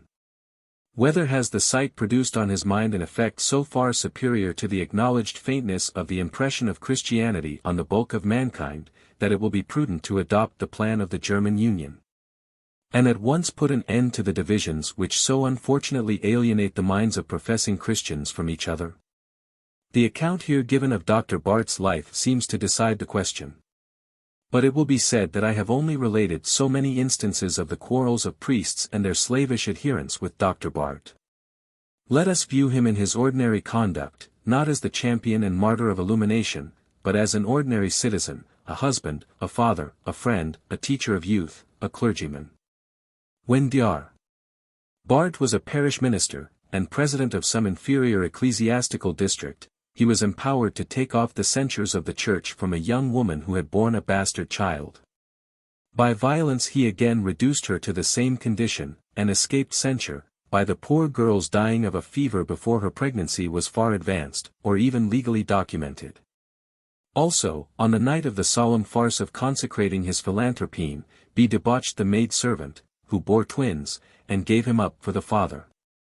The thing, I presume, was not judiciously proved, otherwise he would have surely been disgraced, but it was afterwards made evident, by the letters which were found by Pott, when he undertook to write his life. A series of these letters had passed between him and one Graf a steward, who was employed by him to give the woman the small pittance by which she and the infants were maintained. Remonstrances were made when the money was not advanced. And there are particularly letters about the end of 1779, which show that Bart had ceased giving anything. On the ___ of February 1780, the infants, 3 years old, were taken away in the night, and were found exposed, the one at Ufstein, and the other at Worms, many miles distant from each other, and almost frozen to death. The first was found, by its moans, by a shoemaker in a field by the roadside, about 6 in the morning, the other was found by two girls between the hedges in a lane, set between two great stones, past all crying. The poor mother travelled up and down the country in quest of her infants, and hearing these accounts, found them both, and took one of them home. But not being able to maintain both, when Bart's commissioner refused contributing any more, it remained with the good woman who had taken it in. Bart was married in 1772 while at Gießen. But after wasting the greatest part of his wife's little fortune left her by a former husband, he was provoked, by losing 1,000 florins, about L. 110, in the hands of her brother, who would not pay it up. After this he used her very ill, and speaks very contemptuously of her in his own account of his life, calling her a dowdy, jealous, and everything contemptible. In two infamous novels, he exhibits characters, in which she is represented in a most cruel manner. Yet this woman, perhaps during the honeymoon, was enticed by him one day into the bath, in the pond of the garden of the Philanthropine at Heidsheim, and there, in the sight of all the pupils, did he, also undressed, toy with his naked wife in the water. When at Halle, he used the poor woman extremely ill, keeping a mistress in the house, and giving her the whole command of the family, while the wife and daughter were confined to a separate part of it. When in prison at Magdeburg, the strumpet lived with him, and bore him 2 children. He brought them all to his house when he was set at liberty. Such barbarous usage made the poor woman at last leave him and live with her brother. The daughter died about a year before him, of an overdose of laudanum given by her father, to procure sleep when ill of a fever. He ended his own wretched life in the same manner, unable, poor man, to bear his distress, without the smallest compunction or sorrow for his conduct, and the last thing he did was to send for a bookseller, Weishaupt of Halle, who had published some of his vile pieces, and recommend his strumpet and her children to his protection, without one thought of his injured wife. I shall end my account of this profligate monster with a specimen of his way of using his friends. Of all the acquisitions which I made in England, Mr., the name appears at full length, was the most important. This person was accomplished in the highest degree. With sound judgment, great genius, and correct taste, he was perfectly a man of the world. He was my friend, and the only person who warmly interested himself for my institution. To his warm and repeated recommendations I owe all the pupils I got in England, and many most respectable connections, for he was universally esteemed as a man of learning and of the most unblemished worth. He was my friend, my conductor, and I may say my preserver, for when I had not bread for 2 days, he took me to his house, and supplied all my wants. This gentleman was a clergyman, and had a small but genteel and selected congregation, a flock which required strong food. My friend preached to them pure natural religion, and was beloved by them. His sermons were excellent, and delivered with native energy and grace, because they came from the heart. I had once the honor of preaching for him. But what a difference! I found myself afraid. I feared to speak too boldly, because I did not know where I was, and thought myself speaking to my crouching countrymen. But the liberty of England opens every heart, and makes it accessible to morality. I can give a very remarkable instance. The women of the town in London do not, to be sure, meet with my unqualified approbation in all respects. But it is impossible not to be struck with the propriety and decency of their manners, so unlike the clownish impudence of our German W.H. I could not distinguish them from modest women, otherwise than by their greater attention and eagerness to shew me civility. My friend used to laugh at my mistakes, and I could not believe him when he told me that the lady who had kindly shewed the way to me, a foreigner, was a votary of Venus. He maintained that English liberty naturally produced morality and kindness. I still doubted, and he said that he would convince me by my own experience. These girls are to be seen in crowds every evening in every quarter of the town. Although some of them may not have even a shift, they come out in the evening dressed like princesses, in hired clothes, which are entrusted to them without any fear of their making off with them. Their fine shape, their beautiful skin, and dark brown hair, their swelling bosom so prettily set off by their black silk dress, and above all, the gentle sweetness of their manners, makes an impression in the highest degree favorable to them. They civilly offer their arm, and say, "My dear, will you give me a glass of wine?" If you give them no encouragement, they pass on, and give no farther trouble. I went with my friend to Covent Garden, and after admiring the innumerable beauties we saw in the piazzas, we gave our arm to 3 very agreeable girls, and immediately turned into a temple of the Cytherean goddess, which is to be found at every second door of the city, and were shown into a parlour elegantly carpeted and furnished, and lighted with wax, with every other accommodation at hand. My friend called for a pint of wine, and this was all the expense, for which we received so much civility. The conversation and other behaviour of the ladies was agreeable in the highest degree, and not a word passed that would have distinguished them from nuns, or that was not in the highest degree mannerly and elegant. We parted in the street, and such is the liberty of England, that my friend ran not the smallest risk of suffering either in his honour or usefulness, such is the effect of freedom. We may be sure, the poor man was astonished when he saw his name before the public as one of the enlighteners of Christian Europe. He is really a man of worth, and of the most irreproachable character, and knew that whatever might be the protection of British liberty, such conduct would ruin him with his own hearers, and in the minds of all his respectable countrymen. He therefore sent a vindication of his character from his slanderous abuse to the publishers of the principal newspapers and literary journals in Germany. The vindication is complete, and B. is convicted of having related what he could not possibly have seen. It is worthy of remark, that the vindication did not appear in the Berlin Monatschrift, nor in any of the journals which make favourable mention of the performances of the enlighteners. Think not, indignant reader, says Arbuthnot, that this man's life is useless to mortals. It shows in a strong light the falsity of all his declamations in favour of his so much praised natural religion and universal kindness and humanity.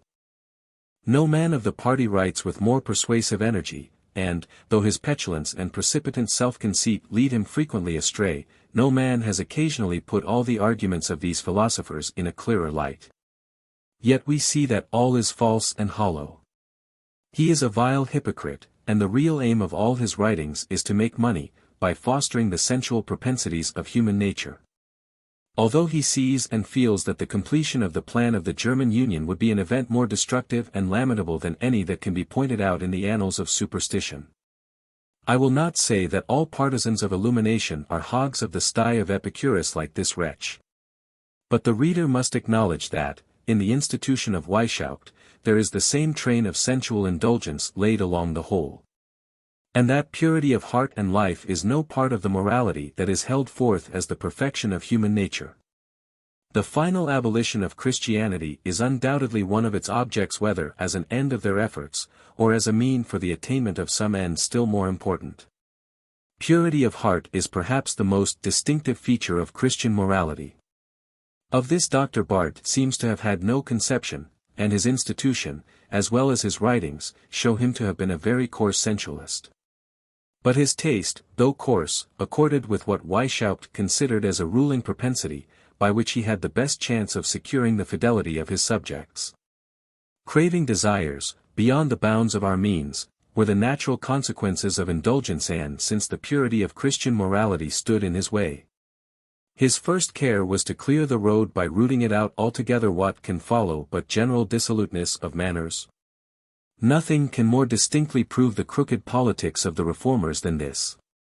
It may be considered as the mainspring of their whole machine. Their pupils were to be led by means of their meaner desires, and the aim of their conductors was not to inform them, but merely to lead them, not to reform, but to rule the world. They would reign, though in hell, rather than serve in heaven. Dar. Barth was a true apostle of Illuminatism. And though his torch was made of the grossest materials, and served only to discover sights of woe, the horrid glare darted into every corner, rousing hundreds of filthy vermin, and directing their flight to the rotten carrion where they could best deposit their poison and their eggs. In the breasts, to wit, of the sensual and profligate, there to fester and burst forth in a new and filthy progeny, and it is astonishing what numbers were thus roused into action. The scheme of reading societies had taken prodigiously, and became a very profitable part of the literary trade of Germany. The booksellers and writers soon perceived its importance, and acted in concert. I might fill a volume with extracts from the criticisms which were published on the religion edict so often mentioned already. The Leipzig catalogue for 1 year contained 173. Although it concerned the Prussian states alone, these appeared in every corner of Germany, nay, also in Holland, in Flanders, in Hungary, in Switzerland, in Courland, and in Livonia. This shows it to have been the operation of an associated band, as was intimated to the king with so much petulance by Mirabeau. There was, past all doubt, such a combination among the innumerable scribblers who supplied the fairs of Leipzig and Frankfurt. Mirabeau calls it a conjuration de philosophes, an expression very clear to himself, for the myriads of garreteers who have long fed the craving mouth of Paris, always thirsting after some new thing, called themselves philosophers, and, like the gangs of St. Giles, conversed with each other in a cant of their own, full of moral, of energy, of bienveillance, and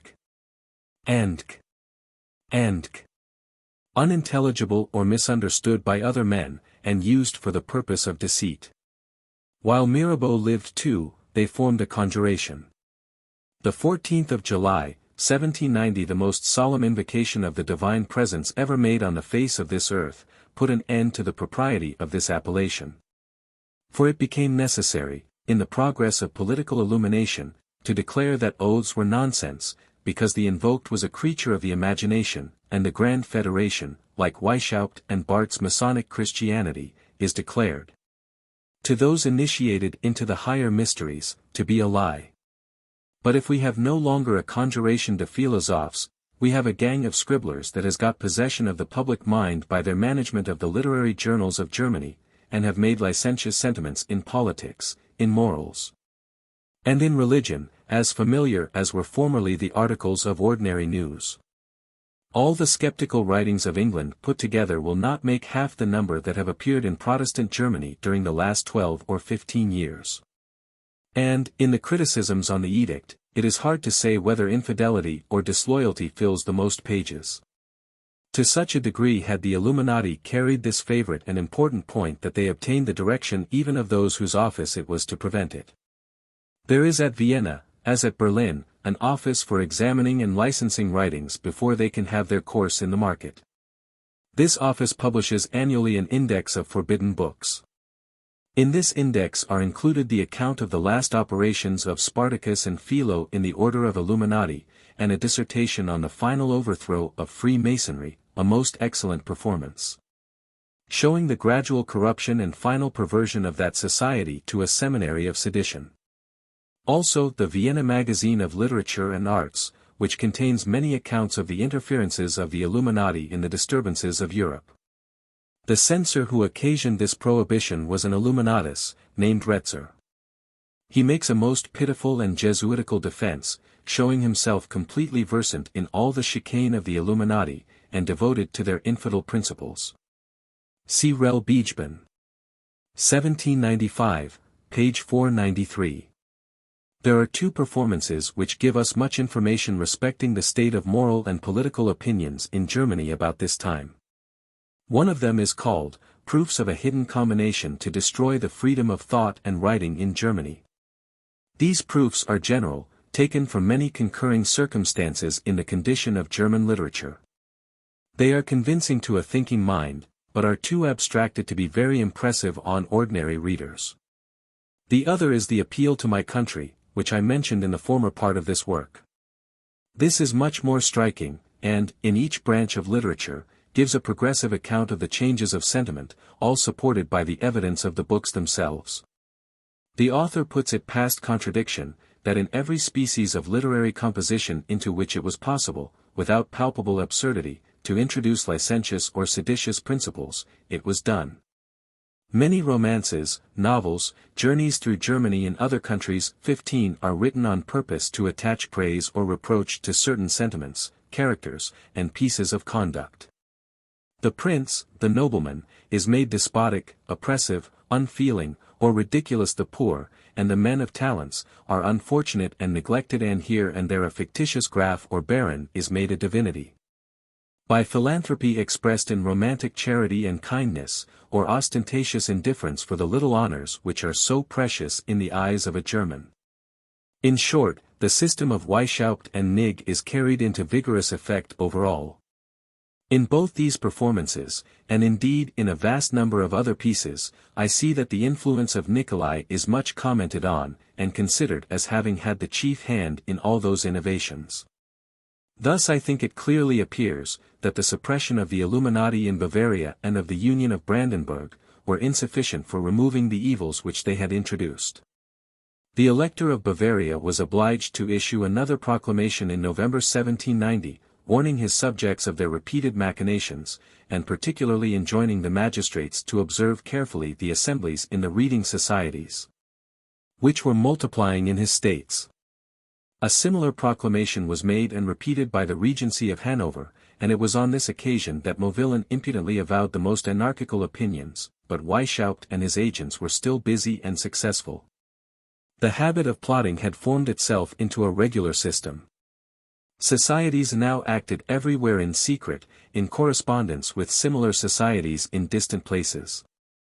And thus a mode of cooperation was furnished to the discontented, the restless, and the unprincipled in all places, without even the trouble of formal initiations. And without any external appearances by which the existence and occupations of the members could be distinguished. The Hydra's teeth were already sown, and each grew up, independent of the rest, and soon sent out its own offsets.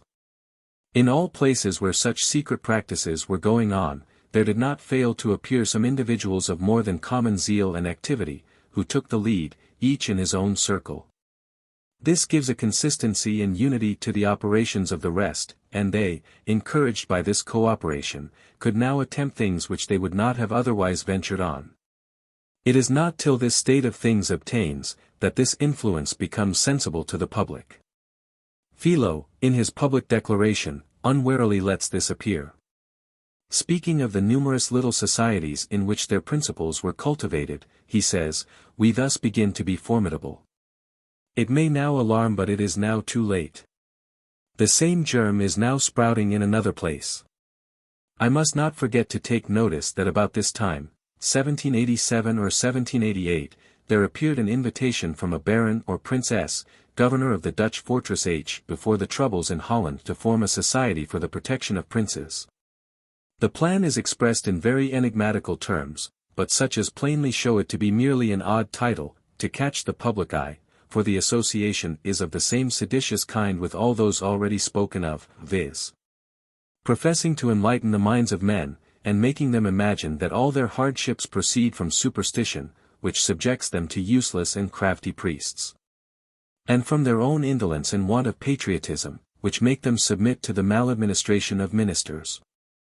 The sovereign is supposed to be innocent, but to be a cipher, and every magistrate, who is not chosen by the people actually under him, is held to be a despot, and is to be bound hand and foot. Many circumstances concur to prove that the projector of this insidious plan is the Prince Solms, who so assiduously fomented all the disturbances in the Dutch and Austrian Netherlands. He had, before this time, taken into his service Zwack, the Cato of the Illuminati. The project had gone some length when it was discovered and suppressed by the States. Zimmermann, who had been president of the Illuminati in Mannheim, was also a most active person in propagating their doctrines in other countries. He was employed as a missionary, and erected some lodges even in Rome, also at Neuchâtel in Hungary. He was frequently seen in the latter place by a gentleman of my acquaintance, and preached up all the ostensible doctrines of Illuminatism in the most public manner, and made many proselytes.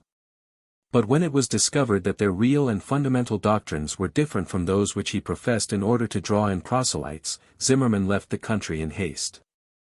Some time after this he was arrested in Prussia for seditious harangues, but he escaped, and has not been heard of since. When he was in Hungary he boasted of having erected above 100 lodges in different parts of Europe, some of which were in England. That the Illuminati and other hidden cosmopolitical societies had some influence in bringing about the French Revolution, or at least in accelerating it, can hardly be doubted. In reading the secret correspondence, I was always surprised at not finding any reports from France, and something like a hesitation about establishing a mission there, nor am I yet able thoroughly to account for it. But there is abundant evidence that they interfered, both in preparing for it in the same manner as in Germany, and in accelerating its progress. Some letters in the Brunswick Journal from one camp, who was an inspector of the seminaries of education, a man of talents, and an Illuminatus, put it beyond doubt. He was residing in Paris during its first movements, and gives a minute account of them, lamenting their excesses, on account of their imprudence, and the risk of shocking the nation, and thus destroying the project, but justifying the motives. On the true principles of cosmopolitism. The Vienna Zeitschrift, and the Magazine of Literature and Fine Arts for 1790, and other pamphlets of that date, say the same thing in a clearer manner. I shall lay together some passages from such as I have met with, which I think will shew beyond all possibility of doubt, that the Illuminati took an active part in the whole transaction, and may be said to have been its chief contrivers. I shall premise a few observations, which will give a clearer view of the matter. Chapter 4. The French Revolution. During these dissensions and discontents, and this general fermentation of the public mind in Germany, political occurrences in France gave exercise and full scope for the operation of that spirit of revolt which had long growled in secret in the different comers of that great empire. The cosmopolitical and skeptical opinions and sentiments so much cultivated in all the lodges of the Philelites had by this time been openly professed by many of the sages of France, and artfully interwoven with their statistical economics. The many contests between the king and the Parliament of Paris about the registration of his edicts had given occasion to much discussion, and had made the public familiarly acquainted with topics altogether unsuitable to the absolute monarchy of France. This acquaintance with the natural expectations of the subject, and the expediency of a candid attention on the part of government to these expectations, and a view of legislation and government founded on a very liberal interpretation of all these things, was prodigiously promoted by the rash interference of France in the dispute between Great Britain and her colonies. In this attempt to ruin Britain, even the court of France was obliged to preach the doctrines of liberty, and to take its chance that Frenchmen would consent to be the only slaves. But their officers and soldiers who returned from America, imported the American principles, and in every company found hearers who listened with delight and regret to their fascinating tale of American independence. During the war, the minister, who had too confidently pledged himself for the destruction of Britain, was obliged to allow the Parisians to amuse themselves with theatrical entertainments, where English law was represented as oppression.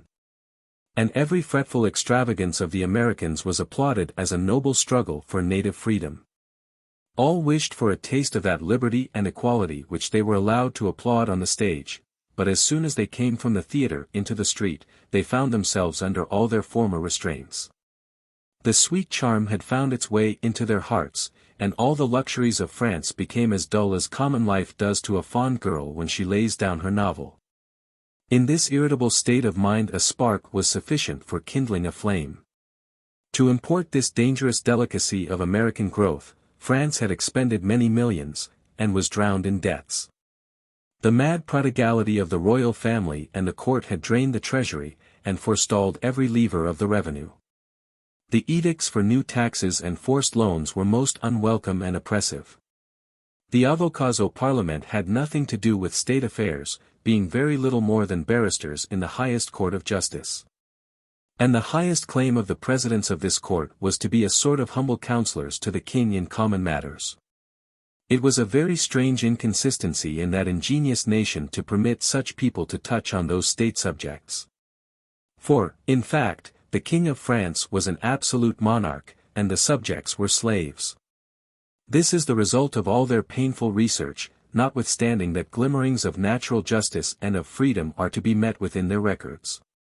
There could not be found in their history so much as a tolerable account of the manner of calling the nation together, to learn from the people how their chains would best please their fancy. But all this was against nature, and it was necessary that it should come to an end, the first time that the monarch confessed that he could not do everything unless they put the tools into his hands. As things were approaching gradually but rapidly to this condition, the impertinent interference, for so a Frenchman, subject of the Grand Monarch, must think it, of the advocates of the Parliament of Paris was popular in the highest degree. And it must be confessed, that in general it was patriotic, however inconsistent with the Constitution. They felt themselves pleading the cause of humanity and natural justice. This would embolden honest and worthy men to speak truth, however unwelcome to the court. In general, it must also be granted that they spoke with caution and with respect to the sovereign powers, and they had frequently the pleasure of being the means of mitigating the burdens of the people. The Parliament of Paris, by this conduct, came to be looked up to as a sort of mediator between the king and his subjects.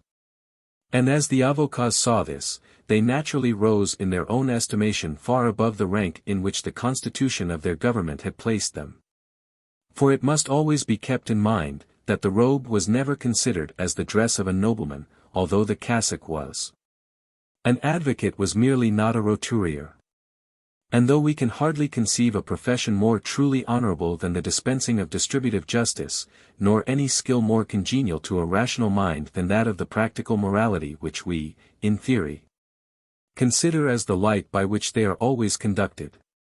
And although even the artificial constitution of France had long been obliged to bow to the dictates of nature and humanity, and to confer nobility, and even title, on such of the professors of the municipal law as had, by their skill and their honorable character, risen to the first offices of their profession, yet the noblesse de la robe never could incorporate with the noblesse du sang, nor even with the noblesse de l'épée.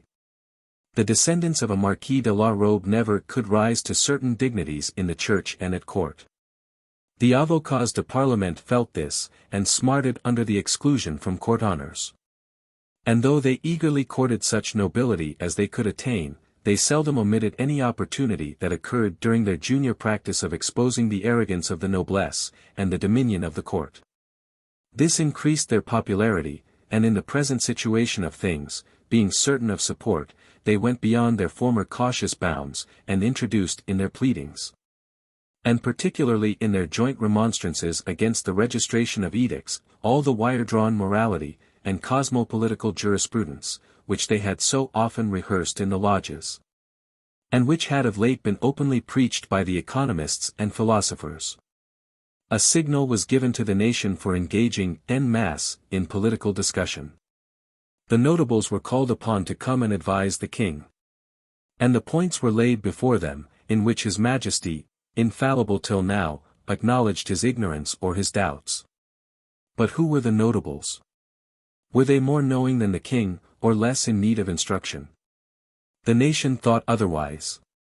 Nay, the court thought otherwise. For, in some of the royal proclamations on this occasion, men of letters were invited to assist with their counsels, and to give what information their reading and experience should suggest as to the best method of convoking the States General, and of conducting their deliberations. When a minister thus solicits advice from all the world how to govern, he most assuredly declares his own incapacity, and tells the people that now they must govern themselves. This however was done, and the minister, Necker, the philosopher and philanthropist of Geneva, set the example, by sending in his opinion, to be laid on the council table with the rest. On this signal, counsel poured in from every garret, and the press groaned with advice in every shape. Ponderous volumes were written for the bishop or the duke, a handsome 8vo for the notable officer of 18. Pamphlets and single sheets for the loungers in the Palais Royal.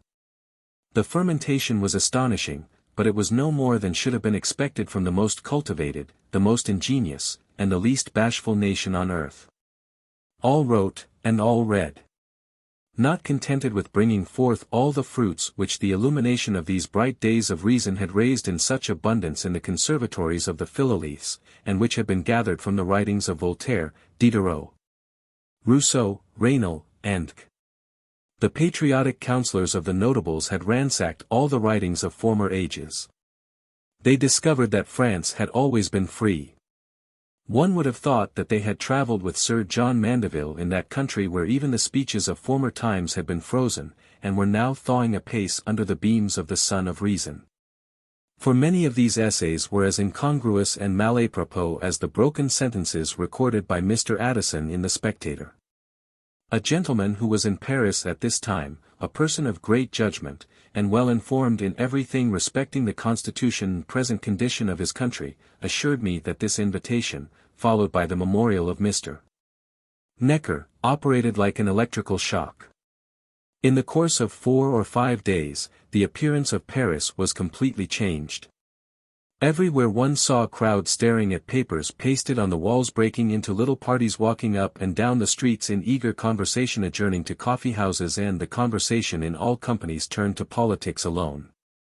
And in all these conversations, a new vocabulary, where every second word was morality, philanthropy, toleration, freedom, and equalization of property. Even at this early period persons were listened to without censure, or even surprise, who said that it was nonsense to think of reforming their government, and that it must be completely changed. In short, in the course of a month, a spirit of licentiousness and a rage for innovation had completely pervaded the minds of the Parisians. The most conspicuous proof of this was the unexpected fate of the Parliament. It met earlier than usual, and to give greater éclat to its patriotic efforts, and completely to secure the gratitude of the people, it issued an edict on the present state of the nation, containing a number of resolutions on the different leading points of national liberty. A few months ago these would have been joyfully received as the Magna Carta of freedom, and really contained all that a wise people should desire. But because the Parliament had some time before given it as their opinion as the Constitutional Council of the Crown, that the States should be convoked on the principles of their last meeting in 1614, which preserved the distinctions of rank.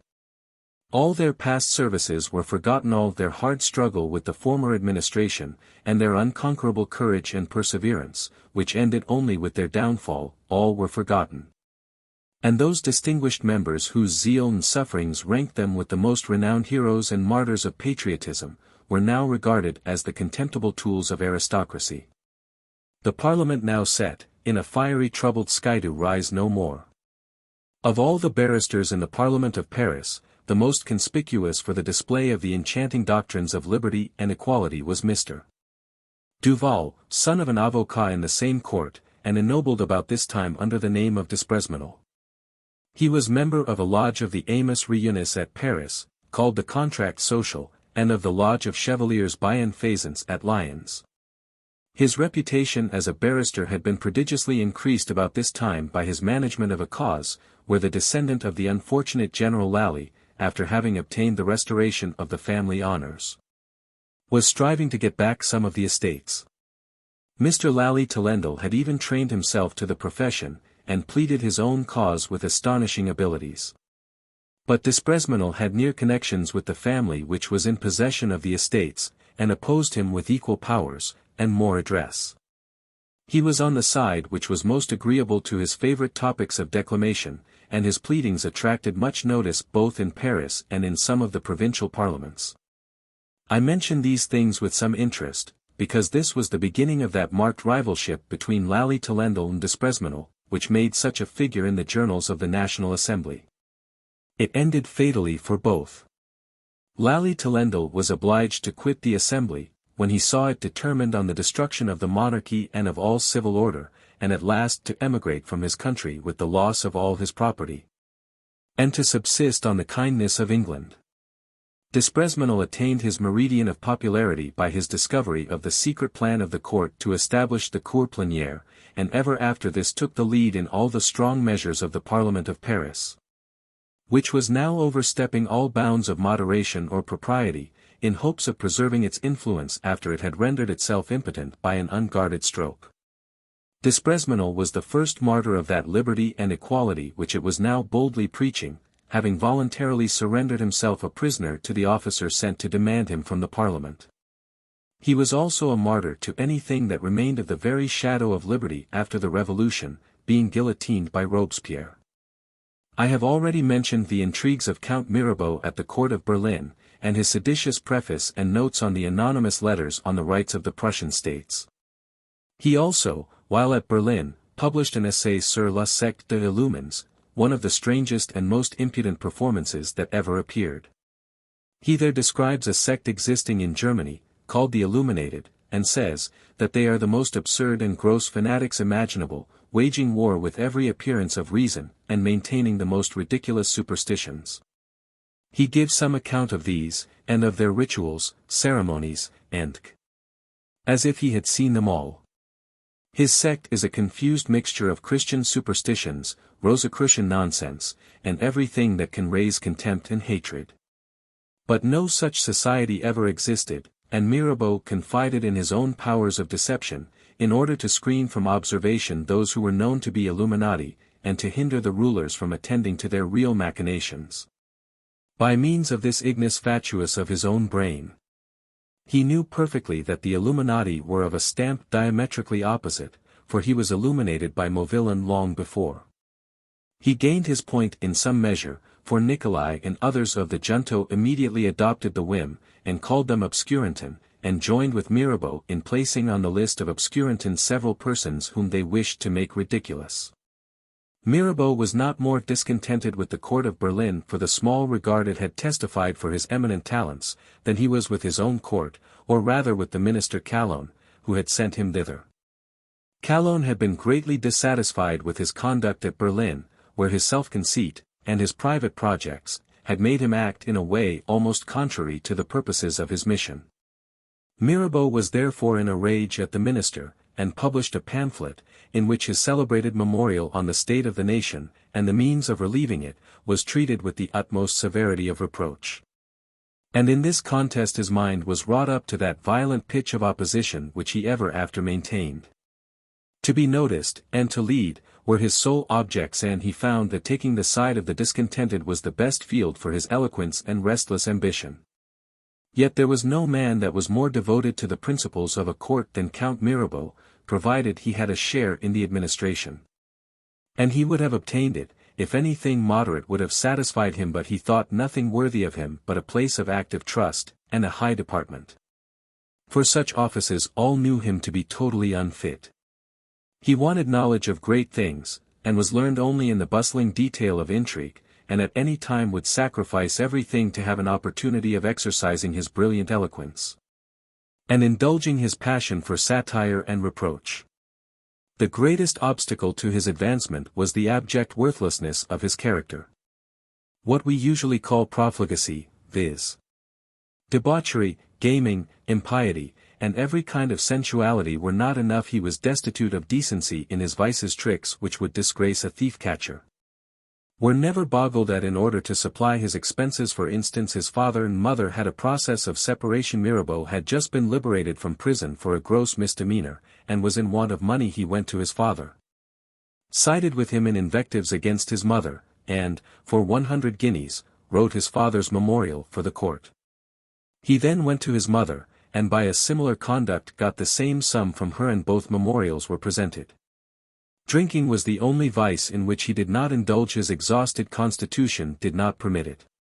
His brother the Viscount, on the contrary, was apt to exceed in jollity. One day the Count said to him, "How can you, brother, so expose yourself?" "What?" says the Viscount, "how insatiable you are. Nature has given you every vice, and having left me only this one, you grudge at me." When the elections were making for the States General, he offered himself a candidate in his own order at Aix, but he was so abhorred by the noblesse, that they not only rejected him, but even drove him from their meetings. This affront settled his measures, and he determined on their ruin. He went to the Commons, disclaimed his being a gentleman, set up a little shop in the marketplace of Aix, and sold trifles, and now, fully resolved what line he should pursue, he courted the Commons by joining in all their excesses against the noblesse, and was at last returned a member of the Assembly. From this account of Mirabeau we can easily foretell the use he would make of the illumination which he had received in Germany. Its grand truths and just morality seem to have had the same effects on his mind as on that of Weishaupt or Barth. In the year 1786, Mirabeau, in conjunction with the Duc de Lauzun and the Abbé Périgord, afterwards Bishop of Autun, the man so puffed in the national assemblies as the brightest pattern of humanity, reformed a lodge of Philolithes in Paris, which met in the Jacobin college or convent. It was one of the Amos Réunis, which had now rid itself of all the insignificant mysticism of the sect. This was now become troublesome, and took up the time which would be much better employed by the Chevaliers du Soleil, and other still more refined champions of reason and universal citizenship. Mirabeau had imparted to it some of that illumination which had beamed upon him when he was in Berlin. In 1788 he and the abbé were wardens of the lodge. They found that they had not acquired all the dexterity of management that he understood was practiced by his brethren in Germany, for keeping up their connection, and conducting their correspondence. A letter was therefore sent from this lodge, signed by these two gentlemen, to the brethren in Germany, requesting their assistance and instruction. In the course of this year, and during the sitting of the nobles, a deputation was sent from the German Illuminati to catch this glorious opportunity of carrying their plan into full execution with the greatest éclat.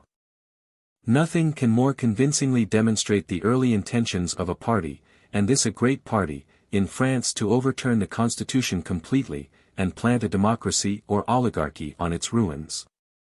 The Illuminati had no other object. They accounted all princes usurpers and tyrants, and all privileged orders as their abettors. They intended to establish a government of morality, as they called it, Sittenregiment, where talents and character, to be estimated by their own scale, and by themselves, should alone lead to preferment. They meant to abolish the laws which protected property accumulated by long-continued and successful industry, and to prevent for the future any such accumulation. They intended to establish universal liberty and equality, the imprescriptible rights of man, at least they pretended all this to those who were neither magi nor regents. And, as necessary preparations for all this, they intended to root out all religion and ordinary morality, and even to break the bonds of domestic life, by destroying the veneration for marriage vows. And by taking the education of children out of the hands of the parents. This was all that the Illuminati could teach, and this was precisely what France has done. I cannot proceed in the narration without defiling the page with the detested name of Orleans, stained with everything that can degrade or disgrace human nature. He only wanted illumination, to shew him in a system all the opinions, dispositions, and principles which filled his own wicked heart. This contemptible being was illuminated by Mirabeau, and has shown himself the most zealous disciple of the order.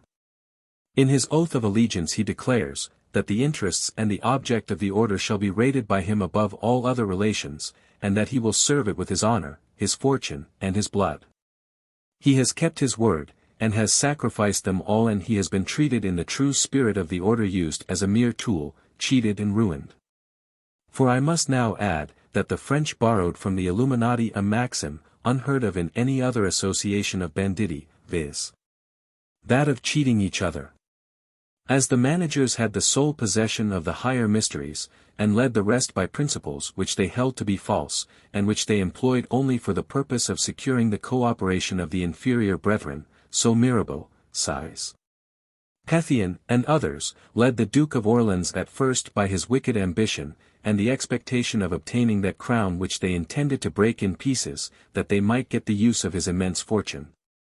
And of his influence on the thousands of his depending sycophants, who ate his bread and pandered to his gross appetites.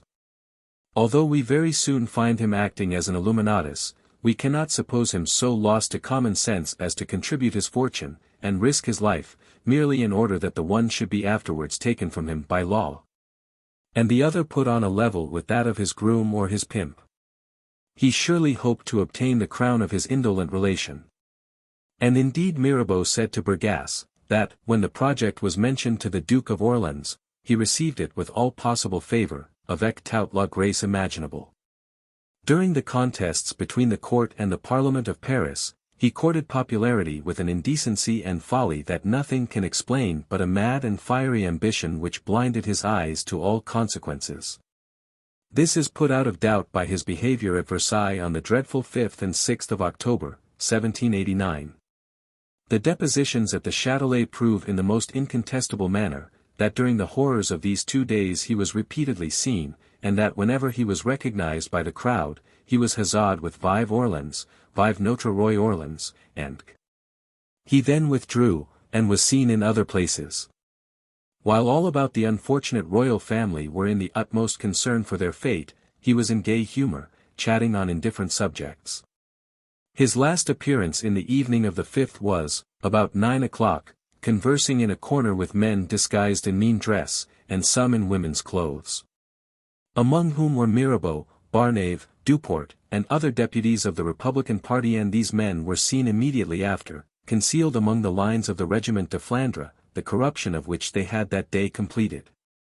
He was seen again next morning conversing with the same persons in women's dress. And when the insulted sovereign was dragged in triumph to Paris, Orleans was again seen, skulking in a balcony behind his children, to view the procession of devils and furies.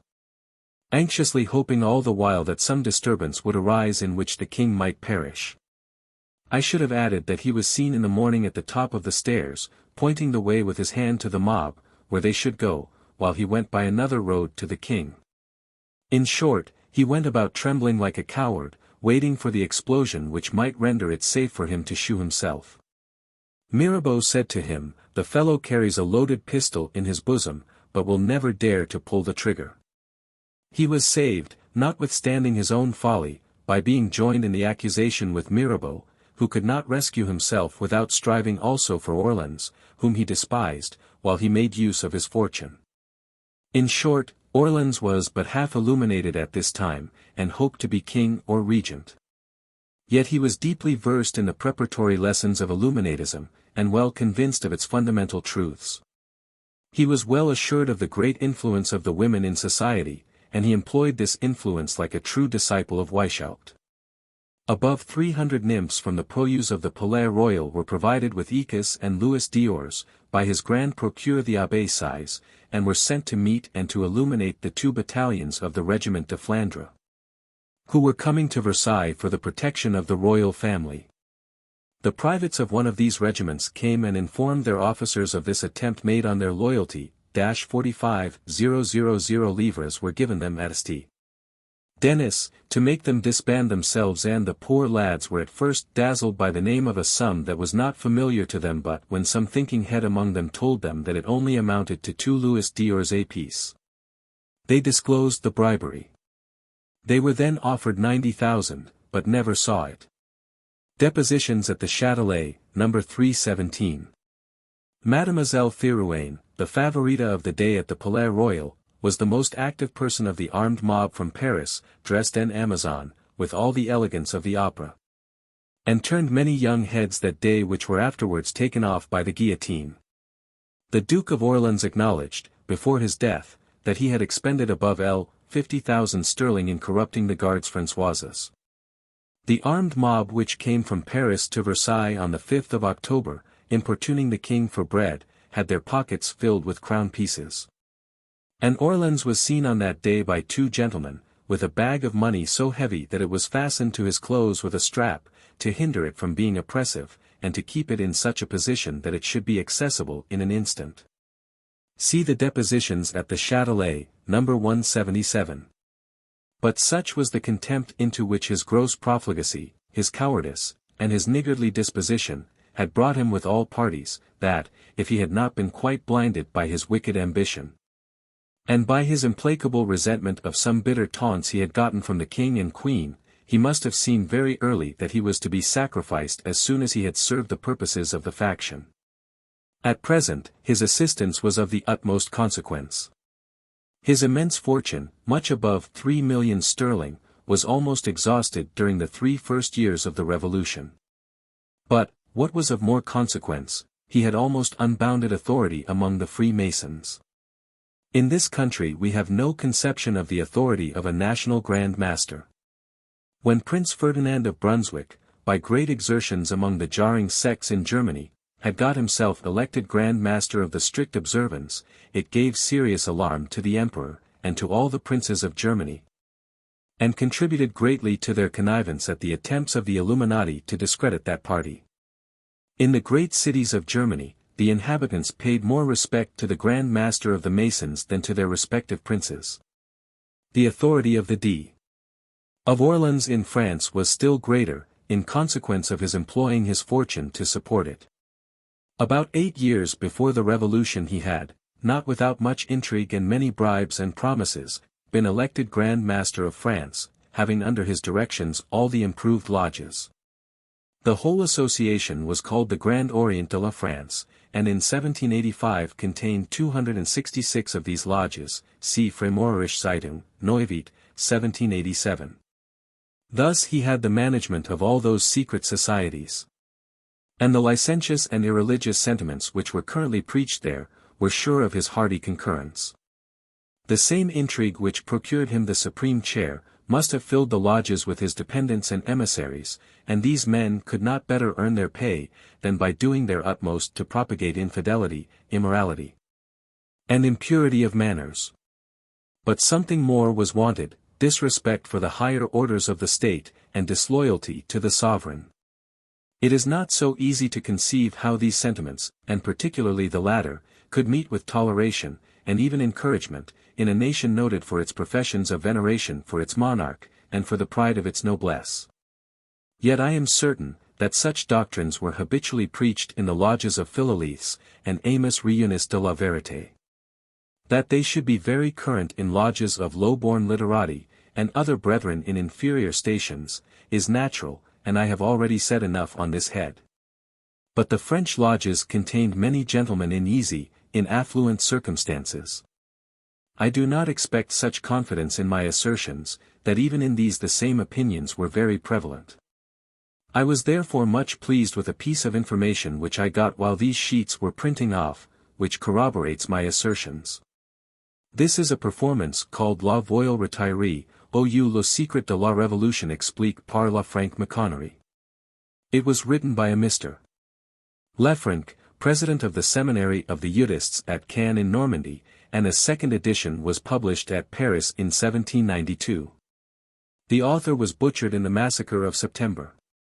He says, that on the death of a friend, who had been a very zealous Mason, and many years master of a respectable lodge, he found among his papers a collection of Masonic writings, containing the rituals, catechisms, and symbols of every kind, belonging to a long train of degrees of Freemasonry, together with many discourses delivered in different lodges, and minutes of their proceedings.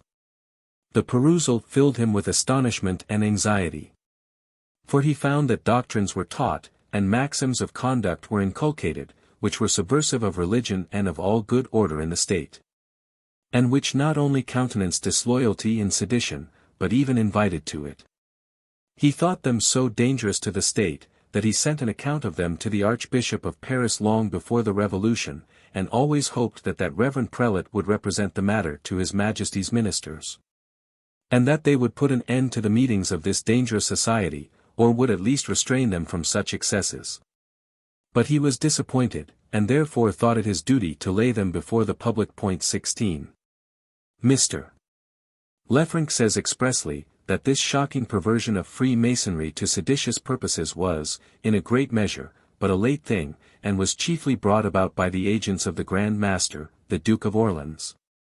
He was, however, of opinion that the whole Masonic fraternity was hostile to Christianity and to good morals, and that it was the contrivance of the great schismatic Faustus Socinus, who being terrified by the fate of Servetus, at Geneva, fell on this method of promulgating his doctrines among the great in secret. This opinion is but ill supported, and is incompatible with many circumstances in Freemasonry, but it is out of our way at present. Mr. Lefranc then takes particular notice of the many degrees of chivalry cultivated in the lodges, and shows how, by artful changes in the successive explanations of the same symbols, the doctrines of Christianity, and of all revealed religion, are completely exploded, and the philosophe inconnu becomes at last a professed atheist. He then takes notice of the political doctrines which are in like manner gradually unfolded, by which patriotism and loyalty to the prince are declared to be narrow principles, inconsistent with universal benevolence, and with the native and imprescriptible rights of man. Civil subordination is actual oppression, and princes are ex officio usurpers and tyrants. These principles he fairly deduces from the catechisms of the Chevalier du Soleil, and of the philosophe inconnu. He then proceeds to notice more particularly the intrigues of the Duke of Orleans. From these it appears evident that his ambitious views and hopes had been of long standing, and that it was entirely by his support and encouragement that seditious doctrines were permitted in the lodges. Many noblemen and gentlemen were disgusted and left these lodges, and advantage was taken of their absence to improve the lodges still more, that is, to make them still more anarchical and seditious. Numbers of paltry scribblers who haunted the Palais Royal, were admitted into the lodges, and there vented their poisonous doctrines. The Duke turned his chief attention to the French guards, introducing many of the privates and inferior officers into the obscure and even the more respectable lodges. So that the officers were frequently disgusted in the lodges by the insolent behavior of their own soldiers, under the mask of Masonic brotherhood and equality, and this behavior became not unfrequent even out of doors. He asserts with great confidence that the troops were much corrupted by these intrigues, and that when they sometimes declared, on service, that they would not fire on their brethren, the phrase had a particular reference to their Masonic fraternity, because they recognized many of their brother Masons in every crowd. And the corruption was by no means confined to Paris and its neighborhood, but extended to every place in the kingdom where there was a municipality and a Mason lodge. Mr. Lefranc then turns our attention to many peculiarities in the Revolution, which have a resemblance to the practices in Freemasonry. Not only was the arch-rebel the Duke of Orleans the Grand Master, but the chief actors in the Revolution, Mirabeau, Condorcet, Rochefoucauld, and others, were distinguished office-bearers in the great lodges. He says that the distribution of France into departments, districts, circles, cantons, and is perfectly similar, with the same denominations, to a distribution which he had remarked in the correspondence of the Grand Orient. 17. The President's hat in the National Assembly is copied from that of a Très Venerable Grand Maître. The scarf of a municipal officer is the same with that of a brother apprentice. When the Assembly celebrated the Revolution in the cathedral, they accepted of the highest honors of Masonry by passing under the arch of steel, formed by the drawn swords of two ranks of brethren. Also it is worthy of remark, that the National Assembly protected the meetings of Freemasons, while it peremptorily prohibited every other private meeting. The obligation of laying aside all stars, rib bands, crosses, and other honorable distinctions under the pretext of fraternal equality, was not merely a prelude, but was intended as a preparation for the destruction of all civil distinctions, which took place almost at the beginning of the Revolution, and the first proposal of a surrender, says Mr. Lefranc, was made by a zealous Mason. He farther observes, that the horrible and sanguinary oaths, the daggers, death heads, crossbones, the imaginary combats with the murderers of Hiram, and many other gloomy ceremonies, have a natural tendency to harden the heart, to remove its natural disgust at deeds of horror, and have paved the way for those shocking barbarities which have made the name of Frenchman abhorred over all Europe. These deeds were indeed perpetrated by a mob of fanatics, but the principles were promulgated and fostered by persons who style themselves philosophers. I see more evidence of these important facts in another book just published by an emigrant gentleman, Mr. Latagny. He confirms my repeated assertions, that all the irreligious and seditious doctrines were the subjects of perpetual harangues in the Mason lodges, and that all the principles of the Revolution, by which the public mind was as it were set on fire, were nothing but enthusiastic amplifications of the commonplace cant of Freemasonry, and arose naturally out of it. He even thinks that this must of necessity be the case in every country where the minds of the lower classes of the state are in any way considerably fretted or irritated. It is almost impossible to avoid being drawn into this vortex, whenever a discontented mind enters into a Mason lodge. The stale story of brotherly love, which at another time would only lull the hearer asleep, now makes him prick up his ears, and listen with avidity to the silly tale, and he cannot hinder fretting thoughts from continually rankling in his mind. Mr. Latagny says expressly, that notwithstanding the general contempt of the public for the Duke of Orleans, his authority as Grand Master of the Masons gave him the greatest opportunity that a seditious mind could desire for helping forward the Revolution. He had ready to his hand a connected system of hidden societies, protected by the state, habituated to secrecy and artifice, and already tinged with the very enthusiasm he wished to inspire. In these he formed political committees, into which only his agents were admitted. He filled the lodges with the French guards, whom he corrupted with money in hopes of preferment, and by means of the Abbé Sieyes, and other emissaries, they were harangued with all the sophistical declamation, or cant of Masonry. Mr. Latagny says, that all this was peculiar to the lodges of the Grand Orient, but that there were many, not very many, if we judge by the Neuwied Almanac, which reckons only 289 in all France in 1784. Of which 266 were of the Grand Orient, lodges who continued on the old plan of amusing themselves with a little solemn trifling.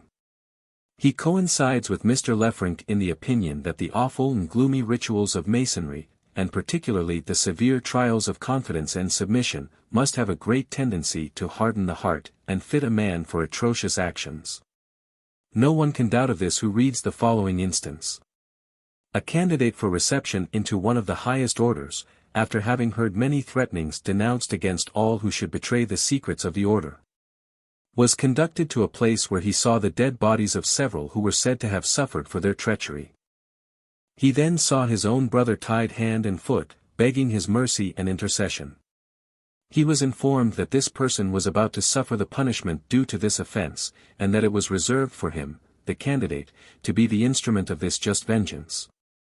And that this gave him an opportunity of manifesting that he was completely devoted to the order. It being observed that his countenance gave signs of inward horror, the person in bonds imploring his mercy all the while, he was told, that in order to spare his feelings, a bandage should be put over his eyes. A dagger was then put into his right hand, and being hoodwinked, his left hand was laid on the palpitating heart of the criminal, and he was then ordered to strike. He instantly obeyed. And when the bandage was taken from his eyes, he saw that it was a lamb that he had stabbed. Surely such trials and such wanton cruelty are only fit for training conspirators. Mr. Ladagnaye adds, that, when he had been initiated, an old gentleman asked him what he thought of the whole. He answered, a great deal of noise, and much nonsense. Nonsense, said the other, don't judge so rashly, young man. I have worked these 25 years, and the farther I advanced, it interested me the more, but I stopped short, and nothing shall prevail on me to advance a step farther. In another conversation the gentleman said, I imagine that my stoppage was owing to my refusal about 9 years ago, to listen to some persons who made to me, out of the lodge, proposals which were seditious and horrible. For ever since that time I have remarked, that my higher brethren treat me with a much greater reserve than they had done before. And that, under the pretext of further instruction, they have labored to confute the notions which I had already acquired, by giving some of the most delicate subjects a different turn. I saw that they wanted to remove some suspicions which I was beginning to form concerning the ultimate scope of the whole. I imagine that these observations will leave no doubt in the mind of the reader with respect to the influence of the secret fraternity of Freemasonry in the French Revolution. And that he will allow it to be highly probable that the infamous Duke of Orleans had, from the beginning, entertained hopes of mounting the throne of France. It is not my province to prove or disprove this point, only I think it no less evident, from many circumstances in the transactions of those tumultuous days, that the active leaders had quite different views, and were impelled by fanatical notions of democratic felicity, or more probably, by their own ambition to be the movers of this vast machine, to overturn the ancient government, and erect a republic, of which they hoped to be the managers. 18 Mirabeau had learned when in Germany, that the principles of anarchy had been well digested into a system, and therefore wished for some instructions as to the subordinate detail of the business. And for this purpose requested a deputation from the Illuminati. In such a cause as this, we may be certain that no ordinary person would be sent. One of the deputies was Emilius, the next person in the order to Spartacus and Philo. His worldly name was Johann J.C. Bode, at Weimar, privy councillor to the Prince of Hesse-Darmstadt, see Fragment der Biographie der Verstorbenen Freiherr Bode in Weimar, mit Zuverlässigen Erkunden, 8 vo, Riem. 1795, see also Endlich Schickfall der Freimaurerei, 1794. Also Wiener Zeitschrift für 1793. This person has played a principal part in the whole scheme of illumination. He was a person of considerable and showy talents as a writer. He had great talents for conversation, and had kept good company. With respect to his mystical character, his experience was great. He was one of the Templar Masons, and among them was Iques Aulilus Convallium. He had speculated much about the origin and history of Masonry, and when at the Wilhelmsbad Convention, was converted to Illuminatism. He was the great instigator of Nicolai, Getic, and Biester, to the hunt after Jesuits, which so much occupied them, and suggested to Nicolai his journey through Germany. Lux-Senring, whom I mentioned before, was only the letter carrier between Bode and these three authors. He was just such a man as Weishaupt wished for. His head filled with Masonic fanaticism, attaching infinite importance to the frivolities of Masonry, and engaged in an enthusiastic and fruitless research after its origin and history. He had collected, however, such a number of archives, as they were called, of Freemasonry, that he sold his manuscript to the Duke of Saxe-Gotha, into whose service Weishaupt engaged himself when he was driven from Bavaria, for $1,500. This little anecdote shows the high importance attributed to these matters by persons of whom we should expect better things. Bode was also a most determined and violent materialist. Besides all these qualities, so acceptable to the Illuminati, he was a discontented Templar Mason, having been repeatedly disappointed of the preferment which he thought himself entitled to. When he learned that the first operations of the Illuminati were to be the obtaining the sole direction of the Mason lodges, and of the whole fraternity, his hopes revived of rising to some of the commanderies, which his enthusiasm, or rather fanaticism, had made him hope to see one day regained by the order. But when he found that the next and favorite object was to root out the strict observance altogether, he started back. But Philo saw that the understanding, shall we call it, that can be dazzled with one whim, may be dazzled with another, and he now attached him to Illuminatism, by a magnificent display of a world ruled by the order, and conducted to happiness by means of liberty and equality. This did the business, as we see by the private correspondence, where Philo informed Spartacus of his first difficulties with Emilius. Emilius was gained over in August 1782, and we see by the same correspondence, that the greatest affairs were soon entrusted to him. He was generally employed to deal with the great. When a graf or a baron was to be wheedled into the order, Emilius was the agent. He was also the chief operator in all their contests with the Jesuits and the Rosicrucians. It was also Bode that procured the important accession of Nicolai to the order. This he brought about through Lux-Senring. And lastly, his numerous connections among the Freemasons, together with Nig's influence among them, enabled the Illuminati to worm themselves into every lodge, and at last gave them almost the entire command of the fraternity. Such was the first of the deputies to France. The other was a Mr. Busquet, called in the order Bayard, therefore probably a man of respectable character, for most of Spartacus's names were significant, like his own. He was a military man, lieutenant colonel in the service of Hesse-Darmstadt. This man also was a discontented Templar Mason, and his name in that fraternity had been Iques of Fontibus Arami. He was illuminated by Nig. He had also been unsuccessful both at court and in the field, in both of which situations he had been attempting to make a distinguished figure. He, as well as Bode, were immersed in debts. They were therefore just in the proper temper for cosmopolitical enterprise. They went to Paris in the end of 1788, while the notables were sitting, and all Paris was giving advice. The alarm that was raised about animal magnetism, which was indeed making much noise at that time, and particularly in Paris, was assigned by them as the great motive of the journey. Bode also said that he was anxious to learn what were the corrections made on the system of the Chevaliers Bienfaisance. They had taken that name at first, to screen themselves from the charges against them under the name of Templars. They had corrected something in their system when they took the name Philolithes. And now when the schisms of the Philolithes were healed, and the brethren again united under the name of Amos Reunus, he suspected that Jesuits had interfered. And because he had heard that the principles of the Amos Reunus were very noble, he wished to be more certain that they were purged of everything Jesuitical. The deputies accordingly arrived at Paris, and immediately obtained admission into these two fraternities. 19 they found both of them in the ripest state for illumination, having shaken off all the cabalistical, chemical, and mystical whims that had formerly disturbed them, and would now take up too much of their time. They were now cultivating with great zeal the philosophico-political doctrines of universal citizenship. Their leaders, to the number of 20, are mentioned by name in the Berlin Monatschrift for 1785, and among them are several of the first actors in the French Revolution. But this is nothing distinctive, because persons of all opinions were Masons. The Amos Reunists were little behind the Illuminati in everything that was irreligious and anarchical, and had no inclination for any of the formalities of ritual, and they were already fit for the higher mysteries, and only wanted to learn the methods of business which had succeeded so well in spreading their doctrines and maxims over Germany.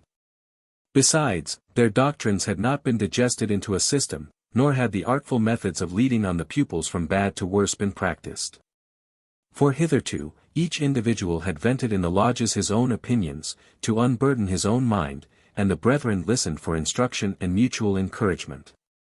Therefore, when Spartacus's plan was communicated to them, they saw at once its importance, in all its branches, such as the use of the Mason lodges, to fish for minervals the rituals and ranks to entice the young, and to lead them by degrees to opinions and measures, which, at first sight, would have shocked them.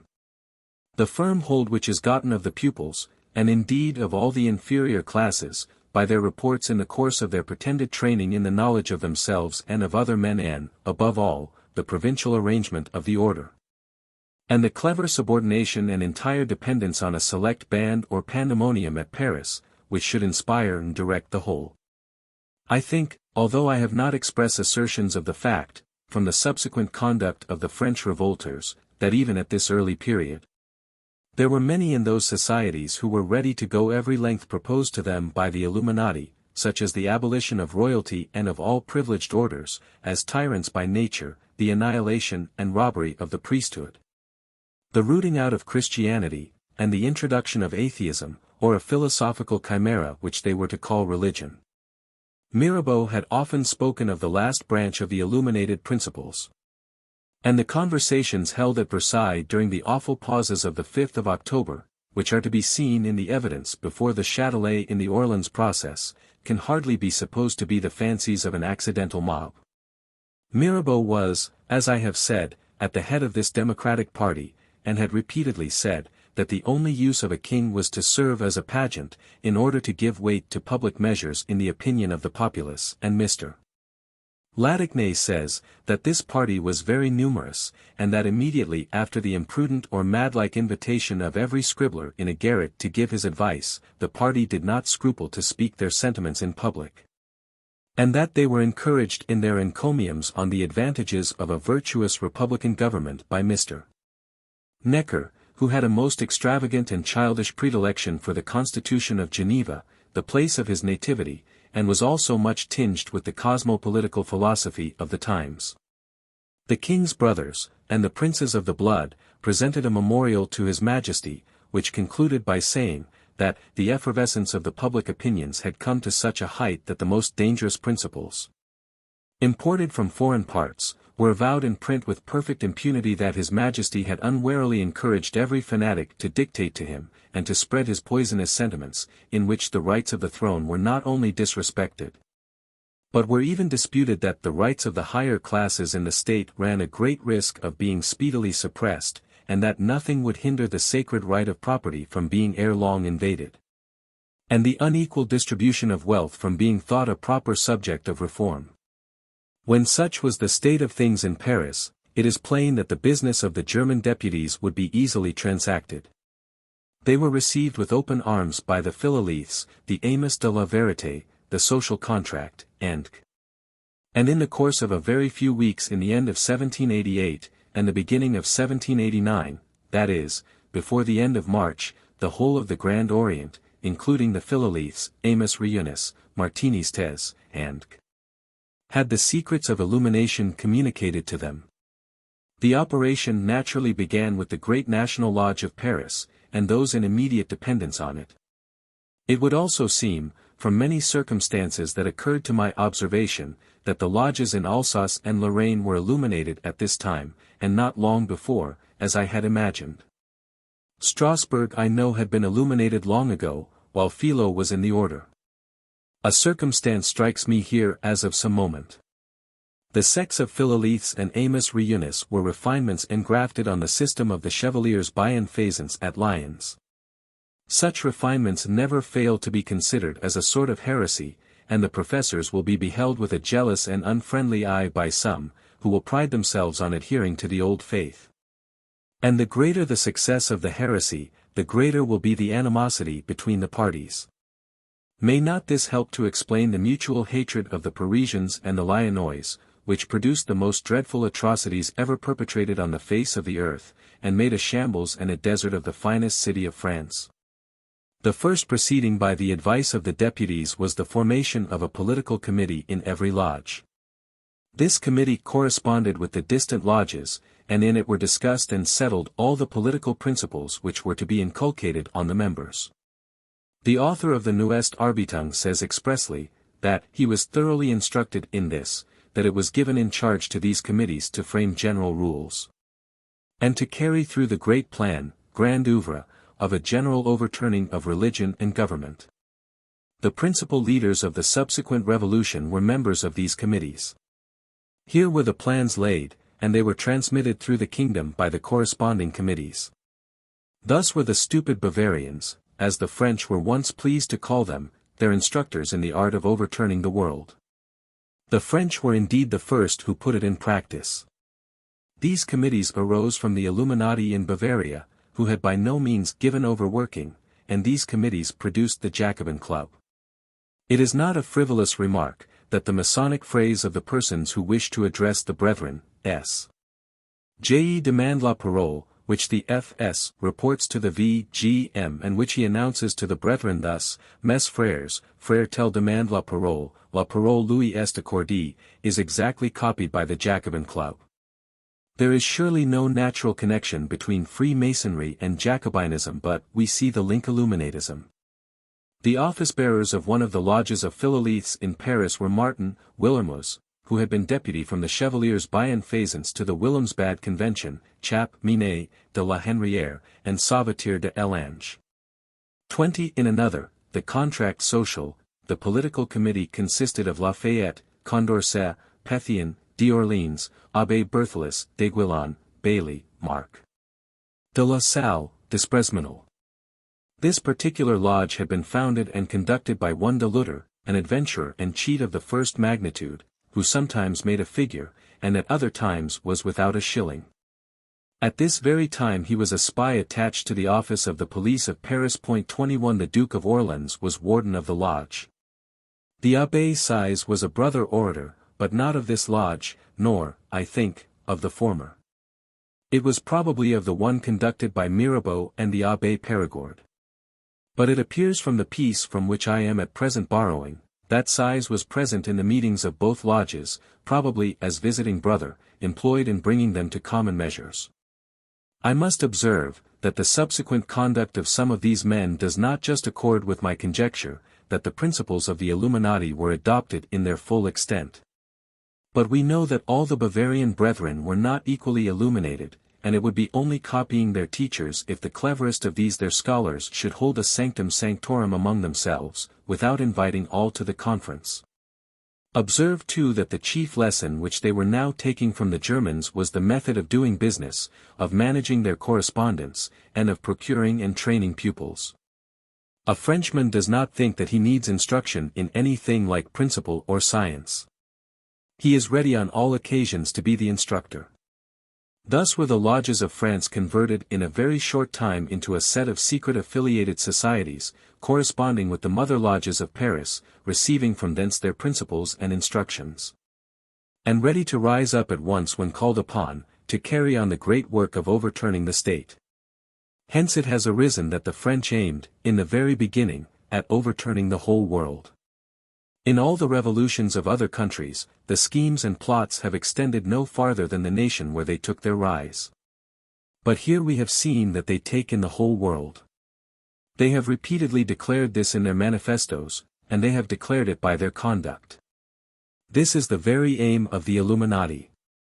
Hence too may be explained how the revolution took place almost in a moment in every part of France. The revolutionary societies were early formed, and were working in secret before the opening of the National Assembly, and the whole nation changed, and changed again, and again, as if by beat of drum. Those duly initiated in this mystery of iniquity were ready everywhere at a call. And we see Weishaupt's wish accomplished in an unexpected degree, and the debates in a club giving laws to solemn assemblies of the nation, and all France bending the neck to the city of Paris. The members of the club are Illuminati, and so are a great part of their correspondence. Each operates in the state as a minor vowel would do in the order, and the whole goes on with systematic regularity. The famous Jacobin Club was just one of these lodges, as has been already observed. And as, among individuals, one commonly takes the lead, and contrives for the rest, so it has happened on the present occasion, that this lodge, supported by Orleans and Mirabeau, was the one that stepped forth and shewed itself to the world. And thus became the oracle of the party. And all the rest only echoed its discourses, and at last allowed it to give law to the whole, and even to rule the kingdom. It is to be remarked too that the founders of the club at Mentz were Illuminati, religion. Beigbin. 1793, page 448. Before the Revolution, and corresponded with another lodge at Strasbourg, and these two produced mighty effects during the year 1790. In a performance called Memoires posthumes de Custine it is said that when that general was bending his course to Holland, the Illuminati at Strasbourg, Worms, and Speyer immediately formed clubs, and invited him into that quarter, and by going to Mentz and encouraging their brethren in that city, they raised a party against the garrison, and actually delivered up the place to the French army. A little book, just now printed with the title Paragraphen, says, that Zimmermann, of whom I have spoken more than once, went to France to preach liberty. He was employed as a missionary of revolution in Alsace, where he had formerly been a most successful missionary of Illuminatism. Of his former proceedings the following is a curious anecdote.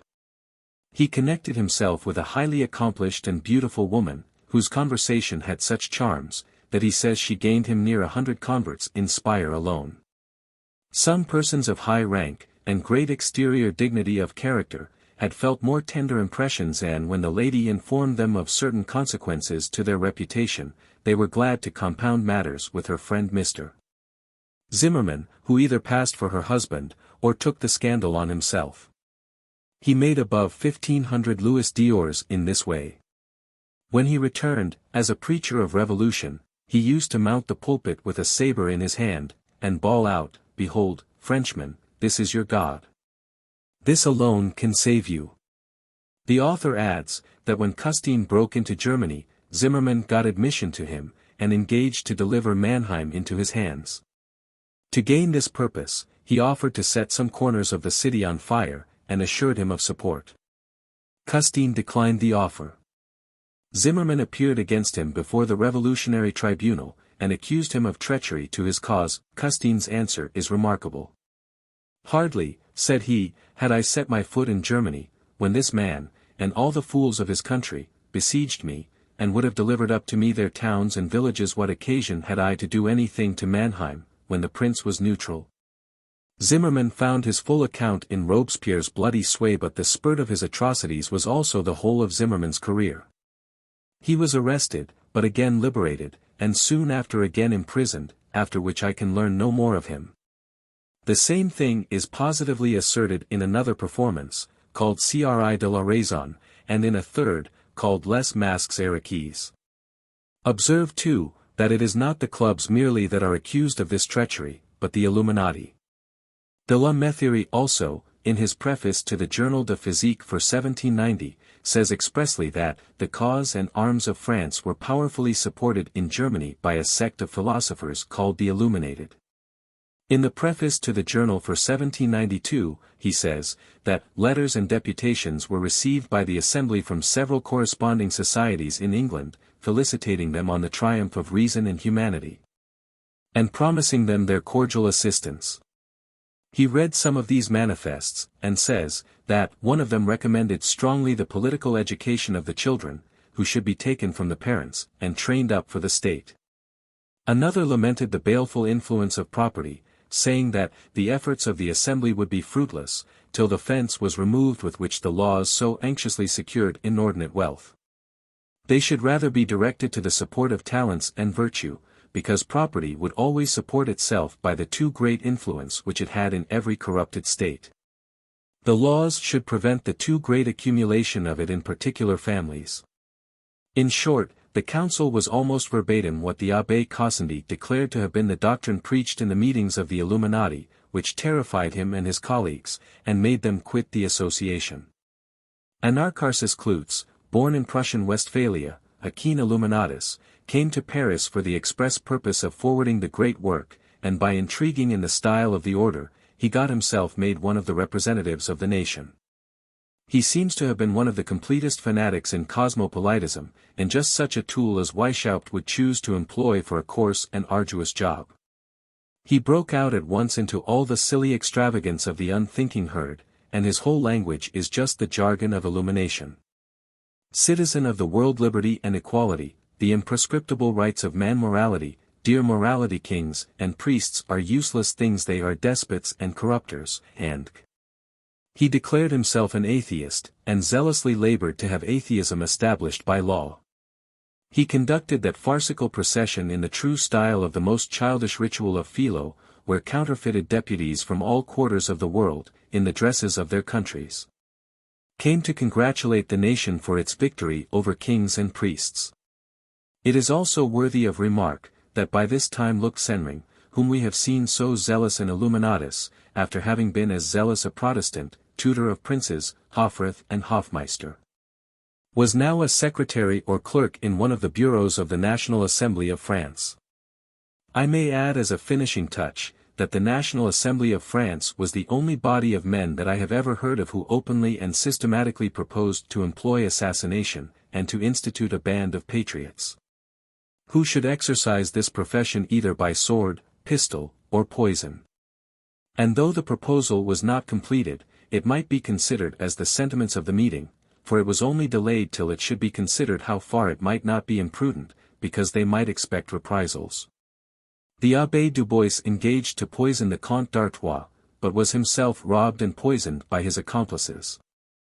There were strong reasons for thinking that the Emperor of Germany was poisoned and that Mirabeau was thus tricked by his pupil Orleans, also Madame de Favres and her son. This was copying the Illuminati very carefully.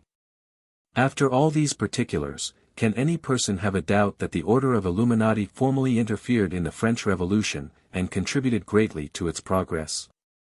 There is no denying the insolence and oppression of the crown and the nobles, nor the misery and slavery of the people, nor that there were sufficient provocation and cause for a total change of measures and of principles. But the rapidity with which one opinion was declared in every corner, and that opinion as quickly changed, and the change announced everywhere, and the perfect conformity of the principles, and sameness of the language, even in arbitrary trifles, can hardly be explained in any other way. It may indeed be said, que les beaux génies essaient rencontrent that wits jump. The principles are the same, and the conduct of the French has been such as the Illuminati would have exhibited, but this is all the Illuminati no longer existed. Enough has been said on this last point already, the facts are as have been narrated. The Illuminati continued as an order, and even held assemblies, though not so frequently nor so formally as before, and though their Areopagus was no longer at Munich. But let us hear what the French themselves thought of the matter.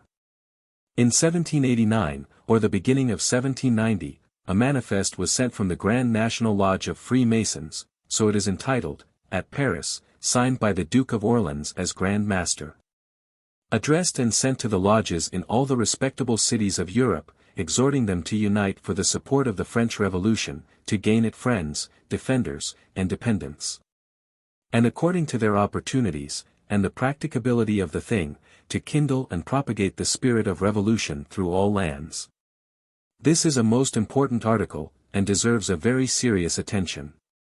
I got it first of all in a work called, Höchst wichtige Erinnerungen zur Rechten Zeit über einige der allerernsthaftesten Angelegenheiten Diocese Zeitalters, von L. Hoffmann, Vienna, 1795. The author of this work says, that everything he advances in these memorandums is consistent with his own personal knowledge, and that he is ready to give convincing proofs of them to any respectable person who will apply to him personally. He has already given such convincing documents to the Emperor, and to several princes, that many of the machinations occasioned by this manifesto have been detected and stopped. And he would have no scruple at laying the whole before the public, did it not unavoidably involve several worthy persons who had suffered themselves to be misled, and heartily repented of their errors. He is naturally, being a Catholic, very severe on the Protestants, and indeed he has much reason, and by this has drawn on himself many bitter retorts. He has however defended himself against all that are of any consequence to his good name and veracity, in a manner that fully convinces any impartial reader, and turns to the confusion of the slanderers. Hoffman says, that he saw some of those manifests, that they were not all of one tenor, some being addressed to friends, of whose support they were already assured. One very important article of their contents is earnest exhortations to establish in every quarter secret schools of political education, and schools for the public education of the children of the people, under the direction of well-principled masters, and offers of pecuniary assistance for this purpose, and for the encouragement of writers in favor of the Revolution, and for indemnifying the patriotic booksellers who suffer by their endeavors to suppress publications which have an opposite tendency. We know very well that the immense revenue of the Duke of Orleans was scattered among all the rabble of the Palais Royal. Can we doubt of its being employed in this manner? Our doubts must vanish, when we see that not long after this it was publicly said in the National Assembly, that this method was the most effectual for accomplishing their purpose of setting Europe in a flame. But much expense, says the Speaker, will attend it, and much has already been employed, which cannot be named, because it is given in secret. The Assembly had given the Illumination Weishaupt peace with cottages, but war with palaces. A pouvoir révolutionnaire is mentioned, which supersedes all narrow thoughts, all ties of morality. Liquinio publishes the most detestable book that ever issued from a printing press, Les Préjugés Vaincus, containing all the principles, and expressed in the very words of Illuminatism. Hoffman says, that the French propaganda had many emissaries in Vienna, and many friends whom he could point out. Mirabeau in particular had many connections in Vienna, and to the certain knowledge of Hoffman, carried on a great correspondence in ciphers. The progress of illumination had been very great in the Austrian states, and a statesman gave him accounts of their proceedings, que font redresser les chevaux, which make one's hair stand on end.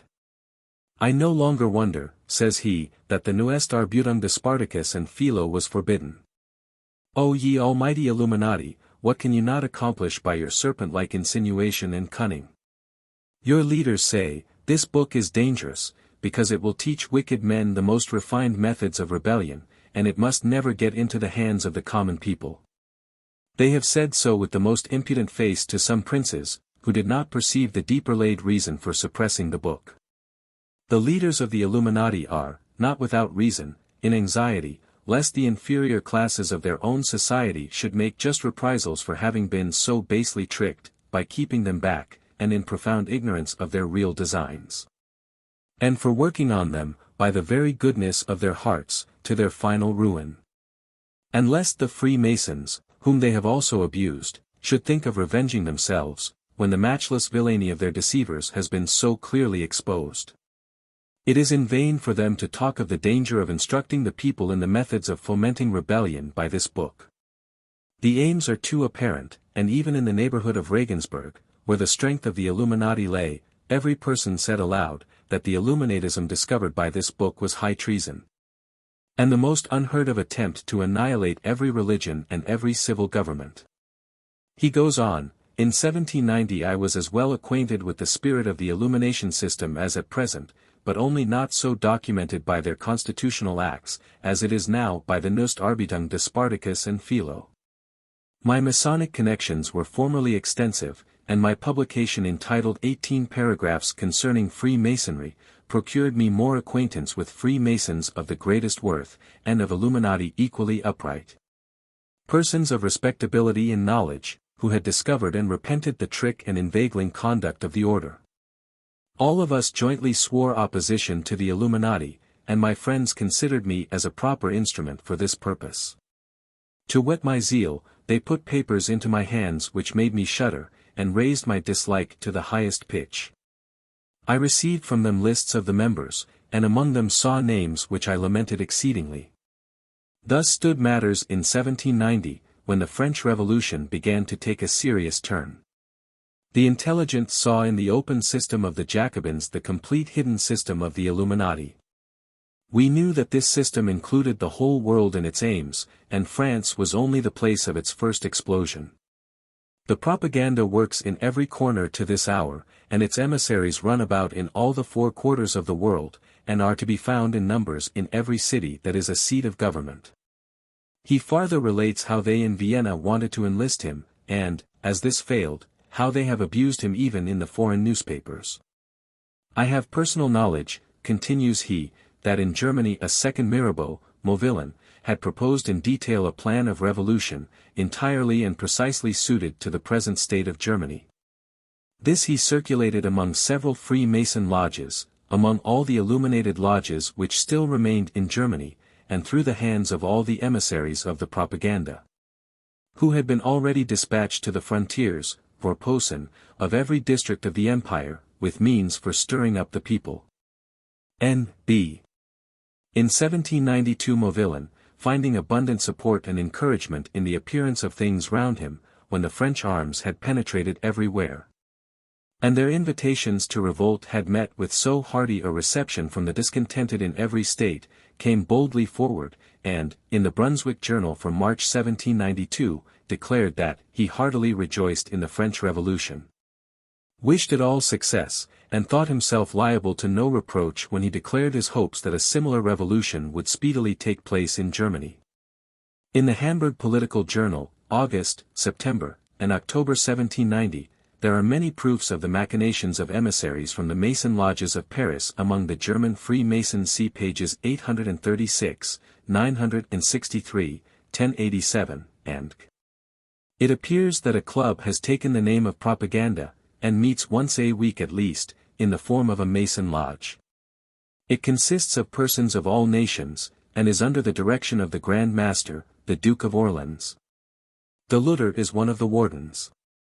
They have divided Europe into colonies, to which they give revolutionary names, such as the Cap, the Pike, the Lantern, and they have ministers in these colonies. One is pointed out in Saxony, by marks which I presume are well understood. A secret press was found in Saxe-Gotha, furnished with German types, which printed a seditious work called the Journal of Humanity. This journal was found in the mornings lying in the streets and highways. The house belonged to an Illuminatus of the name of Duport, a poor schoolmaster. He was associated with another in Strasbourg, who was also an Illuminatus. His name was Meyer, the writer of the Strasbourg newspaper. He had been some time a teacher in Salzmann's academy, who we see was also an Illuminatus, but displeased with their proceedings almost at the first. Private correspondence. I have personal knowledge, continues Professor Hoffmann, that in 1791, during the temporary dearth at Vienna, several of these emissaries were busy in corrupting the minds of the poor, by telling them that in like manner the court had produced a famine in Paris in 1789. I detected some of them, and exposed them in my patriotic remarks on the present dearth, and had the satisfaction of seeing my endeavors of considerable effect. Surely these facts show that the anarchists of France knew of the German Illuminati, and confided in their support. They also knew to what particular lodges they could address themselves with safety and confidence. But what need is there of more argument, when we know the zeal of the Illuminati, and the unhoped-for opportunity that the Revolution had given them of acting with immediate effect in carrying on their great and darling work? Can we doubt that they would eagerly put their hand to the plough? And, to complete the proof, do we not know from the lists found in the secret correspondence of the order, that they already had lodges in France, and that in 1790 and 1791, many illuminated lodges in Germany, viz. at Mentz, Worms, Speyer, Frankfurt, actually interfered, and produced great effects. In Switzerland too they were no less active. They had lodges at Geneva and at Bern. At Bern 2 Jacobins were sentenced to several years' imprisonment, and among their papers were found their patents of illumination. I also see the fate of Geneva ascribed to the operations of Illuminati residing there by several writers, particularly by Gertner, and by the Göttingen editor of the Revolution Almanac. I conclude this article with an extract or two from the proceedings of the National Assembly and Convention, which make it evident that their principles and their practice are precisely those of the Illuminati, on a great scale. When the assumption of the Duchy of Savoy as an 84th department was debated, Danton said to the Convention, "In the moment that we send freedom to a nation on our frontier, we must say to them, you must have no more kings, for if we are surrounded by tyrants, their coalition puts our own freedom in danger. When the French nation sent us hither, it created a great committee for the general insurrection of the people. On the 19th of November, 1792, it was decreed, that the Convention, in the name of the French nation, tenders help and fraternity to all people who would recover their liberty. On the 21st of November, the President of the Convention said to the pretended deputies of the Duchy of Savoy, representatives of an independent people, important to mankind was the day when the National Convention of France pronounced its sentence, royal dignity is abolished. From that day many nations will in future reckon the era of their political existence. From the beginning of civil establishments kings have been in opposition to their nations, but now they rise up to annihilate kings. Reason, when she darts her rays into every corner, lays open eternal truths. She alone enables us to pass sentence on despots, hitherto the scarecrow of other nations. But the most distinct exhibition of principle is to be seen in a report from the Diplomatic Committee, who were commissioned to deliberate on the conduct which France was to hold with other nations. On this report was founded the decree of the 15th of December, 1793. The reporter addresses the Convention as follows. The Committees of Finance and War ask in the beginning, what is the object of the war which we have taken in hand? Without all doubt the object is the annihilation of all privileges, war with the palaces, peace with the cottages. These are the principles on which your declaration of war is founded.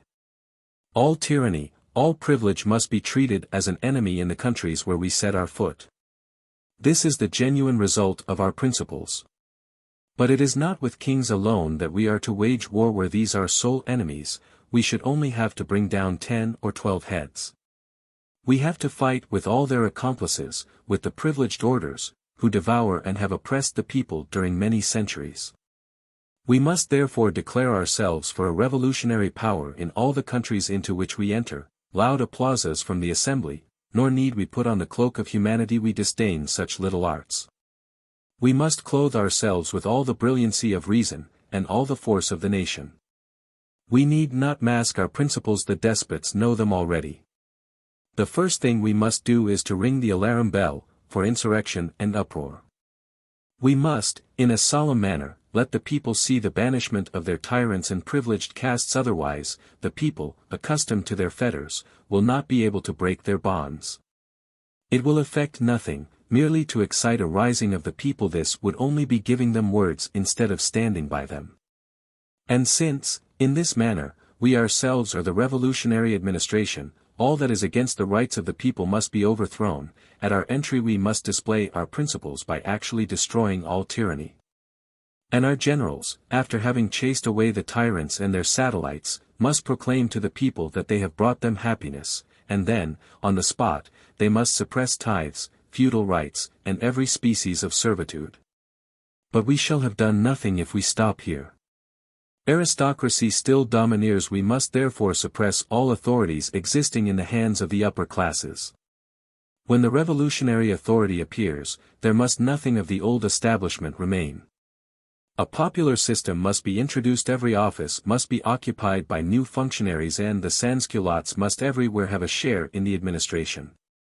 Still nothing is done, till we declare aloud the precision of our principles to such as want only a half freedom.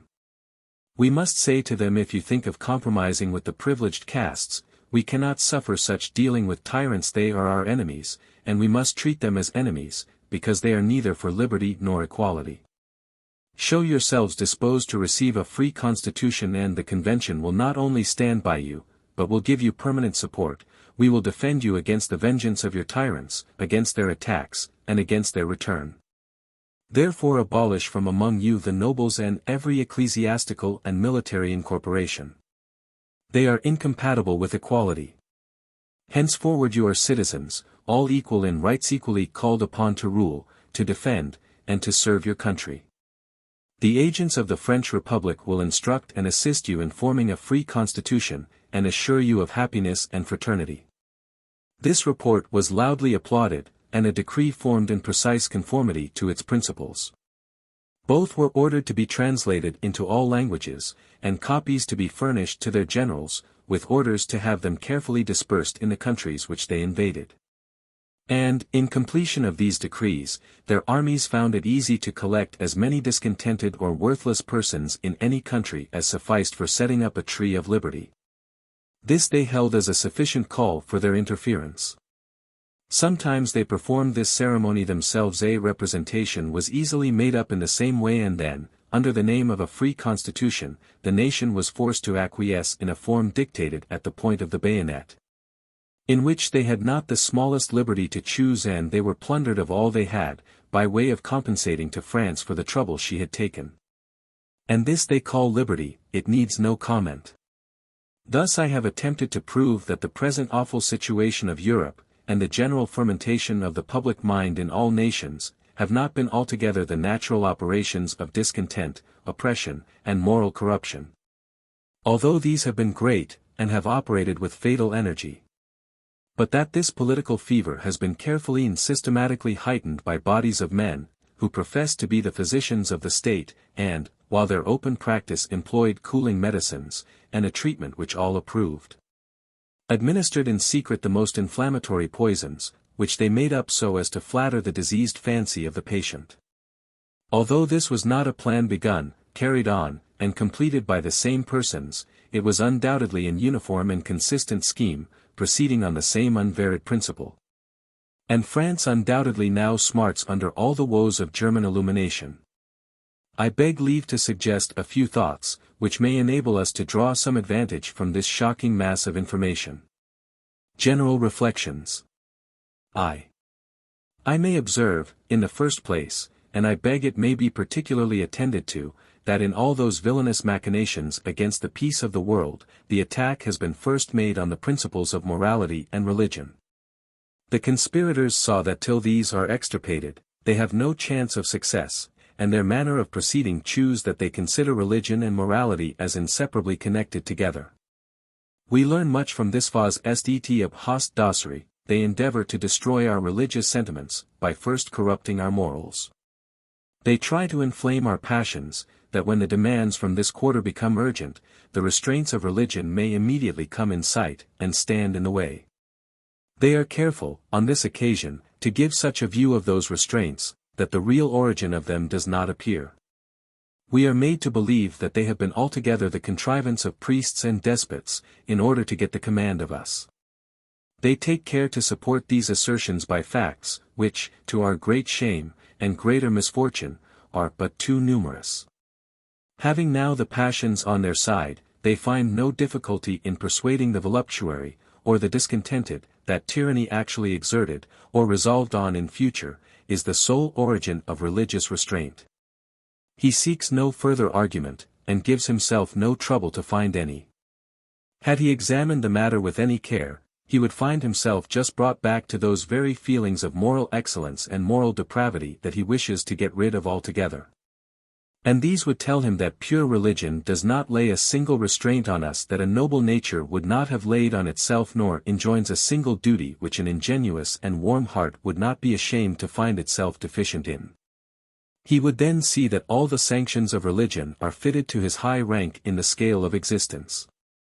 And the more he contemplates his future prospects, the more they brighten upon his view, the more attainable they appear, and the more he is able to know what they may probably be. Having attained this happy state of mind, an attainment in the power of any kind heart that is in earnest in the inquiry, he will think that no punishment is too great for the unthankful and groveling soul which can forego such hopes, and reject these noble proffers, for the comparatively frivolous and transitory gratifications of life. He is not frightened into worthy and virtuous conduct by fears of such merited punishment, but, if not enticed into it by his high expectations, he is, at least, retained in the paths of virtue by a kind of manly shame. But all this is overlooked, or is kept out of sight, in the instructions of Illuminatism. In these the eye must be kept always directed to the despot.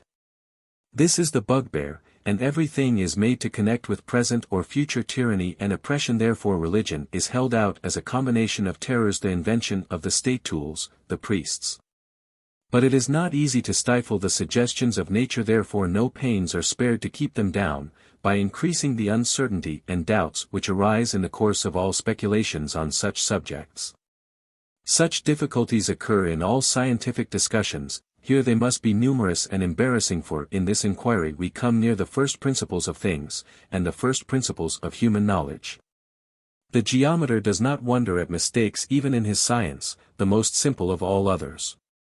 Nor does the mechanic or the chemist reject all his science, because he cannot attain clear conceptions of some of the natural relations which operate in the phenomena under his consideration.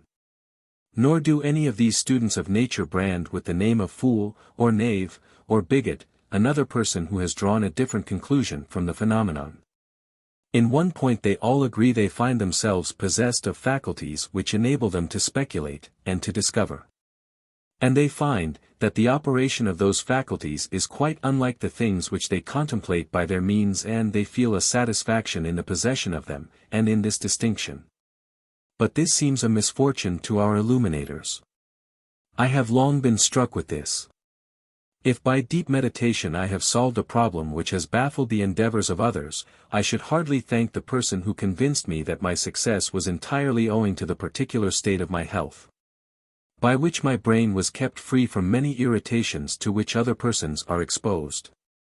Yet this is the conduct of the illuminated: they are abundantly self-conceited, and yet they continually endeavor to destroy all grounds of self-estimation. They rejoice in every discovery that is reported to them of some resemblance, unnoticed before, between mankind and the inferior creation, and would be happy to find that the resemblance is complete. It is very true, Mr. Pope's poor Indian, with untutored mind, had no objection to his dogs going to heaven with him. And thinks, admitted to that equal sky, his faithful dog shall bear his company. This is not an abject, but it is a modest sentiment. But our high-minded philosophers, who, with Beatrice in the play, cannot brook obedience to a wayward piece of moral, if it be in the shape of a prince, have far other notions of the matter. Indeed they are not yet agreed about it. Mr. de la Metherie hopes, that before the enlightened Republic of France has got into its teens, he shall be able to tell his fellow citizens, in his Journal de Physique, that particular form of crystallization which men have been accustomed to call God. D'Arc Priestley again deduces all intelligence from elastic undulations, and will probably think, that his own great discoveries have been the quiverings of some fiery marsh miasma. While Pope's poor Indian hopes to take his dog to heaven with him, these illuminators hope to die like dogs, and that both soul and body shall be as if they never had been. Is not this a melancholy result of all our illumination? It is of a piece with the termination of the ideal philosophy, viz. professed and total ignorance. Should not this make us start back and hesitate, before we pout like wayward children at the rubs of civil subordination, and before we make a sacrifice to our ill humor of all that we value ourselves for? Does it not carry ridicule and absurdity in its forehead, such assertion of personal worth and dignity, always excepting princes and priests, and such abject acknowledgments of worthlessness? Does not this, of itself, show that there is some radical fault in the whole? It has all arisen from what they have called illumination, and this turns out to be worse than darkness, but we also know that it has all arisen from self-conceited discontent, and that it has been brought to its present state by the rage of speculation. We may venture to put the question to any man's conscience whether discontent did not precede his doubts about his own nature, and whether he has not encouraged the train of argument that tended to degrade him. Thy wish was, father, Harry, to that thought. Should not this make us distrust, at least, the operations of this faculty of our mind, and try to moderate and check this darling propensity? It seems a misfortune of the age, for we see that it is a natural source of disturbance and revolution. But here it will be immediately said, what, must we give over thinking, be no longer rational creatures, and believe every lie that is told us? By no means. Let us be really rational creatures and, taught by experience, let us, in all our speculations on subjects which engage the passions, guard ourselves with the most anxious care against the risk of having our judgments warped by our desires. There is no propensity of our nature of which the proper and modest indulgence is not beneficial to man, and which is not hurtful, when this indulgence is carried too far.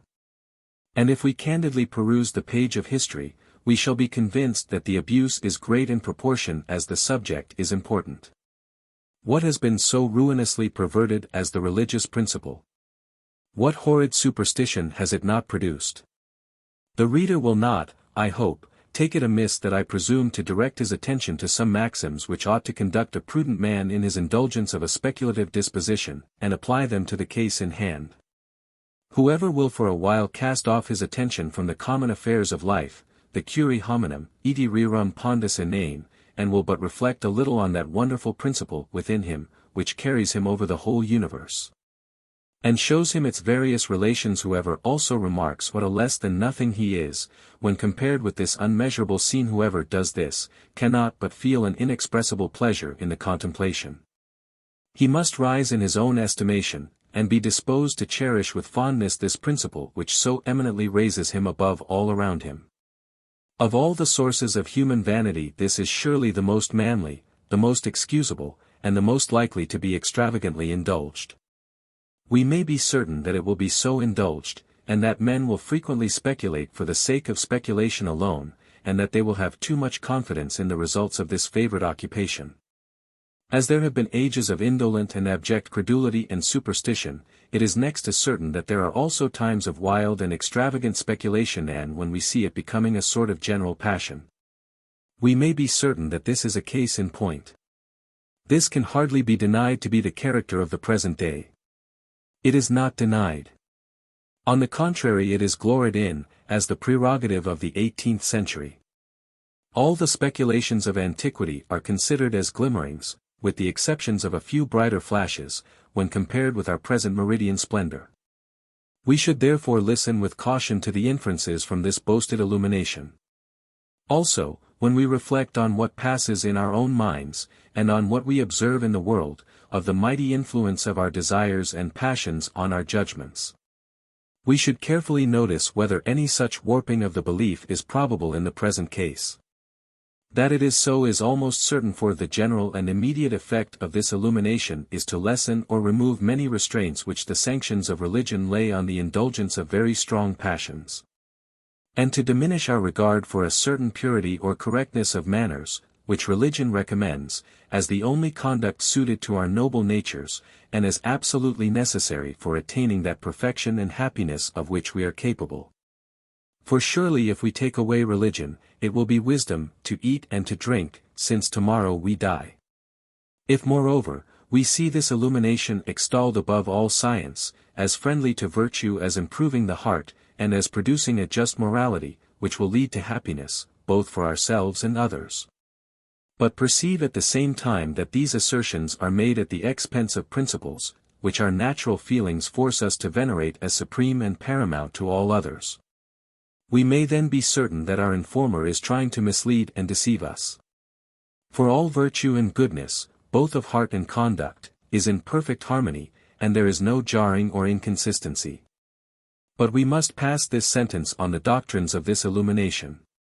For it is a melancholy truth that they have been preached and recommended, for the most part, by clergymen, parish ministers, who, in the presence of invoked deity, and in the face of the world, have set their solemn seal to a system of doctrines directly opposite to those recommended in their writings. Which doctrines they solemnly profess to believe, and solemnly swear to inculcate. Surely the informations and instructions of such men should be rejected. Where shall we find their real opinions? In their solemn oaths? Or in these infidel dissertations? In either case, they are deceivers, whether misled by vanity, or by the mean desire of church emoluments, or they are prostitutes, courting the society of the wealthy and sensual. Honesty, like justice, admits of no degrees. A man is honest, or he is a knave, and who would trust a knave? But such men are unsuitable instructors. For another reason they are unwise. For, whatever they may think, they are not respected as men of worth, but are inwardly despised as parasites, by the rich, who admit them into their company, and treat them with civility, for their own reasons. We take instructions not merely from the knowing the learned but from the wise, not therefore from men who give such evidences of weakness. Such would be the conduct of a prudent man, who listens to the instructions of another with the serious intention of profiting by them. In the present case, he sees plain proofs of degraded self-estimation, of dishonesty, and of mean motives. But the prudent man will go further. He will remark that dissolute manners, and actions which are inevitably subversive of the peace and order, nay, of the very existence of society, are the natural and necessary consequences of irreligion. Should any doubt of this remain in his mind? Should he sometimes think of an Epictetus, or one or two individuals of antiquity, who were eminently virtuous, without the influence of religious sanctions, he should recollect, that the Stoics were animated by the thought that while the wise man was playing the game of life, the gods were looking on, and pleased with his skill. Let him read the beautiful account given by Dr. Smith, of the rise of the Stoic philosophy, and he will see that it was an artificial, but noble attempt of a few exalted minds, enthusiasts in virtue, aiming to steel their souls against the dreadful but unavoidable misfortunes to which they were continually exposed by the daily recurring revolutions in the turbulent democracies of ancient Greece. There a philosopher was this day a magistrate, and the next day a captive and a slave. He would see, that this fair picture of mental happiness and independence was fitted for the contemplation of only a few choice spirits, but had no influence on the bulk of mankind. He must admire the noble characters who were animated by this manly enthusiasm, and who have really exhibited some wonderful pictures of virtuous heroism. But he will regret, that the influence of these manly, these natural principles, was not more extensive. He will say to himself, how will a whole nation act, when religious sanctions are removed, and men are actuated by reason alone? He is not without instruction on this important subject. France has given an awful lesson to surrounding nations, by shewing them what is the natural effect of shaking off the religious principle, and the veneration for that pure morality which characterizes Christianity.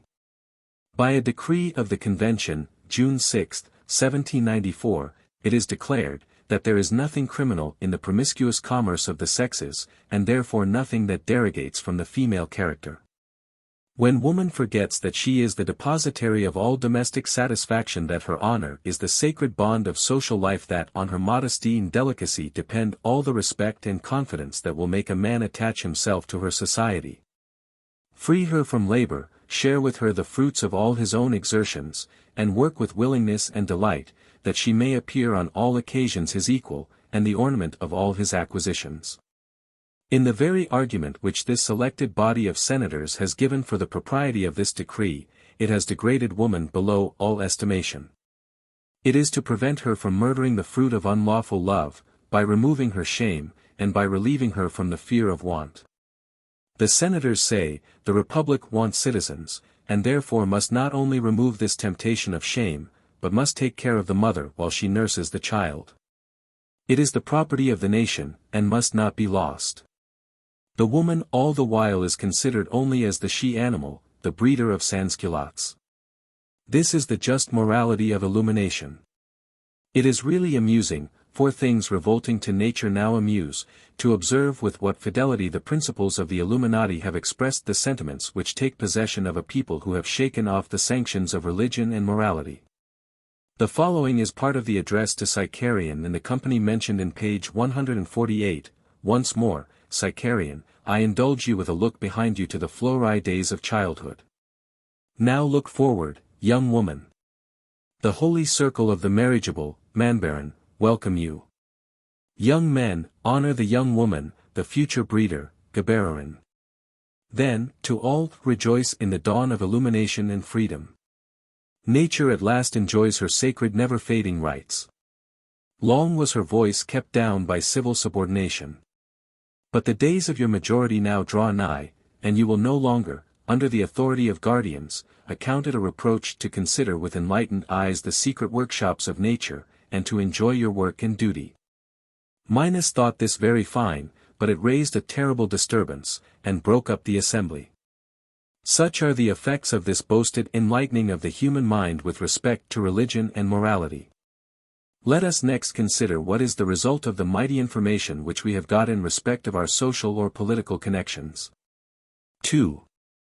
We have learned the sum total of this political illumination, and see that, if true, it is melancholy, destructive of our present comforts, numerous as they are, and affords no prospect of redress from which we can profit, but, on the contrary, plunges mankind into contest, mutual injury, and universal misery, and all this for the chance only of prevailing in the contest, and giving our posterity a chance of going on in peace, if no change shall be produced, as in former times, by the efforts of ambitious men.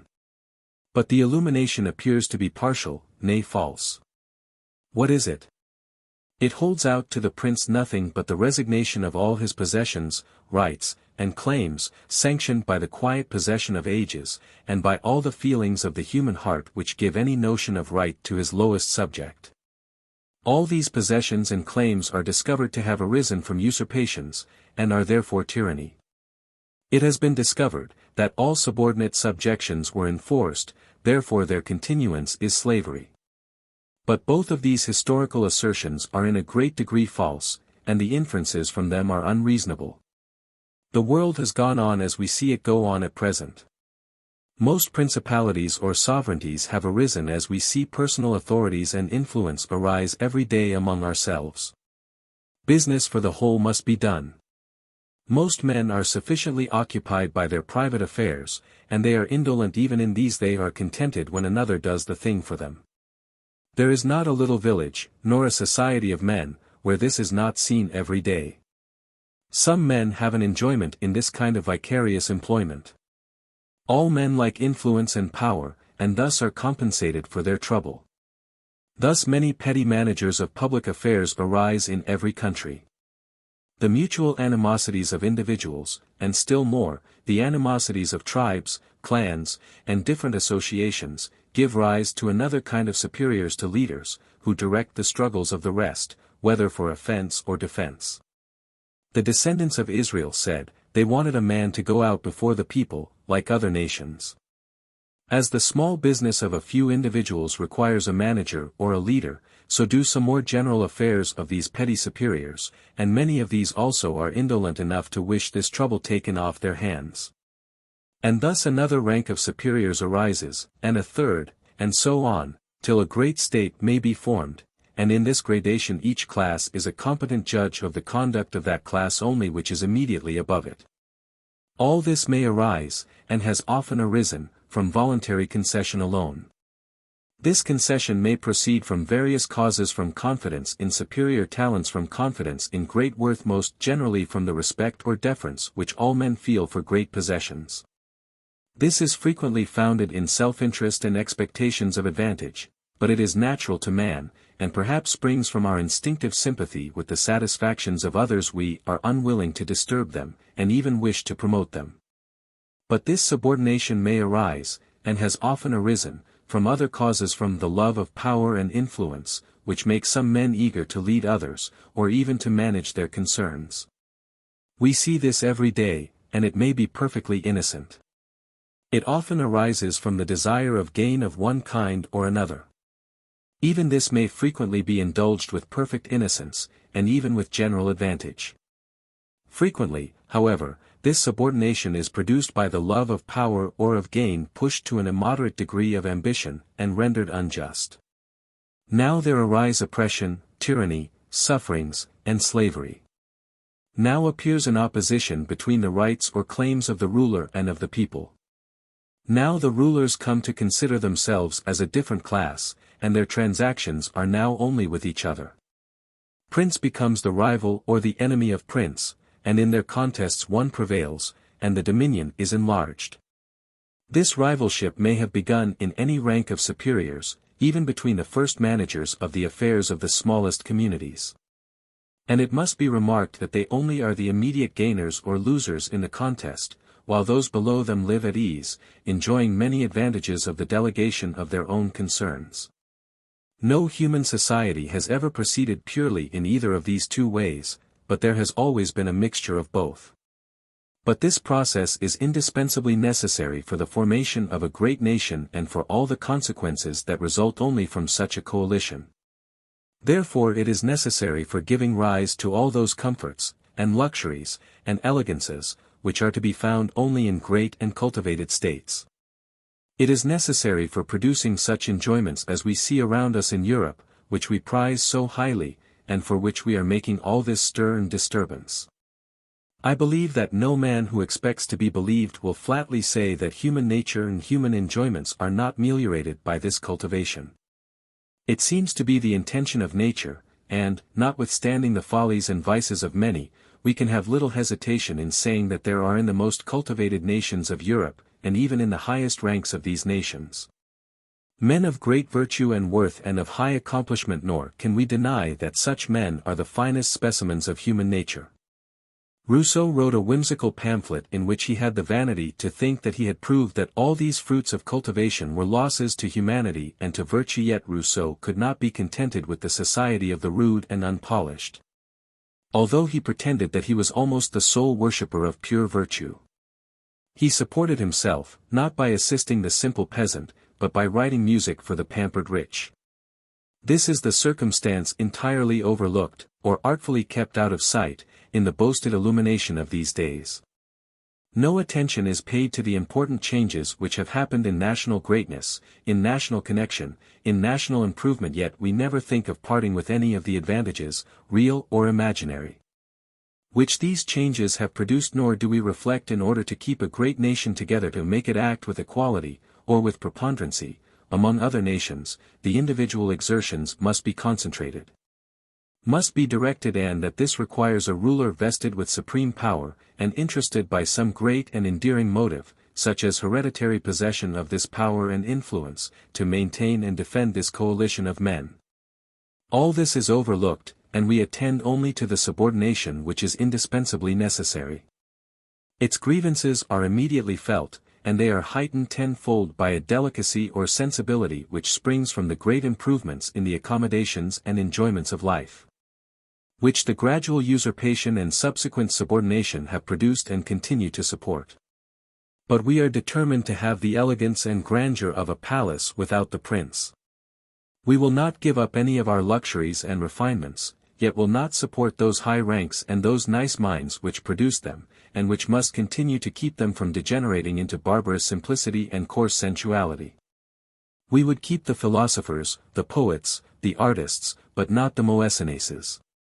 It is very true that in such a state there would be no conjuration de philosophes, for in such a state this vermin of philosophes and scribblers would not have existed. In short, we would have what is impossible. I have no hesitation in saying, that the British Constitution is the form of government for a great and refined nation, in which the ruling sentiments and propensities of human nature seem most happily blended and balanced. There is no occasion to vaunt it as the ancient rights of Britons, the wisdom of ages, and it has attained its present pitch of perfection by degrees, and this not by the efforts of wisdom, but by the struggles of vice and folly, working on a rich fund of good nature, and of manly spirit, that are conspicuous in the British character.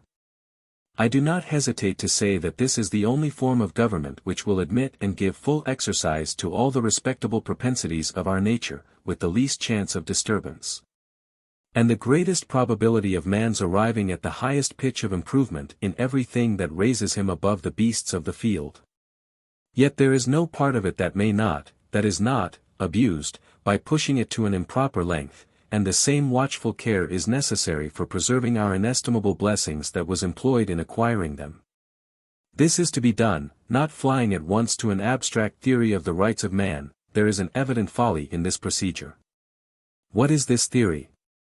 It is the best general sketch that we can draw of social life, deduced from our knowledge of human nature. And what is this knowledge? It is a well-digested abstract, or rather a declaration of what we have observed of human actions. What is the use therefore of this intermediate picture, this theory of the rights of man? It has a chance of being unlike the original. It must certainly have imperfections, therefore it can be of no use to us. We should go at once to the original. We should consider how men have acted, what have been their mutual expectations, their fond propensities, what of these are inconsistent with each other, what are the degrees of indulgence which have been admitted in them all without disturbance. I will venture to say that whoever does this, will find himself imperceptibly set down in the British Parliament of King, Lords, and Commons, all looking at each other with somewhat of a cautious or jealous eye. While the rest of the nation are sitting, each under his own vine, and under his own fig tree, and there is none to make him afraid.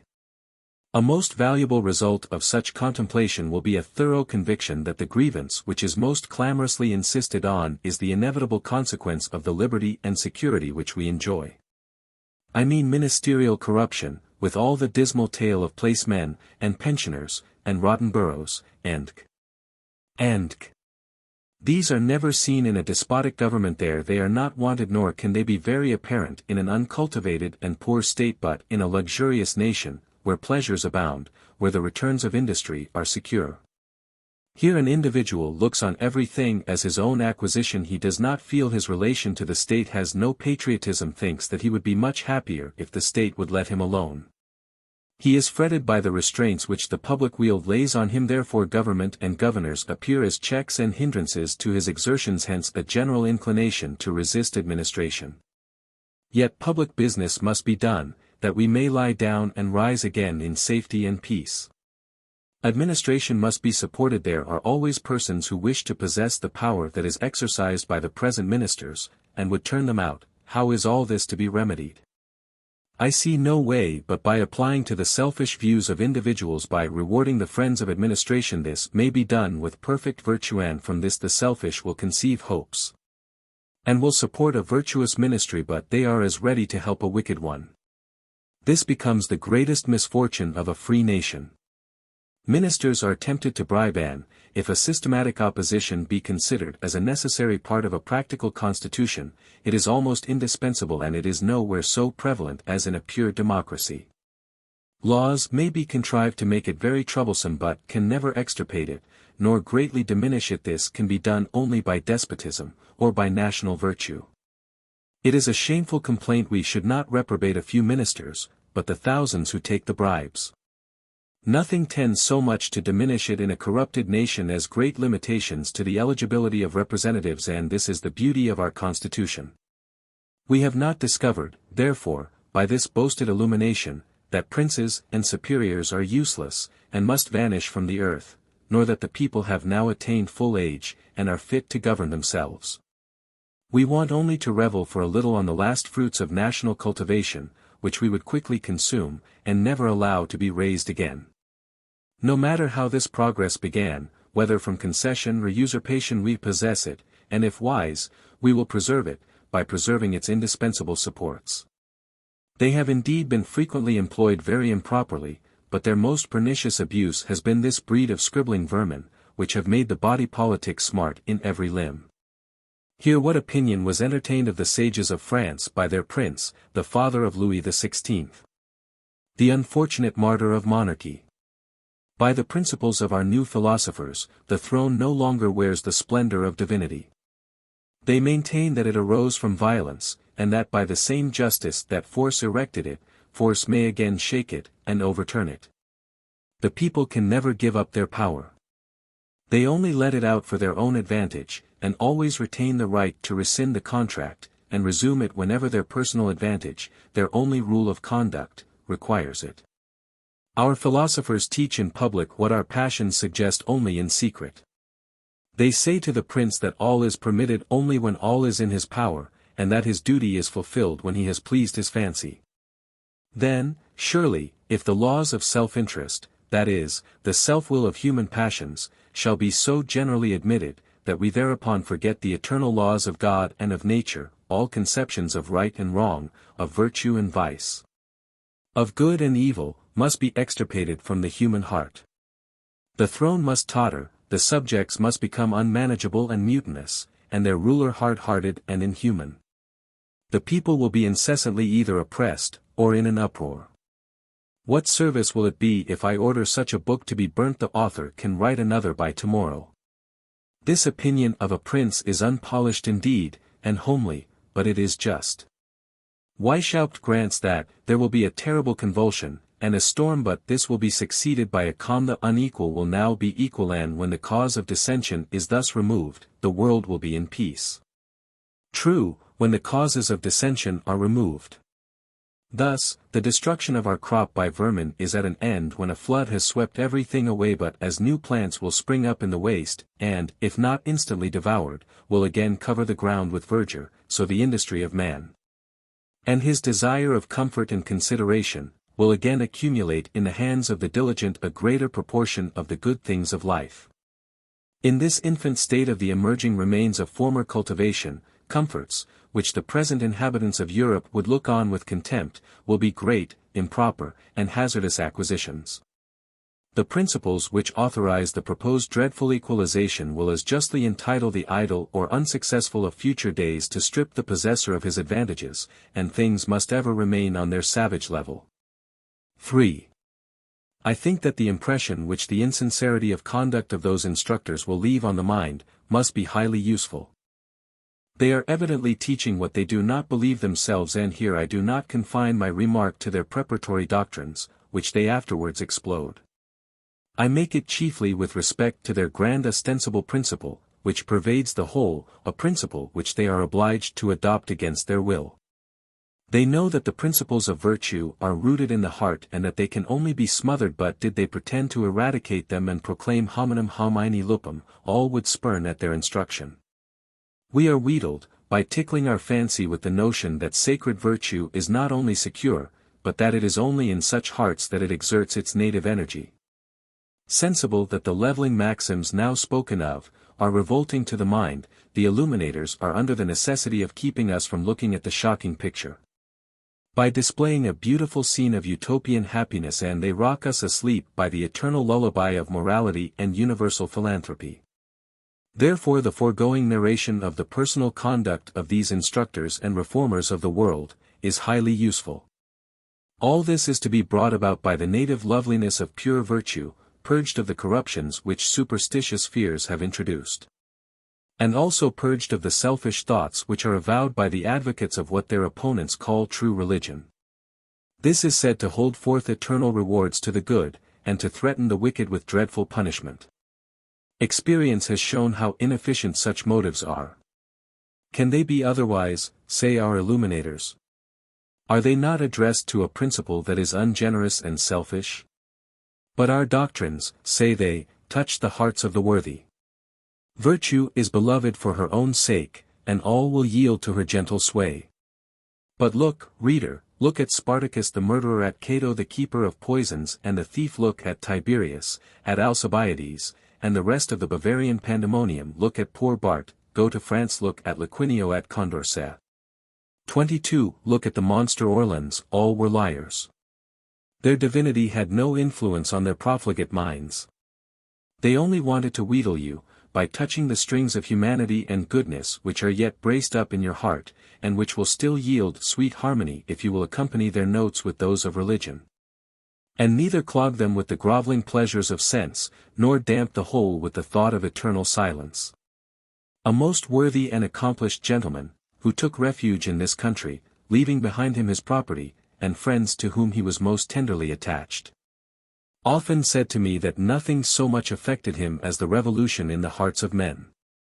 Characters which were unspotted, hearts thoroughly known to himself, having been tried by many things which searched the inmost folds of selfishness or malevolence, in short, persons whose judgments were excellent, and on whose worth he could have rested his honor and his life, so fascinated by the contagion, that they came at last to behold, and even to commit the most atrocious crimes with delight.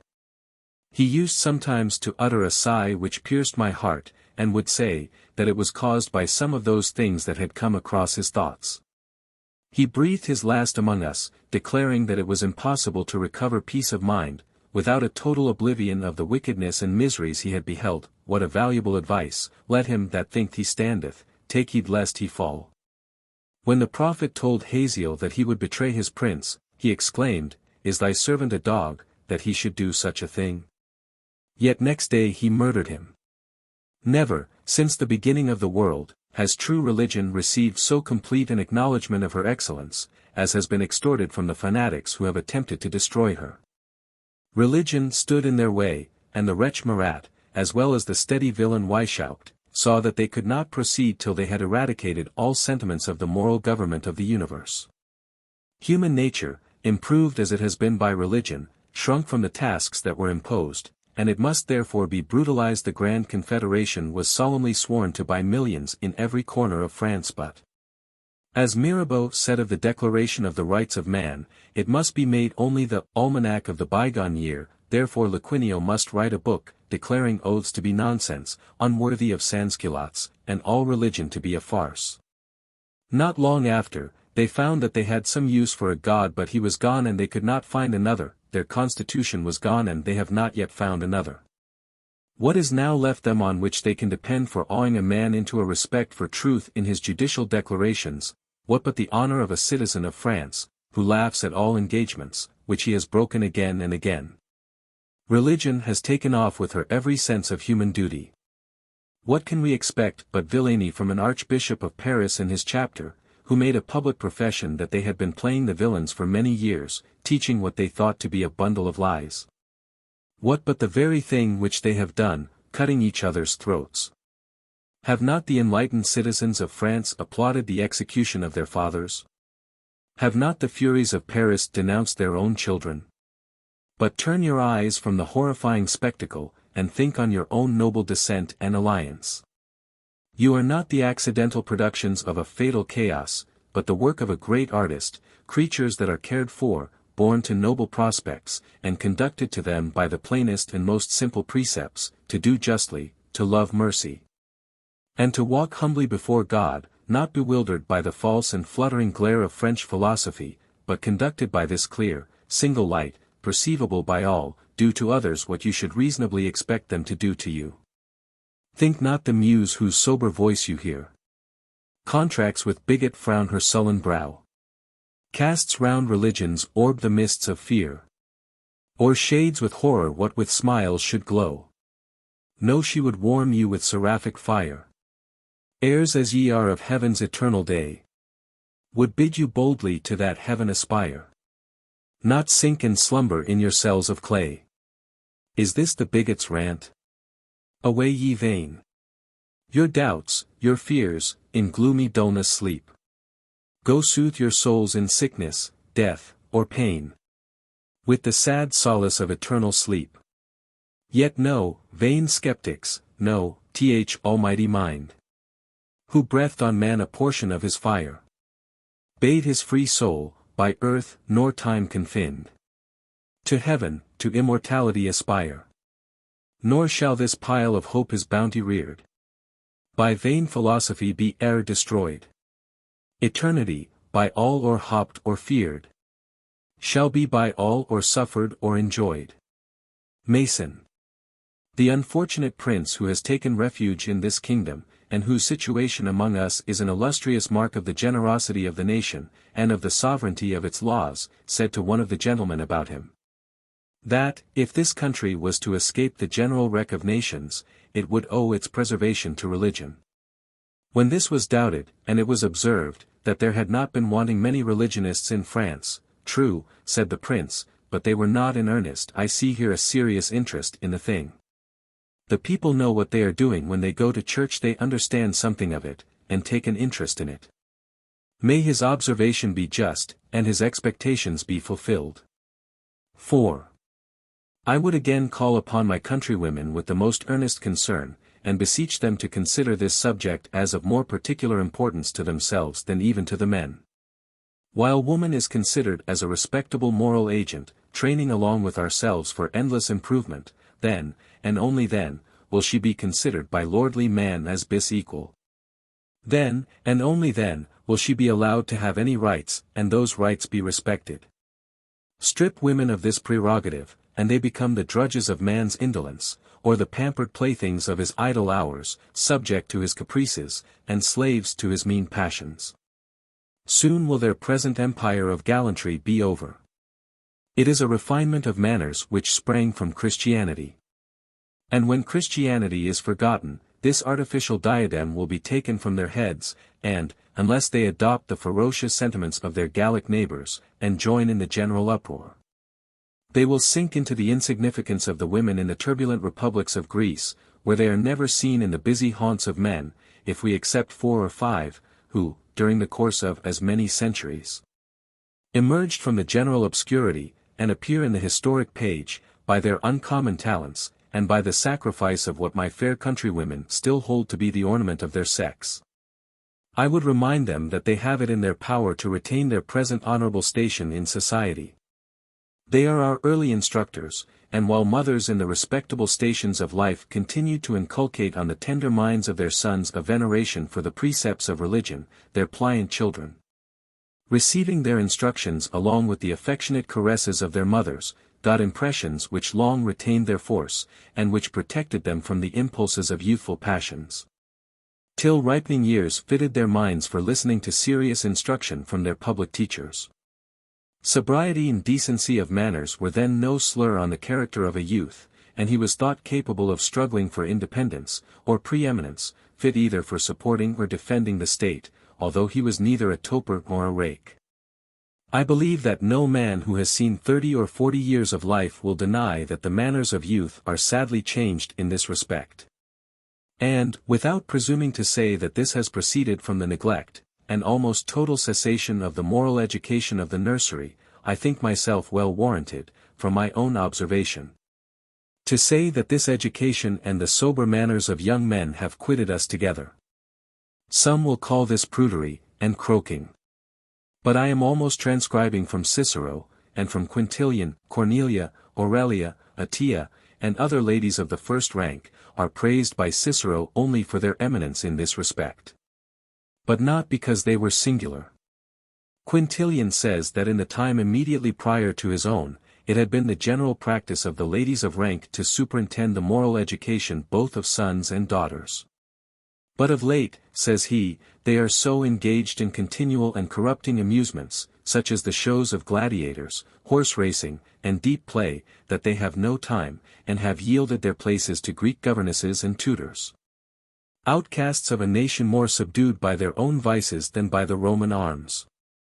I dare say this was laughed at, as croaking about the corruption of the age. But what was the consequence of all this? The Romans became the most abandoned voluptuaries, and, to preserve their mean pleasures, they crouched as willing slaves to a succession of the vilest tyrants that ever disgraced humanity. What a noble fund of self-estimation would our fair partners acquire to themselves, if, by reforming the manners of the young generation, they should be the means of restoring peace to the world. They have it in their power, by the renewal of the good old custom of early instruction, and perhaps still more, by impressing on the minds of their daughters the same sentiments, and obliging them to respect sobriety and decency in the youth, and pointedly to withhold their smiles and civilities from all who transgress these in the smallest degree. This is a method of proceeding that will most certainly be victorious. Then indeed will the women be the saviors of their country. While therefore the German fair have been repeatedly branded with having welcomed the French invaders, 23 let our ladies stand up for the honor of free-born Britons, by turning against the pretended enlighteners of the world the arms which nature has put into their hands, and which those profligates have presumptuously expected to employ in extending their influence over mankind. The empire of beauty is but short, but the empire of virtue is durable, nor is there an instance to be met with of its decline. If it be yet possible to reform the world, it is possible for the fair. By the constitution of human nature, they must always appear as the ornament of human life, and be the objects of fondness and affection. So that if anything can make head against the selfish and overbearing dispositions of man, it is his respectful regard for the sex. But mere fondness has but little of the rational creature in it, and we see it harbor every day in the breast that is filled with the meanest and most turbulent passions. Nowhere is it so strong as in the harems of the East. And as long as the women ask nothing of the men but fondness and admiration, they will get nothing else, they will never be respected. But let them rouse themselves, assert their dignity, by shewing their own elevated sentiments of human nature, and by acting up to this claim, and they may then command the world. v.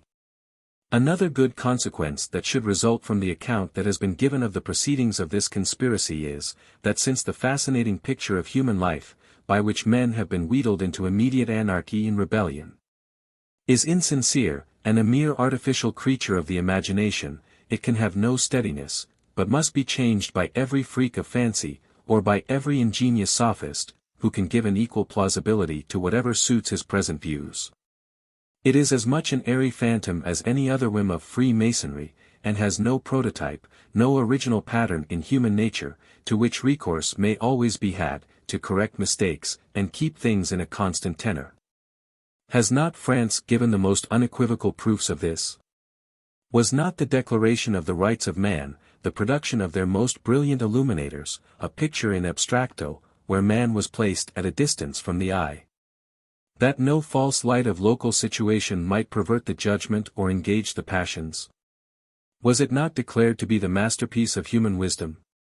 Did not the nation consider it at leisure? And having it continually before their eyes, did they not, step by step, give their assent to the different articles of their constitution, derived from it, and fabricated by their most choice illuminators? And did not this constitution draw the applauses of the bright geniuses of other nations, who by this time were busy in persuading, each his countryman, that they were ignoramuses in statistics, and patient slaves of oppression or of ancient prejudices? Did not panegyrics on it issue from every garret in London? Where is it now? Where is its successor? Has any one plan of government subsisted, except while it was supported by the incontrollable and inexorable power of the guillotine? Is not the present administration of France as much as ever the object of discontent and of terror, and its coercions as like as ever to the summary justice of the Parisian mob? Is there any probability of its permanency in a state of peace, when the fears of a foreign enemy no longer give a consolidation to their measures, and oblige them either to agree among themselves, or immediately to perish? 6. The above accounts evince in the most uncontrovertible manner the dangerous tendency of all mystical societies, and of all associations who hold secret meetings. We see that their uniform progress has been from frivolity and nonsense to wickedness and sedition. Weishaupt has been at great pains to show the good effects of secrecy in the association, and the arguments are valid for his purpose. But all his arguments are so many dissuasive advices to every thinking and sober mind. The man who really wishes to discover an abstruse truth will place himself, if possible, in a calm situation, and will by no means expose himself to the impatient hankering for secrets and wonders, and he will always fear that a thing which resolutely conceals itself cannot bear the light. All who have seriously employed themselves in the discovery of truth have found the great advantages of open communication of sentiment. And it is against common sense to imagine that there is anything of vast importance to mankind which is yet a secret, and which must be kept a secret in order to be useful. This is against the whole experience of mankind, and surely to hug in one's breast a secret of such mighty importance, is to give the lie to all our professions of brotherly love. What a solecism! A secret to enlighten and reform the whole world. We render all our endeavors impotent when we grasp at a thing beyond our power. Let an association be formed with a serious plan for reforming its own members, and let them extend their numbers in proportion as they succeed. This might do some good, but must the way of doing this be a secret? It may be to many who will not look for it where it is to be found. It is this: do good, seek peace, and pursue it. But it is almost affronting the reader to suppose arguments necessary on this point. If there be a necessity for secrecy, the purpose of the association is either frivolous, or it is selfish. Now, in either case, the danger of such secret assemblies is manifest. Mere frivolity can never seriously occupy men come to age. And accordingly we see that in every quarter of Europe where Freemasonry has been established, the lodges have become seedbeds of public mischief. I believe that no ordinary brother will say, that the occupations in the lodges are anything better than frivolous, very frivolous indeed.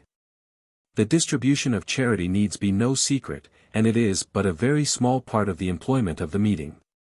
This being the case, it is in human nature that the greater we suppose the frivolity of such an association to be, the greater is the chance of its ceasing to give sufficient occupation to the mind. And the greater is the risk that the meetings may be employed to other purposes which require concealment. When this happens, self-interest alone must prompt and rule, and now there is no length that some men will not go, when they think themselves in no danger of detection and punishment. The whole proceedings of the secret societies of Freemasons on the continent, and I am authorized to say, of some lodges in Britain, have taken one turn, and this turn is perfectly natural. In all countries there are men of licentious morals. Such men wish to have a safe opportunity of indulging their wits in satire and sarcasm, and they are pleased with the support of others. The desire of making proselytes is in every breast, and it is whetted by the restraints of society. And all countries have discontented men, whose grumblings will raise discontent in others, who might not have attended to some of the trifling hardships and injuries they met with, had they not been reminded of them. To be discontented, and not to think of schemes of redress, is what we cannot think natural or manly, and where can such sentiments and schemes find such safe utterance and such probable support as in a secret society? Freemasonry is innocent of all these things.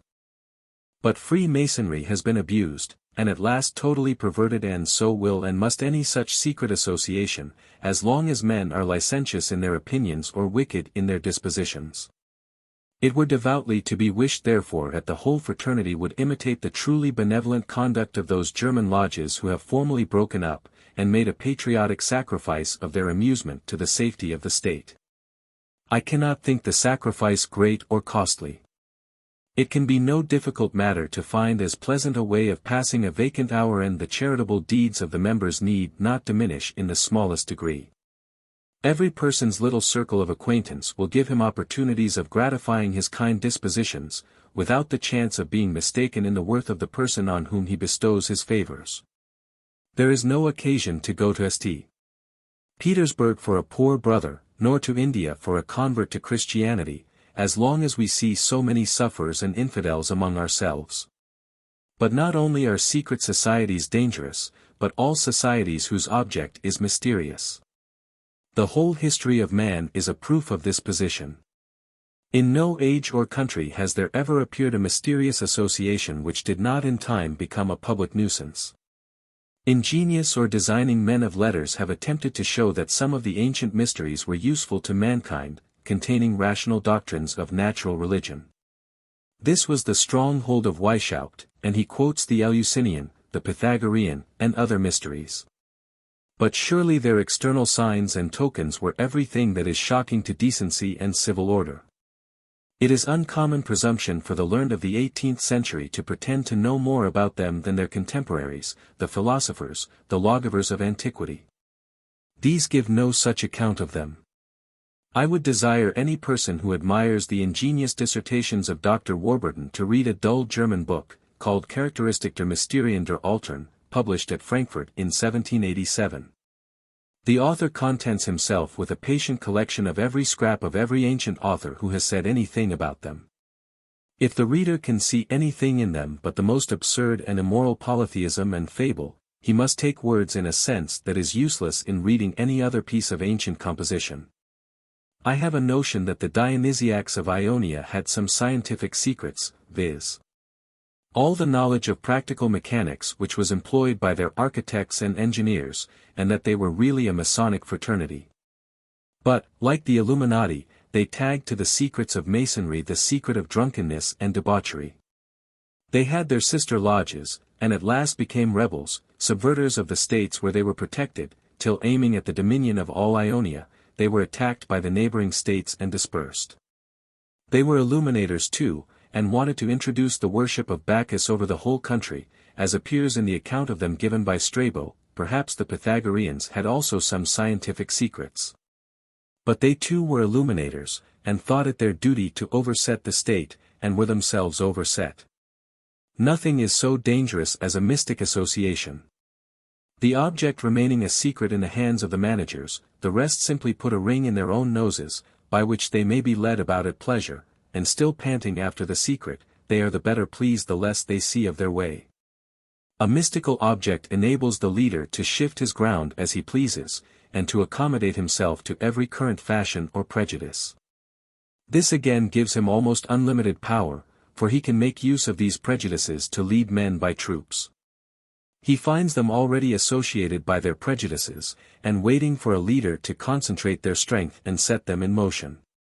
And when once great bodies of men are set in motion, with a creature of their fancy for a guide, even the engineer himself cannot say, "Thus far shalt thou go, and no farther."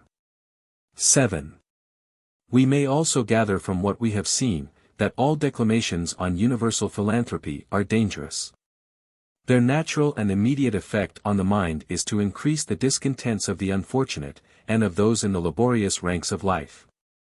No one, even of the illuminators, will deny that these ranks must be filled, if society exists in any degree of cultivation whatever, and that there will always be a greater number of men who have no farther prospect.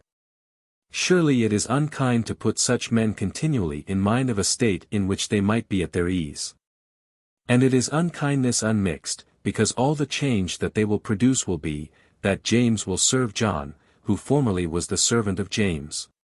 Such declamations naturally tend to cause men to make light of the obligations and duties of common patriotism, because these are represented as subordinate and inferior to the greater and more noble affection of universal benevolence. I do not pretend to say that patriotism is founded in a rationally perceived preeminence or excellence of the society with which we are connected. But if it be a fact that society will not advance unless its members take an interest in it, and that human nature improves only in society, surely this interest should be cherished in every breast. Perhaps national union arises from national animosity, but they are plainly distinguishable, and union is not necessarily productive of injustice. The same arguments that have any force against patriotism are equally good against the preference which natural instinct gives parents for their children. And surely no one can doubt of the propriety of maintaining this in its full force, subject however to the precise laws of justice. But I am in the wrong to adduce paternal or filial affection in defense of patriotism and loyalty, since even those natural instincts are reprobated by the Illuminati, as hostile to the all-comprehending philanthropy. Mr. de la Metherie says, that among the memorials sent from the clubs in England to the National Assembly, he read two, printed, in which the Assembly was requested to establish a community of wives, and to take children from their parents, and educate them for the nation. In full compliance with this dictate of universal philanthropy, Weishaupt would have murdered his own child, and his concubine Anne Orleans voted the death of his near relation. Indeed, of all the consequences of illumination, the most melancholy is this revolution which it seems to operate in the heart of man, this forcible sacrifice of every affection of the heart to an ideal divinity, a mere creature of the imagination. It seems a prodigy, yet it is a matter of experience, that the farther we advance, or vainly suppose that we do advance, in the knowledge of our mental powers, the more are our moral feelings flattened and done away.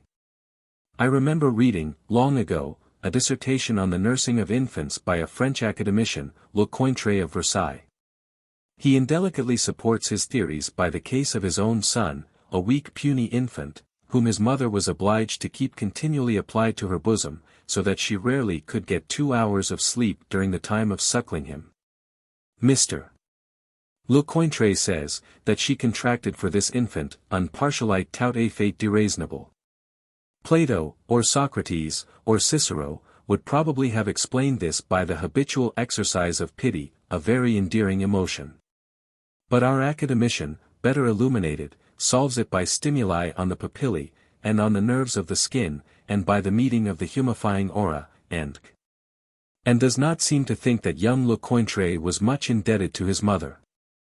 It would amuse me to learn that this was the wretch Lecointre, Major of the National Guards of Versailles, who countenanced and encouraged the shocking treason and barbarity of those ruffians on the 5th and 6th of October, 1789. Complete freezing of the heart would, I think, be the consequence of a theory which could perfectly explain the affections by vibrations or crystallizations, nay, any very perfect theory of moral sentiments must have something of this tendency. Perhaps the ancient systems of moral philosophy, which were chiefly searches after the summum bonum, and systems of moral duties, tended more to form and strengthen the heart, and produce a worthy man, than the most perfect theory of modern times, which explains every phenomenon by means of a nice anatomy of our affections. So far therefore as we are really more illuminated, it may chance to give us an easier victory over the natural or instinctive attachments of mankind, and make the sacrifice to universal philanthropy less costly to the heart. I do not however pretend to say that this is really the case, but I think myself fully warranted to say, that increase of virtuous affections in general has not been the fruit of modern illumination. I will not again sicken the reader, by calling his attention to Weishaupt and his associates or successors. But let us candidly contemplate the world around us, and particularly the perpetual advocates of universal philanthropy. What have been the general effects of their continual declamations? Surely very melancholy, nor can it easily be otherwise. An ideal standard is continually referred to. This is made gigantic, by being always seen indistinctly, as through a mist, or rather a fluttering air. In comparison with this, every feeling that we have been accustomed to respect vanishes as insignificant. And, adopting the Jesuitical maxim, that the great end sanctifies every mean, this sum of cosmopolitical good is made to eclipse or cover all the present evils which must be endured for it. The fact now is, that we are become so familiarized with enormities, such as brutality to the weaker sex, cruelty to old age, wanton refinement on barbarity, that we now hear unmoved accounts of scenes, from which, a few years ago, we would have shrunk back with horror. With cold hearts, and a metaphysical scale, we measure the present miseries of our fellow creatures, and compare them with the accumulated miseries of former times, occasioned through a course of ages, and ascribed to the ambition of princes. In this artificial manner are the atrocities of France extenuated, and we struggle, and partly succeed, in reasoning ourselves out of all the feelings which link men together in society. The ties of father, husband, brother, friend all are abandoned for an emotion which we must even strive to excite universal philanthropy. But this is sad perversion of nature. He that loveth not his brother whom he hath seen, how can he love God whom he hath not seen?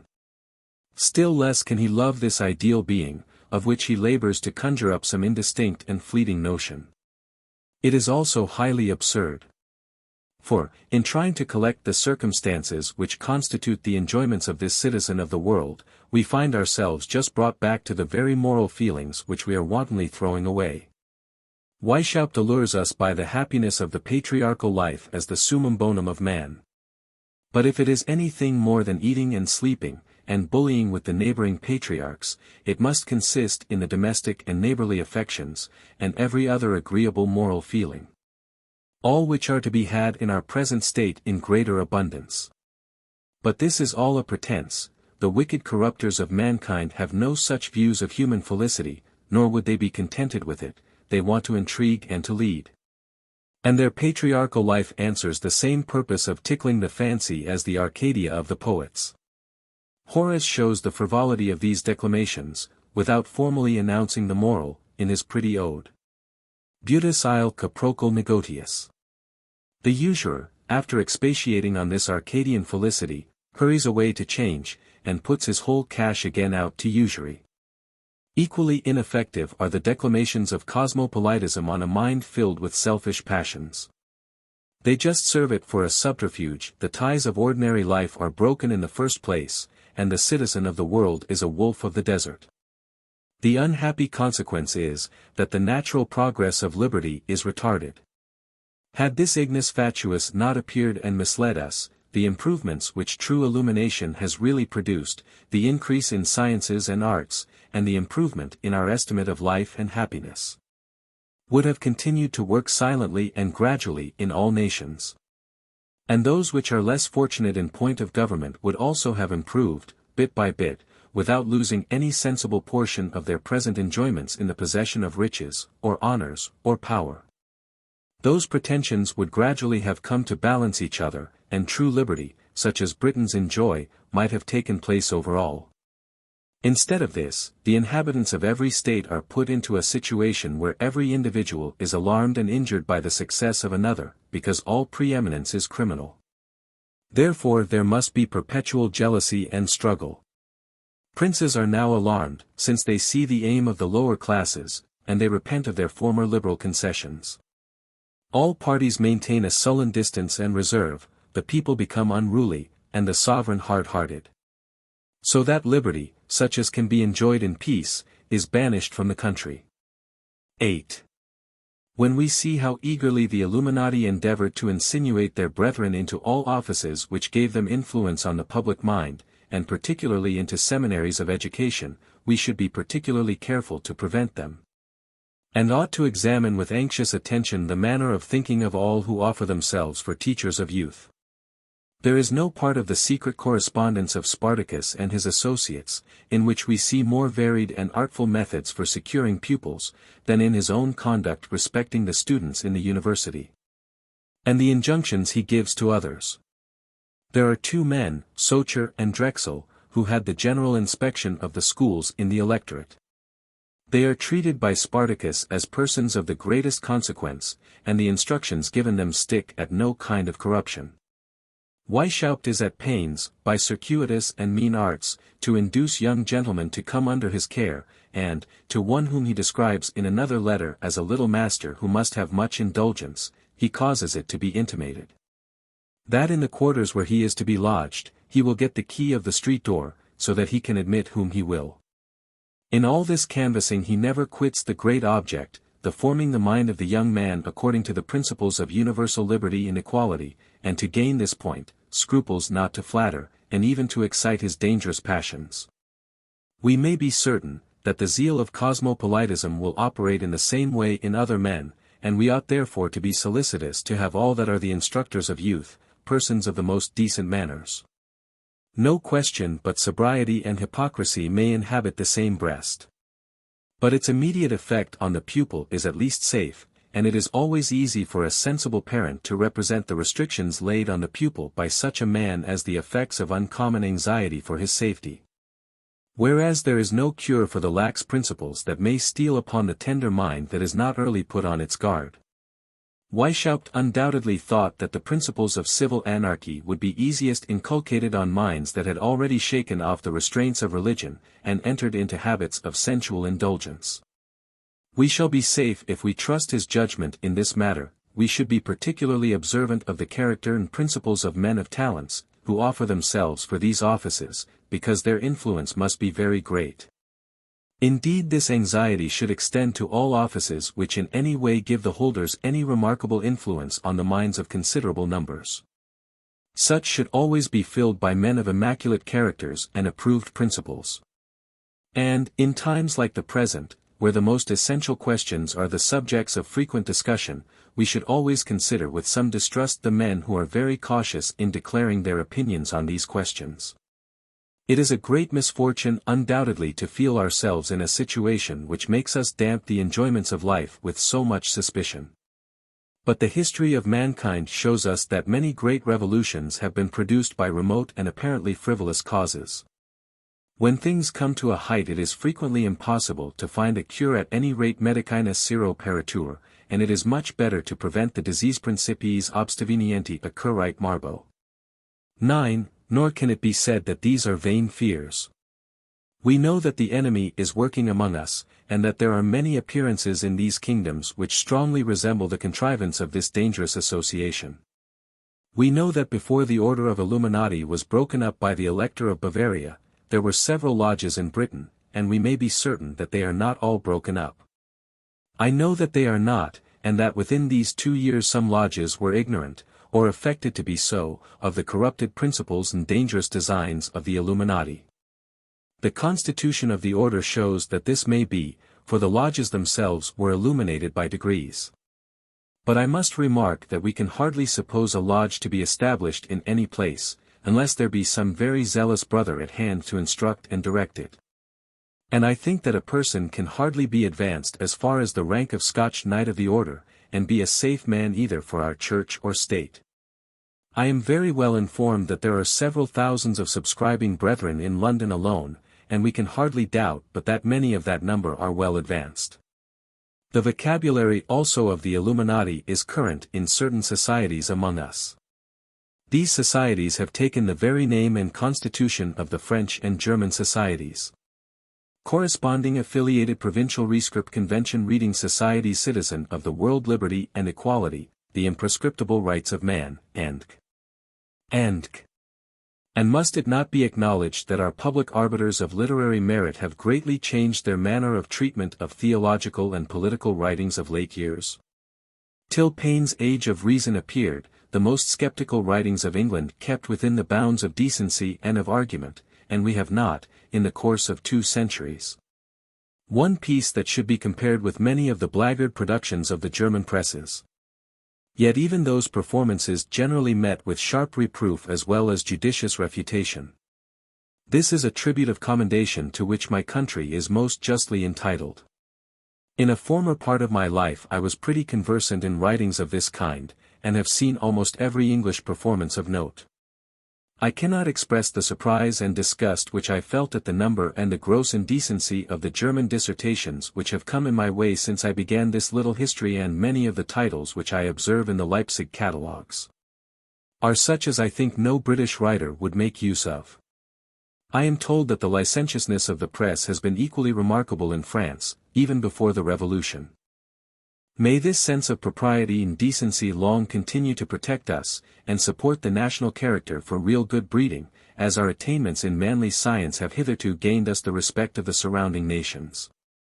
I cannot help thinking that British sentiment, or British delicacy, is changed, for Paine's book is treated by most of our reviewers with an affected liberality and candour, and is laid before the public as quite new matter, and a fair field for discussion, and it strikes me as if our critics were more careful to let no fault of his opponents pass unnoticed than to expose the futility and rudeness of this indelicate writer.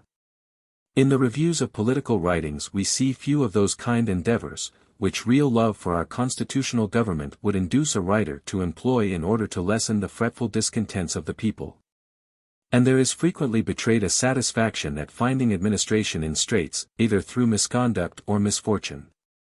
Real love for our country and its government would, I think, induce a person to mix with his criticism some sentiments of sympathy with the embarrassment of a minister loaded with the business of a great nation, in a situation never before experienced by any minister. The critic would recollect that the minister was a man, subject to error, but not necessarily nor altogether base. But it seems to be an assumed principle with some of our political writers and reviewers that government must always be in fault, and that everything needs a reform. Such were the beginnings on the continent, and we cannot doubt but that attempts are made to influence the public mind in this country, in the very way that has been practiced abroad, nay. The detestable doctrines of Illuminatism have been openly preached among us. Has not Dr. Priestley said, I think in one of his letters on the Birmingham riots, that if the condition of other nations be as much improved as that of France will be by the change in her system of government, the great crisis, dreadful as it may appear, will be a consummation devoutly to be wished for. And though calamitous to many, perhaps to many innocent persons, will be eventually glorious and happy. Is not this equivalent to Spartacus saying, true there will be a storm, a convulsion, but all will be calm again? Does Dr. Priestley think that the British will part more easily than their neighbours in France with their property and honours, secured by ages of peaceable possession, protected by law, and acquiesced in by all who wish and hope that their own descendants may reap the fruits of their honest industry? Will they make a less manly struggle? Are they less numerous? Must his friends, his patrons, whom he has thanked, and praised, and flattered, yield up all peaceably, or fall in the general struggle? This writer has already given the most promising specimens of his own docility in the principles of Illuminatism, and has already passed through several degrees of initiation.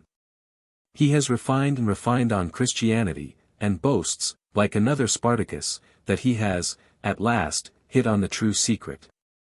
Has he not been preparing the minds of his readers for atheism by his theory of mind, and by his commentary on the unmeaning jargon of Dr. Hartley? I call it unmeaning jargon, that I may avoid giving it a more apposite and disgraceful name. For, if intelligence and design be nothing but a certain modification of the vibratiunculi or undulations of any kind, what is supreme intelligence, but a more extensive, and, perhaps they will call it, refined undulation, pervading or mixing with all others? Indeed, it is in this very manner that the universal operation of intelligence is pretended to be explained. As any new or partial undulation may be superinduced on any other already existing, and this without the least disturbance or confusion, so may the inferior intelligences in the universe be only superinductions on the operations of this supreme intelligence which pervades them all. And thus an undulation, of what? Surely of something prior to and independent of this modification, is the cause of all the beings in the universe, and of all the harmony and beauty that we observe. And this undulation is the object of love, and gratitude, and confidence, that is, of other kinds of undulations. Fortunately all this has no meaning. But surely, if anything can tend to diminish the force of our religious sentiments, and make all Dr. Priestley's discoveries in Christianity insignificant, this will do it. Were it possible for the departed soul of Newton to feel pain, he would surely recollect with regret that unhappy hour, when, provoked by Dr. Hooke's charge of plagiarism, he first threw out his whim of a vibrating ether, to show what might be made of an hypothesis, for Sir Isaac Newton must be allowed to have paved the way for much of the atomical philosophy of the moderns. Newton's ether is assumed as a factotum by every precipitate sciolist, who in despite of logic, and in contradiction to all the principles of mechanics, gives us theories of muscular motion, of animal sensation, and even of intelligence and volition, by the undulations of ethereal fluids. Not one of 100 of these theorists can go through the fundamental theorem of all this doctrine, the 47th prop. Of the 2D book of the Principia, and not one in 1,000 know that Newton's investigation is inconclusive. Yet they talk of the effects and modifications of those undulations as familiarly and confidently as if they could demonstrate the propositions in Euclid's Elements. Yet such is the reasoning that satisfies Dr. Priestley. But I do not suppose that he has yet attained his acme of illumination. His genius has been cramped by British prejudices, these need not sway his mind any longer. He is now in that rara temporis, edi loci, felicitate, ubi sentire quae velis, quae sensus dicere licet, in the country which was honored by giving the world the first avowed edition of the Age of Reason, with the name of the shop and publisher. I make no doubt but that his mind will now take a higher flight, and we may expect to see him fire that train by which he boasted that he would blow up the religious establishment of his stupid and enslaved native country, peace be with him. But I grieve that he has left any of his friends and abettors among us. A very eminent one said in a company a few days ago, that he would willingly wade to the knees in blood to overturn the establishment of the Kirk of Scotland. I understand that he proposes to go to India, and there to preach Christianity to the natives. Let me beseech him to recollect that among us Christianity is still considered as the gospel of peace, and that it strongly dissuades us from bathing our feet in blood. I understand that more apostles of this mission are avowed enemies of all religious establishments, and indeed of all establishments of any kind. But, as I do not see a greater chance of one pastor or one patriarch being in the right, either as to religious or political matters, than a number of pastors or patriarchs, who have consulted together, and compared and accommodated their opinions. And as I can find nothing but quarrels and ill will among independents, I should be sorry to have any of our establishments destroyed, and am therefore apprehensive of some danger from the zealous spreading of such doctrines. Especially as they make it equally necessary to admit the preaching up no religion, and no civil establishment whatever. Seeing that there are such grounds of apprehension, I think that we have cause to be on our guard, and that every man who has enjoyed the sweets of British liberty should be very anxious indeed to preserve it. We should discourage all secret assemblies, which afford opportunities to the disaffected, and all conversations which foster any notions of political perfection, and create hankerings after unattainable happiness. These only increase the discontents of the unfortunate, the idle, and the worthless. Above all, we should be careful to discourage and check immorality and licentiousness in every shape.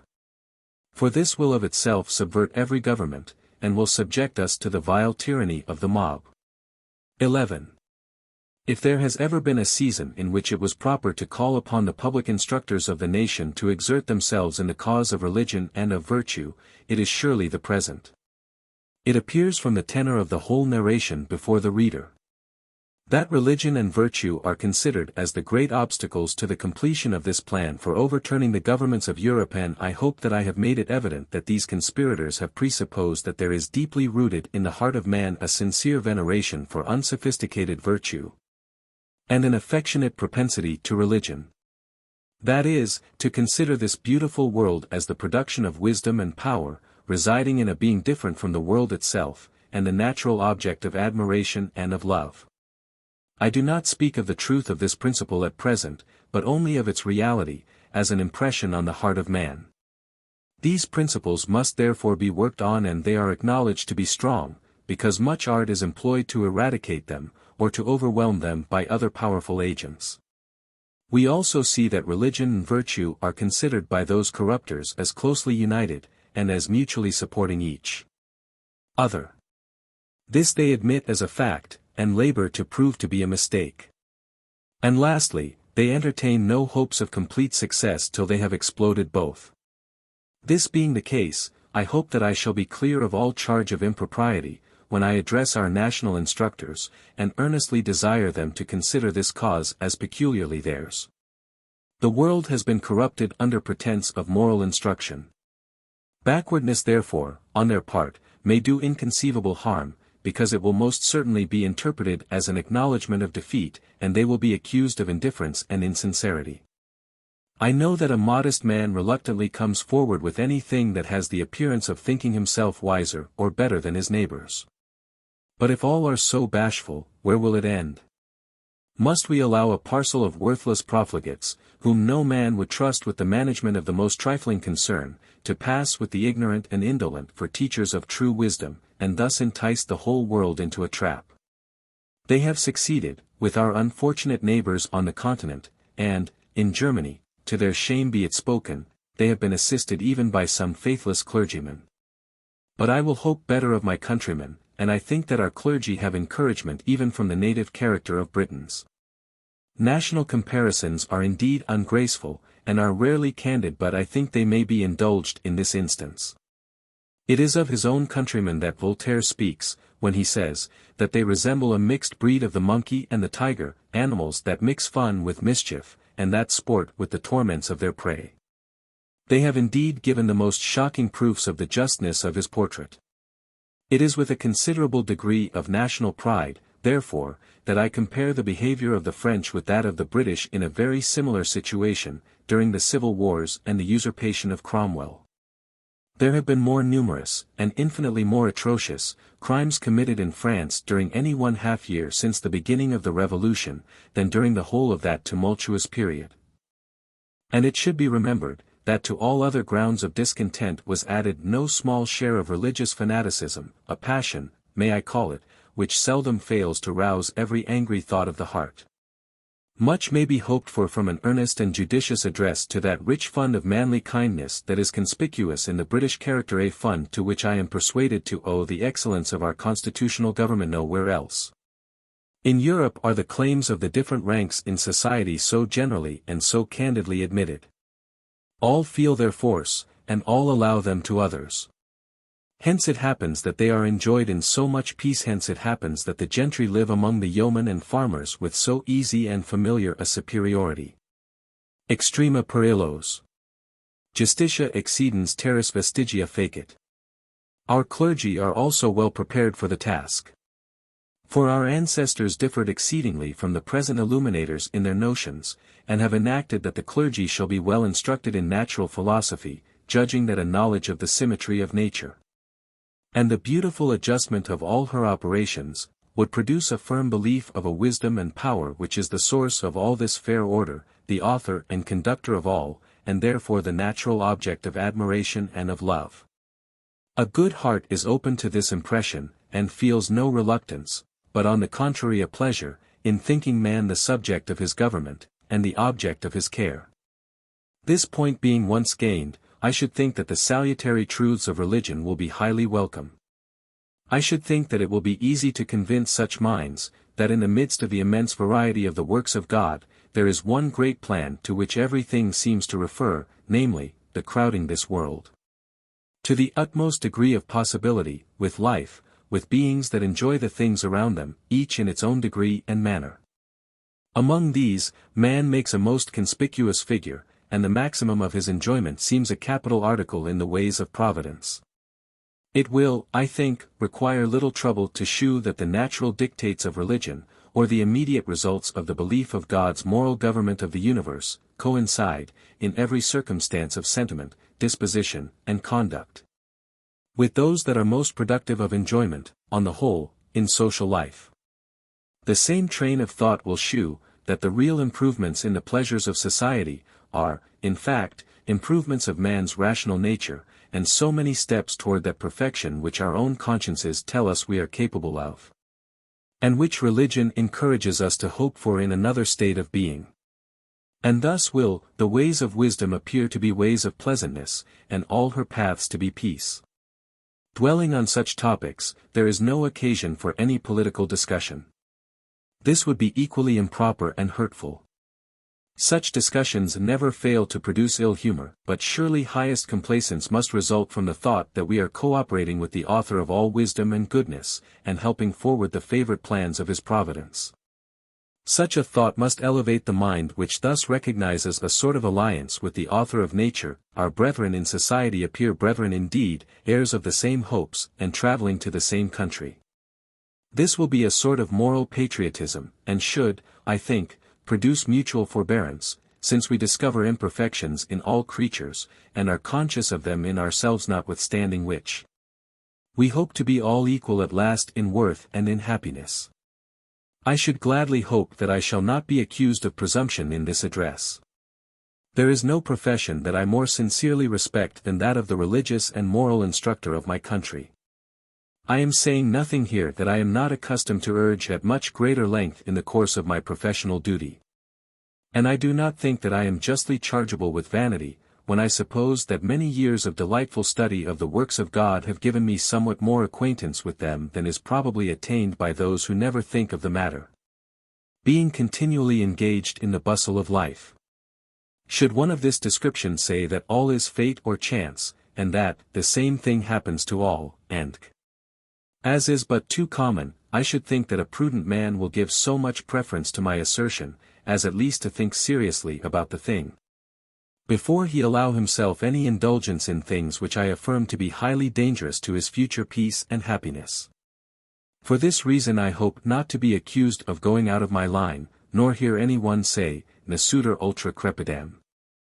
The present is a season of anxiety, and it is the duty of every man to contribute his mite to the general good. It is in some such hopes that I have written these pages.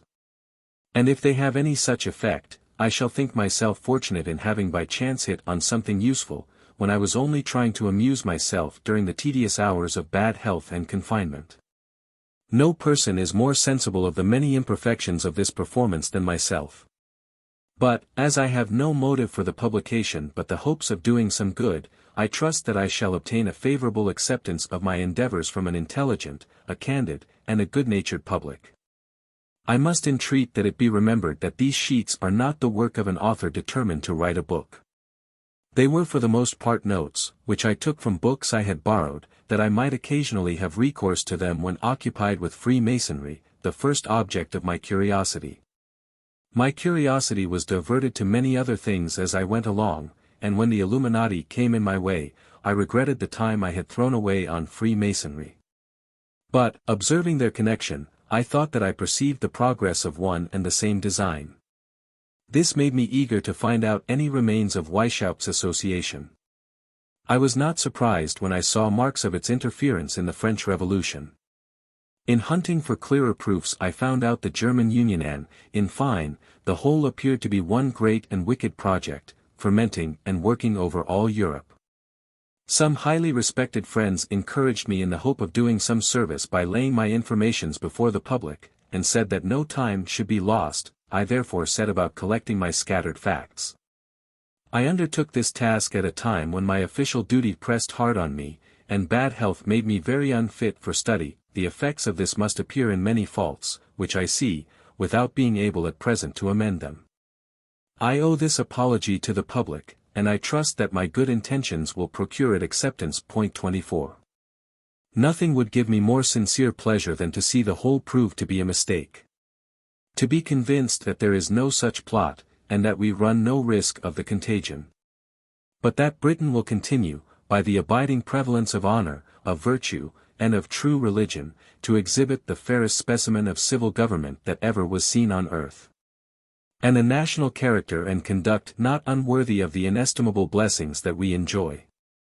Our excellent sovereign, at his accession to the throne, declared to his parliament that he gloried in having been born a Briton. Would to God that all and each of his subjects had entertained the same lofty notions of this good fortune. Then would they have labored, as he has done for near 40 years, to support the honor of the British name by setting as bright an example of domestic and of public virtue. Then would Britons have been indeed the boast of humanity. Then we should have viewed these wicked plots of our neighbors with a smile of contempt and of sincere pity, and there would have been no need of this imperfect but well-meant performance. Postscript.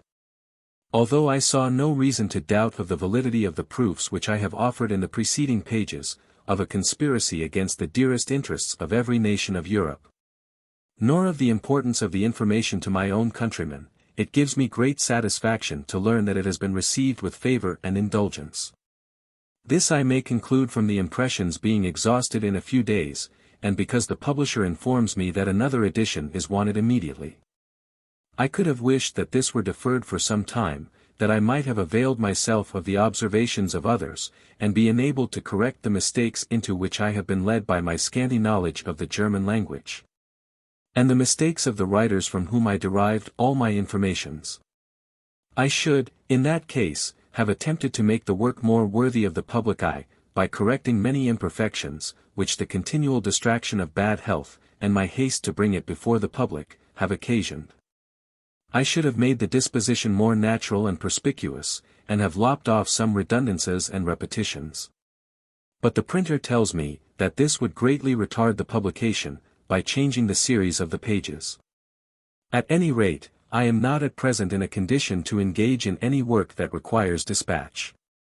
I must yield therefore to those reasons, and content myself with such corrections as can be made immediately.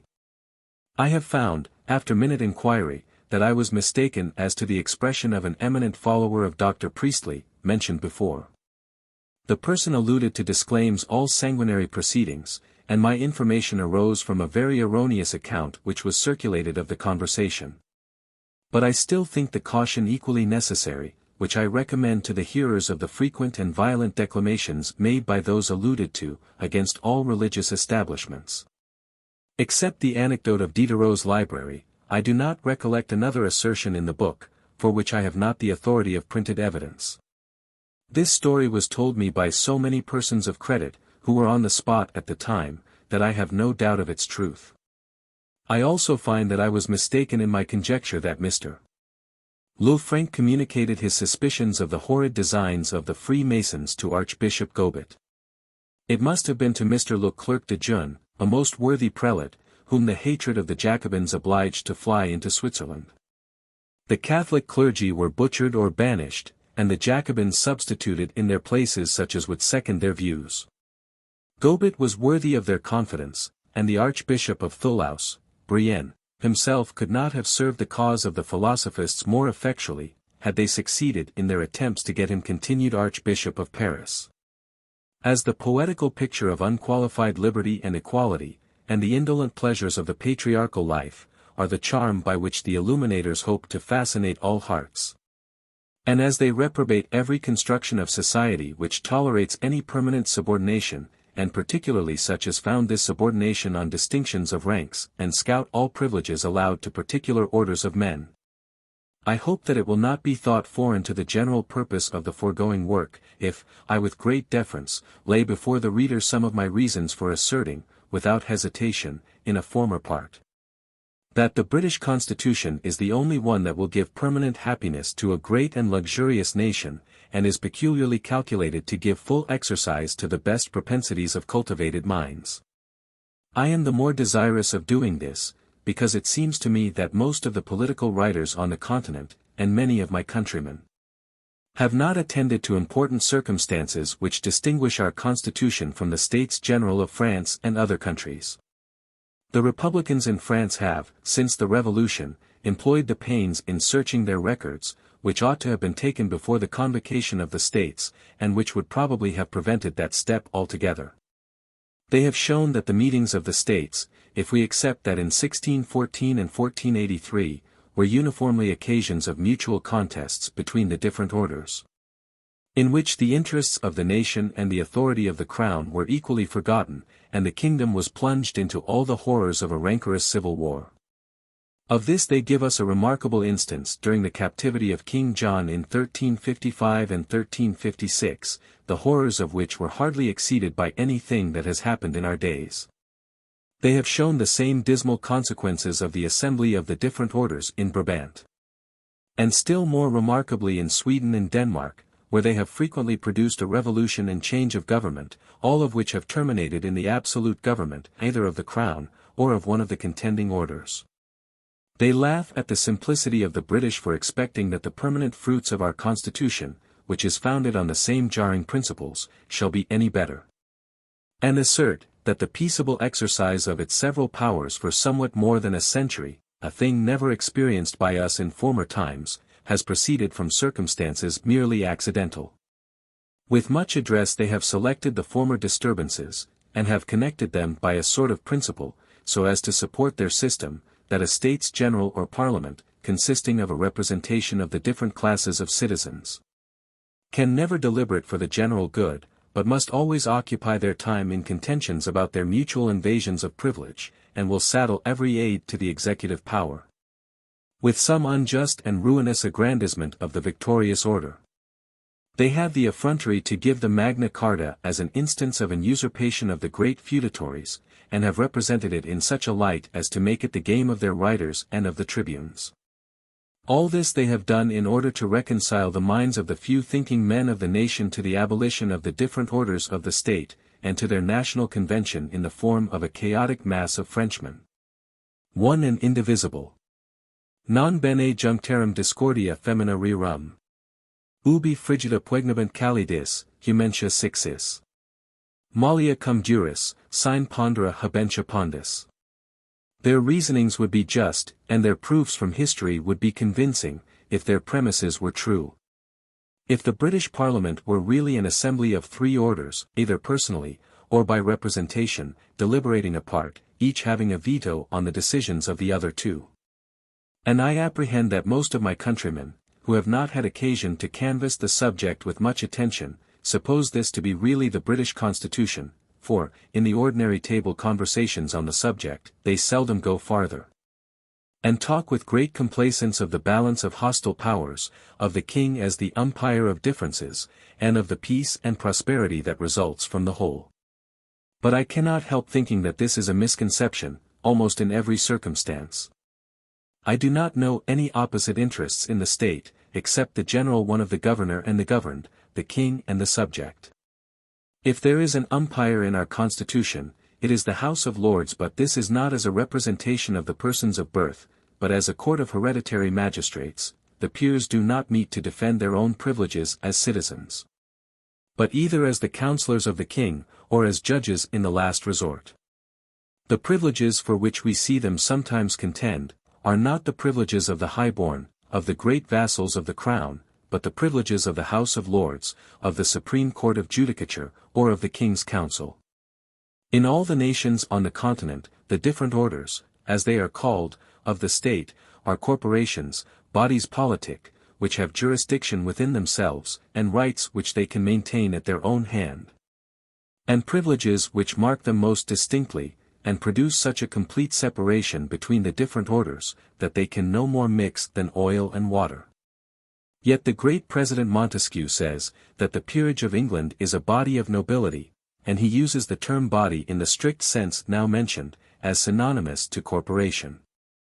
He has repeatedly used this term to denote the second order of Frenchmen, persons of noble birth, or ennobled, that is, vested in the privileges and distinctions of the nobly born, united by law, and having authority to maintain their privileges.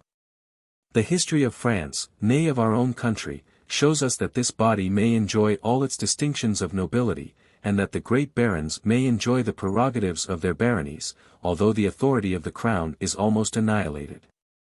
We have no cogent reason, therefore, for thinking that they will be constantly careful to support the authority of the crown, and much less to believe that they will, at the same time, watch over the liberties of the people. In the election of their representatives, for the whole body of the gentlemen must appear by representation, we must not expect that they will select such of their own number as will take care of those two essential objects of our Constitution.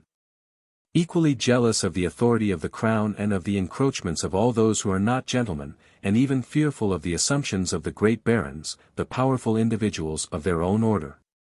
They will always choose such representatives as will defend their own rights in the first place. Such persons are by no means fit for maintaining the proper authority of the crown, and keeping the representatives of the lower classes within proper bounds.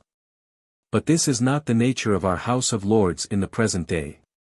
It was so formerly in a great measure, and had the same effects as in other countries. But since the Revolution, the peers of Great Britain have no important privileges which relate merely or chiefly to birth. These all refer to their functions as magistrates of the Supreme Court. The King can, at any time, place in this house any eminent person whom he thinks worthy of the office of hereditary magistrate. The peers are noble, that is, remarkable, illustrious, but are not necessarily, nor in every instance, persons of high birth. This house therefore is not, in any sort, the representative of what is called in France the noblesse, a particular caste of the nation, nor is it a junction of the proprietors of the great fees of the crown, as such. For many, very many, of the greatest baronies are in the hands of those we call commoners, they sit as the king's councillors, or as judges, therefore the members of our upper house are not swayed by the prejudices of any class of the citizens. They are hereditary magistrates, created by the sovereign, for his council, to defend his prerogatives, to hold the balance between the throne and the people. The greatest part of the nobility, in the continental sense of the word, are not called into this house, but they may be members of the lower house, which we call the commons, nay, the sons and the brothers of the peers are in the same situation. The peers therefore cannot be hostile or indifferent to the liberty, the rights, or the happiness of the commons, without being the enemies of their own families. Nor is our House of Commons at all similar to the third estate of any of the neighboring kingdoms. They are not the representatives of the ignobly born, or of any class of citizens. The members are the proper representatives of the whole nation, and consist of persons of every class, persons of the highest birth, persons of great fortune, persons of education, of knowledge, of talents. Thus the causes of dissension which refer to the distinctive rights or prerogatives of the different classes of citizens are removed, because in each house there are many individuals selected from all the classes. A peer, having attained the highest honors of the state, must be an enemy to every revolution. Revolution must certainly degrade him, whether it places an absolute monarch, or a democratic junto, on the throne. The sovereign naturally looks for the support of the upper house, and in every measure agreeable to the constitution, and to the public weal, exerts his influence on the House of Commons. Here the character of the monarch and his choice of ministers must appear, as in any other constitution, but with much less chance of danger to political liberty. The great engine of monarchy in Europe, has been the jarring privileges of the different orders, and the sovereign, by siding with one of them, obtained accessions of prerogative and power. It was thus that, under the House of Tudor, our constitution advanced with hasty strides to absolute monarchy. And would have attained it, had James I been as able as he was willing to secure what he firmly believed to be the divine rights of his crown. I do not recollect hearing the lower ranks of the state venting much of their discontents against the peers, and they seem to perceive pretty clearly the advantages arising from their prerogatives. They seem to look up to them as the first who will protect them against the agents of sovereignty. They know that a man may rise from the lowest station to the peerage, and that in that exaltation he remains connected with themselves by the dearest ties. And the House of Commons take no offence at the creation of new peers, because their privileges as a court, and their private rights, are not affected by it. Accordingly, the House has always opposed every project of limiting the king's prerogative in this respect. How unlike is all this to the constitution consisting of the pure representatives of the privileged orders of the continental states. The self-conceited constitutionalists of France saw something in the British Parliament which did not fall in with their own hasty notions, and prided themselves in not copying from us. This would have indicated great poverty of invention in a nation accustomed to consider itself as the teacher of mankind. The most sensible of them, however, wished to have a constitution which they called an improvement of ours, and this was the simple plan of a representation of the 2 or 3 orders of the state. Their upper house should contain the representatives of 100,000 noblesse. The princes of the blood and great barons should sit in it of their own right, and the rest by deputies. The lower house, or tiers état, should consist of deputies from those ignobly born, such as merchants, persons in the lower offices of the law, artisans, peasants, and a small number of freeholders. Surely it needs no deep reflection to teach us what sort of deliberations would occupy such a house.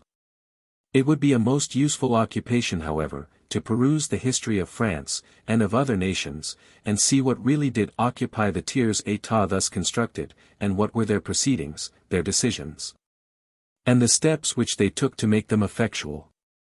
I have no doubt but that this study would cure most of our advocates for general eligibility, and for general suffrage. I have lately read Velly and Villeret's History of France. By the by, the Abbé Berouel has shown that the Club d'Holbach managed the publication of this history after the first 8 or 10 volumes, and slipped into it many things suited to their impious project, and the accounts of the troublesome reigns of John, and Charles his successor, by authors who wrote long before the Revolution. And they filled me with horror. The only instance that I met with of anything like moderation in the claims and disputes of the different orders of their States General, and of patriotism, or regard for the general interests of the state, is in their meetings during the minority of Charles VIII. With respect to the limitations of the eligibility into the House of Commons, I think that there can be no doubt that those should be excluded whose habits of needy and laborious life have precluded them from all opportunities of acquiring some general views of political relations. Such persons are totally unfit for deliberations, where general or comprehensive views only are to be the subjects of discussion. They can have no conceptions of the subject, and therefore no steady notions or opinions, but must change them after every speaker, and must become the dupes of every demagogue. But there are other circumstances which make me think that, of all the classes of citizens, the land proprietors are the fittest for holding this important office. I do not infer this from their having a more real connection with the nation, and a stronger interest in its fate. I prefer them on account of their general habits of thought. Almost all their ordinary transactions are such as make them acquainted with the interests of others, cause them to consider those in general points of view, and, in short, most of their occupations are, in some degree, national. They are accustomed to settle differences between those of lower stations. They are frequently in the King's Commission as justices of the peace. All these circumstances make them much apter scholars in that political knowledge, which is absolutely necessary for a member of the House of Commons. But, besides this, I have no hesitation in saying that their turn of mind, their principles of conduct, are more generally such as become a senator, than those of any other class of men. This class includes almost all men of family. I cannot help thinking that even what is called family pride is a sentiment in their favor. I am convinced that all our propensities are useful in society, and that their bad effects arise wholly from want of moderation in the indulgence of them, or sometimes from the impropriety of the occasion on which they are exerted. What propensity is more general than the desire of acquiring permanent consideration for ourselves and our families? Where is the man to be found so mean-spirited as not to value himself for being born of creditable parents, and for creditable domestic connections? Is this wrong because it has been abused? So then is every preeminence of office. And the directors of Republican France are as criminal as her former nobles. This propensity of the human heart should no more be rejected than the desire of power. It should be regulated, but it should certainly be made use of as one of the means of carrying on the national business. I think that we know some of its good effects. It incites to a certain propriety of conduct that is generally agreeable. Its honesty is embellished by a manner that makes it more pleasing. There is something that we call the behavior of a gentleman that is immediately and uniformly understood. The plainest peasant or laborer will say of a man whom he esteems in a certain way, he is a gentleman, every bit of him, and he is perfectly understood by all who hear him to mean, not a rank in life, but a turn of mind, a tenor of conduct that is amiable and worthy, and the ground of confidence. I remark, with some feeling of patriotic pride, that these are phrases almost peculiar to our language. In Russia the words would have no meaning. But there, the sovereign is a despot, and all but the gentry are slaves. And the gentry are at no pains to recommend their class by such a distinction, nor to give currency to such a phrase. I would infer from this peculiarity, that Britain is the happy land, where the wisest use has been made of this propensity of the human heart. If therefore there be a foundation for this peculiarity, the gentry are proper objects of our choice for filling the House of Commons. If theoretical considerations are of any value in questions of political discussion, I would say, that we have good reasons for giving this class of citizens a great share in the public deliberations. Besides what I have already noticed of their habits of considering things in general points of view, and their feeling a closer connection with the nation than any other class, I would say that the power and influence which naturally attach to their being called to offices of public trust, will probably be better lodged in their hands. If they are generally selected for these offices, they come to consider them as parts of their civil condition, as situations natural to them. They will therefore exercise this power and influence with the moderation and calmness of habit. They are no novelties to them, they are not afraid of losing them. Therefore, when in office, they do not catch at the opportunities of exercising them. This is the ordinary conduct of men, and therefore is a ground of probable reasoning. In short, I should expect from our gentry somewhat of generosity and candor, which would temper the commercial principle, which seems to regulate the national transactions of modern Europe, and whose effects seem less friendly to the best interest of humanity, than even the Roman principle of glory. The reader will now believe that I would not recommend the filling the House of Commons with merchants, although they seem to be the natural representatives of the moneyed interest of the nation. But I do not wish to consider that House as the representative of any orders whatever, or to disturb its deliberations with any debates on their jarring interests. The man of purely commercial notions disclaims all generosity, recommends honesty because it is the best policy, in short, places the value of a thing in as much money as 'twill bring. One should watch the conduct of such men more narrowly than that of the nobles. Indeed, the history of Parliament will show that the gentry have not been the most venal part of the House. The illumination which now dazzles the world aims directly at multiplying the number of venal members, by filling the senates of Europe with men who may be bought at a low price. Ministerial corruption is the fruit of liberty, and freedom dawned in this nation in Queen Elizabeth's time, when her minister bribed Wentworth. A wise and free legislation will endeavor to make this as expensive and troublesome as possible, and therefore will neither admit universal suffrage nor a very extensive eligibility. These two circumstances, besides opening a wider door to corruption, tend to destroy the very intention of all civil constitutions. The great object in them is, to make a great number of people happy. Some men place their chief enjoyment in measuring their strength with others, and love to be continually employed in canvassing, intriguing, and carrying on some little pieces of a sort of public business. To such men universal suffrage and eligibility would be paradise, but it is to be hoped that the number of such is not very great, for this occupation must be accompanied by much disquiet among their neighbors, much dissension, and mutual offense and ill will, and the peaceable, the indolent, the studious, and the half of the nation, the women, will be great sufferers by all this. In a nation possessing many of the comforts and pleasures of life, the happiest government is that which will leave the greatest number possible totally unoccupied with national affairs, and at full liberty to enjoy all their domestic and social pleasures, and to do this with security and permanency. Great limitations in the right of electing seems therefore a circumstance necessary for this purpose, and limitations are equally necessary on the eligibility.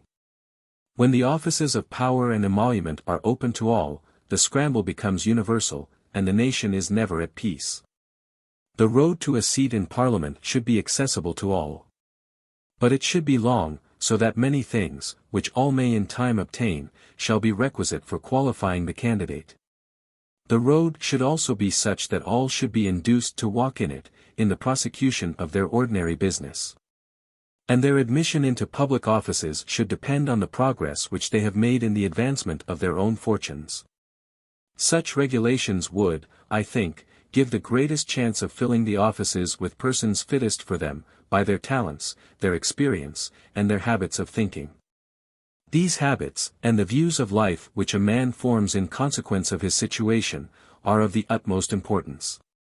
After all these observations, I must still recur to a position which I have repeated more than once, namely, that our Constitution, which nearly embraces all these circumstances, has attained its present excellence chiefly in consequence of the innate worth of the British character. About the time of the Conquest, our Constitution hardly differed from that of France. But the clashing of interests between the different orders of the subjects was not so rancorous and obstinate. These orders melted more easily together. The purity of the principle of representation in the States was less attended to. And while the French peers gradually left off minding any business but their own, and left the High Court of Judicature to the lawyers, and the King to his Cabinet Council, the peers of Great Britain, overlooking their own less important distinctions, attended more to the state, became a permanent counsel to the sovereign in the administration and legislation. And, with a patriotism and a patience that are unknown to the other grandees of Europe, continued to hear and to judge in all questions of justice and property between the inferior citizens of the state. British liberty is the highly prized fruit of all this worthy conduct, and most people ascribe it to the superior spirit and independence of the national character. It strikes me, however, as more surely indicating superior virtue, and more judicious patriotism. And our happy Constitution is not more justly entitled to the admiration and respect that is paid to it by all Europe, than to the affectionate and grateful attachment of every true-hearted Briton.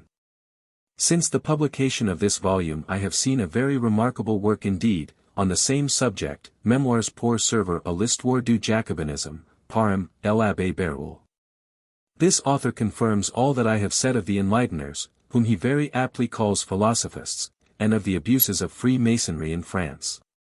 He shows, unquestionably, that a formal and systematic conspiracy against religion was formed and zealously prosecuted by Voltaire, D'Alembert and Diderot, assisted by Frederick II, King of Prussia. And I see that their principles and their manner of procedure have been the same with those of the German atheists and anarchists. Like them, they hired an army of writers. They industriously pushed their writings into every house and every cottage. Those writings were equally calculated for inflaming the sensual appetites of men, and for perverting their judgments. They endeavored to get the command of the schools, particularly those for the lower classes. And they erected and managed a prodigious number of circulating libraries and reading societies. M. Bérault says, that this gang of public corruptors have held their meetings for many years in the Hôtel de Holbach at Paris, and that Voltaire was their honorary president. The most eminent members were D'Alembert, Diderot, Condorcet, La Harpe, Turgot, Lemoyne. They took the name of Conomistes, and affected to be continually occupied with plans for improving commerce, manufactures, agriculture, finance, and published from time to time respectable performances on those subjects. But their darling project was to destroy Christianity and all religion, and to bring about a total change of government. They employed writers to compose corrupting and impious books. These were revised by the Society, and corrected till they suited their purpose. A number were printed in a handsome manner, to defray the expense. And then a much greater number were printed in the cheapest form possible, and given for nothing, or at very low prices, to hawkers and peddlers, with injunctions to distribute them secretly through the cities and villages. They even hired persons to read them to conventicles of those who had not learned to read. 25, see Volume 1, 343-355. I am particularly struck by a position of Abbé Bérault, that irreligion and unqualified liberty and equality are the genuine and original secrets of Freemasonry, and the ultimatum of a regular progress through all its degrees. He supports this remarkable position with great ingenuity, and many very pertinent facts.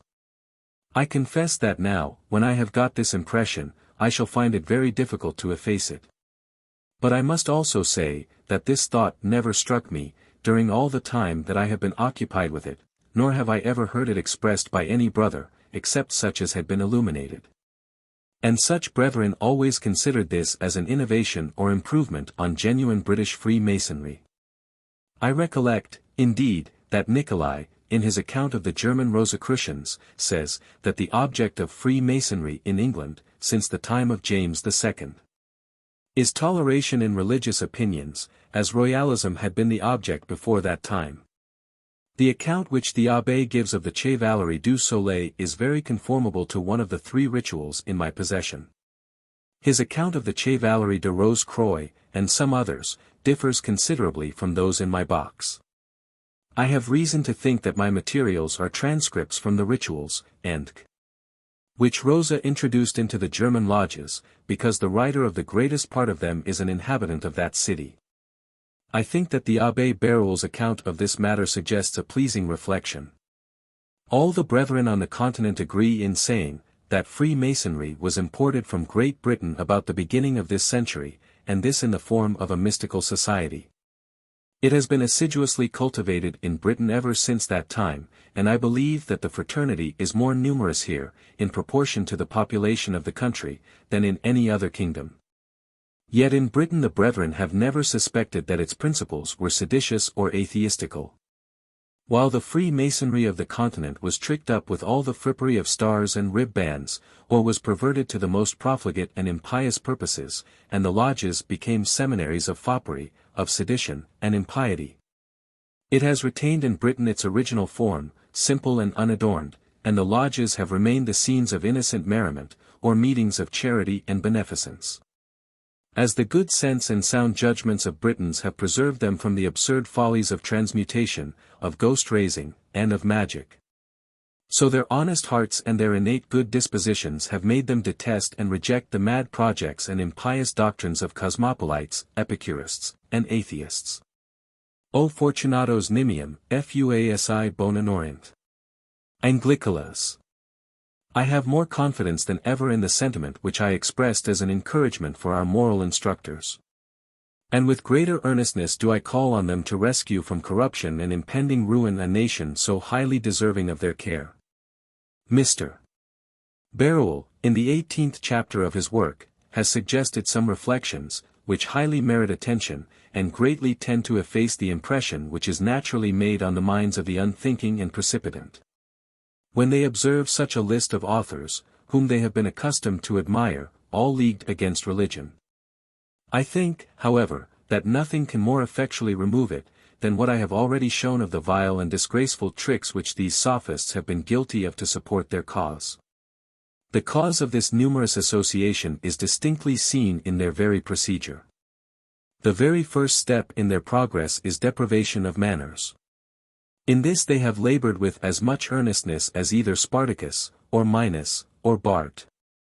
It was a treat to me to learn that Laclose's abominable book Les Liaisons Dangereuses was not merely pandering for his patron Orleans, but also working for his masters at the Hôtel d'Holbach. Nothing gives such certain bread to those authors, in the beginning of their career, as immoral and impure writings, and with such did even their chief set out, and fill his pockets, witness his Pucelle d'Orléans. And even after they became the sages of France, they continued, either from coarse taste or from serious principle, for the diabolical purpose of inflaming the passions of others, to interlard their gravest performances with impure thoughts and sentiments. Nay, the secret of the Hôtel d'Holbach chews us that, for anything we know to the contrary, the vilest productions of their press may have been the compositions of the octogenary Voltaire, of the sly D'Alembert, or of the author of the Père de Famille. What a pity it is that the decline of the Roman Empire was not all written in England, and that its learned and elegant author, by going into their society, has allowed himself to be drawn into this muddy and degrading vortex. I should scarcely ask for more to disgust me with the philosophy of these sages, and to make me distrust all their pretensions to knowledge. The meanness of the conduct suited the original poverty of the whole of them. But its continuance strips them of all claims to the name of philosophers. Their pretended wisdom is only cunning, and we must acknowledge that their conduct was clever, for this mean of corruption. Concealed or embellished by their talents for sentimental slang, I can give it no better name, made their conversation and their writings most acceptable to their noble patrons. Now it is that religion, of necessity, comes on the field, for religion tells us, that these are mean pleasures for creatures born to our prospects, and Christianity tells us, that they are gross transgressions of the only just morality. The progress of the pupil will now be rapid, for he will listen with willing ears to lessons which flatter his passions. Yet Voltaire thinks it necessary to enliven the lessons by a little of the sola icen, quelques bons mots à propos opers de femmes, which he recommends to D'Alembert, who, it seems, was deficient in this kind of small talk. Surely all this is very unlike to wisdom, and when we see that it is part of a plan, and this an obvious one, it should greatly lessen our wonder at the number of these admired infidels. If we would now proceed to examine their pretensions to science, on which they found their claim to the name of philosophers, we must be careful to take the word in a sense that is unequivocal. Its true meaning is by no means what is commonly assigned to it, a lover of knowledge. It is a lover of wisdom, and philosophy professes to teach us what are the constituents of human felicity, and what are the means of attaining it. What are our duties, and the general rules for our conduct? The Stoics were philosophers. The Christians are also philosophers. The Epicureans and the Sophists of France would also be called philosophers. I have put in my objection to this claim already, and need not repeat my reasons for saying that their doctrines are not dictates of wisdom. I shall only add, that their own conduct shows plainly that their principles had no effect on themselves, because we see, from the series of correspondence which Mr. Beruel has laid before us, that they do not scruple to practice villainous and hypocritical tricks, which never fail to disgrace a man, and are totally irreconcilable with our notions of human dignity. Voltaire patiently took a caning from an officer at Frankfurt, for having wittily told lies of his scholar Frederick, and his wisdom told him that his honor was cleared by offering to meet the major, each of them provided with an injection syringe.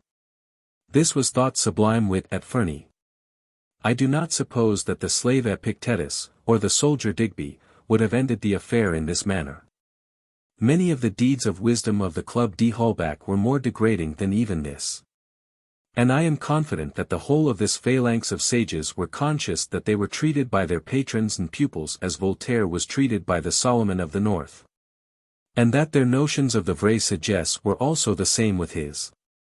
He gives this account of it in his letter to his niece, Le roi lui avoit répondu, j'aurais besoin de Voltaire un tout au plus en presse à l'orange, et en jeta à la course.